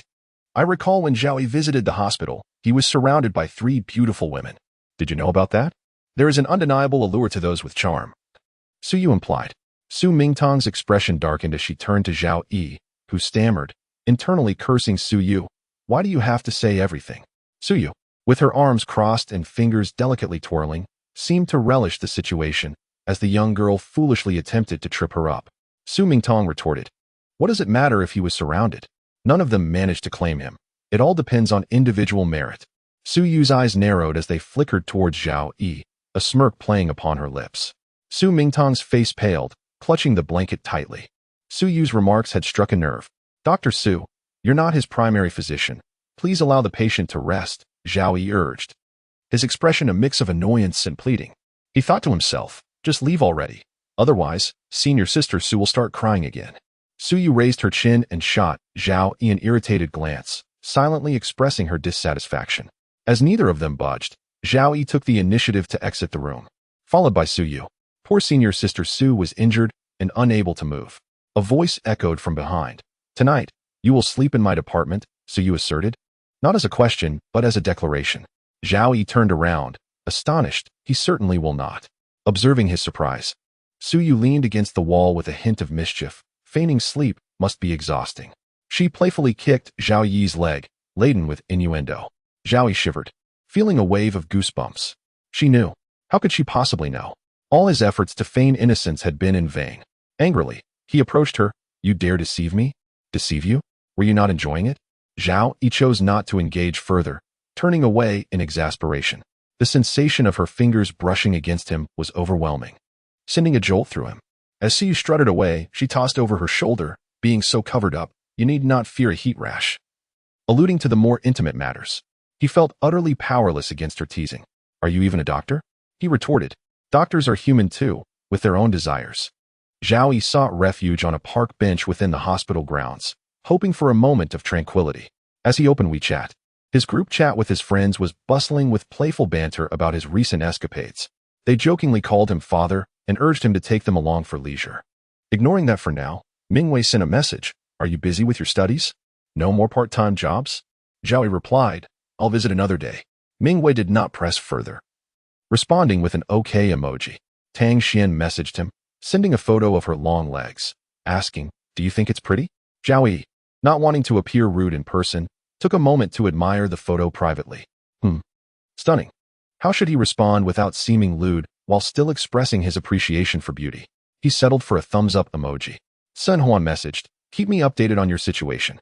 Don't think that just because I'm engaged, it's over between us. My engagement was out of necessity. My feelings for you are genuine." With nearly 50 unread messages, Zhao Yi felt overwhelmed and deleted the chat, seeking peace. Chu Xinyu frequently sent him photos, showcasing various styles to captivate him: cat-eared outfits, black stockings, short skirts, kipayos, and school uniforms.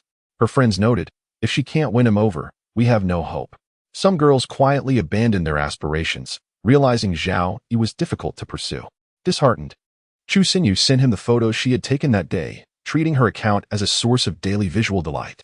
Bai Lulu's messages lingered from Wednesday, simply asking when he would be free. Zhao Yi could only smile wryly. He had been perpetually occupied.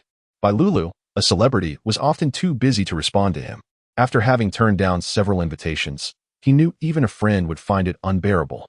Stretching, Zhao Yi set his phone aside and basked in the sunlight, feeling stifled. He dared to unzip his jacket slightly for some air. "Zhao Yi." A shadow fell across him, and he recognized the familiar voice. "It's me." She lowered her mask, her face radiating joy. Zhao Yi blinked in surprise. "Lulu?" Bai Lulu quickly noticed the torn skin on his lips and inquired, "What happened to your mouth?" "Oh, just a bit of heat." Zhao Yi averted his gaze, attempting to downplay it. Bai Lulu, sharp-witted and astute, knew how to navigate the treacherous waters of the entertainment industry, possessing both connections and intellect. With her large, expressive eyes darting about, she pieced together the situation. Leaning closer, Bai Lulu playfully tugged at Zhao Yi's collar, causing it to rip open. The dark red mark on his neck was now exposed.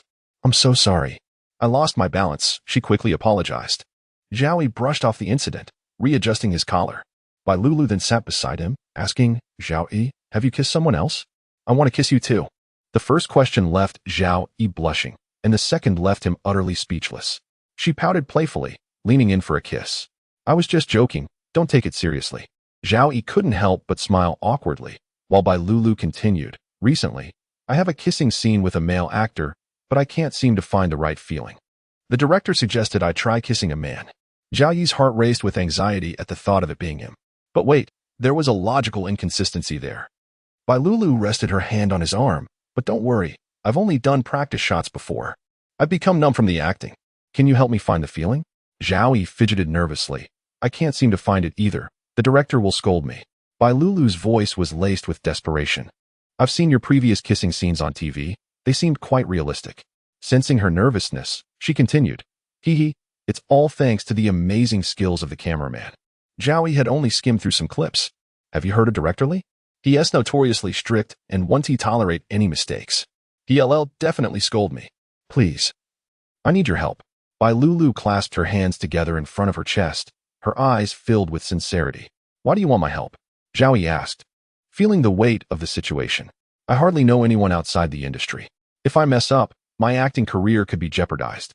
This is a rare opportunity. In the chilly autumn breeze, Bai Lulu's eyes glistened with unshed tears, her figure appearing fragile and forlorn. It seemed as though not helping her would be an unthinkable act. Zhao Yi found himself in disarray. How could it have escalated to such a degree? As a friend, occasional sacrifices are inevitable. No, he truly intended to kiss Bai Lulu. Yet he was unprepared. Very well. He had just acquiesced. Bai Lulu rose, her soft lips pressing against his. She closed her eyes. A look of pure enjoyment gracing her features, not allowing Zhao Yi a single second to ponder, fearing he might reconsider. Chapter 62. Chatting with her eyes closed. She wore an expression of pure bliss, denying Zhao Yi even a moment to contemplate, fearful he might reconsider. In the small garden behind the chair, flowers bloomed vibrantly, complementing the scene beautifully. Upon parting, both were slightly breathless. Arigato, Bai Lulu said, her fair complexion tinged with a rosy hue, a smile gracing her lips as she expressed her gratitude. Zhao Yi mused inwardly that he seemed to be the one benefiting more from this encounter. It was astonishing to him that he had kissed a celebrity, albeit merely as a favor. Nonetheless, it felt quite pleasant. By the way, what brings you to the hospital? Zhao Yi inquired. Bai Lulu regarded him with a playful, somewhat foolish look, sticking out her tongue. Of course, I'm here to see a doctor, she replied, lifting the medication in her hand. Didn't you mention having a private medical team? She had inadvertently shot herself in the foot. The doctor is on leave. And I'm merely the humanitarian boss here, my father's practice, in fact. Since I was nearby, I thought I'd stop by. Zhao Yi did not question this, nodding in understanding. After several days apart, the longing was palpable, and Bai Lulu reached out to tousle his hair, envisioning a time when they could share sweet, intimate moments together in her cozy abode. She confided in him. Did you know my cousin is engaged to the eldest son of the Li family? Zhao Yi nodded, aware of the situation as he had witnessed it firsthand. Bai Lulu smirked. See, I told you my cousin and you wouldn't work out. Their family is quite traditional. My parents don't interfere with my marriage choices. I can marry whomever I wish as long as I'm happy. Her sparkling gaze shifted towards Zhao Yi, hinting at a possible self-recommendation. Surely, she must have misheard. What about that kiss we just shared? Wasn't it just for the rehearsal? She asked, dismissing any notions of unattainable dreams. Why do I get the feeling you're not too concerned about Sin Juan's engagement? Are you truly willing to be her boyfriend? Zhao Yi, of course, could not delve too deeply into this matter. He chose to downplay it, stating, we haven't been together long. The feelings are rather lukewarm. Bai Lulu laughed, seeming to accept his explanation, and Zhao Yi noted her evident delight. After a moment, her sparkling eyes gleamed as she looked at him. Zhao Yi, let us practice again. I can't seem to find the right feeling.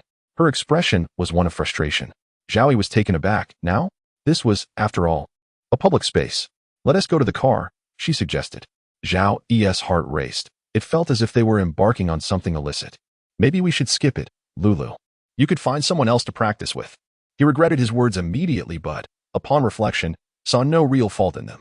However, he was struck by the sight of Bai Lulu's discontented, stormy expression. Without further contemplation, he stood up and hurriedly left, as though pursued by a ferocious beast. Bai Lulu quickly followed suit, calling out his name. It was not until he had distanced himself, panting and contemplating whether he had been overly cowardly, that he paused. Wouldn't Lu Dazhuang and the others laugh at him mercilessly if they knew? He pondered, how did it come to this? He touched his lips, still tinged with the remnants of Bai Lulu's kiss. Did she truly have ulterior motives? Was this really necessary for acting? Was it so absurd for a male actor to kiss? It felt farcical, reminiscent of cliches from melodramatic films. Surely such fantasies had no place in reality. His phone vibrated. A call from Bai Lulu. He answered, and she chided him playfully. Why did you run off? Where are you? I'll come find you. After agreeing to meet her, Zhao Yi hung up. He found Bai Lulu in a different part of the hospital, now donning a mask. I might not be much help. As my kissing skills are subpar, he admitted, wishing he could punch himself for such a ridiculous excuse. Who dares to reflect on their youth, he thought, laughing at his own foolishness. Above her mask, Bai Lulu's eyes sparkled with an orange tint from her contact lenses, exuding an irresistible charm. What does it matter? I'm not a pro either. We could use the practice, she replied, her fingers playfully twirling her hair. Zhao Yi swallowed hard, fearing that if they continued kissing, he might lose control. Then, his phone rang again. It was Su Mingtong, and the charged atmosphere dissipated somewhat. He stepped aside to take the call. "Senior, what's up?" Zhao Yi asked. "Could you bring me some meat?" "I'm craving it," she replied. Zhao Yi chuckled. "Sure, but the outside stuff is too spicy. I'll try to find something milder for you." "Who is that?" Bai Lulu inquired, curiosity piqued as she leaned closer. To prevent Su from hearing, Zhao Yi quickly covered Bai Lulu's mouth with his hand. Even through the thin mask, he felt her soft lips, reminding him of their earlier kiss, igniting a fire within him. "Is there anything else you need?" he asked Su Mingdong. "I think I heard something unusual. Are you with Dr. Su?" Su pressed. Zhao Yi thought to himself, "She's not Dr. Su. It's someone else now." "No," he replied, glancing at Bai Lulu, whose eyes sparkled with a misty allure. "Is there anything else? If not, I'll hang up." Su Mingdong, knowing full well, ended the call without further ado. Zhao Yi removed his hand from Bai Lulu's mouth, feeling a mix of emotions. He was aware of Su Mingdong's feelings for him, and he didn't wish to cause her any distress by entangling himself with other women. Sen Huan no longer posed a threat, soon to be married to another. But what about Su Mingtong? His heart was in turmoil, wavering in uncertainty. With Sen Huan gone, Su Yu had entered the picture, yet Sen Huan's obsession still lingered, leaving him unsure of what might transpire next. Did he have feelings for Su Mingdong? Bai Lulu, with a playful pout, questioned, "Why did you suddenly cover my mouth? You nearly made me choke." She shot him an irritated glance before removing her mask to breathe in the fresh air. "Who were you speaking to just now?" she asked. Her curiosity piqued. Her delicate, soft pink lips still glistened with remnants of their earlier encounter. Zhao Yi diverted his gaze, reminding himself that his focus should not be on this. "A classmate. She was injured, and I'm here to take care of her," he replied. Bai Lulu acknowledged this, her understanding evident. She tugged at his sleeve. "How about we kiss again to find the right feeling?" Zhao Yi swallowed hard again. "I'm sorry, senior," he said, realizing that whether it was once or twice, a kiss held no difference. In a secluded corner of the stairwell, Bai Lulu leaned against him, her legs weak. Zhao Yi's fingers entwined in her hair, gently caressing her impossibly smooth skin. "Aren't you afraid of being caught by the media?" he murmured, his voice thick with emotion. Just moments ago, in the hospital garden, he had barely processed what had occurred. "If they catch us, so be it. I'm not doing anything illegal," Bai Lulu laughed, tightening her embrace around his waist, burying her face in his chest, utterly content. She had wanted this, finally achieving her desire. From the moment she first laid eyes on Zhao Yi, a spark ignited within her. She believed that desire was a necessary catalyst for emotional development, and she felt it was essential for her as well. For Zhao Yi, kissing a star from television was truly surreal. Bai Lulu tilted her head back, kissing him once more. Chapter 63. Chatting to as the time approached, Zhao Yi gently pushed Bai Lulu aside. "All right, I have matters to attend to." Zhao Yi had purchased a meal for Senior Su. Bai Lulu wished to accompany him to meet this female classmate. Zhao Yi extended his hand to deter her. "You shouldn't come along. As a celebrity, it's quite inconvenient. If you're exposed, it could adversely affect your career." Bai Lulu mused to herself. "If I dare to kiss him in broad daylight, what's stopping me from visiting a female classmate?" She sensed Zhao Yi's reluctance. "I have a mask." She playfully pointed to her face mask. "That would still be inconvenient," Zhao Yi replied. "She might misinterpret your intentions. It's better if you don't go near her." "Fine then." Bai Lulu feigned anger. "Oh, you're being so secretive. I thought we were quite close friends, but it seems otherwise." Zhao Yi apologized. "I'm sorry." Bai Lulu pressed further. "Is she your girlfriend?" "Don't say such nonsense. Isn't Sen Huan my girlfriend? There's no way I could develop a second relationship so quickly." Bai Lulu's beautiful eyes sparkled with curiosity. "Are you speaking the truth?" "I'm just an ordinary person. There's no need to deceive you in this regard. If it's true, it's true. If not, then it's not." Bai Lulu gazed into Zhao Yi's eyes, believing his words. Sensing the conversation reaching a natural conclusion, she decided not to insist on accompanying him to deliver the meal. "Then I'll wait for you." Zhao Yi made an okay gesture.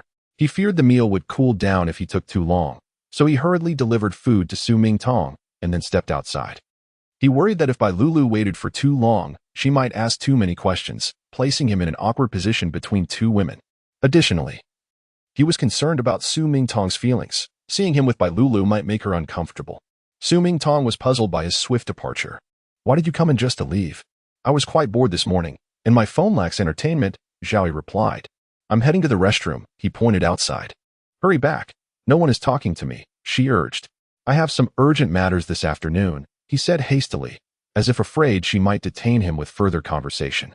Observing this, Su Mingtong frowned slightly. Zhao Yi certainly had a way with the opposite sex.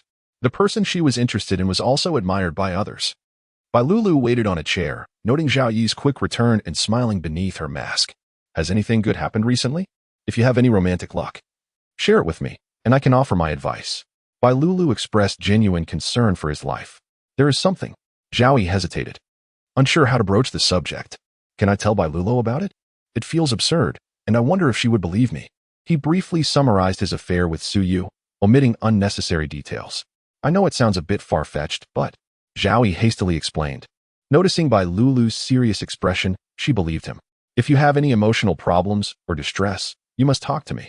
After all, I'm a girl and can help you sort things out. Men are, after all, still men. Isn't that a bit off? Zhao Yi questioned internally. Bai Lulu's response was flawless, leaving Zhao Yi with no room for objection. He could only smile.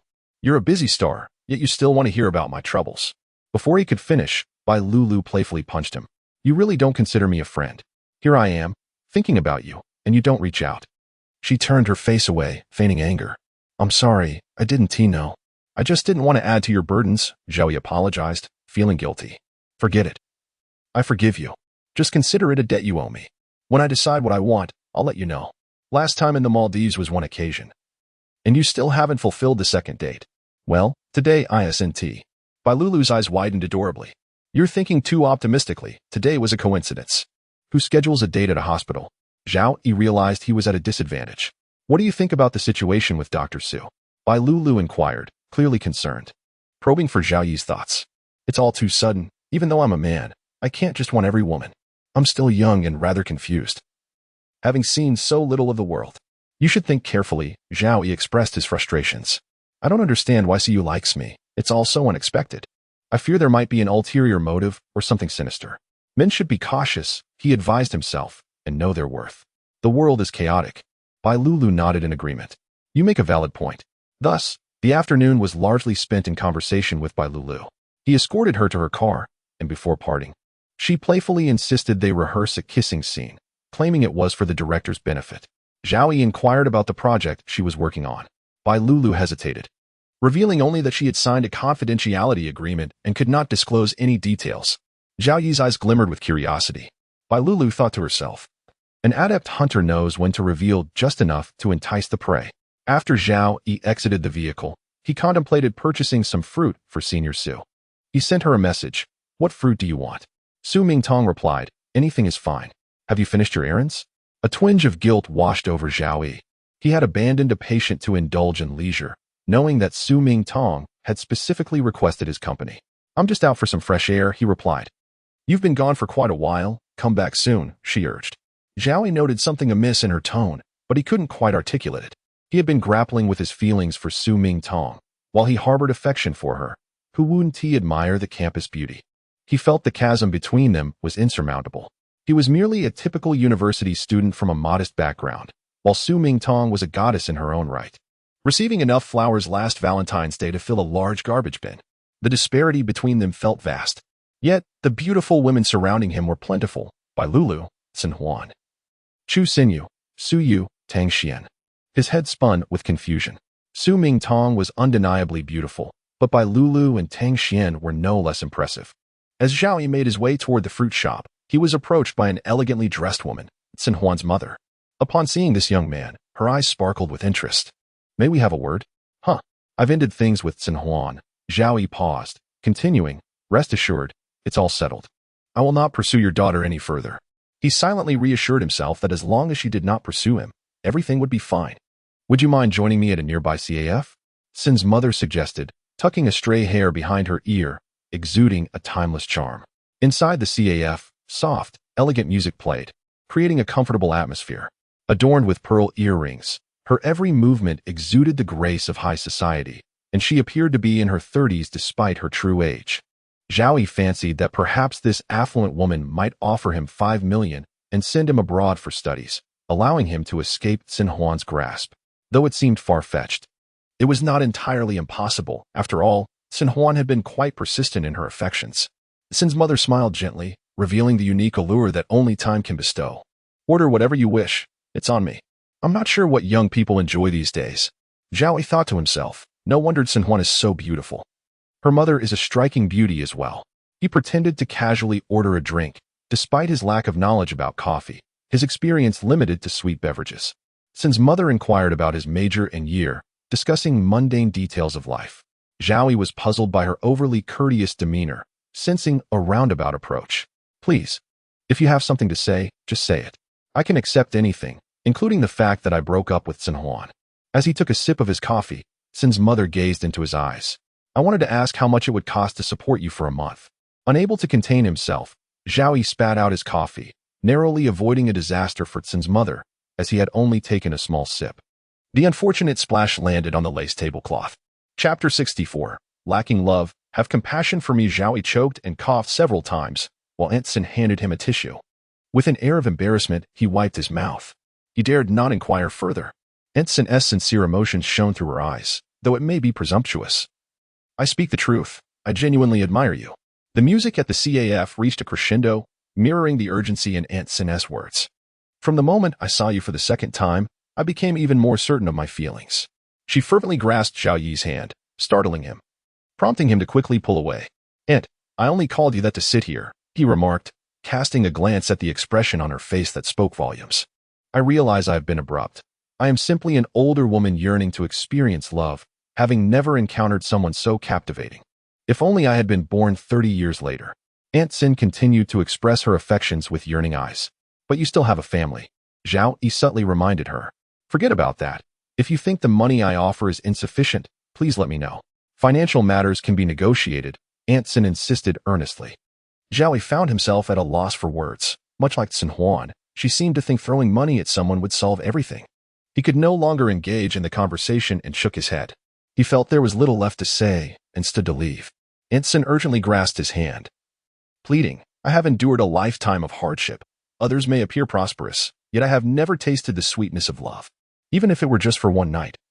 Name your price. I would pay you hundreds of thousands. Just have pity on me. At the height of her passion, tears welled in Aunt Sin's eyes. Their farce drew the attention of other patrons, and Zhao Yi wished to remain inconspicuous. Aunt, if you do not let go, I will record this and send it to Sin Huan. This statement seemed to restore a semblance of rationality to Aunt Sin. Zhao Yi shielded his face and dashed out the door. By sheer coincidence, he collided with a woman. They merely brushed shoulders. Turning back, he was captivated by her emerald green eyes. She donned a perfectly tailored black suit, her sleek black hair cascading down her back. Her elongated eyes bore a striking resemblance to those of a phoenix, possessing an alluring charm that set her apart with an unmistakable beauty akin to that of a supermodel. Standing there, she radiated an air of nobility that seemed untouchable. Had he encountered her before? He had no time to ponder further. Zhao Yi hurried along, fearful of being pursued by Aunt Sin. After running for some distance, he gradually slowed his pace, catching his breath. How could he even compare Aunt Sin to anyone? Just recently, he had shared a kiss with Bai Lulu. Was Bai Lulu not preferable to Aunt Sin? He certainly had no inclination towards such peculiar preferences. To be honest, he was utterly astounded. Arriving at a nearby fruit store, he selected a few items and extravagantly took a cab back to the hospital. Anxious to avoid another encounter with Aunt Sin, it had truly become a nightmare. Upon arriving at Su Mingtong's VIP ward, he reflected on the day's events. Failing to notice, he bumped his forehead against the door, which swung open with a thud. Su Mingtong, reclining on her hospital bed, remarked, I thought it was someone else, given how loudly you knocked. He had indeed collided quite forcefully. Zhao Yi pressed his forehead and placed the fruit on the table. How careless of me. Perhaps I should come over and blow it for you. A moment of silence enveloped the room. Zhao Yi rubbed his forehead. No need. I wouldn't want you to overthink it. Thank you. He took the fruit to the restroom to wash before serving it to Su Mingtong. Noticing Zhao Yi's casual attire, Su Mingtong expressed her surprise. Why is this so expensive? The fruits were cherries, strawberries, and mangosteens. He felt no remorse spending Sin Huan's money. It was compensation he deserved. No worries, just eat, she encouraged, and she took a piece with a heartwarming gesture. Su Mingtong inquired, why didn't you bring up some food as well? The outside world had grown dark. It was mealtime. She wished to spare Zhao Yi from making another trip. Oh, I forgot. If it weren't for Aunt Sin interrupting. It's all right. I can easily take the elevator down, Zhao Yi reassured, aware of Su Mingtong's desire to avoid trouble. Su Mingtong observed, did you encounter some trouble? You seem preoccupied when you rushed out this afternoon. No, not at all, Zhao Yi insisted, smiling at her. He preferred to keep his thoughts to himself. And she respected his silence. Su was conversing with several colleagues when her gaze fell upon Zhao Yi weaving through the crowd. Pardon me for a moment, she said. Approaching him and blocking his path. Wherever he tried to go, she followed. How boring, he remarked. Come dine with me, Su invited. I'm busy, Zhao Yi replied, attempting to sidestep her. Su smirked. I know you're here with a female classmate. How about a sumptuous meal? I'll have someone bring her food. This time, he was unwilling to abandon Su Mingtong. No thanks. Su chuckled. Why so cold? At least we've shared a kiss. Can't you smile a little? She had always been straightforward, and he had experienced her candor firsthand. In public, she could hardly maintain a professional demeanor, and he recalled that Su Yu was an expert. Zhao Yi walked away. Su Yu unconsciously touched her smiling lips. She had been smiling more frequently today. Perhaps it was because she saw someone she longed to meet. Love is indeed a curious phenomenon. She leisurely observed Zhao Yi's retreating figure, contemplating that pursuing someone requires a strategic plan. After all, no one is averse to money. Zhao Yi glanced back one last time, relieved that Su did not pursue him further. After delivering the meal to Su Mingtong, he hurried back, hoping to avoid any encounter with Su Yu. To his relief, he did not cross paths with her and felt a sense of ease as he served Su Mingtong her meal. Suddenly, Zhao Yi received a message from Su Yu on WeChat. Su Yu, the latest movie has been released. Do you have time to watch it? He hardly had the luxury of time. Zhao Yi promptly declined. A notification chimed, revealing a transfer of funds, 13140 and 52,000. What was this all about? The symbols were unmistakably suggestive of affection. 1 to 3 for a lifetime, 1 to 4 for eternity, 5 I love you too. How blatant could one be? Zhao Yi felt his face flush slightly. He stared at the screen, his fingers hovering over the keyboard as he sent a series of question marks in response. Su Yu replied, didn't you notice? I'm pursuing you. This is how I express my affection. Everyone loves money. I prefer a more straightforward approach in showing my feelings for you. Sister, you are truly my only sister. She was indeed bold and straightforward. Far more so than Sun Huan, who flaunted her wealth with luxury cars and limited edition bags. Women. To show love, transfer money. It's the best way. It was uncommon for him to receive such generous gifts, yet he found joy in it. He was, after all, a mere mortal. And he relished the pleasure money could bring. Sun Huan would also provide him with funds, but he was merely required to make a small sacrifice in return. Zhao Yi responded with a smiling emoji. Thank you. I appreciate the sentiment. No one had ever been so generous towards him before. This was indeed a genuine method of pursuit, and he could feel the sincerity behind it. The ways of courting women differ from those of courting men. Each approach aligns with the respective desires of both parties. Su Yu inquired, why not accept? Sister 1T let you suffer, being older. I know this amount is insignificant to me. Use it to buy things you enjoy or new clothes. Zhao Yi replied with a sweating emoji, you are indeed quite generous. Chapter 65. Heart to heart with Senior Su Yu, as a physician, earns a considerable income. Transfers expressing affection often reach 5 figures, as effortless as watering a plant. In first-tier cities, doctors can earn over 10 million annually. So you playfully inquired, why not click? Afraid I might devour you? He chuckled inwardly, thinking that if anyone were to consume anyone, it would be the other way around. Zhao Yi could not help but marvel at how proactive women have become nowadays. He replied, don't send me that. I harbor a disdain for the wealthy. Pursuers often flaunt extravagant gifts worth 6 figures, while some toil year-round and barely earn 60,000. He had seen television dramas where the protagonists shower their beloved with lavish presents worth millions. Was it merely touching? Did it not evoke a profound sense of dread? Wealth only flows towards those who already possess it. Zhao Yi's thoughts might invite ridicule for being overly sentimental. Others might scoff, questioning why he should concern himself with another's wealth, labeling it as jealousy. However, it is not the case that those who struggle to earn a meager 60,000 are not burdened by the stark disparities in life. Su Yu sent him a screenshot of a donation to a charity foundation, indicating the sum donated in Zhao Yi's name. She asked, can I collect it now? Zhao Yi felt a stir within him and sent her a thumbs-up emoji, perplexed by how she seemed to read his mind without the benefit of face-to-face interaction. Zhao Yi inquired about her understanding. Su Yu simply explained, you mentioned your disdain for the wealthy, so I acted accordingly. Realization dawned. Zhao Yi had been overthinking. It was as if Su Yu had solved a complex geometric problem with the simplest of answers. He did not even open the red envelope she sent, choosing instead to chat with Su Mingtong, who shared her life experiences. She reminisced about her childhood travels abroad at the age of 5, albeit with little recollection due to her tender age, and spoke of her parents' affectionate and open-minded relationship. Life had been smooth sailing for her, and she had a younger brother with whom she shared a close bond. Su Mingtong turned to him, asking, "What about you? What is your family like?" Zhao Yi lowered his gaze, unsure of how to begin. His parents had divorced when he was very young, and his memories of his mother were faint. He glanced at Su Mingtong and smiled, saying, "My family situation isn't as fortunate as yours. We didn't travel much, really nothing much to say. But all is well." It was the first time Su Mingtong learned that Zhao Yi came from a single-parent family, and her eyes reflected her sympathy. "I'm sorry. I didn't know. Had I known, I wouldn't have asked." She had merely wished to understand him better, cherishing this rare moment of leisure. Su Mingtong found Zhao Yi commendable for not concealing his family background, as many would deliberately obscure such details when conversing with the opposite sex. His honesty was refreshing and unpretentious. Zhao Yi reassured her, "It's fine."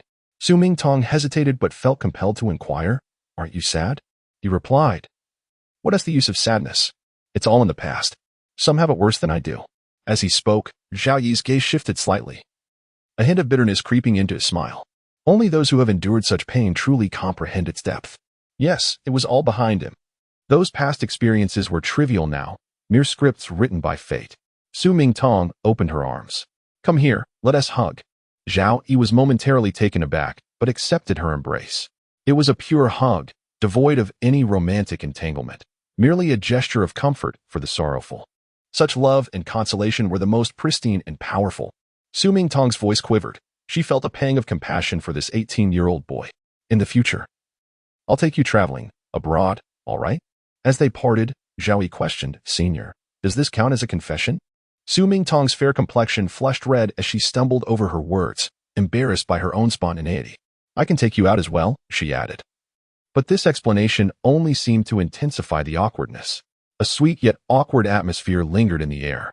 Zhao Yi cleared his throat, attempting to ease the tension, but it had little effect. He fiddled with his phone, expressing gratitude. "Anyway, thank you." He noticed Su Mingtong's smile, which filled him with warmth. Su Mingtong felt a fleeting impression that her efforts to comfort him were in vain. "Senior, you are truly kind. It moves me. No one has ever spoken to me like this." Su Mingtong quickly waved her hand. "It's nothing." As the time to depart approached, Zhao Yi prepared to check into the hotel.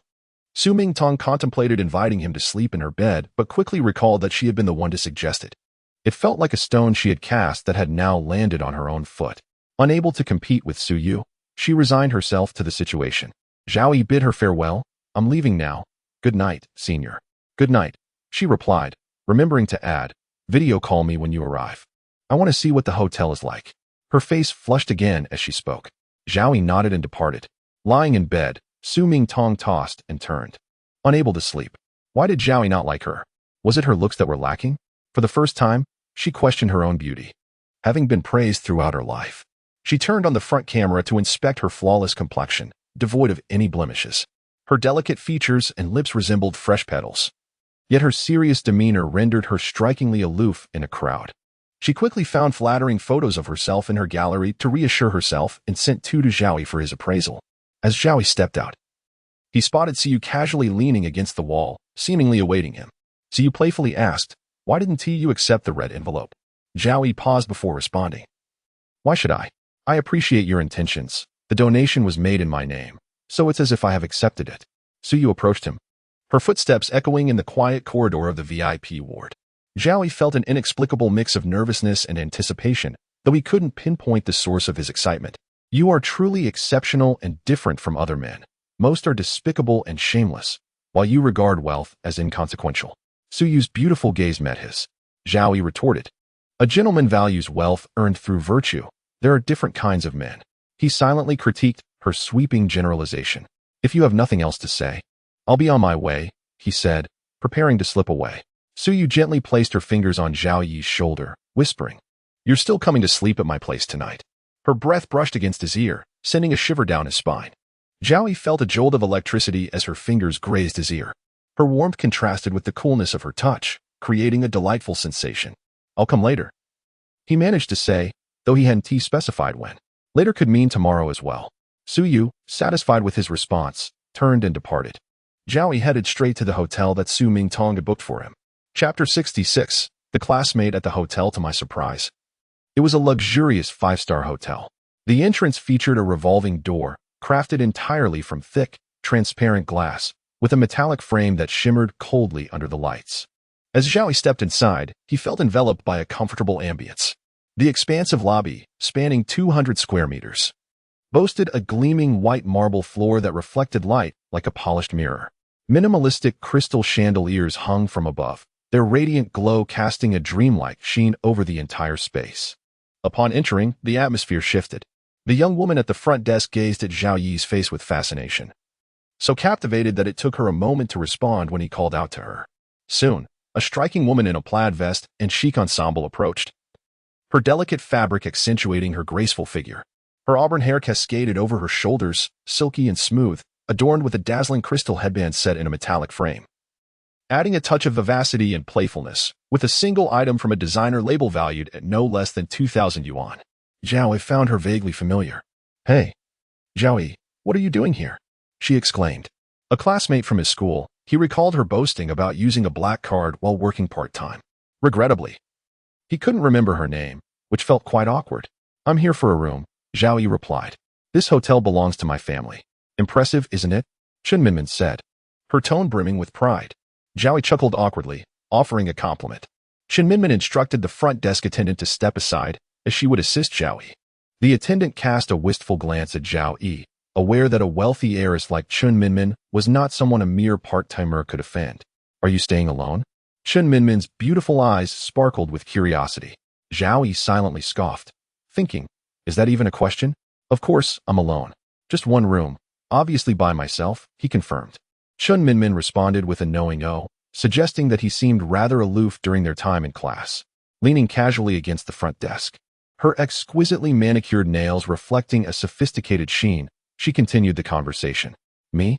I don't feel that way. I'm socially anxious, not aloof," Zhao Yi clarified. "Well, misunderstandings happen. We have 4 years of university to get to know each other." "Oh, by the way, do you have a girlfriend? How about I be your girlfriend?" Chen Minmin asked, her eyes sparkling with mischief. "That's rather straightforward," Zhao Yi thought, adjusting to the repeated confessions with surprising ease. "I'm not sure. I need to think about it," he replied. What could a wealthy, beautiful girl like Chen Minmin see in someone like him? Zhao Yi pondered. "Make sure to consider it well," she teased, her voice lingering playfully. As her delicate fingers brushed against his hand, a tingling sensation coursed through him, akin to a gentle cat's paw. Zhao Yi was taken aback by her boldness, unable to comprehend why she would dare to touch him so intimately. It felt overwhelmingly sudden. "Why do you like me?" he wanted to ask. Women typically seek men for 2 reasons, wealth or looks, neither of which he possessed. "I find it hard to describe. But seeing you makes my heart race," Chen Minmin confessed, her gaze clouded with a hint of longing. Zhao Yi was at a loss for words. "Will you agree to my offer of being your girlfriend?" she asked, her tone laced with a hint of playfulness. It's too soon for that," Zhao Yi thought, feeling a rush of confusion. "Why are you pushing me so hard?" Chen Minmin leaned closer, whispering, "Don't think I don't know that Su Miaodong is booking a room online. She'll be here soon." "I understand." Having assisted her parents at the hotel, she had encountered all types of guests, from the younger generation to older men. "She's just shy. You must have been together before," she asserted confidently. "Su Miaodong is your girlfriend? I know you've been telling people you're single," Chen Minmin said playfully. Zhao Yi sighed. "You must have heard the rumors about me and several girls from outside school. If she were my girlfriend, that would be quite pathetic. Why would I know? Now hurry up and give me the room key. I'm a guest here," Chen Minmin insisted, reluctantly handing him the key card. "You're a guest, and it's my duty to escort you to your room," she added, her steps light as she led Zhao Yi away from the front desk. "Is this how you treat every guest?" he inquired. She scoffed lightly, turning her hand behind her back. "You know the answer to that." Chen Minmin pressed the elevator button for him, swiping the key card. As they reached the guest room, she filled the air with light banter, and Zhao Yi engaged in the conversation. Upon entering, the room illuminated all at once, the large bed, a simple sofa, and a table by the window. Chen Minmin followed him inside. "Now that you're here, I'm going to take a shower," Zhao Yi announced, feeling a wave of relaxation wash over him. Tonight, he He could finally enjoy a proper wash and a good night's sleep without worrying about intrusions. Chen Minmin's eyes sparkled with excitement. I'm not leaving. Let me watch. Zhao Yi was momentarily speechless. Chen Minmin leaned forward, the scent of her fragrant perfume enveloping him as she caught the collar of his sweatshirt. Shall we shower together? Zhao Yi only thought of one word: exciting. He gazed at her youthful face, swallowing hard. Faced with such an alluring proposition from an attractive woman, he felt the weight of the moment. I'm not that kind of person, he managed to say, averting his gaze. His gentle push didn't elicit much resistance from her. It was as if there was potential for something more. Chen Minmin wrapped her arms around his neck, resting against him, her breath soft. Why worry? I won't tell anyone. We're just here for some fun, helping each other cope with loneliness. You won't be responsible for anything. Zhao Yi gazed at her exquisitely refined features, her fair arms resting on his chest, her peach-hued lips glistening tantalizingly close. Suddenly, his phone rang, jolting him back to reality. It was a video call from Su Miaodong. In a panic, he pushed Chen Minmin away, realizing he needed to inform Su about his current situation. How should he answer? Who would have imagined running into a classmate in such a situation? Chen Minmin looked visibly displeased, her brow furrowed as she pressed against his arm, her fair hand resting on his. Just don't answer, she whispered sweetly. Zhao Yi hesitated for a second. Before he could make a decision, Chen Minmin pressed the end call button. He turned, frowning in frustration. The phone rang again, this time from Su Yu, followed by a call from Xinhuan, all overlapping with Su Miaodong's video call. What if Su Miaodong decided to come over? That would be disastrous. Zhao Yi was at a loss for which call to answer. He pushed Chen Minmin away gently, placing a finger to his lips, urging her to be quiet. He moved to the window to take a call. He intended to answer Su's call, but ended up rejecting Xinhuan's instead. He felt a rush of anxiety and couldn't hang up. Su Yu's call came through as well. She likely sensed he had stood her up. Xinhuan's voice came through. Hey, how have you been lately? Her voice was hoarse, sounding as if she had been crying.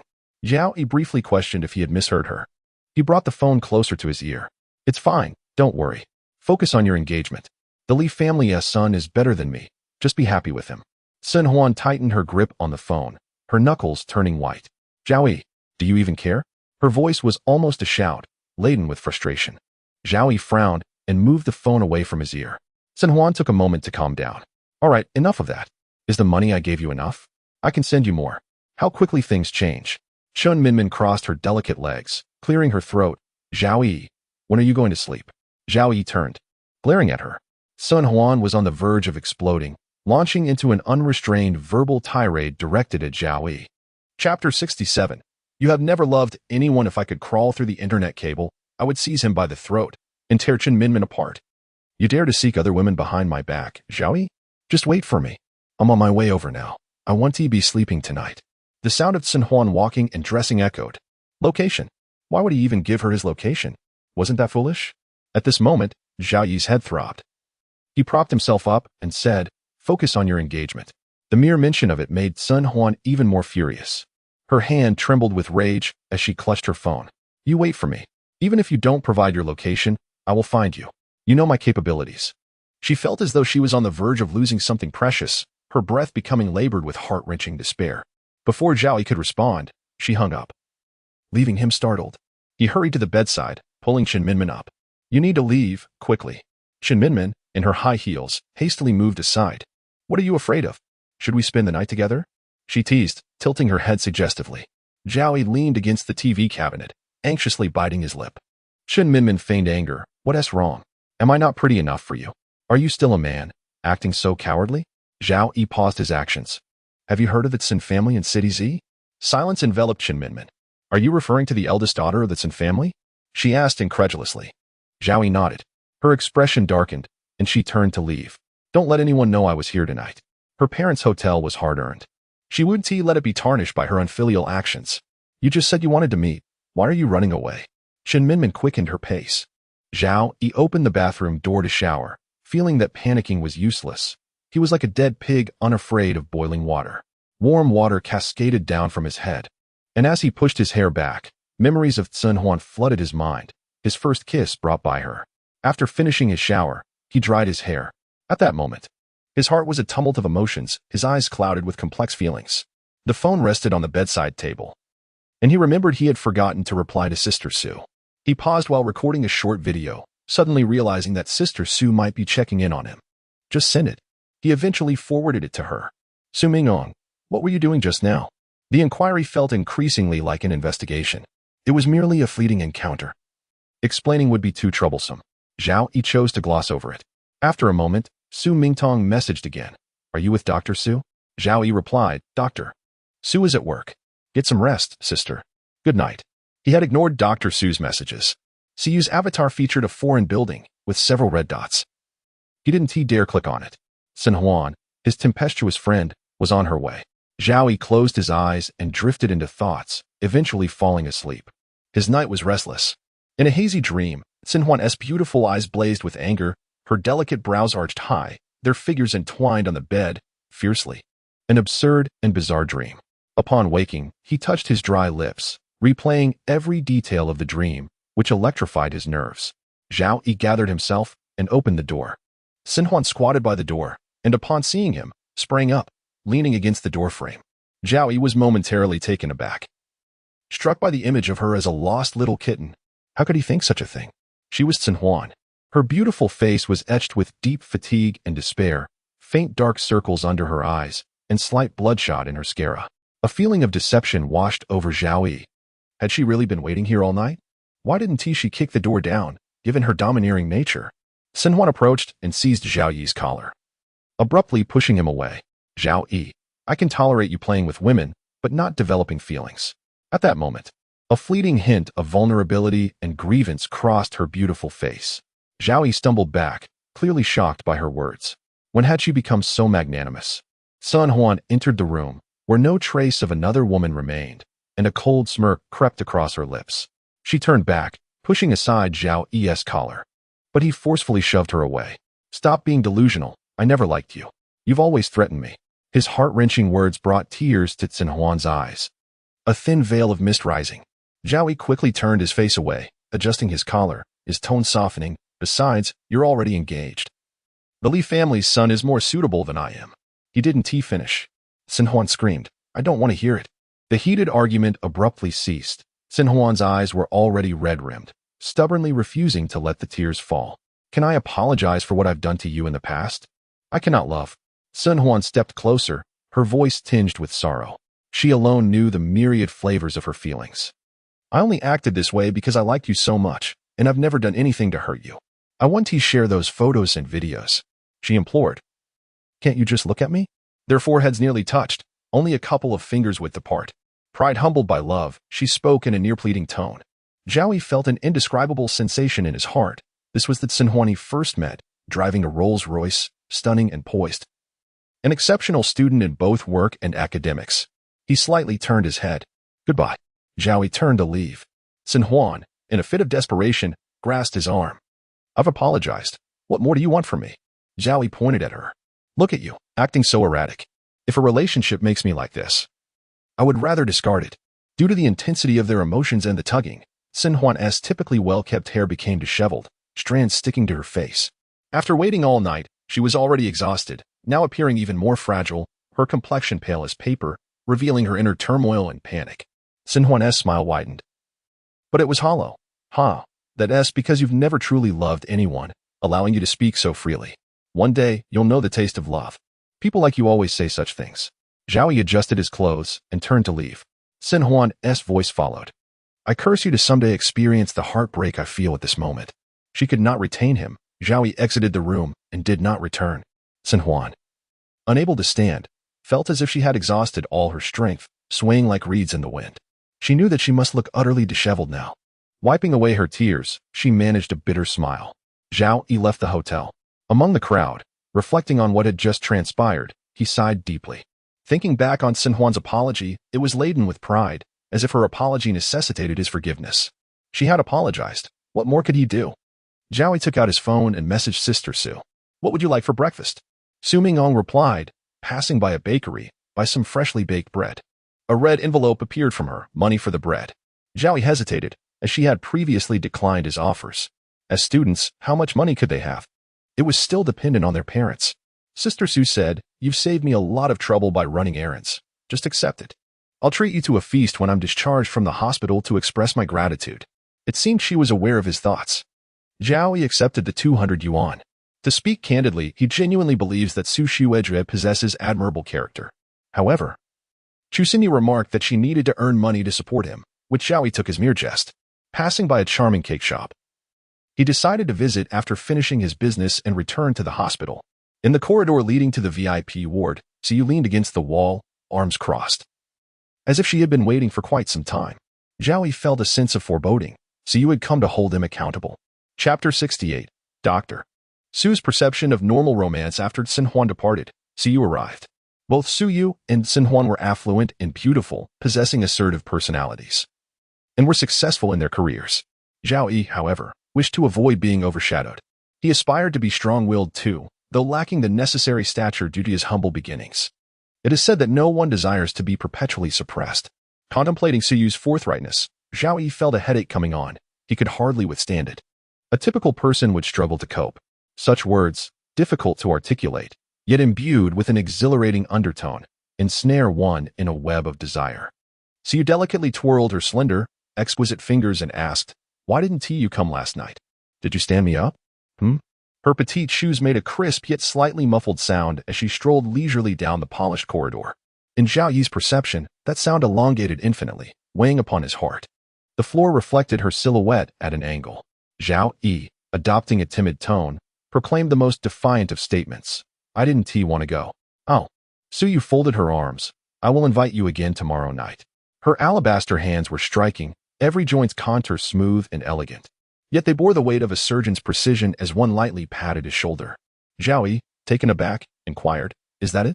Suyu, intrigued, responded, "What else did you expect?"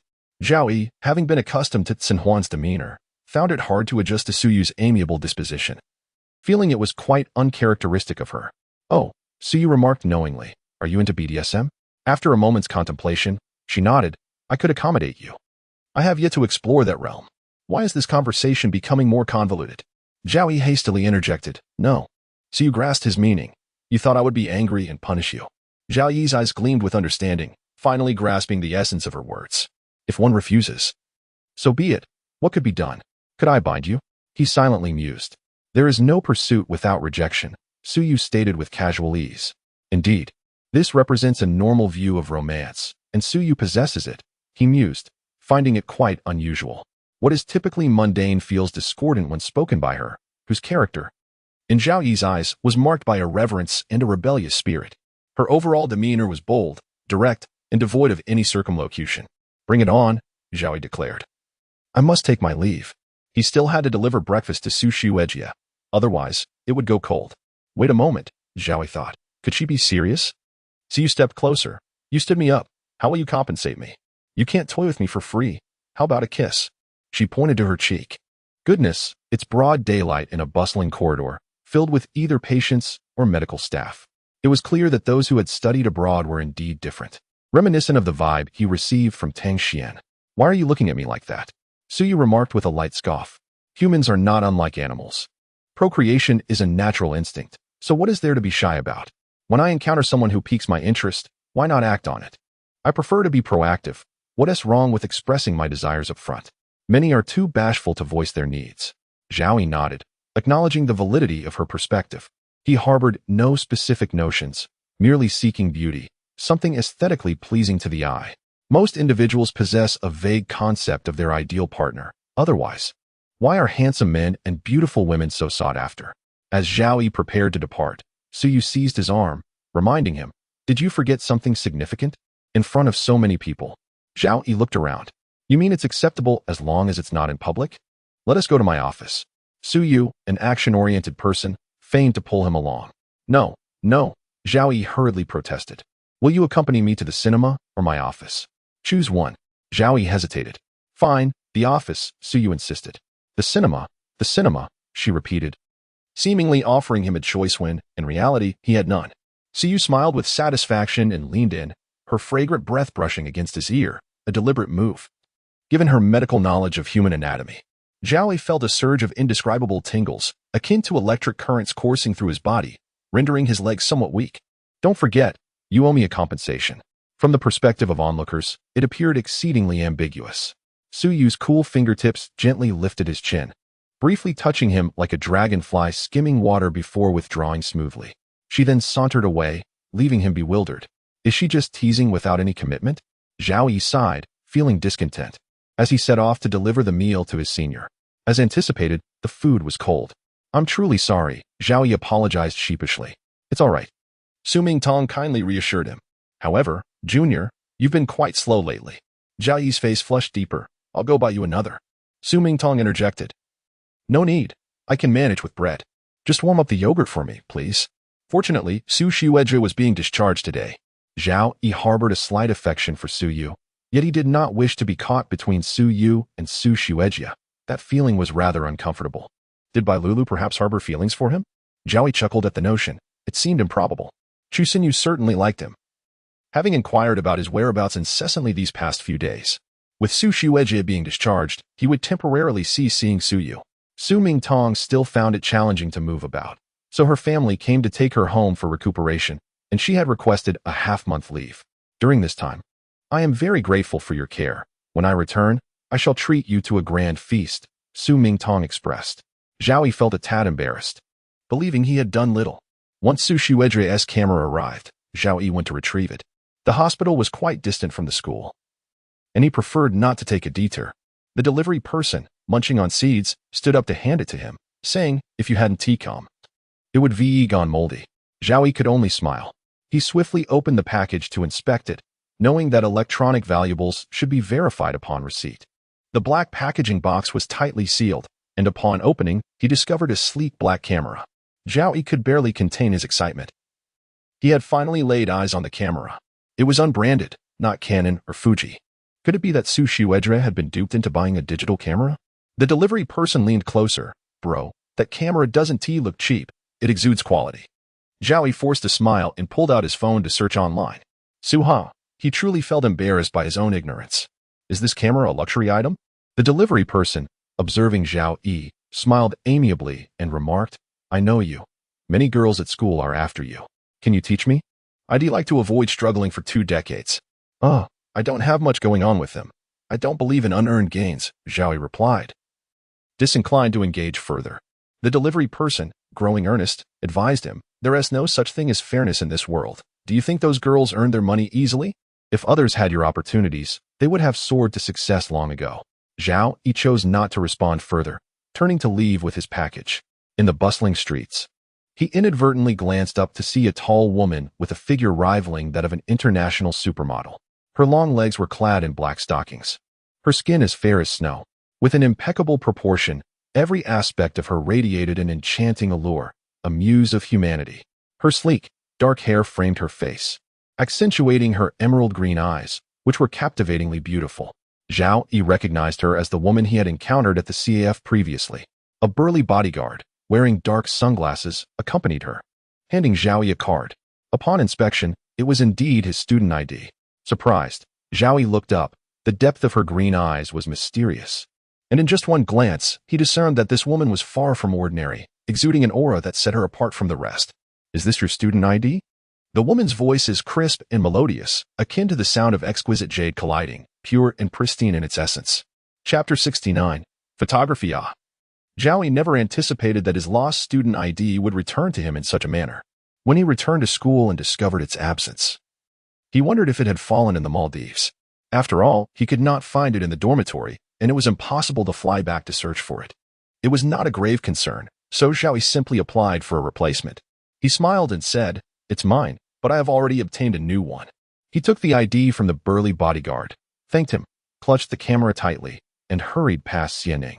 The sky darkened, and 2 distant rumbles of thunder echoed ominously, followed by heavy raindrops cascading down. Water droplets splattered on the dry asphalt road. Xianing turned slightly, watching Zhao Yi's figure disappear into the bustling crowd until it vanished completely. The bodyguard beside her automatically held up a black umbrella.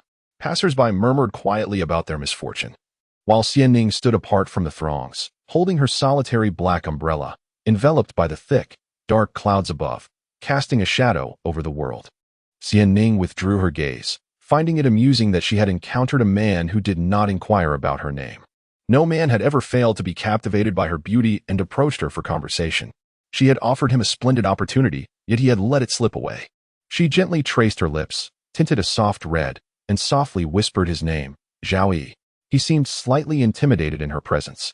Unlike others who seized the chance to engage her, this was not the first time Xianing had seen Zhao Yi. It marked their third encounter. The earliest encounter was in the Maldives, where Xianing first caught a glimpse of his profile. He was not handsome, merely an ordinary young man, but for some inexplicable reason, she felt a flicker of interest akin to a cat's curiosity. Their eyes met, and Xianing's heart raced intensely. Her gaze fell upon the student ID that had dropped onto the luxurious carpet, lingering for a moment before her attentive bodyguard picked it up. Just an ordinary university student. After returning home, Xianing dreamed of the boy who had appeared in her thoughts without warning. His unremarkable face occasionally surfaced in her mind. During target practice, she hit the bullseye repeatedly, yet could not shake off the image of that boy. She removed her leather gloves and tossed the gun to a subordinate. Knowing it was time for her to return home, her studies remained unfinished. Why was it raining? Zhao Yi shielded his forehead with his hand and glanced at the sky, which was dense with low-hanging clouds. The weather in Z City could change in an instant. He quickened his pace, tightly clutching the camera, wrapping his coat around it. Upon arriving back at the dormitory, room 608, he finally sighed in relief. Zhao Yi messaged Su Mingtong. I picked up the package. It's raining. I'll safely escort it home. Should be fine, right? The box inside is dry, and the packaging is intact, he added. Su Mingtong replied, it's all good. Zhao Yi inquired, Senior, I saw this camera online for over 50,000. Isn't it a bit too extravagant? It was a casual purchase, she responded. The world of the affluent was beyond Zhao Yi's comprehension. After a moment of contemplation, he fiddled with the camera, searching for tutorials online. A camera worth over 50,000. Casually acquired. His senior truly was well off. Curiosity piqued. He asked, why are you attending a second-tier university? Logically, her family background suggested she should excel academically, with ample resources. At the very least, she could study abroad for an enriched experience. Even that classmate from a hotel-owning family was at a modest second-tier school, hiding immense potential. The senior replied, cute little minions emoji, studying gives me a headache. My parents didn't want to pressure me. They were surprised when I got into a second-tier university and even held a graduation party. I didn't want to party, but they insisted, she continued. In my senior year, I didn't want to study. My parents threatened to find me a man to support me, which scared me into studying hard. She sent a photo of her set-up blind date, revealing a handsome profile resembling that of a celebrity. Zhao Yi felt an inexplicable discomfort in his heart. Comparing himself to others felt like a vast chasm. Pretty handsome, he remarked. Not bad, but beauty is subjective, Su Mingtong replied. Just then, Li Lin and a few others burst through the dormitory door, chattering loudly. It's pouring, they exclaimed. Upon seeing Zhao Yi sitting at his desk, examining a camera, they gathered around in curiosity. What is this? Asked Xiong Chuyu, bending over to take a look. Lu Dazhuang approached, pressed Zhao Yi's hand holding the camera, and peered closely at the brand. Wow, a Sula camera. You've struck gold. Come clean. Did a sultry elder sister give it to you? Li Lin teased Zhao Yi with a wink. Zhao Yi felt speechless inwardly. Why did they only remember the sultry elder sister? She was about to get married. What is a Suha camera? Xiang Chuyu asked, bewildered. Seriously, you don't even know that? Look it up yourself, Lu Dazhuang replied, uninterested in further explanations. His gaze fixated on the camera in Zhao Yi's hands, his envy palpable. Xiang Chuyu glanced at Lu Dazhuang with disdain and quickly took out his phone to search. Gasping in astonishment, Lu Dazhuang jested, is this from that lady? Zhao Yi had already grasped the basic operations and stood up to capture a photo of the rain-soaked scene from the balcony. Senior Su let me borrow it. Simultaneously, they heard a chorus of oh. Everyone knew that such a precious item should not be lent unless the relationship was exceptionally close. Zhao Yi snapped a few pictures, marveling at the extraordinary quality of the images. The captured emerald leaves glistened with rain, and the droplets streaming down the glass brought clarity to the scene. Xiang Chuyu clamored to have his picture taken, and both Lu Dazhuang and Xiang Chuyu eagerly joined in. But this belongs to Senior Su, Zhao Yi hesitated. What's hers is yours, Lu Dazhuang insisted. Zhao Yi was not fond of that notion. Li Lin raised his eyebrows. Before you take pictures with Senior Su, you ought to practice your skills with us. That made sense. Zhao Yi nodded in agreement. He began taking pictures of them in the dormitory. Xiang Chuyu rushed to switch on the lights, illuminating the room and enhancing the effect. However, Zhao Yi found the dim ambience equally captivating, capturing their youthful faces adorned with carefree smiles, memories that would be cherished in the years to come. Li Lin called out, Place the camera there. Let us take a group photo at 6:08. Yes, come over quickly. Hold on, let me find the timer. Zhao Yi set the camera on the table and stood beside his three companions, each distinct in height and build. Li Lin and Lu Dazhuang draped their arms around each other, while Zhao Yi smiled gently. Having rarely taken photos throughout his life, none anticipated that this would be their final group photo together. Zhao Yi sent a picture of the rain-soaked leaves to Su Mingtong. The Suha camera was indeed remarkable, yet it consumed substantial memory. Each image was significantly large. Tested and proven effective. Senior S camera is superb. Thumbs up. Zhao Yi messaged. Su Mingtong replied, I'm glad you like it. It's been gathering dust at home. I might as well give it to you. Zhao Yi, taken aback, hesitated for a moment before declining. That's too generous. It's too valuable. Su Mingtong insisted, you took care of me while I was hospitalized. So this is my way of thanking you. It seems you genuinely enjoy photography. It's a worthwhile use of the camera. Plus, you'll need it to take beautiful photos with me in the future. In the end, it benefits me too. All right, let us leave it at that for now. He intended to return the camera to Senior Su later, but regrettably, that future never came to pass. Whenever Zhao Yi beheld the Suha camera, he would fondly recall the senior who had always made him blush effortlessly. Note, this does not imply that there will be no future relationship with Senior Su. Zhao Yi cradled the Suha camera in his arms, feeling elated. Although he didn't genuinely want it, the sentiment behind Senior Su's gift filled him with joy. His mind began to wander with delightful fantasies, and it felt exhilarating. Chapter 70. A visit from Tang Xian and a surprise from Chu Xinyu the next morning. Zhao Yi rose early to attend his 8 a.m. class. After completing his lessons, he spent half an hour reviewing traditional Chinese medicine. Following a meal with his roommates, Li Lin remarked, It's been ages since I've shared a meal with Zhao Yi. Xiang Chuyu jested, Zhao Yi, with your innate charm, how could you dine with us mere mortals? What? Innate charm? Zhao Yi retorted, glancing at Xiang Chuyu, who playfully ruffled his hair. Aren't you the charmer?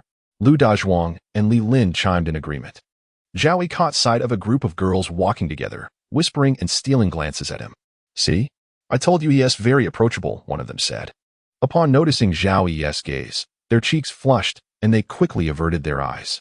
Reflecting on this, Zhao Yi joined his friends in the cafeteria for lunch, where they decided to take pictures in the school's small garden. Xiong Chuyu, enthusiastic about photography, insisted on capturing his own image, boasting a plethora of photos on his phone. As he posed against the floral backdrop, Zhao Yi and Li Lin exchanged knowing glances, and Zhao Yi turned his head aside, chuckling. Xiang Chuyu's fair complexion reddened with embarrassment as he changed poses, fiddling with his hair. Zhao Yi privately inquired if Xiang Chuyu harbored any romantic inclinations, to which Xiang Chuyu simply expressed his love for photography, while Zhao Yi suspected Lu Dazhuang and Li Lin had similar thoughts. Zhao Yi guided Xiang Chuyu's pose, instructing him to extend his fingers slightly towards his bangs. Li Lin quipped, Doesn't that look like you're trying to capture dandruff? Zhao Yi snapped a photo, retorting, Only you would say something like that. Afterward, he showed the picture to Li Lin, who replied, Not bad, right? Lu Dazhuang interjected, That's a Suha camera. Just then, a familiar feminine voice called out, Zhao, what are you doing? A stunning, statuesque mixed-race girl approached, her silhouette framed by the verdant backdrop of the campus. Her naturally wavy hair flowed gracefully with each step, exuding an air of innate elegance and confidence. With sun-kissed skin and clad in a short pleated skirt, her long legs were perfectly sculpted, worthy of a fashion campaign. Li Lin and Lu Dazhuang discreetly stepped aside. Zhao Yi, holding the camera, felt a warmth rise to his cheeks as memories of Tang Xian tutoring him in English flooded his mind. Before he could ponder further, Tang Xian enveloped him in a warm embrace. Standing next to her, Zhao Yi appeared almost diminutive, resting his chin against her chest and inhaling her unique woody fragrance. With a soft peck on either side of his face, Tang Xian's affectionate demeanor was on full display, embodying the warmth of foreign social customs. Zhao, if I hadn't come looking for you, would you have forgotten about me? She teased, her deep blue eyes sparkling with mischief. Zhao Yi, overwhelmed with busyness, replied, Not really, I've just been occupied. Tang Xian's gaze grew inscrutable, her smile delicate yet tinged with an unspoken challenge. I'll come back to help you with your English. I wonder how you fared in my absence. I'll have to check on your progress. No need. I'm studying traditional Chinese medicine. I can manage, Zhao Yi stammered, his refusal clear. A shadow flickered across Tang Xian's azure eyes, her hand resting lightly on his shoulder, pressing subtly.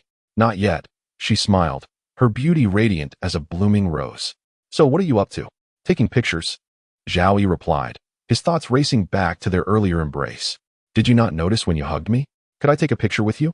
Tang Xian asked, her enchanting beauty leaving Zhao Yi momentarily speechless. Zhao Yi, you truly are a scoundrel. Li Lin interjected, unable to contain his laughter.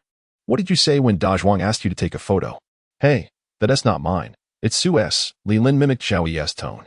Lu Da Zhuang and Xiong Chuyu chimed in, their amusement palpable. Zhao Yi, you're the shyest in the dorm. Da Zhuang teased, giving him a light pat on the head. Tang Xian's expression darkened slightly at Da Zhuang's jest, but she maintained her composure, smiling softly. Don't say that. I'm not like that. Zhao Yi quickly defended himself, knowing he had made a choice that contradicted his brotherly loyalty. Tang Xian asked, are these your friends? Zhao Yi nodded.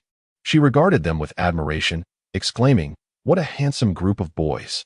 Their spirits lifted at her compliment, relishing the praise from such a captivating girl. Zhao Yi, brother, came a voice that sent a shiver down his spine. It was Chu Xinyu. Clad in perfectly fitted jeans that accentuated her long legs and a stylish black and red checkered top, she effortlessly showcased her slender waist and graceful curves, rivaling Tang Xian's beauty.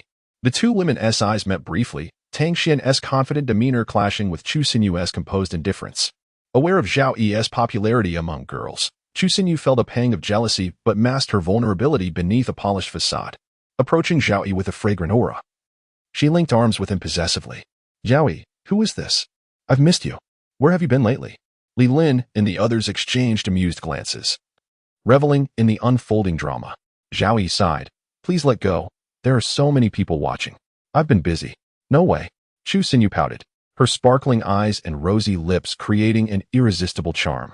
Tang Xian, unwilling to yield, sidled up and nudged Zhao Yi's shoulder, claiming her space. Where shall we go next? How about the amusement park? She suggested, her smile radiant. Chu Xinyu, nursing her shoulder from the gentle shove, felt a cloud of discontent settle upon her.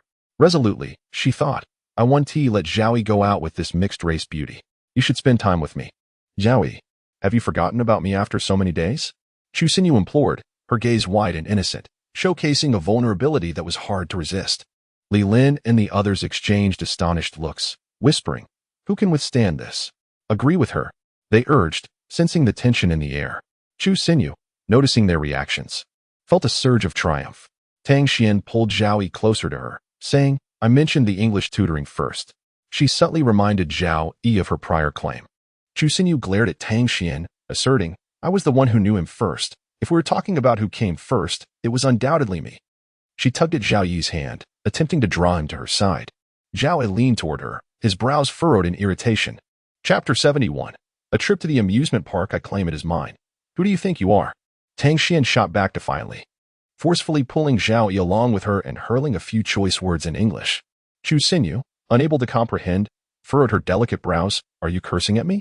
Tang Xian disdainfully glanced at Chu Xinyu, directly retorting, you truly lack culture. Zhao Yi, did you hear that? She mocked my lack of education right in front of you. A look of grievance crossed the beautiful face of Chu Xinyu. Will you come with me? Realizing she had fallen into Chu Xinyu's trap, Tang Xian mused. What a pitiful little flower.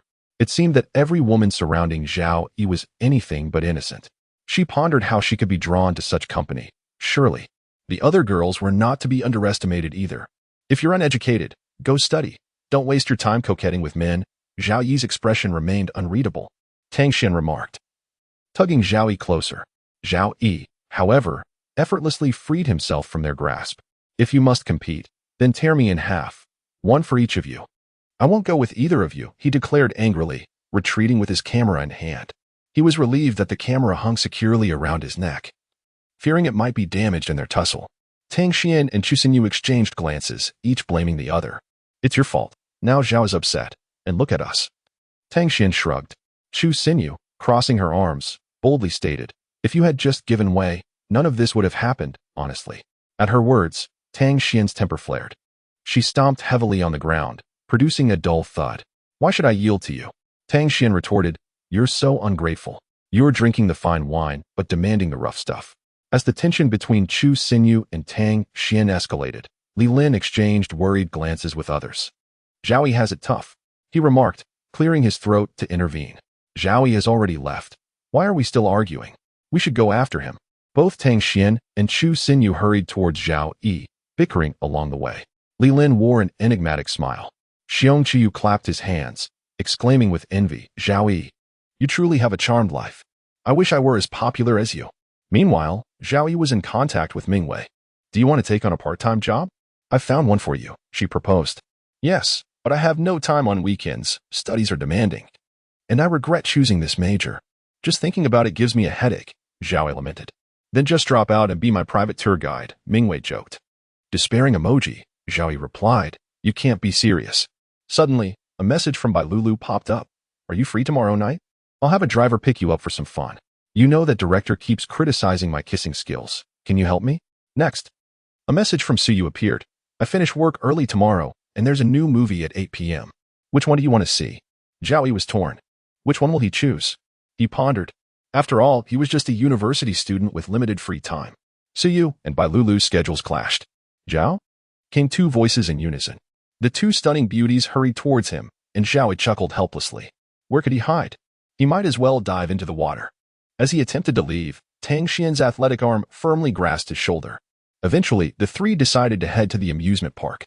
At the largest amusement park in Z City, the joyous sounds echoed from afar, a bustling scene filled with people. No wonder it was the premier amusement destination in Huagua. The trio indulged in every thrilling ride, screams of delight erupted on the roller coaster, and the haunted house was no exception. Before leaving, Zhao Yi entrusted his camera to the seemingly reliable Li Lin, offering endless reminders. Carrying a camera to an amusement park was nerve-wracking, as it was indeed a valuable possession. Each held an ice cream cone, and when Chu Xinyu playfully requested one, Zhao Yi simply bought 3. Tang Xian tugged at the hem of Zhao Yi's shirt. Would you like to try my vanilla flavor? Without hesitation, she shoved the ice cream towards his mouth. Try it, Zhao. Tang Xian urged him on, completely oblivious to her lack of subtlety. All right, Zhao Yi acquiesced, unable to refuse. I want some too, Chu Xinyu chimed in. Tang Xian whipped out her phone to capture the moment, declaring, look at the camera. She propped her chin up, clearly trying to attract Zhao Yi's attention. Meanwhile, Chu Xinyu's flushed face, hands on her hips, resembled an irate Garfield. Tang Xian and Chu Xinyu coaxed Zhao Yi into the haunted house, his curiosity piqued. Having never experienced it before, he ventured inside. After all, it was included in the ticket. Why not indulge? With their own agendas, Tang Xian and Chu Xinyu stepped into the pitch-black horror house together. A ghostly figure floated by, prompting Tang Xian and Chu Xinyu to scream and cling to him in fright. Zhao Yi, however, shook them off and dashed ahead. Tang Xian teased, why are you scared of ghosts? You have such a small heart. Indeed, Zhao Yi, you are afraid of ghosts? It's all fake. It can't be that bad. Chu Xinyu joined in, teaming up to tease him. Unbeknownst to them, a cold hand slipped into Zhao Yi's waistband, and he thought, that must be a pervert. Tang Xian turned her face in anger toward Chu Xinyu, who feigned innocence, looking elsewhere.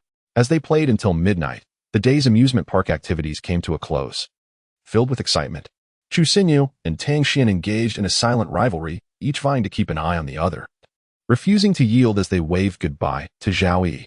Once Zhao Yi departed, the tension between Tang Xian and Chu Xinyu flared. There was nothing left to say, and they quickly parted ways.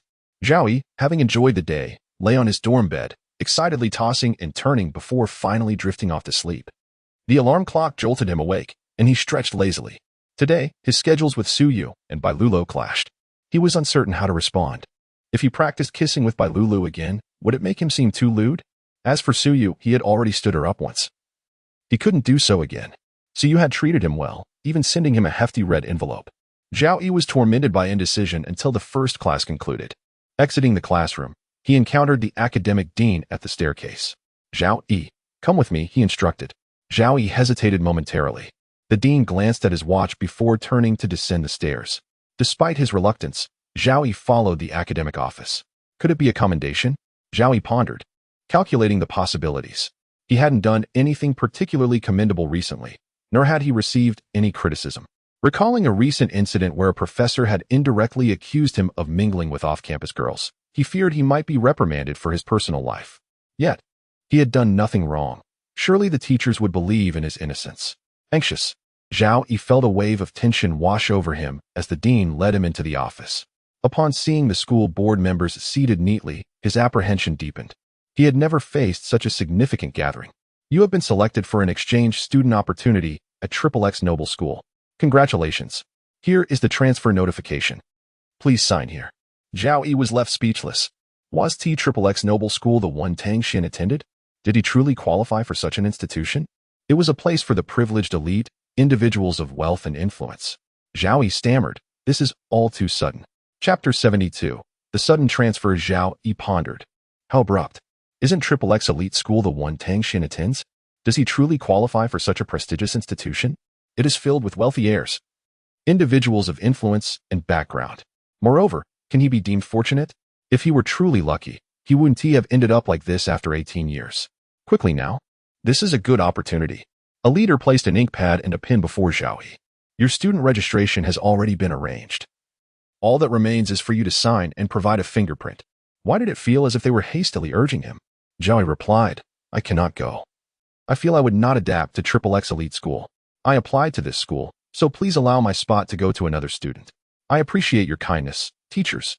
He expressed his apprehension, a sense of nervousness creeping in. The board members, a group of elderly gentlemen, inquired, You are Zhao Yi, correct? Zhao Yi was momentarily speechless. They didn't even know his name. If you do not transfer to XXX Elite School, you will have to withdraw. This school will not admit you. Panic set in. I cannot withdraw. He had worked tirelessly to gain admission. It felt as if they were squeezing the very lifeblood from him. Then you must sign quickly. A professor beside emerged, his gaze filled with pity. Oh, foolish child, how splendid is XXX Elite School. The faculty there cannot be compared to this institution. If only I had half your charm back in my day. In a daze, Zhao Yi signed the transfer form. He had no other choice. Upon exiting the conference room, he remained incredulous, glancing at the transfer document in his hand, confirming its validity. He truly was transferring schools. This was monumental. Zhao Yi stood frozen for 3 seconds, contemplating how to explain this to Li Lin and the others. He still had a heap of belongings to carry down from the 6th floor. The logistics were a hassle. Unbeknownst to him, 2 bodyguards in black suits stood at the bottom of the conference room stairs, a sleek black van parked behind them. Hello, they greeted in unison, startling Zhao Yi. We are from XXX Elite School. The president has sent us to welcome the new student. Zhao Yi mused silently. Only individuals of significant stature can drive their cars right up to the school entrance. He thought, your school certainly has an impressive service ethic. As he fretted over the matter at hand. Upon returning to the dormitory, the bodyguards insisted on accompanying him to help pack, which he politely declined. As he walked, he reflected on the ordinary scenery of the school, feeling a tinge of nostalgia as each sight rapidly vanished from view. Li Lin was reading at the table, while Xiong Chuyu lounged on Lu Dazhuang's bed, engrossed in his phone. Zhao Yi announced, I am transferring to XXX Elite School. Both were taken aback. Disbelief etched on their faces. Xiong Chuyu sat up, abandoning his recline. Zhao Yi began to gather his belongings, rolling up his bedding to leave. Xiong Chuyu and Li Lin expressed their astonishment. I can't believe you're really leaving. Who will introduce me to sisters now? He lamented. I'll inform Dazhuang. Li Lin moved aside to call Lu Dazhuang, sighing, You rich heir, the truth is out. I will no longer pretend. Time to reclaim my identity. Zhao Yi, packing clothes into his suitcase, retorted, Is that really how you view me? I am hardly a wealthy heir. What about those designer clothes worth tens of thousands in your closet? Li Lin teased, winking mischievously. Xiang Qiyu chimed in, joining the banner. Zhao Yi could only explain. A lovely young lady gifted them to me. He couldn't divulge any names. Oh dear. Xiang Qiyu feigned a bow. Young master, treat us to a meal.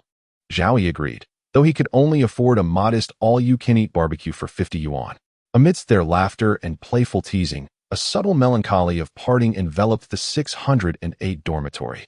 Lu Dazhuang returned swiftly, pushing the door open while still catching his breath. Together, they assisted Zhao Yi in carrying his belongings downstairs. The bodyguards exhibited exceptional service, driving the van right up to his dormitory. Once everything was loaded into the trunk, Li Lin sighed. The top-tier charmers are off to entice the wealthy young ladies. Zhao Yi found it amusing, casting a glance toward Li Lin, Xiong Chuyu, and Lu Dazhuang, their eyes reflecting a shared sense of reluctance. Their camaraderie had been pleasant, and parting was naturally bittersweet. Zhao Yi embraced Li Lin, delivering a playful punch to his back. Brotherly affection, something you may not understand. Xiong Chuyu added, Good brother, do not forget us. Zhao Yi waved, assuring them, Rest assured, I shall not forget. In truth, they all understood that being in different campuses would gradually lessen their contact. Once a person departs, the warmth fades. Zhao Yi, too, would make new friends in his new environment.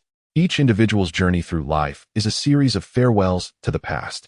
He was still oblivious to the nature of XXX elite school and its confidentiality measures. The bodyguards fittingly remarked, "Your friends can accompany you to the school for a brief visit." Zhao Yi inquired, "Really?" The bodyguard nodded. "The president has said that as long as you enjoy it, arrangements can be made." Zhao Yi contemplated this, noting the president had been mentioned twice already. Who exactly was this president? Li Lin and the others erupted in cheers as the group of young men eagerly piled into the car, excited to explore XXX elite school, helping Zhao Yi dissipate his unease about the unfamiliar surroundings. "We have truly aided Zhao Yi," they claimed, reveling in their triumph. Before them stood the grandiose European-style architecture, with intricately carved stone door frames spiraling upward, connected to imposing iron gates forged from solid metal, towering at 5 meters. It was a stark contrast to the ordinary steel doors of their old school. Upon entering, the vista widened, revealing a large sculptural flower bed encircled by meticulously trimmed greenery, shaped artfully, with tall trees flourishing abundantly. The street lamps were designed with modern elegance, and every corner radiated cleanliness, harmoniously blending nature's beauty. Such a school could only be seen in films or photographs. Young men and women, clad in tailored light green blazers with black trim, moved gracefully about, their attire impeccably fitted. The narrow black trim was skillfully crafted, adorned with a petite golden school emblem. It was indeed fashionable and appealing. Zhao Yi guided them through the campus, traversing the arched European architecture, where wooden trellises embraced vibrant red blooms of a flower he could not name. The library was modern in design, featuring thick glass squares with greenery inside, and each seating area was arranged to ensure privacy and seclusion, creating a serene atmosphere for students to study in the sunlight on lush grass. After surveying the campus, Zhao Yi found himself puzzled as to why Tang Xian had visited his school multiple times. Her institution was undoubtedly of exceptional quality. Soon, the bodyguards appeared again, driving them to a 5-star hotel for dinner. The luxurious private room was filled with an array of exquisite dishes and delicacies. His roommates were elated, calling him father. Their exuberance was such that, had a dragon robe been available, they would have draped it over Zhao Yi. Li Lin, with his arm draped over Zhao Yi's shoulders, exclaimed, "I always knew you were a wealthy heir. Now it's finally confirmed.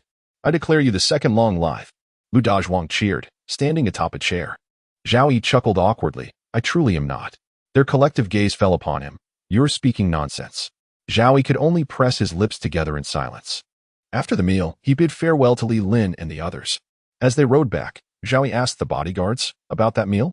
The bodyguard replied, "You need not worry. The president simply wants you and your friends to enjoy yourselves."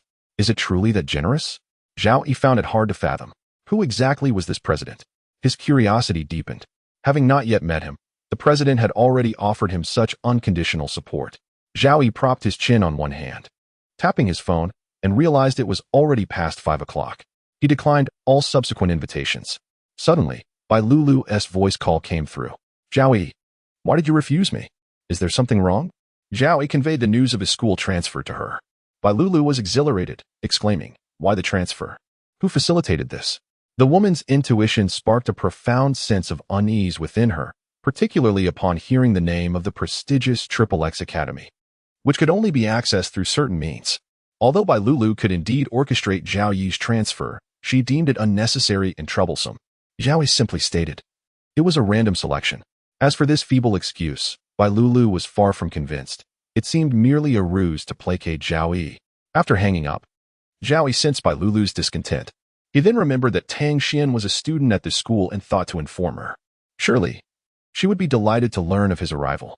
As Zhao Yi stepped through the grand entrance of the XXX Academy, flanked by 2 luxurious vehicles, he pondered what kind of life awaited him next. Chapter 73. Tang Xian's distaste for his transfer. Zhao Yi strode through the grand entrance of the prestigious XXX Academy, where 2 luxury cars casually parked at the gate.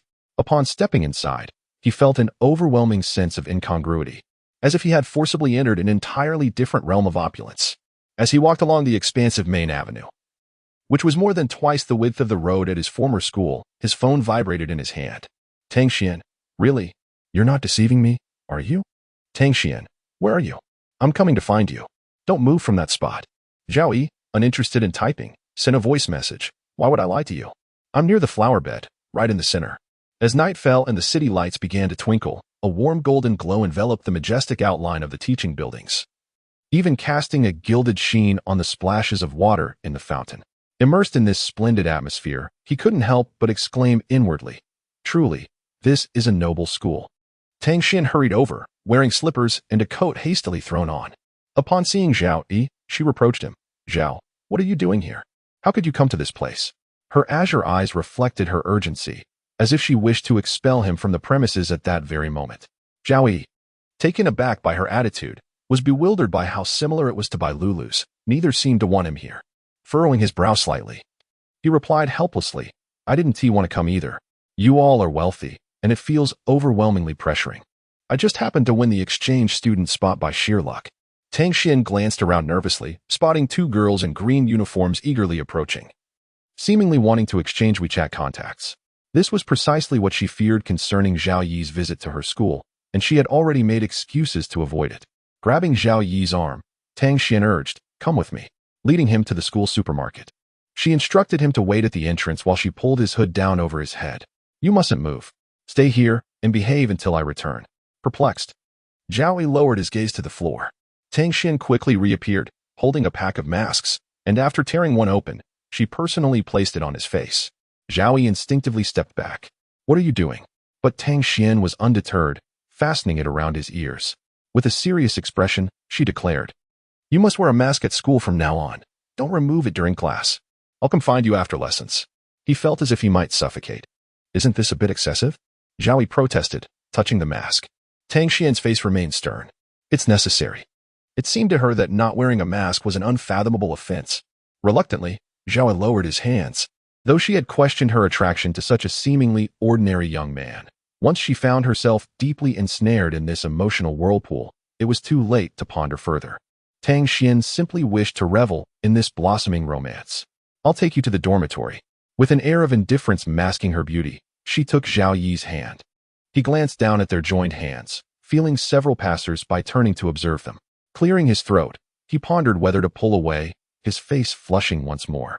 He silently chastised himself for being so hypocritical, having already kissed 3 of the most stunning beauties. In truth, intimacy was a hollow and ephemeral experience. Once achieved, it dissipated into nothingness. A single romantic encounter might be delightful, but repeated experiences rendered it devoid of feeling. As Tang Xian led him forward, a smile crept onto her lips, the fragrance of blooming trees wafting in the evening breeze. Upon reaching the boys' dormitory, she said, "Zhao, good night," leaning in to kiss his cheek. Zhao Yi was momentarily stunned. Her warmth remained unchanged. Suddenly, Tang Xian lifted his chin. Her azure eyes, noble and mysterious like those of a Persian cat, glimmered with unshed tears. "Will you be my boyfriend?" she asked, acutely aware that if she did not seize this moment to express her feelings, it might soon be too late. "Huh?" Zhao Yi, momentarily at a loss, found himself grappling with her unexpected affection, akin to a computer's blue screen presenting 2 options, no or okay. His thoughts oscillated between them like a cursor. "Why do you like me?" he stammered, evading the intensity of her gaze. Tang Xian, with a playful toss of her wavy hair, replied, "I thought you already knew. I've been quite obvious about it." This was indeed flirtation, not mere self-delusion. She surmised that he had likely received confessions from other girls as well. Observing the somewhat insecure young man before her, she realized he was unaware of his own allure. Seizing the opportunity, she tightened her hold on him. "Do you like me?" Tang Xian's azure eyes blinked rapidly. Beautiful and alluring, she was a striking mixed-race beauty, and it was difficult for Zhao Yi not to be captivated. From a high window in the building opposite, Xianing watched, clad in a chic black suit. Her figure elegant and statuesque, with a high ponytail accentuating her graceful posture. With a disdainful gaze surveying the scene below, her black-clad bodyguards stood at the ready, awaiting her command. No matter who else attained his affection, she was determined to claim him for herself. As Zhao Yi entered the dormitory, he felt a twinge of anxiety about how well he would get along with his roommate. Surely, everyone attending the school was a wealthy heir. The corridor, adorned like a high-end hotel, heightened his apprehension. He knocked on the door, hesitating briefly before deciding to enter. The door swung open to reveal a frail young man, seemingly around 6 feet tall, with striking features marred by a sickly pallor. his expression vacant. One of his pant legs was rolled up, revealing a painfully thin calf, not indicative of a healthy weight, and he slumped as if devoid of energy. "Who are you?" he croaked, his voice raspy and dry from disuse. Zhao Yi stepped inside. Glancing around the spacious room, which contained 2 single beds, clearly, this was a place for pampered youths. He felt as though he were taking advantage of their generosity. It was warm inside, prompting Zhao Yi to remove his mask. The young man's eyelids drooped, and he slumped onto the bed. "I don't know who arranged for you to stay in room 806. This room has always been mine alone." Zhao Yi felt a surge of panic. He had just arrived and was already facing a hostile roommate. "Then where should I stay?" he asked anxiously, turning away. "I don't know. Just go wherever." The young man replied, lifting his gaze to Zhao Yi, his eyes suddenly sparking with an unusual brightness. His unblinking stare made Zhao Yi uncomfortable. You can stay here," he stammered. "Your bed isn't made. You can use mine." Zhao Yi was taken aback by this sudden shift in demeanor. "What?" he thought, bewildered by the abrupt warmth. Regardless, he welcomed the offer. Otherwise, he would have faced a dilemma come bedtime. The young man introduced himself. "I'm Lu Yuan. My favorite pastime is playing video games." "Lu Yuan? How far is the road ahead?" Zhao Yi jested, noting the blush spreading across Lu Yuan's cheeks, reminiscent of a shy girl. "Brother, what is your name?" Lu Yuan asked, glancing around anxiously before rushing to fill a cup with water from the dispenser, as if serving a guest of honor. "Zhao Yi," he replied, accepting the water from Lu Yuan's hand. Refusing would have been impolite. As Zhao Yi made his bed, Lu Yuan eagerly assisted him. After a quick wash, Zhao Yi lay down comfortably, resting his hands behind his head. He felt fortunate that his roommate was amiable. Perhaps, if luck persisted, he would find himself in a world filled with love, where distinctions between people cease to exist. Unbidden, memories of Tang Xian confessing her feelings resurfaced in his mind, her azure eyes, the exquisite features of a mixed-race beauty. However, today, the individual assisting him, the president, has yet to make an appearance. What could possibly motivate someone with no personal connection to lend their support? Chapter 74. Tang Xian's confession and agreement. In the early morning, Zhao Yi was roused from his slumber by the melodious chirping of birds outside his window, heralding the arrival of a new day. Life circumstances are indeed wondrous. Just last night, he was in a second-tier university, and today he found himself amidst the elite of a prestigious school. Lu Yuan, ever obedient, stood guard at the bathroom door, fearful that Zhao Yi might abscond. His demeanor was a stark contrast to the disdain he had shown upon their first encounter. As they descended the elevator together, Zhao Yi learned that Lu Yuan was enrolled in a business school. Meanwhile, Tang Xian, youthful and radiant, awaited them downstairs, her strikingly long legs drawing immediate attention. Her captivating figure, combined with her unique mixed heritage beauty, left Zhao Yi momentarily speechless as he recalled her confession of affection. He turned, nearly retreating, uncertain of how to confront the situation. Several stunning women had asked him if he would be their boyfriend, including a wealthy classmate who had approached him with flirtation. Zhao Yi couldn't help but wonder if he possessed some extraordinary charm or perhaps a bewitching allure. Li Lin and the others encouraged him to seize the opportunity, suggesting he embrace a life of ease rather than toil through years of hardship. "Oh, darling, good morning," Tang Xian exclaimed, her radiant smile illuminating the space as she enveloped him in a warm embrace. Zhao Yi froze momentarily, feeling out of sorts as he glanced sideways. Tang Xian playfully pressed her elegant fingers to his lips, swiftly retracting them. "What? Are you afraid I might consume you?" she teased, both flirtatious and carefree. Zhao Yi was at a loss for words, but he quickly composed himself, suppressing the blush that threatened to betray his embarrassment. It seemed an affront to be so easily flustered in matters of the heart. Novices feigned maturity while the seasoned pretended to be novices. He resolved not to be disingenuous. There was no need for pretense. Only then did Tang Xian seem to notice Lu Yuan standing behind Zhao Yi. "Lu Yuan?" she inquired curiously. Lu Yuan lifted his gaze, his expression clear and composed.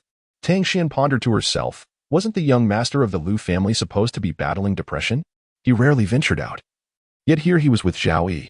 Perhaps Zhao Yi's allure was indeed substantial. But why should she concern herself with that? Tang Xian linked her arm with Zhao Yi's. "Come, let me help you acclimate to your new surroundings." Her beautiful visage framed by cascading waves of hair, she smiled invitingly. Zhao Yi cast a glance at Tang Xian, noting how effortlessly she had entwined their arms. It was as if rejecting her would be an impolite affront. "Zhao, you forgot your mask," Tang Xian gently reminded him, brushing her fingers against her own face. I didn't wear it because I felt unwell, Zhao Yi replied. Why aren't you wearing one? He added. It's too stifling. Why would I wear it? You must wear it, she insisted, her tone serious. She retrieved a mask from her pocket. Tearing it open and placing it over Zhao Yi's ears, her fingertips brushing against the contours of his ear. An unusual sensation coursed through him. Reminiscent of the thrill of a kiss. Was she doing this intentionally? He met her gaze, caught in the depths of her smiling eyes, and suddenly realized the warmth flooding through him. Tang Xian withdrew her fingers, leaving behind a lingering, peculiar comfort. What have you decided? She asked, dropping a bombshell. The matter at hand required no explicit discussion. They both understood implicitly. Zhao Yi pondered. What reason did he have to decline?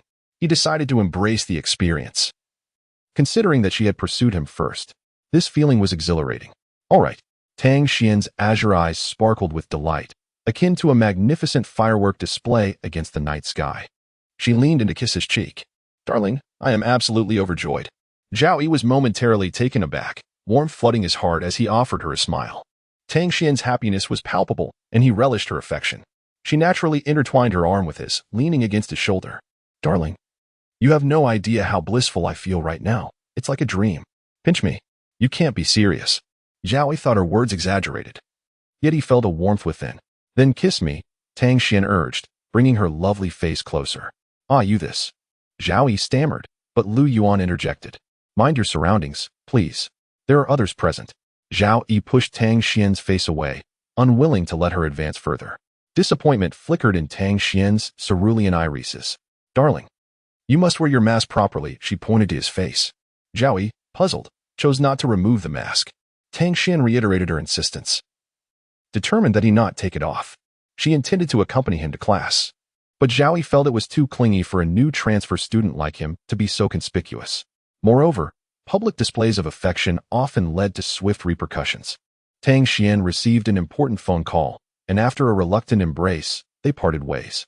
In her mind, she envisioned a future filled with proposals, marriage, and children, a blissful life with Zhao Yi. If not for the urgency of the proposal, she would have wanted to ask him right then and there. Lu Yuan trailed behind Zhao Yi. Curiously, Zhao Yi asked, Are you headed in the same direction, classmate? Observing Lu Yuan's constant presence, the latter, eyes downcast and slowly tapping on his phone, replied, Not really. I believe, as a man, you ought to consider this. I could introduce you to my sister. She is quite adorable, Lu Yuan suggested, his tone casual. You don't need to be so polite, brother, Zhao Yi remarked, astonished. Lu Yuan shared a photo, revealing a graceful figure clad in white stockings, performing a dance pose amidst a soft white glow. Zhao Yi glanced hastily, taken aback by her rare beauty. Typically reserved for advertisements or the silver screen, her fair skin glowed gently, and her lively eyes seemed to harbor the stars. Her every smile reminiscent of a whimsical fairy tale, a sweet and demure girl. I already have a girlfriend, Zhao Yi replied internally, bemused at the overt advances. He found himself overwhelmed by the intensity of Lu Yuan's enthusiasm. Upon reaching his classroom, he bid farewell to Lu Yuan, watching Zhao Yi disappear from view. Lu Yuan texted a girl with a lovely avatar. Can I introduce you to someone? You'll definitely like her. Zhao Yi, adhering to Tang Xian's advice, dutifully wore his mask. He felt like a compliant individual, easily overlooked in a new environment. Tang Xian continued to check in on him. Don't let me catch you without it, or beware of the consequences. Zhao Yi mused to himself. What could she possibly mean by punishment? He refrained from texting back. Placing his phone on the desk, in this unfamiliar setting, he sat attentively, listening to the lecture. The classroom was considerably less populated than his previous school, with only a handful of students present. The quality of education was unquestionable, led by a highly esteemed master of traditional Chinese medicine, whom Zhao Yi had only encountered in textbooks. The lecture was clear and insightful, and the professor encouraged students to ask questions, assuring them that he was merely a few years their senior. The atmosphere was welcoming, and even when mistakes were made, he would gently guide them rather than chastise them. Zhao Yi recognized the financial prowess behind such an educational environment. The classroom exuded a vintage charm, with wooden desks and a wall lined with cabinets full of medicinal herbs. He felt incredibly fortunate. Initially hesitant to attend, he now realized the immense value of his decision. In the dormitory group chat, his roommates expressed their concern for him. Zhao Yi felt a surge of warmth as he responded, They are all doing well. Then, a message from Dr. Su popped up. So, when will you stop standing me up? When will you fulfill your promise? Zhao Yi felt a pang of guilt, as if he owed her something. Dr. Su patted him on the shoulder, saying, "Why do I feel like I'm about to lose you? Dr. Su, are you deliberately avoiding me?"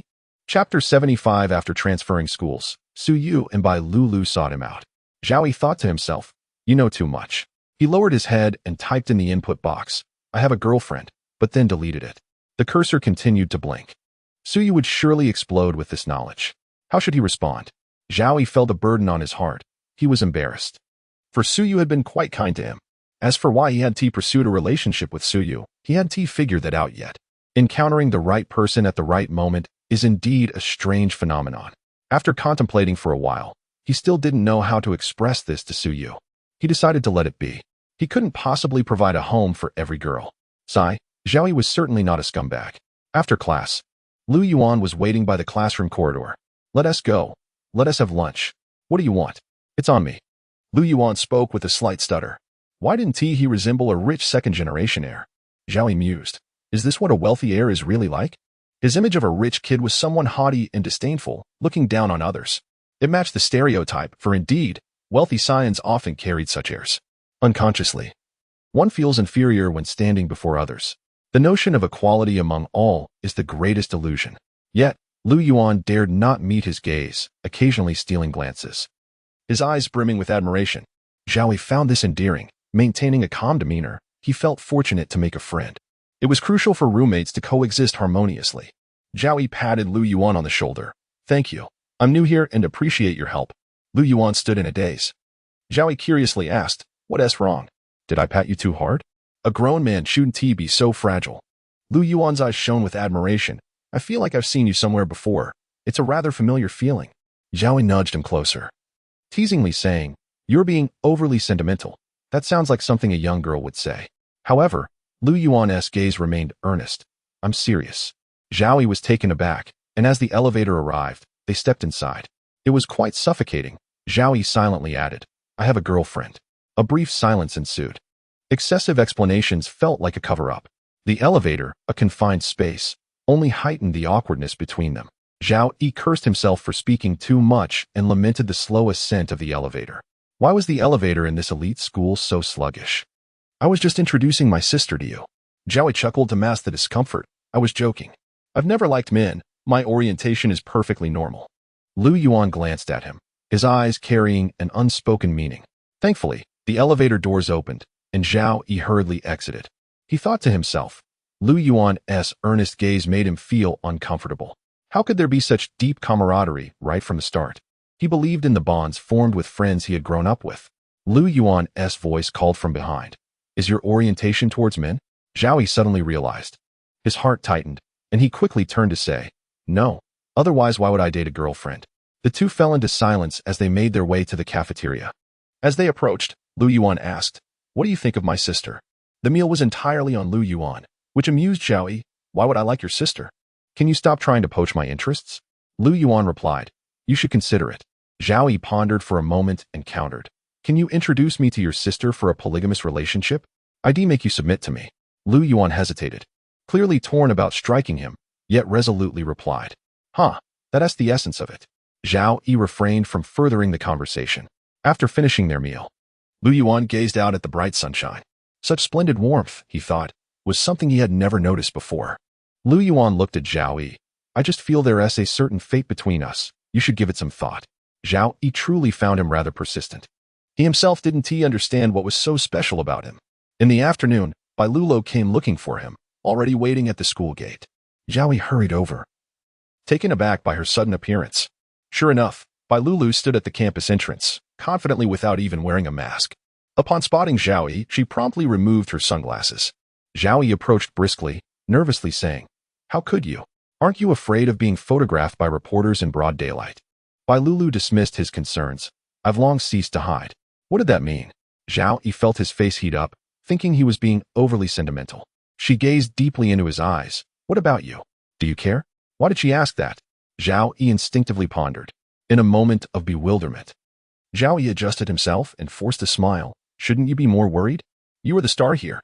Bai Lulu's expression visibly sank, akin to a deflated balloon. Her beautiful eyes now held a hint of caution as she tentatively asked, "We are friends, right? Surely, that needn't be stated." After Bai Lulu posed her question, Zhao Yi belatedly realized its implications. What did she mean by that? Did she not want to be friends anymore?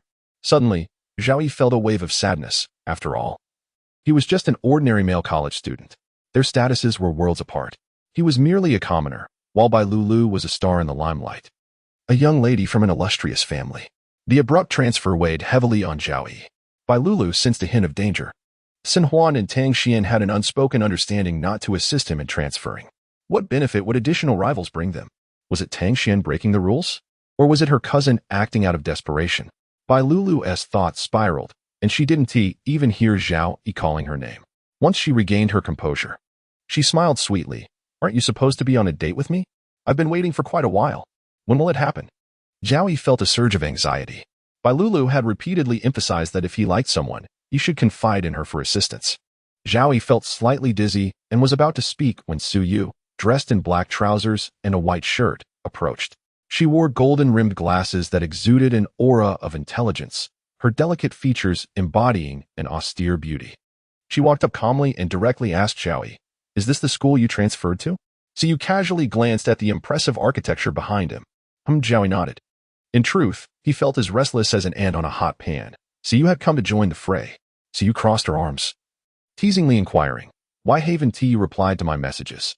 You've stood me up on our dates multiple times. What do you intend to do?" Zhao Yi glanced at Bai Lulu. "I have a girlfriend now. Would you like to hear about it?" This was also directed at the first person who arrived. Zhao Yi's statement was akin to a stone cast into a tranquil pond, sending ripples of turmoil across the surface. "Is this how you reject me?" Su Yu dropped her arms, her teasing smile vanishing, her expression instantly freezing. "When did this happen? Why didn't you tell me?" Bai Lulu asked anxiously. Su Yu cast a sideways glance at Bai Lulu, recognizing her as the girl who had worn a mask during their last hospital encounter. She was indeed a star. Zhao Yi's allure was evidently substantial, causing Su Yu to feel a twinge of nervousness. Yet, recalling that Bai Lulu, a star herself, had also been rejected, Su Yu regained some equilibrium. Zhao Yi took a deep breath and spoke candidly. "When the time came, she pursued me, and I agreed." Noticing the discontent etched on their faces, he added, "It's as simple as that. There is nothing more to it." Su Yu and Bai Lulu simultaneously pressed for details. Who is she? Bai Lulu felt a pang of anxiety. Who could it be? Someone she knew? Or perhaps the classmate who had cared for Zhao Yi in the hospital? Currently, she seemed the most likely candidate. Su Yu's sense of urgency matched Bai Lulu's. A heavy weight settling upon her heart. Her life had always been smooth sailing, untouched by such setbacks. Su Yu was experiencing the bitter taste of failure and heartache for the first time, leaving her almost breathless. Who could it be? Could it possibly be Sun Huan? Hadn't they parted ways? Handsome men were indeed pursued by many. Su Yu sighed deeply. With her long, slender legs clad in a deep black trench coat, and her skin like porcelain, she possessed a breathtaking beauty.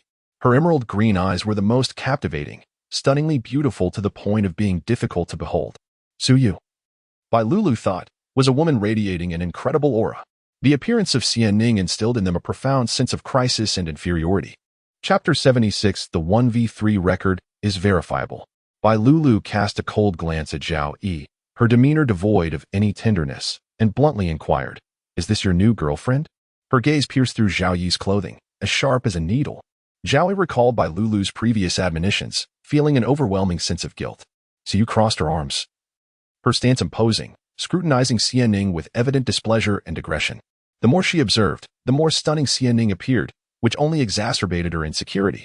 As a woman of remarkable stature, she was unwilling to concede to anyone. She believed no one could surpass her. Zhao Yi turned to catch a glimpse of the breathtaking woman, whose striking emerald green eyes were unmistakable. How could it be her again? He pondered. Then he recollected having seen those same captivating green eyes at the hotel in the Maldives with Bai Lulu. However, the grand manner in which she exited indicated her influential status. Zhao Yi hastily distanced himself from her, declaring, "No, we don't know each other." When he glanced at the extraordinary woman, her emerald eyes held a bemused glint, seemingly intrigued. Zhao Yi was not at home. Bai Lulu and Su Yu felt a slight easing of tension, yet remained vigilant. Su Yu drummed her fingers against her arm, silently betraying her anxiety, succinctly murmuring, "Who is she?" Suddenly, Zhao Yi felt the weight of pressure overhead, uncertain of how to articulate his thoughts. He opened his mouth to respond.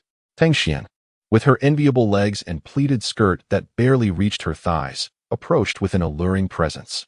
Her mixed heritage endowed her with high cheekbones and an exquisite face, radiating confidence as she lightly placed her hand on Zhao Yi's shoulder. With a seductive smile, she tossed her curls and remarked, "It's me. What do you think?" The prideful demeanor was palpable. Bai Lulu and Tang Xian fell into silence. Bai Lulu mused, "I should have confessed earlier." Xiyu, perplexed, questioned why she was inferior to Tang Xian. If she were to lose to Xianning, she could at least find some solace in that. "Zhao Yi, didn't you say you wanted me to help you out? Why are you going back on your word?" Bai Lulu exclaimed, her tone a blend of urgency and playful reproach. She positioned herself beside Zhao Yi, feigning vulnerability. "I thought you considered me a friend, but it seems otherwise." Internally, Bai Lulu scoffed, "Zhao Yi is such a scoundrel. No wonder he attracts so many admirers." Xiyu seized the moment to deliver a cutting remark. "This is the caliber of girls you seek? Pathetic. I could do better." Tang Xian shot a cold, calculating glance at Bai Lulu, displeased with her proximity, and retorted to Xiyu, "If you're so much better, why didn't he choose you? You look like a doctor, which must mean you're quite old. This is a matter for the youth. You should stay out of it. It's so outdated." Tang Xian's combative spirit was undeniable. She had previously faced off with Sun Huan. Xiyu's face flushed with anger, and her expression threatened to spiral out of control. But she managed to regain her composure, sneering, "Don't celebrate too early. The road ahead is long, and are you entirely sure Zhao Yi is interested in you?" Xiyu's gaze shifted to Zhao Yi, a smirk playing on her lips. Tang Xian, struck by her words, stubbornly retorted, "I've already secured his attention. You needn't worry about me." Xiyu's expression darkened momentarily as she cautioned, "Those who speak too freely often find themselves in physical pain." Tang Xian dismissed her with indifference. "We have matters to discuss. Let's talk another day." She turned to Zhao Yi, who fabricated an excuse to leave, wishing to avoid another confrontation. Tang Xian cast a triumphant glance at them, resembling a victorious champion as she followed Zhao Yi. Bai Lulu's voice trailed behind in despair, "Zhao Yi, didn't you promise me a date? Is this considered a breach of promise?" Zhao Yi quickened his pace, refusing to look back, not wanting to witness the sorrow and disappointment in Bai Lulu's eyes. Tang Xian shot a warning glare at Bai Lulu, who defiantly stared back. Their silent exchange was intense and riveting, with Bai Lulu appearing harmless only in Zhao Yi's presence. Xianning stood quietly nearby, awaiting them, a faint smile gracing her lips, one that bore the chill of derision. Tang Xian felt a jolt of apprehension. She had not overlooked Xianning, the renowned president of the student council, seldom seen on campus, only making her presence known during examinations, where she consistently ranked first in all subjects. Xianning approached, each step radiating aggression and authority. Zhao Yi had no idea who she was or what her intentions were. Xianning addressed Tang Xian directly. "He does not belong to you." Tang Xian's expression darkened instantly. Zhao Yi furrowed his brow, contemplating the implications of her statement. Was he an object to be possessed? Xianning brushed past Tang Xian, their paths crossing, the air thick with an intoxicating fragrance. A blend of bergamot and orange blossom mingling with the undertones of cedar and amber, infusing the atmosphere with a wintry chill. Zhao Yi's gaze involuntarily followed her. Tang Xian pinched his arm, her eyes narrowing as she demanded, "What do you mean by that?" Zhao Yi winced at the sudden pain. "I'm sorry. I was just curious." Tang Xian's demeanor shifted, her eyes probing. "Do you know Xianning? Did she speak to you?" Zhao Yi shook his head. "We've only crossed paths a few times. It feels like fate." Tang Xian's expression soured, reprimanding. "Didn't you say you would wear a mask? It's stifling. Why must you insist on not wearing one?" Zhao Yi felt a surge of irritation. "Why must I wear a mask? Don't you think that's absurd?" He refused to concede to Tang Xian, even though her family background eclipsed his own. Dignity is paramount. It instills a sense of shame. Can one truly find happiness by sacrificing their self-respect? Will those desires not fade away with the winds? What one carries away from this world is the essence of dignity, value, and conscience, far outweighing mere wealth. Tang Xian softened her tone. "No, darling, you should wear the mask. I don't want other women to see your face." What nonsense was that? Zhao Yi was utterly speechless, wondering if she believed he was so charming. Tang Xian retrieved a mask from her pocket. Despite his reluctance, Zhao Yi allowed her to put it on him. Tang Xian reached for Zhao Yi's hand. The moment their skin touched, an inexplicable warmth enveloped them, dissolving any barriers between them. Her pinky finger glided across his palm, his hand warm and dry, akin to a delicate ribbon. Zhao Yi looked up to meet her gaze, where a cunning glimmer danced in her eyes. He realized her intentions were deliberate. Their eyes locked, charged with an unspoken tension. Tang Xian's soft lips brushed against Zhao Yi's. igniting a fervor within him. He thought, how audacious. Zhao Yi swiftly closed his eyes, surrendering to the moment. This was a kiss in the truest sense, pure, unadulterated desire, guiding him into uncharted territories.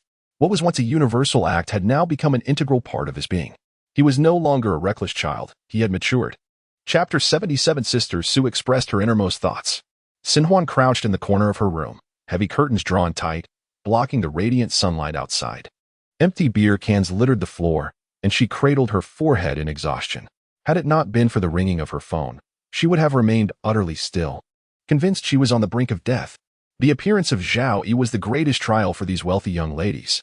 Are you here to mock me? Xinhuan scoffed, sensing her cousin had been deeply stirred. By Lulu, Zhao Yi has a girlfriend. Xinhuan inhaled sharply, her nails digging into her flesh. Are you boasting? Tang Xian. Xinhuan's heart felt a flicker of relief. It was not by Lulu. So, what do you mean by that? Cousin, aren't you angry? Think of a way. Xinhuan covered her eyes and let out a cold snort, a chilling smile escaping her lips. What about you? What do you suggest? Xinhuan, I don't know. By Lulu. Cousin, you should rest well. When the call ended, Xinhuan set her phone aside. Her cousin still thought to exploit her.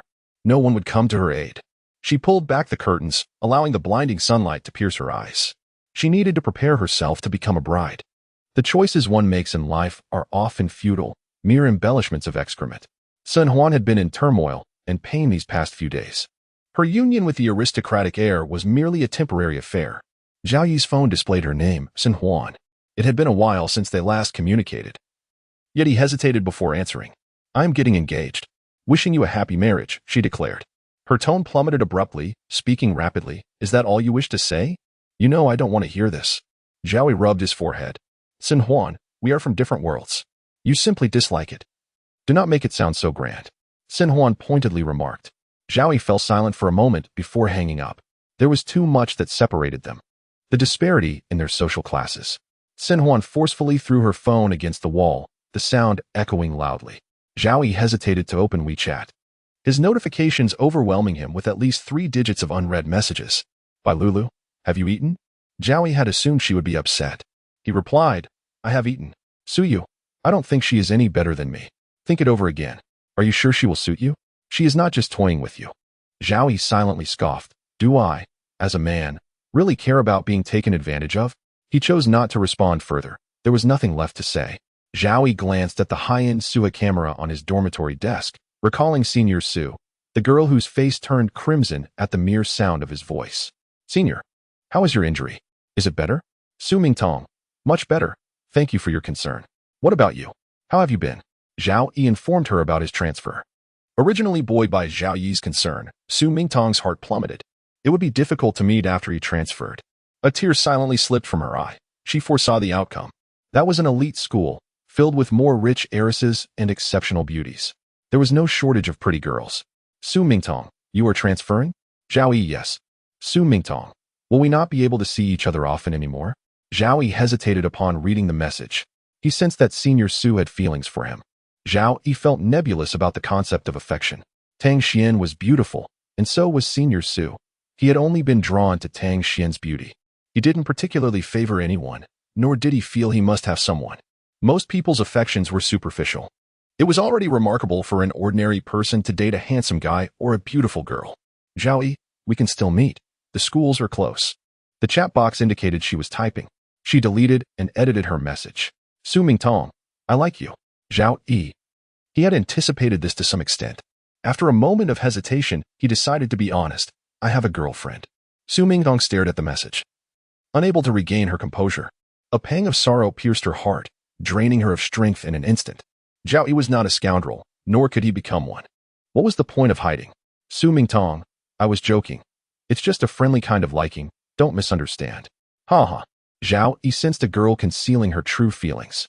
Su Mingtong's eyes reddened with shame, swallowing her grievance as she stood, slipped on her slippers, and gazed out at the endless night. The pain in her heart surged repeatedly. She understood that such an exceptional man as Zhao Yi did not belong to her. Ultimately, she could not grasp him. Zhao Yi sat on the edge of his bed, staring at the screen as Su Mingtong's messages continued to appear. He tossed his phone aside and looked at his palm. He truly felt different. A notification chimed, and it was by Lulu sending a WeChat message. By Lulu, I'll come find you for a date tomorrow. Zhao Yi was at a loss for how to respond. Feeling something was amiss but unable to articulate a refusal. That night, he tossed and turned, unable to sleep, adding another complication to his thoughts. Zhao Yi called Li Lin. Believing he was a sensible person, Zhao Yi asked, "What do you think about a girl kissing you to hone her acting skills?" She is an obscure actress. He emphasized this point. Li Lin exploded on the other end. What? Do you really understand what kissing means? Let me do it. Zhao Yi pressed on. What do you think about this matter? Li Lin crossed his legs. What else could it mean? She likes you. You can't be that naive, little Zhao. Zhao Yi did not know how to respond. He was not that naive. Li Lin smiled enigmatically. Often, sophisticated hunters appear in the form of prey. That is what a green tea girl is, do you understand? Zhao Yi shook his head, anxiously probing. What do you mean? If a girl shows interest in you. Foolish pup, I envy you. I have none, and you already. Zhao Yi was momentarily speechless, unable to believe Li Lin was serious, his heart jolting. Be honest with me. Is that little actress a big star? Just admit it. I want to tell teacher Xiong. Zhao Yi quickly concealed. No. Just a small theater actress. I have to go. Li Lin scolded him for valuing beauty over friendship. Li Lin's eyes darted, quickly analyzing the situation. A theater actress must be attractive. Li Lin continued to berate Zhao Yi from behind. This kid is really living well. After hanging up, Zhao Yi's heart remained unsettled. Was what Li Lin said true? From an angle Zhao Yi had never considered, he thought. Perhaps he should not chase unattainable dreams. He stared at Bai Lulu's chat box, which remained untouched. Why should he respond? He had a girlfriend. Tang Xian was that girlfriend. Simultaneously, Zhao Yi could not suppress a sense of satisfaction swelling within him. So many people liked him. As for tomorrow, Bai Lulu would come. He would not concern himself with it. Zhao Yi mused. His sudden popularity felt like a blessing. The clash of dignity and disdain was merely a manifestation of contempt. If only there were no disdain or malice. Zhao Yi had lived 18 years as an inconspicuous ordinary person, and he certainly had faced contempt. Was his current life the most normal existence in the world? It was not a problem with the world, but rather the prejudices of the human heart. Early the next morning, Zhao Yi paid special attention to his appearance, styling his hair before the mirror. Gazing at his unremarkable features, he suddenly felt deflated. No matter how he adorned himself, his ordinary looks remained inadequate. His face lacked definition, and his height was wanting. Did being an ordinary person mean he was unworthy of love or kindness? Should he be looked down upon for his average attire? Are we truly a nation that judges by appearances? How many people are born without opportunity? How many ordinary individuals have shouldered the weight of the world as production? The biases of others and the constraints of societal norms are not what we should fear. Rather, it is the acceptance and silent adherence to these conventions that is truly alarming. Countless idealists embark on their journeys from the spark of a dream. As Zhao Yi descended from the dormitory, he was summoned by members of the student council.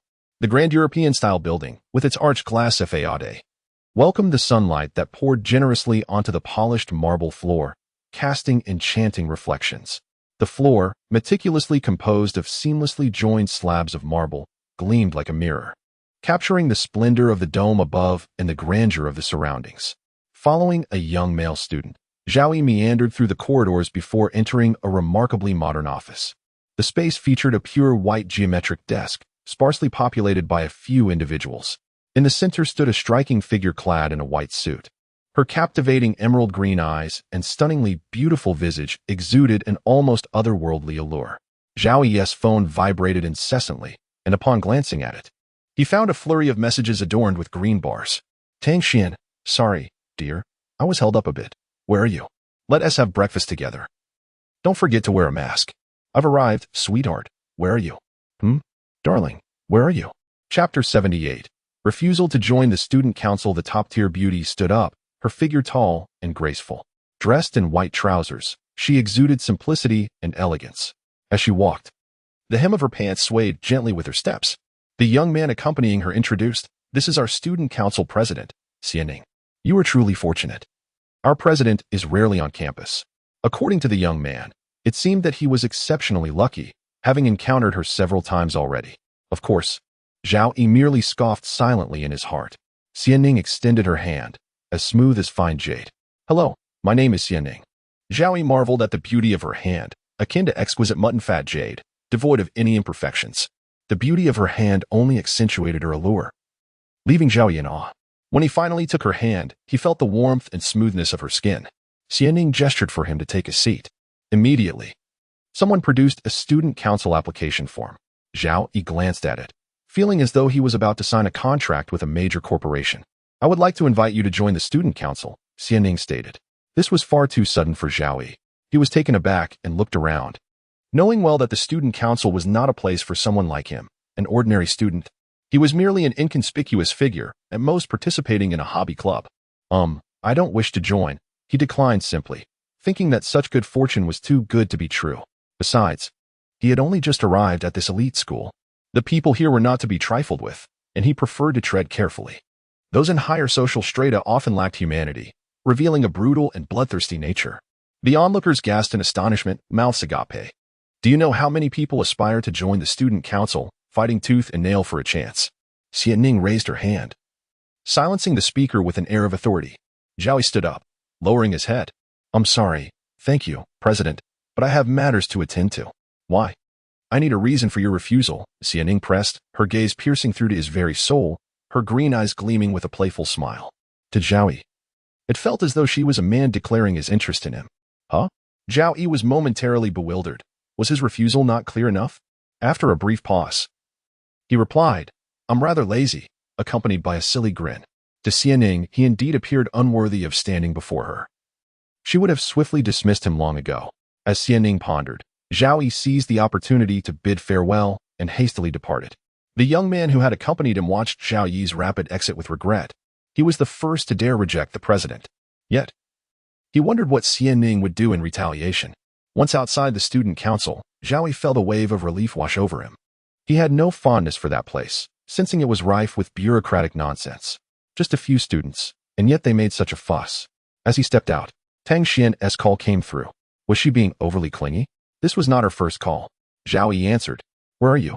Why haven't you answered my calls? Tang Xian's urgency was palpable even through the screen. Zhao Yi responded. The student council president approached me, inviting me to join, but I declined. There was a hint of pride in his tone, though unbeknownst to him, Tang Xian did not catch that sentiment. What? You dared to refuse? Just wait. I'll come over right away. The line went dead with a series of beeps. Zhao Yi frowned, perplexed, wondering why she was angry. He felt Tang Xian was quite neurotic. For instance, her insistence on him wearing a mask was utterly baffling. Tang Xian rushed over, her beautiful eyes brimming with longing as she approached him. She enveloped Zhao Yi in an embrace and kissed him fervently, as if a sudden storm had descended. Zhao Yi was caught off guard, stepping back a couple of paces, his hands instinctively resting on her waist. He was taken aback. This was in plain view of everyone, right outside the student council building. It felt akin to kissing in front of a government office, an audacious act. Unruly, Zhao Yi attempted to push her away, but she stubbornly clung to his lip with her small canine tooth. Her passionate affection felt like it would engulf him in a molten abyss. The intensity of her possessiveness startled Zhao Yi, and unable to resist, he surrendered to the kiss. He and Tang Xian had not been together long, barely 3 days. So the depth of her feelings bewildered him.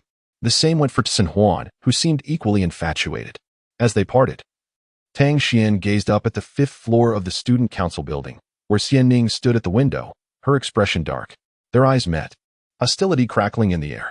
Tang Xian was intentional. She wanted to kiss him brazenly in that spot, declaring to the entire school that Zhao Yi was hers. If Xianning had the audacity, she could attempt to take him away. Zhao Yi, feeling less irked, found that the kiss had diffused much of his irritation. Hand in hand, they strolled together. It dawned on Zhao Yi that Tang Xian might be upset, perhaps thinking that the student council president had taken an interest in him. Tang Xian playfully pinched his ear. Remember to wear a mask, dear. Otherwise, the next punishment will be worse. Zhao Yi nodded dismissively, feeling her concern was unnecessary. Don't think too much. Honestly, not many people are fond of me, he reassured her. Tang Xian chuckled inwardly. It seems this boy is unaware of his charm. Both parties remained oblivious to each other's true capabilities. As they walked along the verdant paths of the school, Zhao Yi could not help but compare it to his previous institution. It was a world apart. Is this your first boyfriend? Zhao Yi inquired cautiously. She kissed with such familiarity, always taking the initiative. While foreigners are typically open and expressive, there is always a first time for everything. Tang Xian pulled Zhao Yi's arm closer, their intimacy growing. Of course, you are my first boyfriend, she declared, her blue irises shimmering like countless sapphires, resembling a noble and beautiful ragdoll cat. Yet, she was quite clingy. Zhao Yi felt his face flush at her stunning beauty, chuckling lightly. I've heard that beautiful girls have many admirers. I think you should. Tang Xian interrupted him sharply. Dear, don't think that way. Zhao Yi noticed her displeasure and realized it was best to cease further inquiries.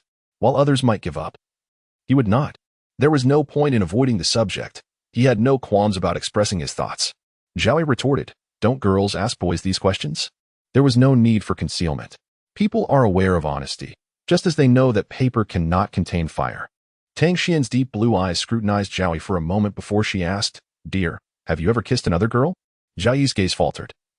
Did other people's unwanted kisses count? He shook his head at her question. So, do you still need to ask? Tang Xian gently guided him. Yes. But what is the harm in sharing? Zhao Yi, a true romantic at heart, craved pure love. He had never been one to initiate kisses with others. This was his emotional need. However, he believed it was too early for a relationship. They were still young, unsure of what the future held. Simultaneously, he felt conflicted. Tang Xian found herself compelled to inquire about his relationship with her. It is indeed commendable to pursue romance with the intention of lifelong commitment. A prominent leader once proclaimed that engaging in a courtship devoid of the aim of marriage is mere frivolity. Tang Xian's heart swelled with joy at the thought of the innocent young man. She recognized the necessity to cherish this opportunity, for he was akin to a blank canvas. She intended to paint him in the hue she adored, while concealing her own shadows for the time being. She could remain forever the sweetheart of Zhao Yi. Chapter 79. Bai Lulu inquired whether a date would count.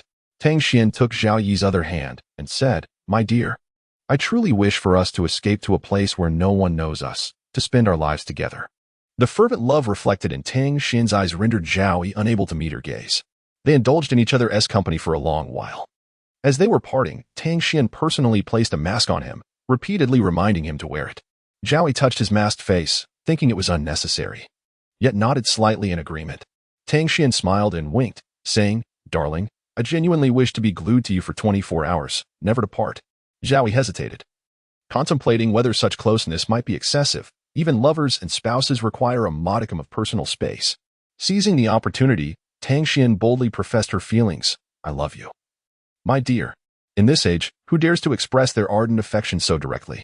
Zhao Yi felt his face flush and his heart race, rendered momentarily speechless. Tang Xian opened her arms and embraced him, her unique fragrance enveloping him, her hair brushing against his face, each scent distinct and delightful. He could not discern why it was so appealing, it simply was. Women seemed to exude a tender softness. Her rounded form pressed against his chest, and she pecked his cheek before stepping back. As she walked away, she turned and waved, still smiling. Zhao Yi felt that embrace linger like a delicate veil. Ephemeral yet enchanting. Once Tang Xian's figure faded from view, he turned, lowering his head with a smile of bliss, scarcely believing he had such a beautiful girlfriend. A mixed-blood foreigner. His gaze shifted to the fair ankle and slender legs of a girl approaching, Bai Lulu. A flicker of surprise crossed Zhao Yi's eyes. Bai Lulu lacked her usual exuberance. Instead, a bittersweet smile graced her lips. I've been following you both secretly for quite some time, like a thief of happiness, she remarked, a self-deprecating smile appearing. Her eyes reflected an indescribable confusion and deep struggle. I was the one who knew you first. Zhao Yi found himself at a loss for words. Bai Lulu stepped closer, asking, Do the dates you owe me still count? Zhao Yi nodded, realizing it had been too long already, and it was time to address it directly. Bai Lulu walked beside him, saying, I was initially shocked to discover it was Tang Xian. I never imagined it would be her. Bai Lulu had underestimated Zhao Yi's taste. He listened intently. Can you tell me why you chose her? What do I lack in comparison? Bai Lulu tilted her head, searching for an answer in his eyes. Zhao Yi's heart raced. His palms dampened with sweat as he evaded her gaze. His neck and face flushed. He recalled Li Lin's analysis. Did Bai Lulu truly have feelings for him? Was she honing her acting skills? Would she seize the moment to kiss him? Zhao Yi dared not entertain such thoughts. Fantasies were one thing, reality another. He replied, When fate arrives, one must embrace it. Bai Lulu chuckled, a sardonic smile betraying her belief that Zhao Yi was merely placating her. Yet, he spoke truthfully. Unable to meet her gaze, Bai Lulu led Zhao Yi to a bar. As they walked, he responded to Tang Xian's messages. She inquired if he had returned to his dormitory. Zhao Yi glanced at Bai Lulu ahead of him. He too felt that Tang Xian was rather clingy. Their whirlwind romance seemed to have escalated too quickly. They had only confirmed their relationship 3 days prior. Zhao Yi mused that Tang Xian resembled a noble and beautiful ragdoll cat, yet she was excessively needy and would not permit him to have any other cats, lest she reveal her claws. Her jealousy was formidable, a fact he had witnessed firsthand. He replied, "I went out with friends." Tang Xian sensed an unsettling intuition creeping in but refrained from displaying overt possessiveness that could frighten Zhao Yi away or jeopardize their relationship. It was best to maintain a delicate balance. Tang Xian responded, "Have fun, but don't stay out too late. Let me know when you're back." Zhao Yi replied with an adorable emoji. Bai Lulu shot him a sidelong glance. "Are you responding to your girlfriend? Such affection." The remark held a kernel of truth. Yet Zhao Yi detected an undercurrent of discontent. He averted his gaze from Bai Lulu, not bothering to deny it. Suddenly, Bai Lulu laughed. "I actually admire you quite a bit. You surpass most men by far." Flustered by the compliment, Zhao Yi lowered his head and smiled shyly. "I'm just an ordinary person." Bai Lulu gazed at him intently, affirmatively stating, "Not everyone possesses their own brilliance. What you deem unworthy might be precisely what others covet yet cannot attain." It was the first time in 18 years that someone had praised him so. Zhao Yi scratched his head, feeling bashful. Bai Lulu sighed, "You have no idea how many playboys and scoundrels populate our circle." Zhao Yi suddenly comprehended Bai Lulu's implication. He merely chuckled. "There are bound to be scoundrels and good men everywhere." "No, you might think that, but lower-tier men might harbor such thoughts. The elite face temptations that are far greater and easily within reach." "Are you suggesting that men in the upper echelons are born as ascetic monks? They have greater temptations at their fingertips, playing the field far more extravagantly than you can imagine." "Isn't it said in Dream of the Red Chamber that Jia Baoyu indulges in both genders, with love merely a ruse for naive girls?" Zhao Yi pondered, suddenly grasping the harsh truth of society. The upper class, possessing more wealth and resources, seeks to indulge themselves and enslave others to serve their whims, all while focusing solely on their own pleasures. If one day everyone could regard wealth as mere refuse, it would unveil a new chapter in this world. This world ought to prioritize morality over money. Bai Lulu regarded Zhao Yi earnestly, saying, "Had I not met you, I might never have contemplated marriage. I would have devoted myself entirely to my career." Upon arriving at the bar, the waitress approached with a drink menu for Bai Lulu. She assertively waved it away, declaring, "I want the signature drinks to fill this table." She seemed to slump into the U-shaped sofa, removing her cap and mask, revealing her true self. Zhao Yi was taken aback, hastily restraining her hands from further disrobing. "Are you out of your mind?" Bai Lulu broke free, retorting, "Mind your own business." She was weary of concealing her identity. Had it not been for her celebrity status, she would have pursued Zhao Yi long ago. If anyone were to be his girlfriend, it wouldn't be Tang Xian.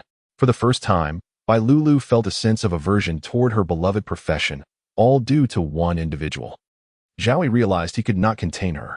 The waitress stood frozen, excitement etched across her face. Zhao Yi stepped in to smooth things over. "She's just unwinding after a rough day at work. Celebrities have their private lives too. Please keep this confidential." The waitress's eyes sparkled as she gazed at Bai Lulu, covering her mouth in excitement. "I understand. I want to say a word. Can I take a photo with you?" "No," Bai Lulu replied, her mood deteriorating further, acknowledging her own harsh tone. She felt no inclination to maintain even a semblance of composure, unwilling to lift a finger. She preferred everything to fall apart, hoping for a scandalous headline the following day. Chapter 80. Bai Lulu's intoxication in reality. Bai Lulu's public relations team would handle the situation, causing only a minor stir. Zhao Yi approached to comfort the server, apologizing. "If you are dissatisfied, you may contact her studio later." He cast a glance at Bai Lulu. The server understood and discreetly left. The wine Bai Lulu ordered that night had already racked up a tab of 20 to 30,000. The server made several trips, carefully placing bottles on the coffee table and closing the door gently behind him. "Do you think I am being unreasonable and pretentious?" Bai Lulu asked languidly from the sofa. Zhao Yi replied, "No, everyone has their moments of discontent." Bai Lulu scoffed. It was Zhao Yi's gentle and pleasing words that captivated her. Yet such a man did not belong to her. The large screen continuously displayed scenes of women singing passionately into microphones. The dim and suggestive lighting of the room fostering an atmosphere ripe for desire.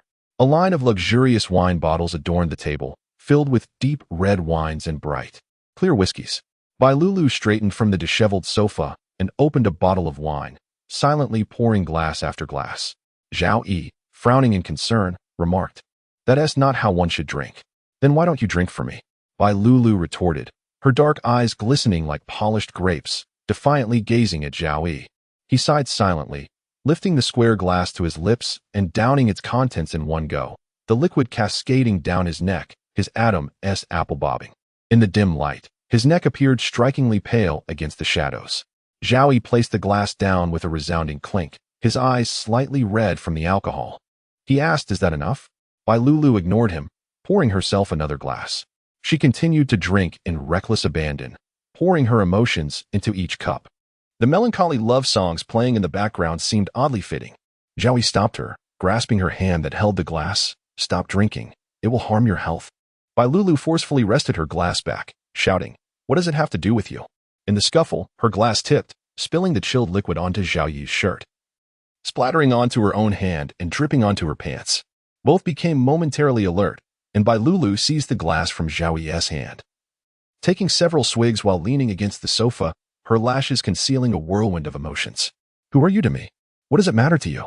Zhao Yi snatched the glass she nearly brought to her lips, emphatically placing it on the table, asserting, "We came out together. I must take responsibility for you. If you end up in the hospital and your family asks, how will I answer?" Bai Lulu looked at him defiantly. "You drink for me." With a table full of unopened bottles, Zhao Yi, in a fit of determination, replied, "Fine, I will drink." Bai Lulu's drinking transformed into Zhao Yi's relentless consumption. He never anticipated drinking could become a torturous endeavor. The alcohol on the table was at least triple digits, a luxury he usually could not afford. Yet it now flowed into him in this manner. Bai Lulu occasionally sipped alongside him, the clinking of their glasses ringing out.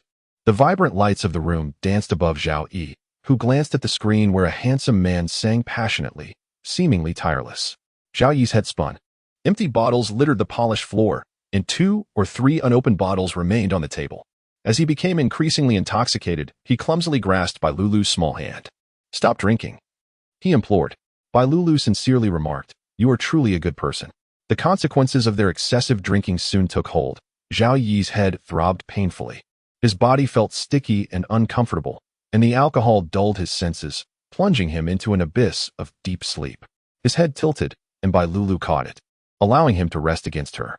She summoned the server. "You did well. This is a tip for you." She gestured for silence, placing her finger to her lips. Bai Lulu opened her payment app, sending 50,000. The server, overjoyed, realized this was nearly 10 months' worth of salary earned in one evening. Not to mention the commissions from the drinks. Bai Lulu helped the unconscious Zhao Yi off the sofa, although he was still somewhat aware. He swayed as he stood up with her assistance. The server, noticing, helped Bai Lulu steady him. Her curiosity piqued about the type of man who could be involved with such a prominent star. He looked like an ordinary young student, surprisingly youthful. The server chuckled inwardly, not expecting Bai Lulu to have a taste for such a type. The 5th floor and above housed a 5-star hotel, always ready to serve its guests. Bai Lulu cast a lingering glance at the unconscious Zhao Yi on the bed. Meanwhile, Zhao Yi's phone vibrated incessantly, displaying a call from Tang Xian. Bai Lulu promptly switched it off, tossing the phone aside carelessly. The next morning, sunlight streamed through the window. As the sun rose higher, its scorching rays warmed Zhao Yi's forehead, yet he wished to remain asleep. The hangover left him feeling dazed. After a struggle, he raised his hand to shield his eyes from the light, finally opening them to find his temples throbbing painfully. Rubbing his forehead, he became aware of his bare skin and the unfamiliar hotel surroundings, panic beginning to set in. He quickly pulled back the covers to find himself clad only in his underwear. Turning to his side, he noticed a woman sleeping beside him, her long hair cascading over her exposed skin. Zhao Yi's mind erupted in chaos, fear gripping him as the hangover intensified. He pressed his forehead in frustration. The commotion stirred the woman beside him awake. Bai Lulu, realizing it was Zhao Yi, gasped, pulling the white duvet over her chest. What ensued was even more chaotic. Tang Xian burst through the hotel room door, her beautiful face contorting with rage at the sight before her, her composure rapidly disintegrating. "I will kill you both." "Zhao Yi, why did you betray me?" "Tang Xian, let me explain. It's not what you think." Zhao Yi defended, instinctively shielding Bai Lulu, fearing Tang Xian might lash out at her. Zhao Yi couldn't help but find humor in the situation. The drama of the upper class mirrored that of ordinary life. Tang Xian, now even angrier, pulled Zhao Yi aside. "And you still protect her? Why did you agree to be my boyfriend if you don't like me?" Tang Xian's voice rang out, filled with heartbreak. "Listen to me. It's not what you think. I'm also confused right now. Tang Xian nodded curtly. I understand now. Bai Lulu deliberately got you drunk to take advantage of you, didn't she? Bai Lulu, glancing at Tang Xian, shrank back, hiding behind Zhao Yi. Too frightened to meet her gaze. Tang Xian was on the verge of madness. Zhao Yi felt the heat rising, urging Tang Xian, please, step outside. I'll explain everything shortly. Tang Xian, she called his name, her nails digging into her palms. I trusted you so much, and this is how you repay me. She accused Zhao Yi, each word a stab at his heart. Zhao Yi dared not lift his head, feeling the heat of shame on his face. I want to give you a second chance. With those words, Zhao Yi's heart plummeted. He knew this was the consequence he deserved. Chapter 81. I want you to be my dog. Zhao Yi abruptly raised his head and met Tang Xian's azure gaze, which burned with a fierce possessiveness that felt as though it could incinerate him. What was happening? Hadn't Tang Xian rejected him? Yet her eyes conveyed a desire so intense that it seemed she would tear him apart to consume him whole. This overwhelming, frenzied possessiveness was palpable. Without uttering a single word, Tang Xian picked up her pants from the bedside and flung them at Zhao Yi. She stormed out, her fury evident as she kicked the door open with a resounding crash, causing it to rebound with a creak.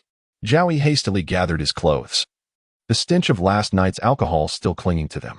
He vowed never to drink again. Bai Lulu appeared frightened, resembling a newly hatched chick. Their eyes met, and Zhao Yi quickly lowered his head in shame. Words failed to describe the turmoil within. He donned his jacket and dashed outside, only to hear Bai Lulu's soft whimper. I'm sorry. As a man, he felt a sense of responsibility that needed addressing later. He ran, hands raised in surrender. Bai Lulu's delicate face was streaked with tears, her gaze following Zhao Yi as she clutched the blanket tightly. Tang Xian awaited him at the door, silent yet radiating a palpable tension that foretold disaster. To break the ice, Zhao Yi spoke first. Thank you for allowing me to retain some semblance of dignity. Tang Xian's mocking smile pierced through him, chilling his heart. He hurried to explain. I was intoxicated last night and lost track of what happened. I woke up to find this. Tang Xian halted, countering his explanation. Are you suggesting you did not sleep with Bai Lulu? Do you take me for a fool? Zhao Yi closed his eyes, allowing her to vent. With great difficulty, he admitted, I am at fault. I am shameless. Can we break up? The shock and anger enveloped Tang Xian, and she regretted pressuring him to say those words. Initially, she had harbored thoughts of violence. No one remains unscathed when their partner betrays them. But when Zhao Yi uttered the words break up, the fantasy of their romance shattered, revealing that this was not what she desired. Is your solution to evade responsibility? Zhao Yi, are you not a man? She chastised him. Zhao Yi could not lift his gaze, murmuring an apology. I am not a scoundrel. It is all my fault. Tang Xian's voice turned icy, declaring, You will be my dog, now and forever. Zhao Yi was rendered speechless by her demand. As you wish, he thought, his conscience gnawing at him. Even if Tang Xian were to demand his life at that moment, he would acquiesce. She seized his collar and abruptly pulled him closer, sinking her teeth into his neck until the metallic taste of blood filled her mouth. Releasing him, she pushed Zhao Yi away, her beautiful blue eyes glistening with anger and vulnerability. Remember, you will always be my dog, she stated before turning away. Zhao Yi touched the bloodied bite mark on his neck, his fingers stained crimson, and silently followed Tang Xian. How had things escalated to this point? His mind was a chaotic whirlwind. Upon returning to his dormitory, Zhao Yi found his phone inundated with messages, yet he lacked the inclination to respond to anyone. It had been ages since he felt the profound boredom of solitude, and the throngs of people around him had begun to irritate him. Bai Lulu's chat remained silent, causing a deep void in his heart. He took a shower, Tang Xian's words echoing in his mind, her demand for him to be her dog. Why had he agreed, even to the point of offering her his life? It was utterly foolish. Breaking up should have sufficed. His infidelity was his own folly. Those who desire both the comforts of a relationship while coveting others inevitably find themselves ensnared in conflict. Zhao Yi messaged Tang Xian, typing, If you mind breaking up, then. He hesitated, deleting the message, fearing it might provoke her further. He decided to wait, allowing her to vent her frustrations. After all, he had initiated this turmoil. His thoughts were a turbulent mess, desperately in need of a wise confidant to help him navigate through it, especially regarding the situation with Bai Lulu. He decided to call Li Lin, who promptly answered. Are you busy? Zhao Yi inquired. Li Lin, walking along the street, replied, Speak up, Zhao Yi. Whether I have time or not, I'm all ears. Ignoring Li Lin's flattery, Zhao Yi delved directly into the matter. I got drunk with a theater actress last night and was caught in bed by my girlfriend. Li Lin was taken aback by the explosive revelation. What? I can't quite grasp this. Let me hear it, came the voices of their other roommates. Li Lin held the phone away from his mouth. Zhao Yi has fallen in love. I can't believe it. He's already reached the pinnacle of infidelity. Zhao Yi felt exasperated. I didn't ask you to spread this around. Li Lin chuckled. Well, you wanted to analyze it, right? Yes. Li Lin continued. So what is your plan now? What are you thinking? What challenges are you facing? Zhao Yi sighed. The worst outcome would be a breakup. Despite trying to convince himself otherwise, a wave of disappointment washed over him. Was his newfound romance truly destined to end? I just want to know, is it really a case of drunken indiscretion? Zhao Yi queried. Li Lin gasped in disbelief. Did you not feel anything at all? Zhao Yi replied honestly, I was blackout drunk. Only remembering being helped out of the bar and waking up next to a nude woman. Li Lin laughed. I've heard of women being picked up, but a man? That I say first. Stop laughing, Zhao Yi retorted. Their friends chimed in. Boys need to take care of themselves out there. Li Lin found a spot to sit. Opening a soda. What was the theater actress's reaction? She cried and kept apologizing, Zhao Yi admitted, covering his eyes with a bitter smile. Li Lin advised. Don't put too much trust in a woman's tears. But it was the first time I saw her cry. Zhao Yi hesitated, unable to finish his thought. It felt too surreal for anyone to believe. Li Lin merely laughed knowingly. Such a wonderful girl, you should hold on to her tightly. After all, it's rare for someone to apologize after being wronged. Zhao Yi fell into deep contemplation, guilt weighing heavily on his heart. Li Lin pressed. Are you absolutely certain you felt nothing? Zhao Yi, stunned, realized the contradiction in Li Lin's questions. What do you mean by that? Suppressing his amusement, Li Lin replied. Just think about it. I can't spell it out for you. With that, he abruptly hung up. Zhao Yi was left even more bewildered. Chapter 82. An unexpected encounter with Lu Yuan's sister. He messaged Li Lin again, but the reply was vague. I dare not say much. Brother, you figure it out yourself. You're quite lucky to have someone care for you. Li Lin's text was accompanied by a crying emoji. Zhao Yi was left in silence. He was in disarray. Vigorously rubbing his hair, his face buried in the crook of his arm. It seemed he understood, with only a thin veil separating clarity from confusion. Was he truly a man? Why could he remember nothing? Zhao Yi felt only regret for not having experienced anything, lost in a fog of bewilderment. It was as if he were a young girl who had been taken advantage of. Zhao Yi spent the day entangled in his own turmoil and distress. From time to time, he glanced at his phone, the silent chat with Bai Lulu offering no solace. He hesitated to reach out to her, as any attempt would evoke a profound sense of guilt. His conscience relentlessly chastised him. Were he deserving of Tang Xian's kindness? She was even willing to grant him a second chance. Zhao Yi desperately sought to comprehend what had transpired the previous night. Morning arrived, and for the first time, Zhao Yi sent Tang Xian a good morning message. It was not that he was unwilling to message her first. Rather, she always initiated contact, leaving him without the opportunity. Tang Xian replied coldly with a simple mm. As long as she responded, it was a small victory for Zhao Yi. He poured his heart into a lengthy message. I am deeply sorry. This situation is my fault, and I regret the pain I have caused you. I understand that a few words of apology cannot mend the deep wounds within you. If you wish to end things, I will accept that. You may consider me a scoundrel. Zhao Yi struggled to articulate his feelings. Sensing the gravity of his words, he hastily added, You were the one who broke up with me. I am at fault. His intent was to express his shame. Tang Xian's hand trembled as she held her phone. A wave of profound sadness washed over her. That he would even consider ending their relationship struck at her very core, nearly overwhelming her with the impulse to break Zhao Yi's legs, ensuring he could only gaze upon her for the rest of his days. She quickly regained her composure. Wasn't this an indication of Zhao Yi's sense of responsibility? You are evading responsibility. Tang Xian's words prompted an instinctive denial from Zhao Yi, leaving him in a tumult of emotions. He typed furiously to clarify, I am at fault for hurting you. I merely sought to prevent your anger and minimize your suffering. It was all by Lulu's seduction. Tang Xian continued, Do not mention breaking up again. Otherwise, I cannot guarantee what I might do. Put on your mask and hat. She commanded. All right. Zhao Yi complied without a hint of reluctance. Lu Yuan emerged from the bathroom, freshly showered, sitting at the edge of the bed, towel in hand, and asked, What's wrong? Are you feeling down? Since Zhao Yi had returned home late the previous night, Lu Yuan had sensed his distress. Zhao Yi sought an outlet. I cheated. He believed Lu Yuan, being a wealthy heir, must have experienced navigating such matters. A glimmer of excitement shone in Lu Yuan's eyes. Perfect. I'll introduce you to my sister. Out with the old, in with the new. Is this really the time for that? Zhao Yi mused self-deprecatingly. A man with my past shouldn't be near your sister. Lu Yuan tossed the towel onto the bed, asserting, "It's definitely not your fault." In the end, was it him who faltered, or was it the world that had turned upside down? "Seriously, consider my sister," Lu Yuan persisted. "No, thank you." Zhao Yi grimaced at the mere thought. Wasn't he already surrounded by enough beautiful women? He also had riding lessons, which truly taught one how to ride, befitting a school for the elite. Zhao Yi felt a mix of joy and sorrow at encountering new experiences. Why couldn't everyone have these opportunities from the start? Why must it be so exclusive? Zhao Yi felt an overwhelming sense of despair and guilt, a sensation that weighed heavily upon him.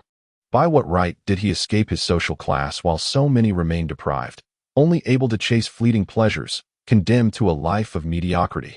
His coach, a foreigner, praised him for his talent. Zhao Yi scoffed internally, having ridden 2 laps before patting the horse and leaving. As he walked, he became disoriented. A fitting irony for a school of the elite. Growing weary and feeling overheated, Zhao Yi removed his mask, the hat not impeding him. He could simply lower his head and walk. Suddenly, he heard the clear, melodious sound of a piano, weaving a delightful melody that resonated in the air. It was enchanting. Unlike anything he had heard before, evoking the vibrancy of summer intertwined with the lightheartedness of early spring. He continued on, drawn to a large dance studio with clean, bright windows. There, a girl was gracefully dancing alone, her lithe form moving in harmony with the music, her arms stretching elegantly. Sunlight illuminated her dark hair, casting a radiant glow, and she appeared as a delicate sprite in flight.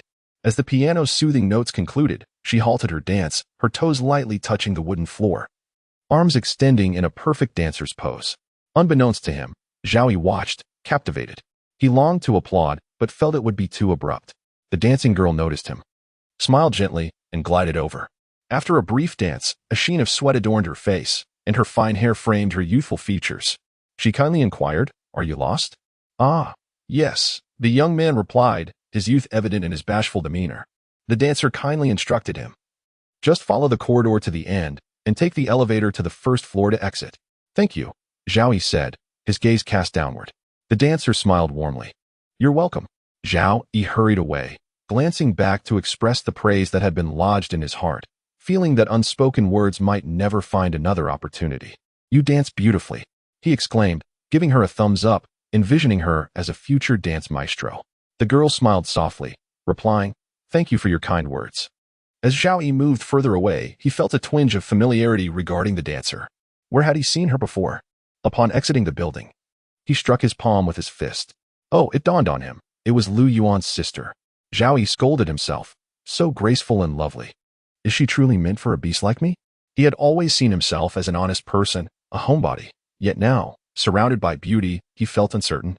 After Zhao Yi's departure, Lu Lingmiao gazed at his retreating figure for a long while before resuming her dance practice. However, her heart had already soared to the clouds. With her brother intent on introducing her to a suitor, she now felt that it might not be necessary. As Zhao Yi received a message from Tang Xian, he hastened to her side. The sunlight outside was just right as he found her leaning against the corridor, fiddling with her phone, her expression a tumult of emotions. Zhao Yi's quickened pace slowed as he approached. Tang Xian lifted her chin, her beautiful face devoid of the usual warmth, coldly commanding, "Kneel." Zhao Yi thought he must have misheard. Chapter 83. Encounter with Bai Lulu. Tang Xian reiterated, "I commanded you to kneel. Did you not hear me? A little dog ought to obey its master." Zhao Yi glanced around, feeling awkward. Not in such a public place. You. Tang Xian's expression was icy as she idly twirled her phone in her hand, dismissively retorting, "There is hardly anyone here. What are you afraid of?" Zhao Yi hesitated and struggled internally. "I won't kneel. If I'm wrong, we can break up. Please don't do this," he stammered, feeling defeated. Tang Xian put away her phone, her gaze sharp and piercing. "Humph, are you shirking responsibility? You think saying let's break up considers my feelings? Wasn't it you who wanted to be in a relationship? You're the one who betrayed me. Is this all just a game to you?" Each word was logical and struck him like needles, rendering Zhao Yi unable to lift his head in shame. He wrestled with regret and guilt, tormented by his conscience. "What do you think I can do to make amends for your loss?" His eyes were tinged with red. "Kneel," Tang Xian insisted, unyielding. I can't." Zhao Yi truly found it impossible. "Why should I kneel? That is excessive." He had never knelt even before his parents. Tang Xian seized his collar, pulling him forward suddenly, her fingers tilting his chin upward. "Now, bark like a little dog for me. A master's little dog should bark." This was too humiliating. As he looked up, he found Tang Xian's striking blue eyes, sparkling like jewels. Tang Xian pressed him. He had initially resisted kneeling, and now, barking like a dog seemed trivial in comparison. With a heavy heart, he uttered, "Woof, woof, woof." Tang Xian drew even closer, her breath brushing against his cheek, tickling and unsettling him. The master wishes to hear the little dog bark. Woof, woof, woof. Zhao Yi's voice grew increasingly feeble. After parting from Tang Xian, Zhao Yi adjusted his collar.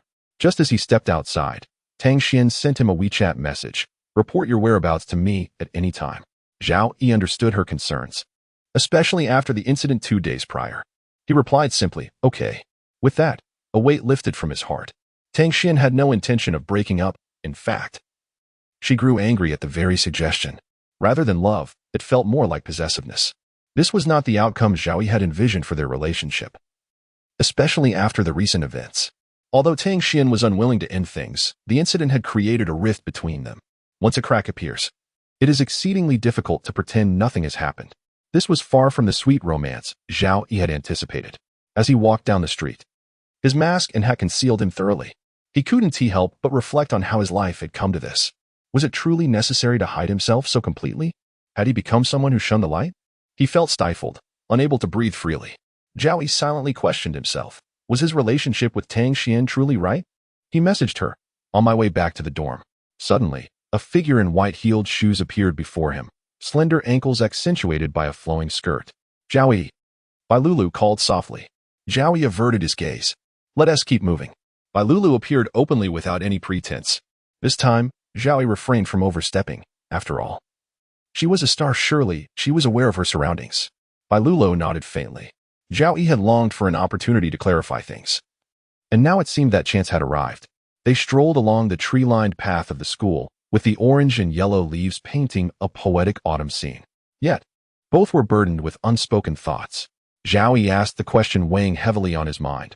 What really happened that night? Did I? He struggled to articulate his concerns. "I remember nothing." Bai Lulu's eyes brimmed with tears as she apologized. She bit her lip, fighting to suppress her voice from trembling. When she lifted her gaze, her eyes sparkled with unshed tears as she insisted, "You don't need to take responsibility." This left Zhao Yi flustered. That is not. But he found himself at a loss for words. His previous statements now painted him as an irresponsible cad. The absence of memory would only lead to misunderstanding, and such words felt like a cowardly excuse. Zhao Yi fumbled, unsure how to comfort Bai Lulu. He rifled through his pockets for a tissue, but after a futile search, he realized he had not brought any. "Please don't cry. I'm not irresponsible. I just want to understand what happened that night," he earnestly expressed. "I'm sorry for the trouble I've caused you and your girlfriend. That night, it shouldn't have been about drinking. I insisted on going out with you, thinking we were good friends." Bai Lulu's tear-streaked face wore a resigned smile against the backdrop of the chilly autumn breeze, looking heartbreakingly vulnerable. "You don't need to feel responsible. Just forget that night."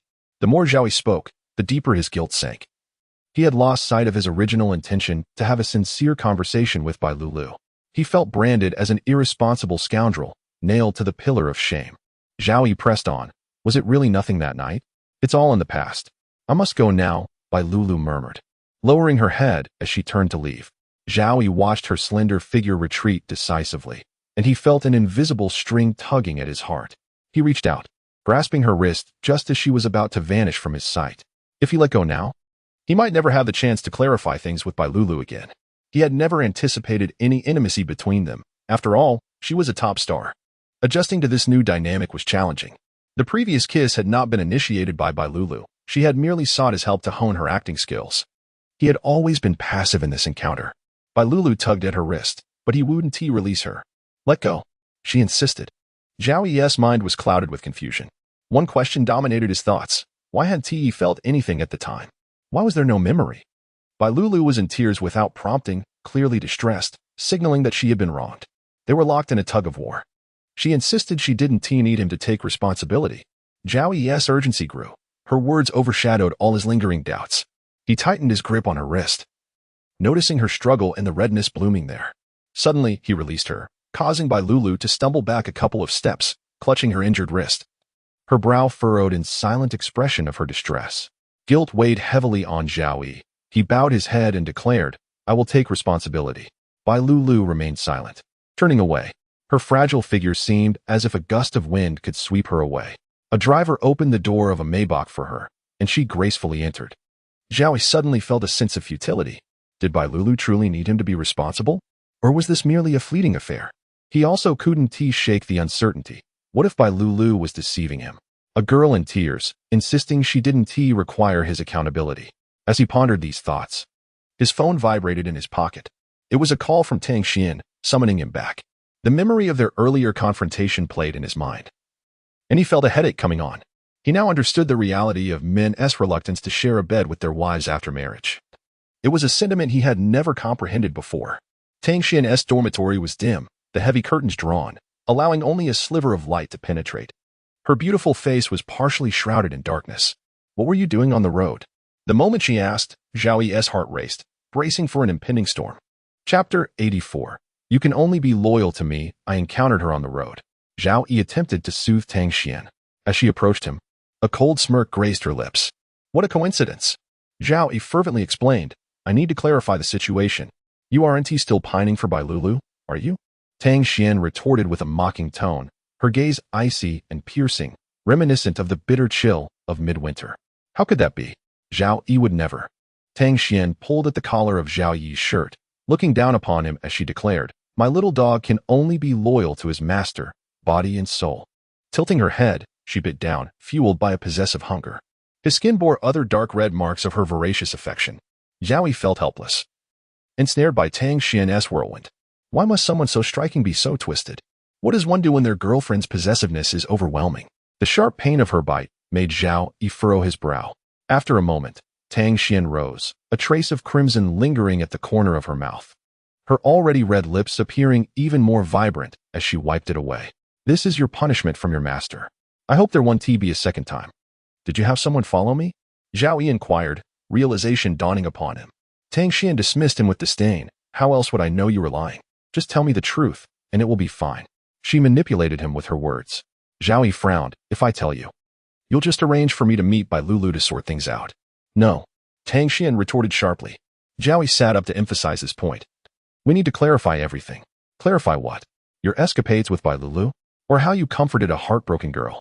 Her words cut deep, prompting Zhao Yi to turn away in embarrassment. I don't want to hear it, Zhao Yi. I've moved on. Everything else is meaningless to me. Tang Xian vented her frustrations, her chest heaving, clearly incensed. As Zhao Yi sighed in exasperation, the room fell into silence, so profound that even a pin drop could be heard. Tang Xian spoke first. Go take a shower, stay the night. Zhao Yi remained motionless as she entered the bathroom. Seizing the opportunity, he slipped away. Tang Xian's wrath could wait until tomorrow. Upon stepping outside, the cool night breeze revitalized him. He reflected upon the unusual beauty surrounding him. A message from Suyu popped up. Care to grab a drink? What a time to suggest going out for drinks. After the last drunken escapade, Zhao Yi had vowed never to drink again. As he walked, the autumn wind blew, bringing a chill that rustled his hair. Suddenly, someone tapped him on the shoulder. Turning around, he saw a classmate clad in a green uniform, her long, glossy hair cascading over her shoulders, wrapped in a white towel, radiating both beauty and charm. Your eyes are quite unique. Could you remove your mask? I'd like to see your face. You must be handsome. The girl pointed at the mask on Zhao Yi's face. Under ordinary circumstances, he would have acquiesced to such an adorable request, but he merely shook his head. Please. Just a peek? She clasped her hands together in a playful manner, resembling an anime character. Against the backdrop of yellowing leaves, she embodied the essence of a captivating heroine. Making Zhao Yi, a self-proclaimed introvert, struggle to contain his excitement. Noticing his hesitance, she reached out to remove his mask. Zhao Yi stepped back. I have a girlfriend. Adjusting his mask, he turned and walked away. The girl exclaimed in disappointment. What a pity, taken already. I knew handsome guys never lack for admirers. Behind the greenery, several burly men lurked, covertly watching Zhao Yi. The leader, a bald man, spoke into a walkie-talkie. Assistant, isn't it a bit inappropriate to kidnap someone in broad daylight? President, we will follow your orders, but your questions are becoming increasingly troublesome. The robust man felt the weight of the warning behind those words. The bald man hastily affirmed, and then several imposing figures in black rushed out from the foliage. As Zhao Yi made his way back to the dorm, he paused to take a photo for check-in, intending to send it to Tang Xian. With a sigh, he messaged, I'm heading back. Suddenly, black-clad bodyguards emerged, flanking Zhao Yi. His phone slipped from his grasp, and he was oblivious to the flurry of messages that followed. "Who are you? What do you want?" "This is a school," Zhao shouted defiantly. The burly bodyguards disregarded his protests, forcibly escorting him away. Given Zhao Yi's slender build and sedentary lifestyle, he was easily overpowered. Not far away, Lu Yuan was returning with 2 drinks in hand when he casually tossed one aside, shattering the cup and spilling juice everywhere. By the time Lu Yuan caught up, Zhao Yi was already thrust into a sleek black car. Panic surged within him as he realized he was trapped, unable to escape. Who could drive a car into an elite school but someone extraordinary? Lu Yuan could only watch helplessly as the black vehicle sped away.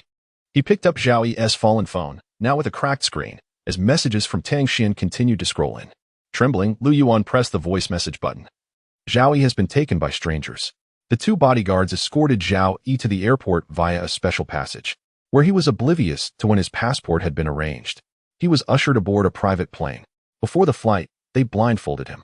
When the blindfold was finally removed, Zhao Yi found himself at an altitude of 10,000 meters, seated beside the bald man in a black suit.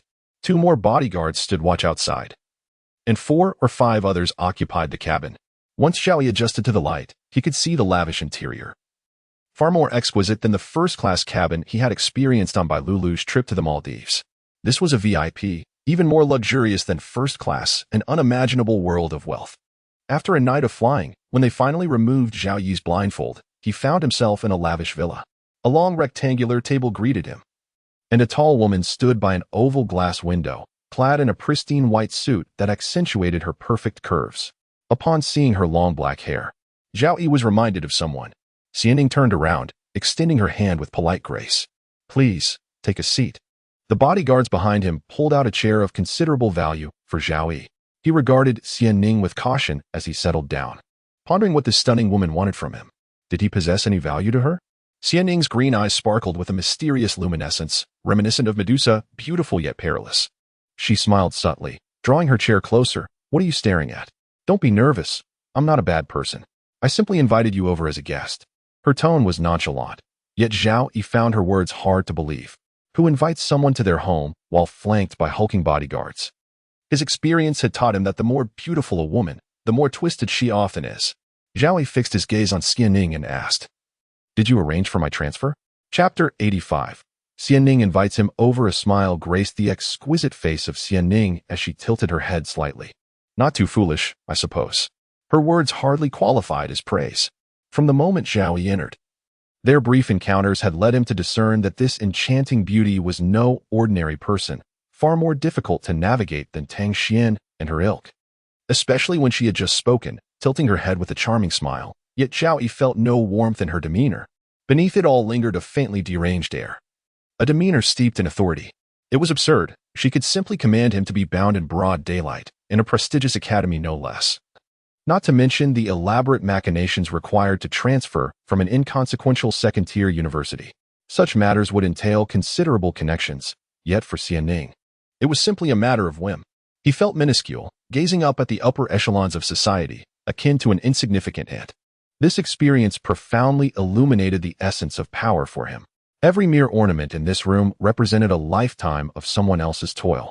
Irritated, Zhao Yi glared at Xianning. "What am I doing here?" He resented the feeling of being toyed with, summoned at her whim. Xianning remained silent, instructing the butler instead, "Prepare breakfast." Rising gracefully, she walked past Zhao Yi, giving his shoulder a light pat.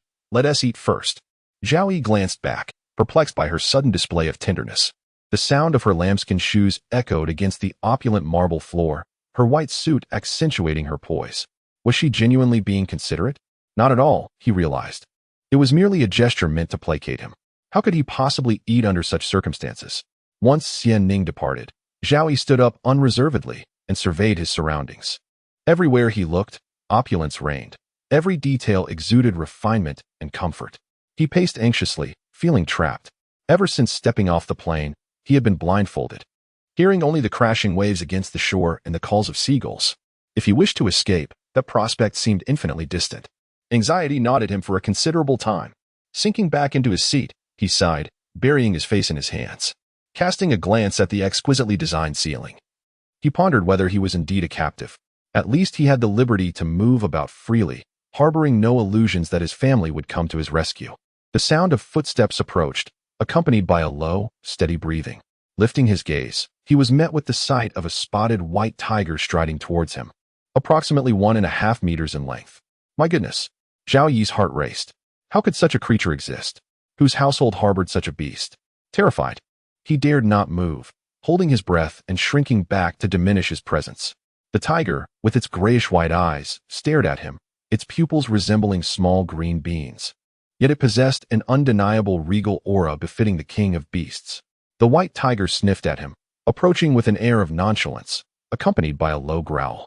Zhao Yi mentally cursed Xianning and her entire family, realizing she had summoned him merely to feed the tiger. His legs trembled, and just as he prepared to rise, the butler opened the door behind him.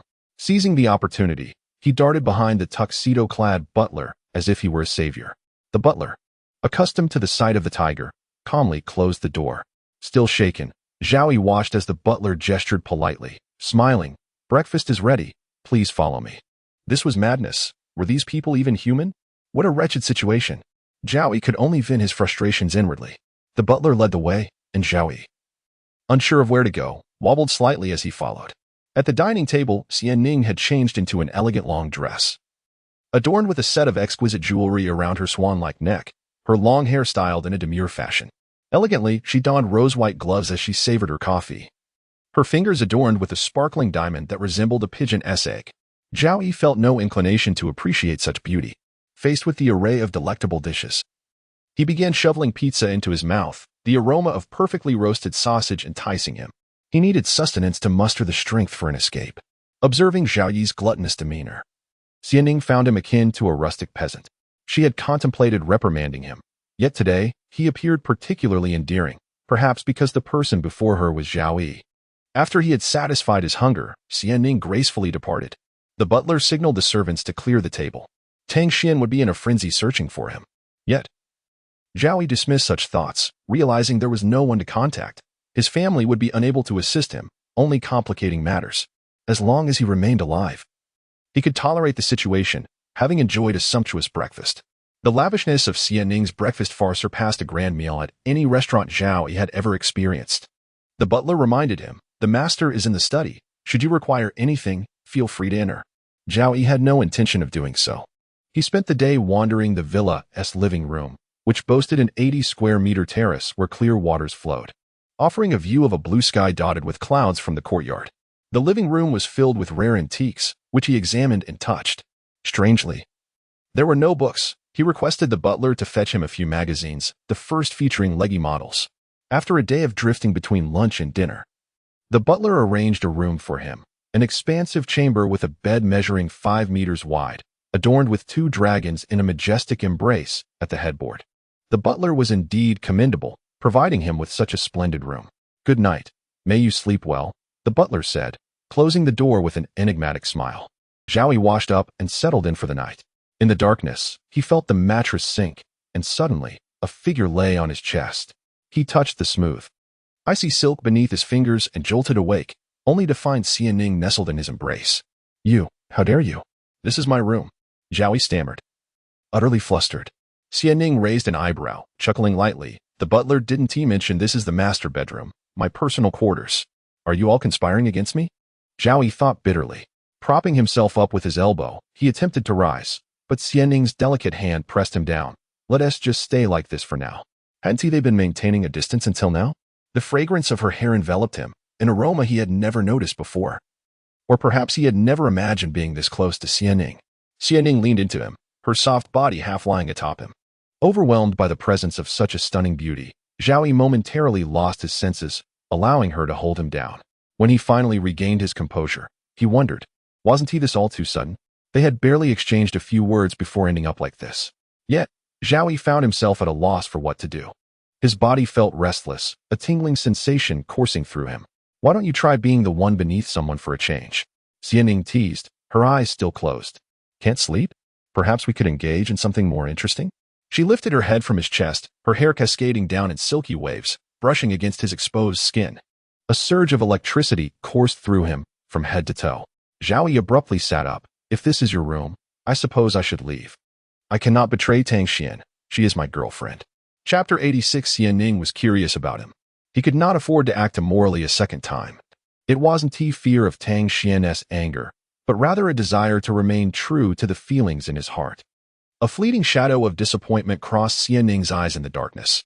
She continued to hold Zhao Yi in place, lifting his chin with her fingers to scrutinize him as one would examine goods on a shelf, available for selection. Zhao Yi was not fond of her haughty demeanor, fully aware that he could not confront her on her own turf, and he frowned in displeasure. Does Tang Xian like you? The iron-fisted eldest daughter of the Tsin family, rumored to disdain men, has succumbed to your charm? She continued, and one of the top-tier starlets. As for others, I need not elaborate. You know it all too well. Do you truly possess nothing of value? I am intrigued to discover the allure you wield that captivates them. Leaning closer, Xianning's lips hovered tantalizingly near his. Her lips, slightly curled, were full and glossy, their breaths mingling in the space between them. They like me? What does that concern me? Zhao Yi averted his gaze. Rather than a seducer, she resembled a modern-day Medusa, exquisitely enchanting yet perilous, capable of turning anyone who met her gaze into stone. With a playful flick, Xianning lifted Zhao Yi's chin, teasing him. Observing his impatience, she was amused, her spirits lifted. Unbeknownst to her, her emotions were rising uncontrollably. Xianning nestled against Zhao Yi's chest, gently patting him as if to soothe. Sleep now. I shall not harm you. Wait, what is going on? Zhao Yi sat up, attempting to push her away. Xianning smiled up at him, concealing a dagger in her heart. Darling, do you truly believe I would let you leave? This was her territory, and she intended to assert her will. Damn it, Zhao Yi muttered, lying back down. Xianning's hand remained on his chest, unmoving, her breathing gradually growing soft and rhythmic. Oddly, with someone pressing against him, Zhao Yi found himself lost in thought and soon fell asleep. Xianning, however, merely closed her eyes, acknowledging her attraction to Zhao Yi, a man so ordinary, devoid of remarkable qualities or wit. He lacked power, a prestigious lineage, and a quick mind. Yet he somehow ensnared the affections of affluent young ladies. If love were to be weighed against family background and appearance, could it still be called love? One must concede that love in this world often appears superficial and shallow. Upon waking, Xianning had rarely felt such a deep rest. After Zhao Yi awoke, he felt a heaviness on his chest. After being pressed down all night, how could it not feel stifling? Sitting up, he welcomed the morning light streaming through the glass window. Xianning stood before him, clad in a delicate, dark-patterned nightgown that draped elegantly, accentuating her slender waist and exaggerated supermodel proportions. She resembled a goddess from ancient Greece. Even in her nightwear, she exuded an air of sophistication. Her dark hair and green eyes added an ancient mystique, as if she hailed from some great Eastern nation. Hearing movement, she turned, her long, pale legs revealed tantalizingly beneath her robe, exuding an alluring mystery as she approached, the fabric swaying gently with her steps. Good morning, darling, Xianning said, lifting Zhao Yi's chin with her finger before leaning in to kiss him. Startled, he abruptly pushed her shoulder away, though his heart raced with a fervor. Xianning, momentarily taken aback by the rejection, let her stunning face cool for a brief moment. Darling, I do not enjoy the sensation of being rejected. I hope this is the last time. Her sweet words masked a veiled threat. When Zhao Yi looked at her again, he found her smiling, a facade hiding a predatory nature. He detested insincere smiles, those that masked hidden agendas. As she departed, her robe fluttered gracefully with her movements. Zhao Yi understood well that Xianning was no ordinary woman. Her position and influence were far from trivial. After a day of contemplation, Zhao Yi ventured into Xianning's study. How long do you intend to keep me here? His gaze fell upon a black object on the mahogany desk, a real gun, its appearance strikingly different. Heart racing, he forced himself to look away, questioning if he had spoken too loudly. Xianning replied indifferently, it depends on my mood. With a casual remark, she wielded the power of life and death. Could I have my phone back? It's hard to live without one these days. Without games to occupy his time, boredom was becoming unbearable. With a smile, Xianning placed her hand on the desk. What if you wish to contact someone? If you find yourself bored, you may come to me for conversation. I am quite an interesting person and would be delighted to be friends with my darling. Zhao Yi stole another glance at the gun on the desk, which incessantly reminded him of her hypocrisy. Choosing silence, he turned and left the office. After all, what was a phone compared to one's life? In less than half an hour, he found himself surrounded by an array of cutting-edge games, nearly all of them from around the world. A butler in a tailcoat respectfully presented a tablet, which displayed renowned esports players. The butler casually scrolled through the list, stating, "You are the first guest brought back by the master. He mentioned that if you enjoy gaming, you can select a professional player from this list to accompany you. Is this what the pinnacle of wealth looks like? Winning without effort?" Zhao Yi found it utterly dull. True esports required passion, teamwork, and the thrill of camaraderie, not merely a guaranteed victory from the outset. Seeing Zhao Yi's disinterest, the butler led him to the third floor, where a grand private cinema awaited, accompanied by a gym filled with various equipment and a private swimming pool nestled in a garden bursting with blooms. Zhao had lounged for 3 days, indulging in a life of leisure. As he sprawled on the sofa, a magazine slipped from his face, startling him awake. He lowered his arms and removed his feet from the table, only to find Xian Ning smiling down at him. "Didn't I allow you to sleep last night? Why do you look so tired?" Zhao Yi recognized the shamelessness behind her disingenuous smile. Behind Xian Ning stood the butler, who handed Zhao Yi a contract. Glancing it over, he didn't understand much, but noted a sum of 30 million promised after 3 months. Xian Ning explained, "Darling, I find you intriguing. For 3 months, I will hire you to be my romantic partner. Regardless of the outcome, you will receive 30 million. To be honest, Zhao Yi had no concept of such a vast sum. 30 million could crush him. Having graduated from a mediocre second-tier university, he would never earn such a fortune in his lifetime, much less 30 million. He doubted he could even amass 10 million. As he contemplated, Xian Ning continued, "After 3 months, if the initial excitement of love has faded and I still have not lost interest, then I shall have truly fallen for you." Zhao Yi could only respond with silence. Chapter 87. The temporary boyfriend. So, is he truly intent on engaging in this game? Zhao Yi finds himself devoid of choices. Xian Ning has never experienced love or felt such affection for anyone. Once, she scoffed at the notion of love, deeming it merely a product of hormonal whims, a foolish facade to mask humanity's selfish desires for procreation. Xian Ning declared, "For the next 3 months, we shall maintain a normal romantic relationship. You will be my boyfriend and partake in the activities befitting lovers." Zhao Yi, feeling out of place, glanced around, only to meet the benevolent gaze of the housekeeper, who looked at him with a knowing smile. He could almost predict the housekeeper's subsequent remarks. "You are the first boy our master has brought home. It's been ages since I've seen you smile," or something similar. Lowering his head, Zhao Yi pondered, "I have a girlfriend." Xian Ning smiled.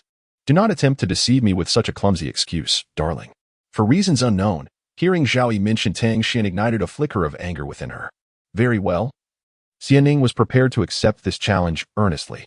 Her gaze upon Zhao Yi resembled that of a hunter stalking its prey, a fleeting darkness and bloodlust flashing before her green eyes, which quickly transformed into a gentle, shallow smile. Zhao Yi, after some contemplation, signed the agreement. 3 months would yield 30 million. It seemed he had nothing to lose. But what about Tang Xian? That thought troubled him. The housekeeper collected the contract, and seeing Zhao Yi's compliance, Xian Ning felt a surge of joy. Zhao Yi proposed, "I want to get my phone and inform Tang Xian." He assumed retrieving his phone would be a trivial task for Xian Ning. She raised an eyebrow. "What will you say?" "Break up," Zhao Yi responded succinctly. He felt that continuing his relationship with Tang Xian was untenable. Otherwise, what did his involvement with Xian Ning signify?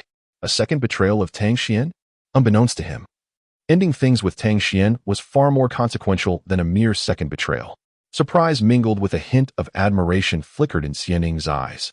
"I believe you need not be overly concerned with moral standards." Zhao Yi retorted sarcastically, "What? Are we poor souls not entitled to a sense of morality? Reduced to mere conscience?" Xian Ning graciously accepted his remark. They were now in a romantic relationship. Noticing Xian Ning's hesitation to act, Zhao Yi urged, "What about my phone? Why don't you instruct someone?" Xian Ning smiled. "I could have a hacker access your social account and send a message to Tang Xian." "Ah, technology truly transforms lives." Zhao Yi mused. At that moment, the majestic white tiger entered the living room, its presence accompanied by the weighty aura of a large animal. Zhao Yi instinctively felt his hair stand on end. It dawned on him that such a colossal creature could not appear in their home without reason. Xian Ning beckoned. "Come here, Big Meow." The tiger approached her with purposeful strides. Zhao Yi was taken aback. "Is this what your pet looks like?" Although he had seen many things with Shui Yin, witnessing it firsthand was an entirely different experience. Wealthy individuals maintained pets that were unlike any others, exuding elegance. Big Meow settled beside Xian Ning, yet unexpectedly paused in front of Zhao Yi. He instinctively recoiled further. The tiger nudged its large head against Zhao Yi's leg, its fur brushing against him. He wore only knee-length shorts that day. The housekeeper, astonished, exclaimed, I've never seen Big Meow befriend anyone before, not even me. Xianning, too, was surprised, her narrowed gaze toward Zhao Yi shifting in meaning. Zhao Yi felt an overwhelming sense of trepidation. What if the tiger were to nuzzle him? Xianning appropriately remarked, Big Meow won't bite. You can touch it freely. The tiger gazed up at Zhao Yi with eager eyes. Tentatively, he extended his hand but hesitated to place it on the tiger's head. Big Meow tilted its head, nudging against Zhao Yi's palm, seeking affection. Could this be interpreted as a display of affection? Zhao Yi found this astonishing and dared to stroke the tiger a few times. The sensation? Petting a cat and a tiger is an entirely different experience, the latter far more exhilarating. Big Meow, displaying submission, licked Zhao Yi's calf with its rough tongue, sending a shiver down his spine, a thrilling sensation. Xianning observed the scene with profound meaning, stating, aside from me, you are the second person Big Meow has grown fond of. Xianning had raised Big Meow herself, while Zhao Yi was meeting the tiger for the first time. Big Meow clearly adored Zhao Yi, wagging its tail and emitting a low growl, ready to leap onto Zhao Yi's shoulder. Startled, Zhao Yi stumbled back 2 steps. Oh my goodness, do you like me? It feels like you're about to devour me. Xianning scolded, come back to my side, Big Meow? The tiger obediently returned to her, curling up peacefully. Faced with Xianning alone, Zhao Yi felt a wave of embarrassment wash over him. Although they had shared a bed, they were still essentially strangers. He sat down beside her, grabbing the remote to turn on the television, hoping to distract himself from the awkwardness. The screen came alive with sound and music. Xianning approached, her breathtaking green eyes locking onto Zhao Yi's. Upon meeting her gaze, he felt as though he could see through to a magical realm. Xianning leaned in, their breaths mingling. Should we not engage in activities befitting a couple? Zhao Yi turned away, feigning ignorance. What do you mean? Xianning chose not to further complicate matters, merely chuckling softly, exposing his little white lie. Sitting upright, she asked, as your girlfriend now, what should we do? What do normal couples do? Zhao Yi remained silent, internally grumbling. How should I know? Why ask me? I'm no expert in romance. Xianning answered herself, nodding. Then let us take a stroll. She rose to her feet. Zhao Yi felt a spark of interest and followed suit, eager to ascertain his surroundings. After days of confinement without a phone, he wondered if it was appropriate to still call himself a modern individual. Following Xianning out of the villa, he was struck by its grandeur, perched atop a hill. Together, they descended the long, sloping asphalt road. For the first time in days, Zhao Yi beheld the vast expanse of blue sky and white clouds. A sense of liberation washing over him. Xianning walked beside him, her hand brushing against his, intertwining their fingers. Zhao Yi's heart raced. This was indeed a form of hand-holding. Xianning's hands bore calluses, unlike those of other delicate young women. They were slightly rough, with hardened skin forming gentle contours. Zhao Yi stole a glance at Xianning's flawless profile, sunlight illuminating the wildflowers by the roadside. Xianning stated, in a romantic relationship, a man should gift his girlfriend with presents. There is a rose garden nearby. Go and pick a bouquet. Zhao Yi replied, isn't it supposed to be mutual? You can't just demand. He observed Xianning's demeanor, her expression growing cold. Chapter 88. Xianning asks him to deliver gifts. He stood beneath the eaves, and he went to the garden of flowers that Xianning mentioned. The vibrant blossoms sprawled across the ground, undoubtedly cultivated with care by someone.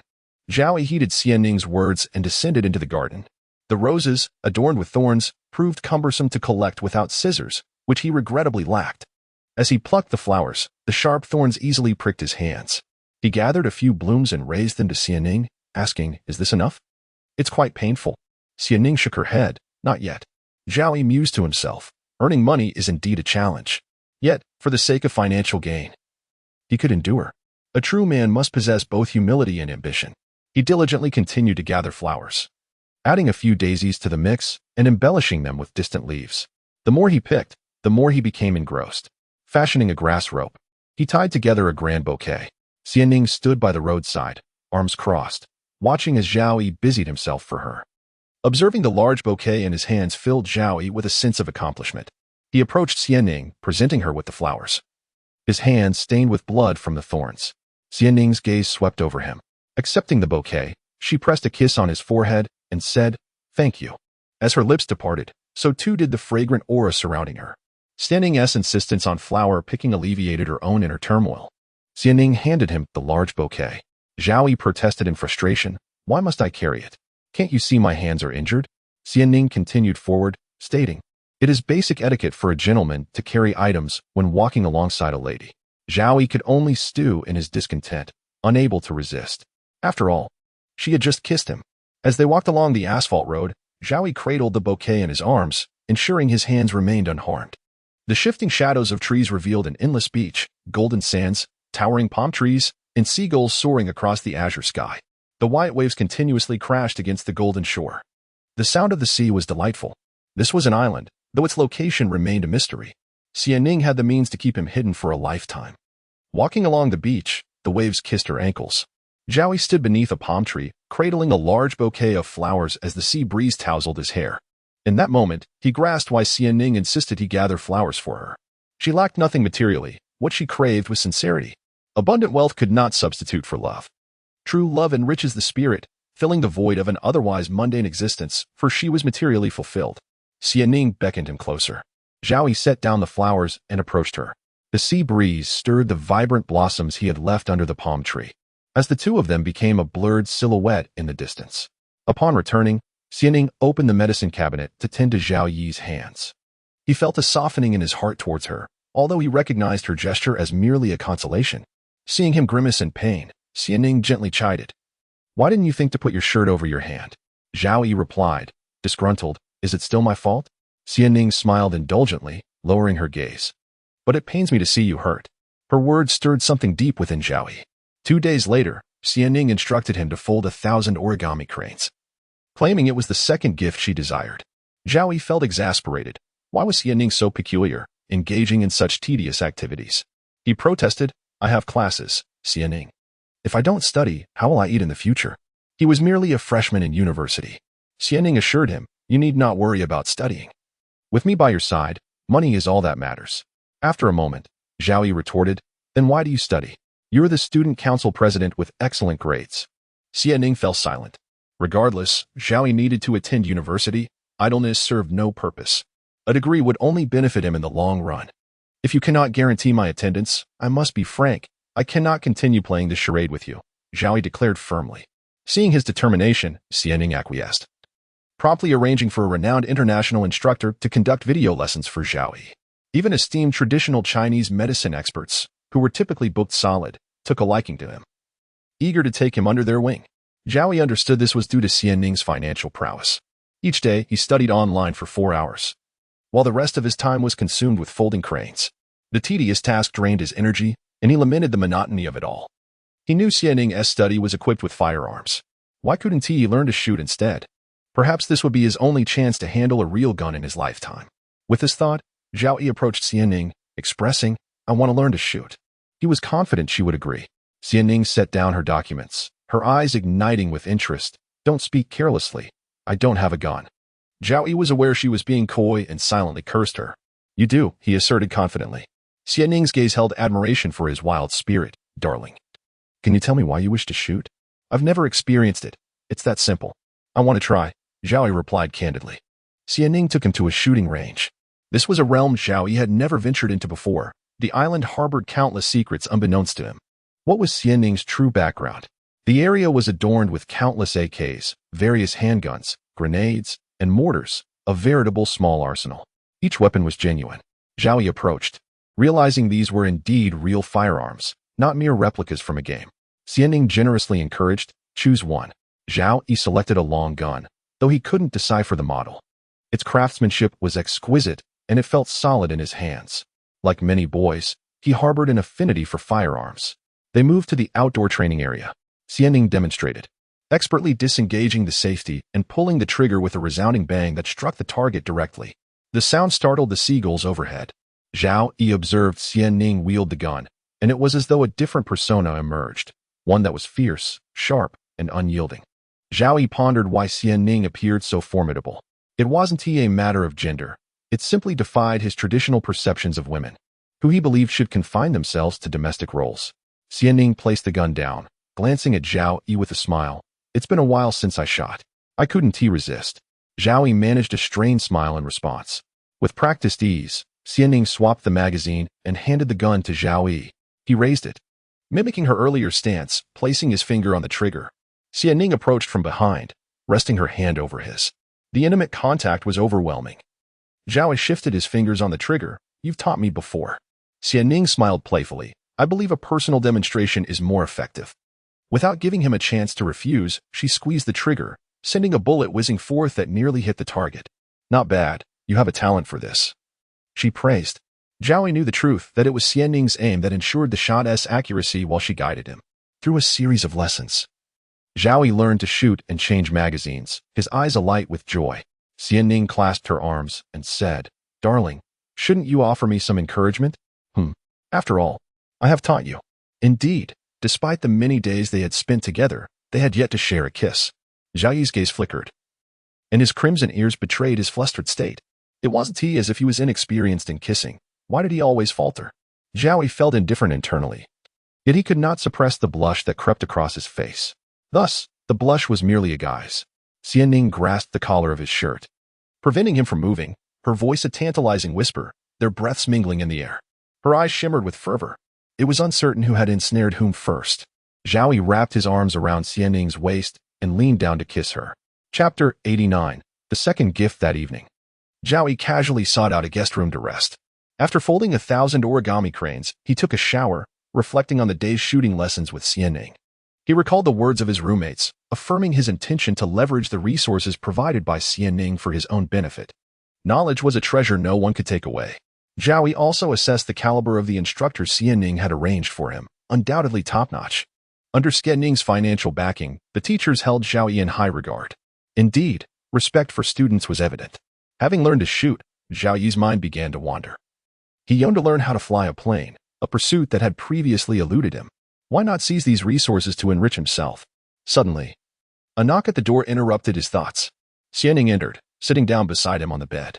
Zhao Yi asked, What are you doing in here? Xianning replied nonchalantly, Of course, I want to sleep with my boyfriend. Have you ever seen a couple who didn't share the same bed during their relationship? Only married couples share a pillow. You've kissed me. Do you intend to deny it? You seemed quite into it. Xianning sat on the edge of the bed, her hand resting on it. Zhao Yi felt a sense of confusion. Wherever he went to sleep, Xianning seemed to follow.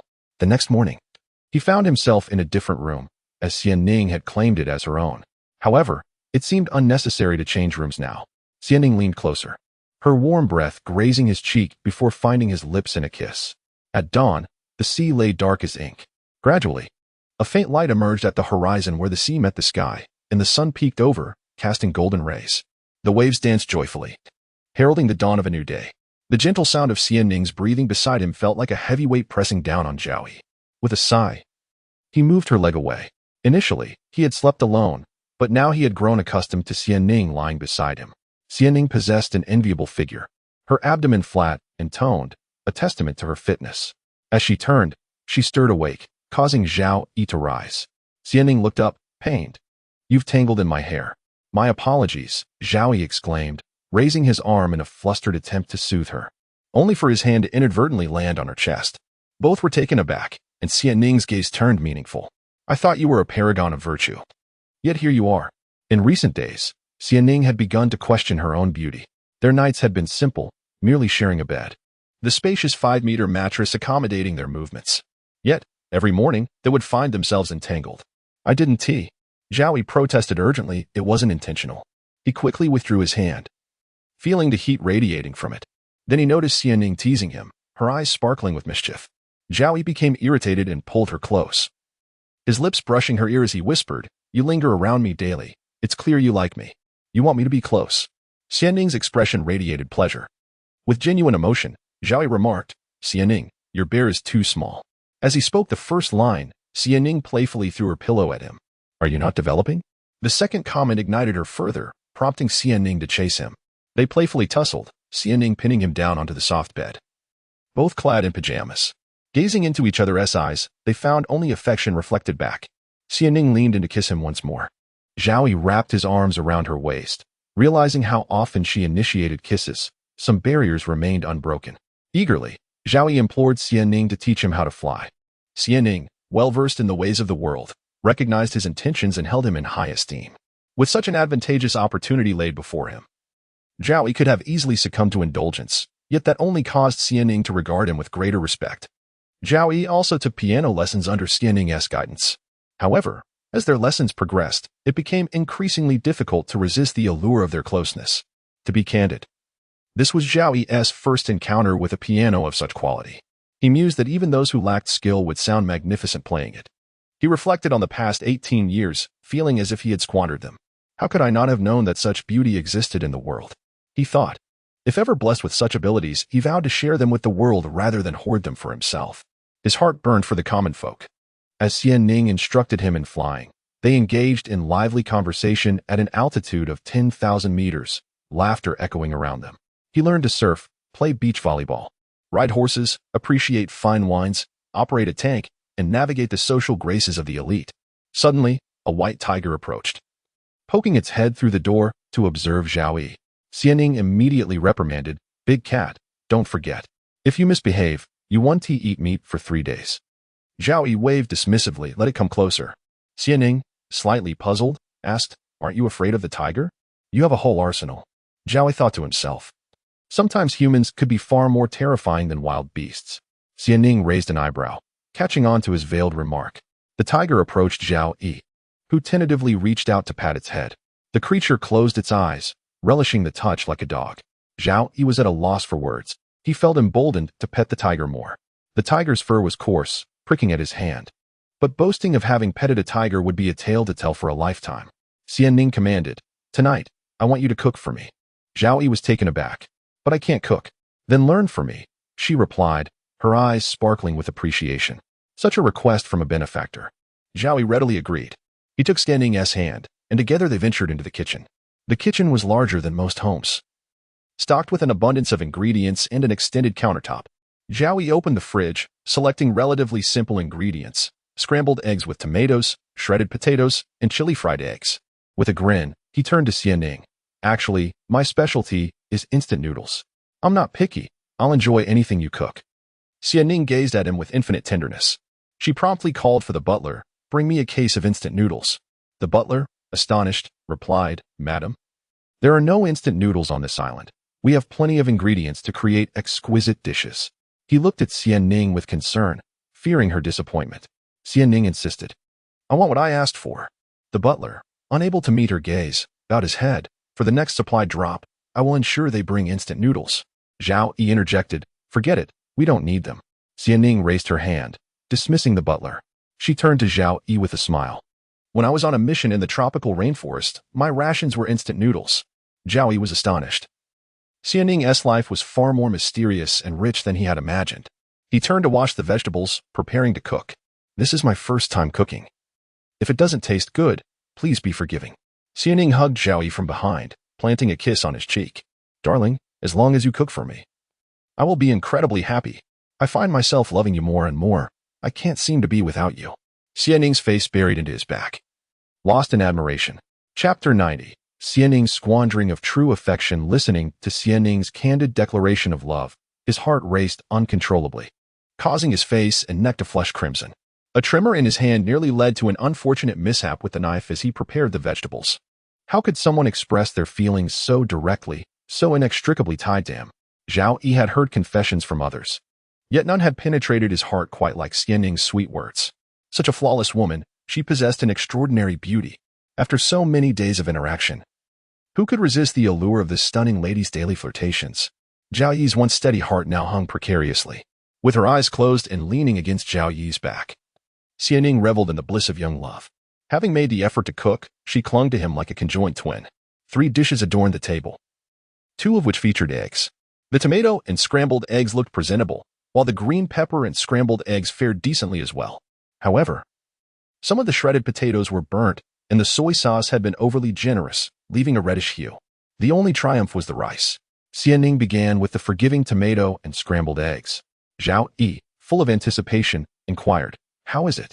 After all, this was his inaugural attempt at cooking. Xian Ning's expression was difficult to decipher. She took several bites of rice before mustering a smile that barely concealed her true feelings. "Delicious. You have a knack for cooking," she replied. Zhao Yi, sensing a hint of insincerity in her response, questioned, "Really?" He reached for his chopsticks to taste, but Xian Ning playfully swatted his hand away. "Don't touch. I want to finish this delicious dish all by myself. You made me dinner for the first time, and I adore it." Zhao Yi's heart swelled with joy at her words. Xianning polished off all 3 dishes and devoured 2 bowls of rice, letting out a satisfied burp afterward. Zhao Yi teased, "I thought a beauty like you wouldn't tea burp." Xianning rested her elbow on the table, covering her mouth with her hand, and retorted, "I am human." Zhao Yi awoke to find Xianning nestled beside him, a comforting presence he had grown accustomed to. Sunlight illuminated her exquisite face, casting a glow on her prominent mixed-race nose and flawless skin, reminiscent of exquisite jade, revealing delicate, dark blue veins beneath. Her plump lips were slightly parted, adding to her allure. Throughout the days spent together, they had shared little in terms of grand gestures. Yet Zhao Yi cherished the simple pleasure of holding her close as they slept, awakening each morning to the purest form of affection. Despite their playful antics, Xianning arose early, nuzzling into Zhao Yi's embrace. After a moment, Xianning opened her eyes, leaned over, and cupped his face before planting a kiss on his lips. Her bright eyes sparkled with enthusiasm as she suggested, "You should cook for me again in the morning." Zhao Yi couldn't suppress a smile as he replied, "Are you sure? I recall you getting up several times in the night for water." Unable to contain his laughter, he covered his face. "Last night, I mistakenly swapped sugar for salt. It was quite the blunder." Xianning playfully nibbled at his neck, retaliating with a gentle bite. "You owe me something delicious to make up for that." "All right." Zhao Yi conceded, sitting up with a sigh. "I can't believe you finished such a salty meal. How could you even enjoy it?" It dawned on him why she had eaten 2 bowls of rice, only to mask the saltiness. He buried his face in his hands, chuckling. Xianning pinched his waist playfully. "Keep laughing, but if you mess up again, I will ensure you finish your culinary disaster without wasting a single bite." From that moment on, Xianning frequently begged him to cook. Thanks to her encouragement, Zhao Yi's culinary skills improved dramatically, even mastering the art of braised pork. After folding the final origami crane, Zhao Yi tossed it into a glass jar, feeling a surge of pride as he sought out Xianning to share his accomplishment. "Do you have any idea how much effort it took to make these 1,000 cranes?" Xianning accepted the jar with a light laugh, placing it on a nearby table before embracing Zhao Yi and pecking him on the cheek. 3 months had passed since Zhao Yi and Xianning began their relationship. As the time drew to a close, he found himself momentarily lost in thought. He had plucked roses for her, endured pricks from thorns, honed his cooking skills for her, and folded 1,000 origami cranes. Unbeknownst to him, he had invested so much into this bond. The more he invested, the harder it became to let go. Xianning had taught him the beauty of giving, inspiring him to do things for her. Zhao Yi was vaguely aware of this realization, yet it seemed inconsequential. He chose to disregard everything else, focusing solely on the exquisite existence that was Xianning. Their 3 months together had been filled with moments of warmth, evolving from initial wariness to complete openness. Each day spent with her felt refreshing, filled with delightful little occurrences that those unfamiliar with love could never comprehend. Zhao Yi's heart soared. Xianning loved him, and he loved her in return. But how to articulate such profound feelings? In the manner that Xianning favored. He decided to pen her a love letter. Previously, he had never engaged in such romantic endeavors, primarily due to a lack of affection and the belief that no girl would be attracted to someone like him. Zhao Yi had dreamed of beautiful women slipping him love notes. He requested pink paper and exquisite stationery from the butler, who instantly recognized Zhao Yi's intentions and smiled knowingly. "You're the first boyfriend the master has brought home," he remarked playfully. Zhao Yi, feeling a bit shy under the butler's gaze, coughed to mask his embarrassment. After spending so much time together, the butler had genuinely come to like this boy and treated him as a potential partner for the future. Soon, the butler returned with the requested paper. In truth, Zhao Yi had no need to write a love letter to confess his feelings. Xianning's affection for him was evident. Yet he yearned to express his sentiments, to create a grand confession adorned with elaborate decorations. However, he found the thought of it all too awkward, fearing it might come off as overly eager. Zhao Yi lacked a flair for romance, believing that the sense of occasion could develop over time. The youthful thrill of first love made him chuckle to himself. Every day with Xianning was a new adventure. As he fell for her, he meticulously drafted the letter, rewriting it a dozen times until he finally copied it onto the pink paper with tidy handwriting. However, a slip of his hand led to a mistake, and the entire sheet crumpled in frustration before being discarded into the trash, joining a pile of failed attempts. After taking a sip of water, he decided to take a break and gather his thoughts. "Xianning, hello? Your presence caught me off guard, stirring my life and existence. Each day with you feels renewed. All due to you." Borrowing a line from Tagore's poetry, "You smiled gently, without needing to utter a single word. I feel as though I've waited an eternity for this moment. With a postscript, he added, I am not perfect, but I wish to become better for you, to be the light in your life. I look forward to a future filled with you, year after year. After finishing, Zhao Yi carefully folded the paper and placed it into an exquisite envelope. Feeling buoyant as he made his way towards Xianning's study, his heart raced, and his cheeks flushed deeper as he approached. The study door stood slightly ajar, adorned with intricately carved floral patterns. Voices drifted from within. I will send him away. You wouldn't be developing feelings for him, would you? A man teased, his tone sharp and sardonic. Xianning, fiddling with a lighter, replied with light-hearted amusement, how could that be? It's merely a game. I plan to send Zhao Yi away in a few days. After all, he has his uses. This included Zhao Yi's transfer to another school, with his roommate Lu Yuan being part of Xianning's deliberate arrangements. A lucrative business deal had been struck between Xianning and the Lu family, marking her swiftest negotiation to date. All of this owed much to Zhao Yi. He had been instrumental in her success.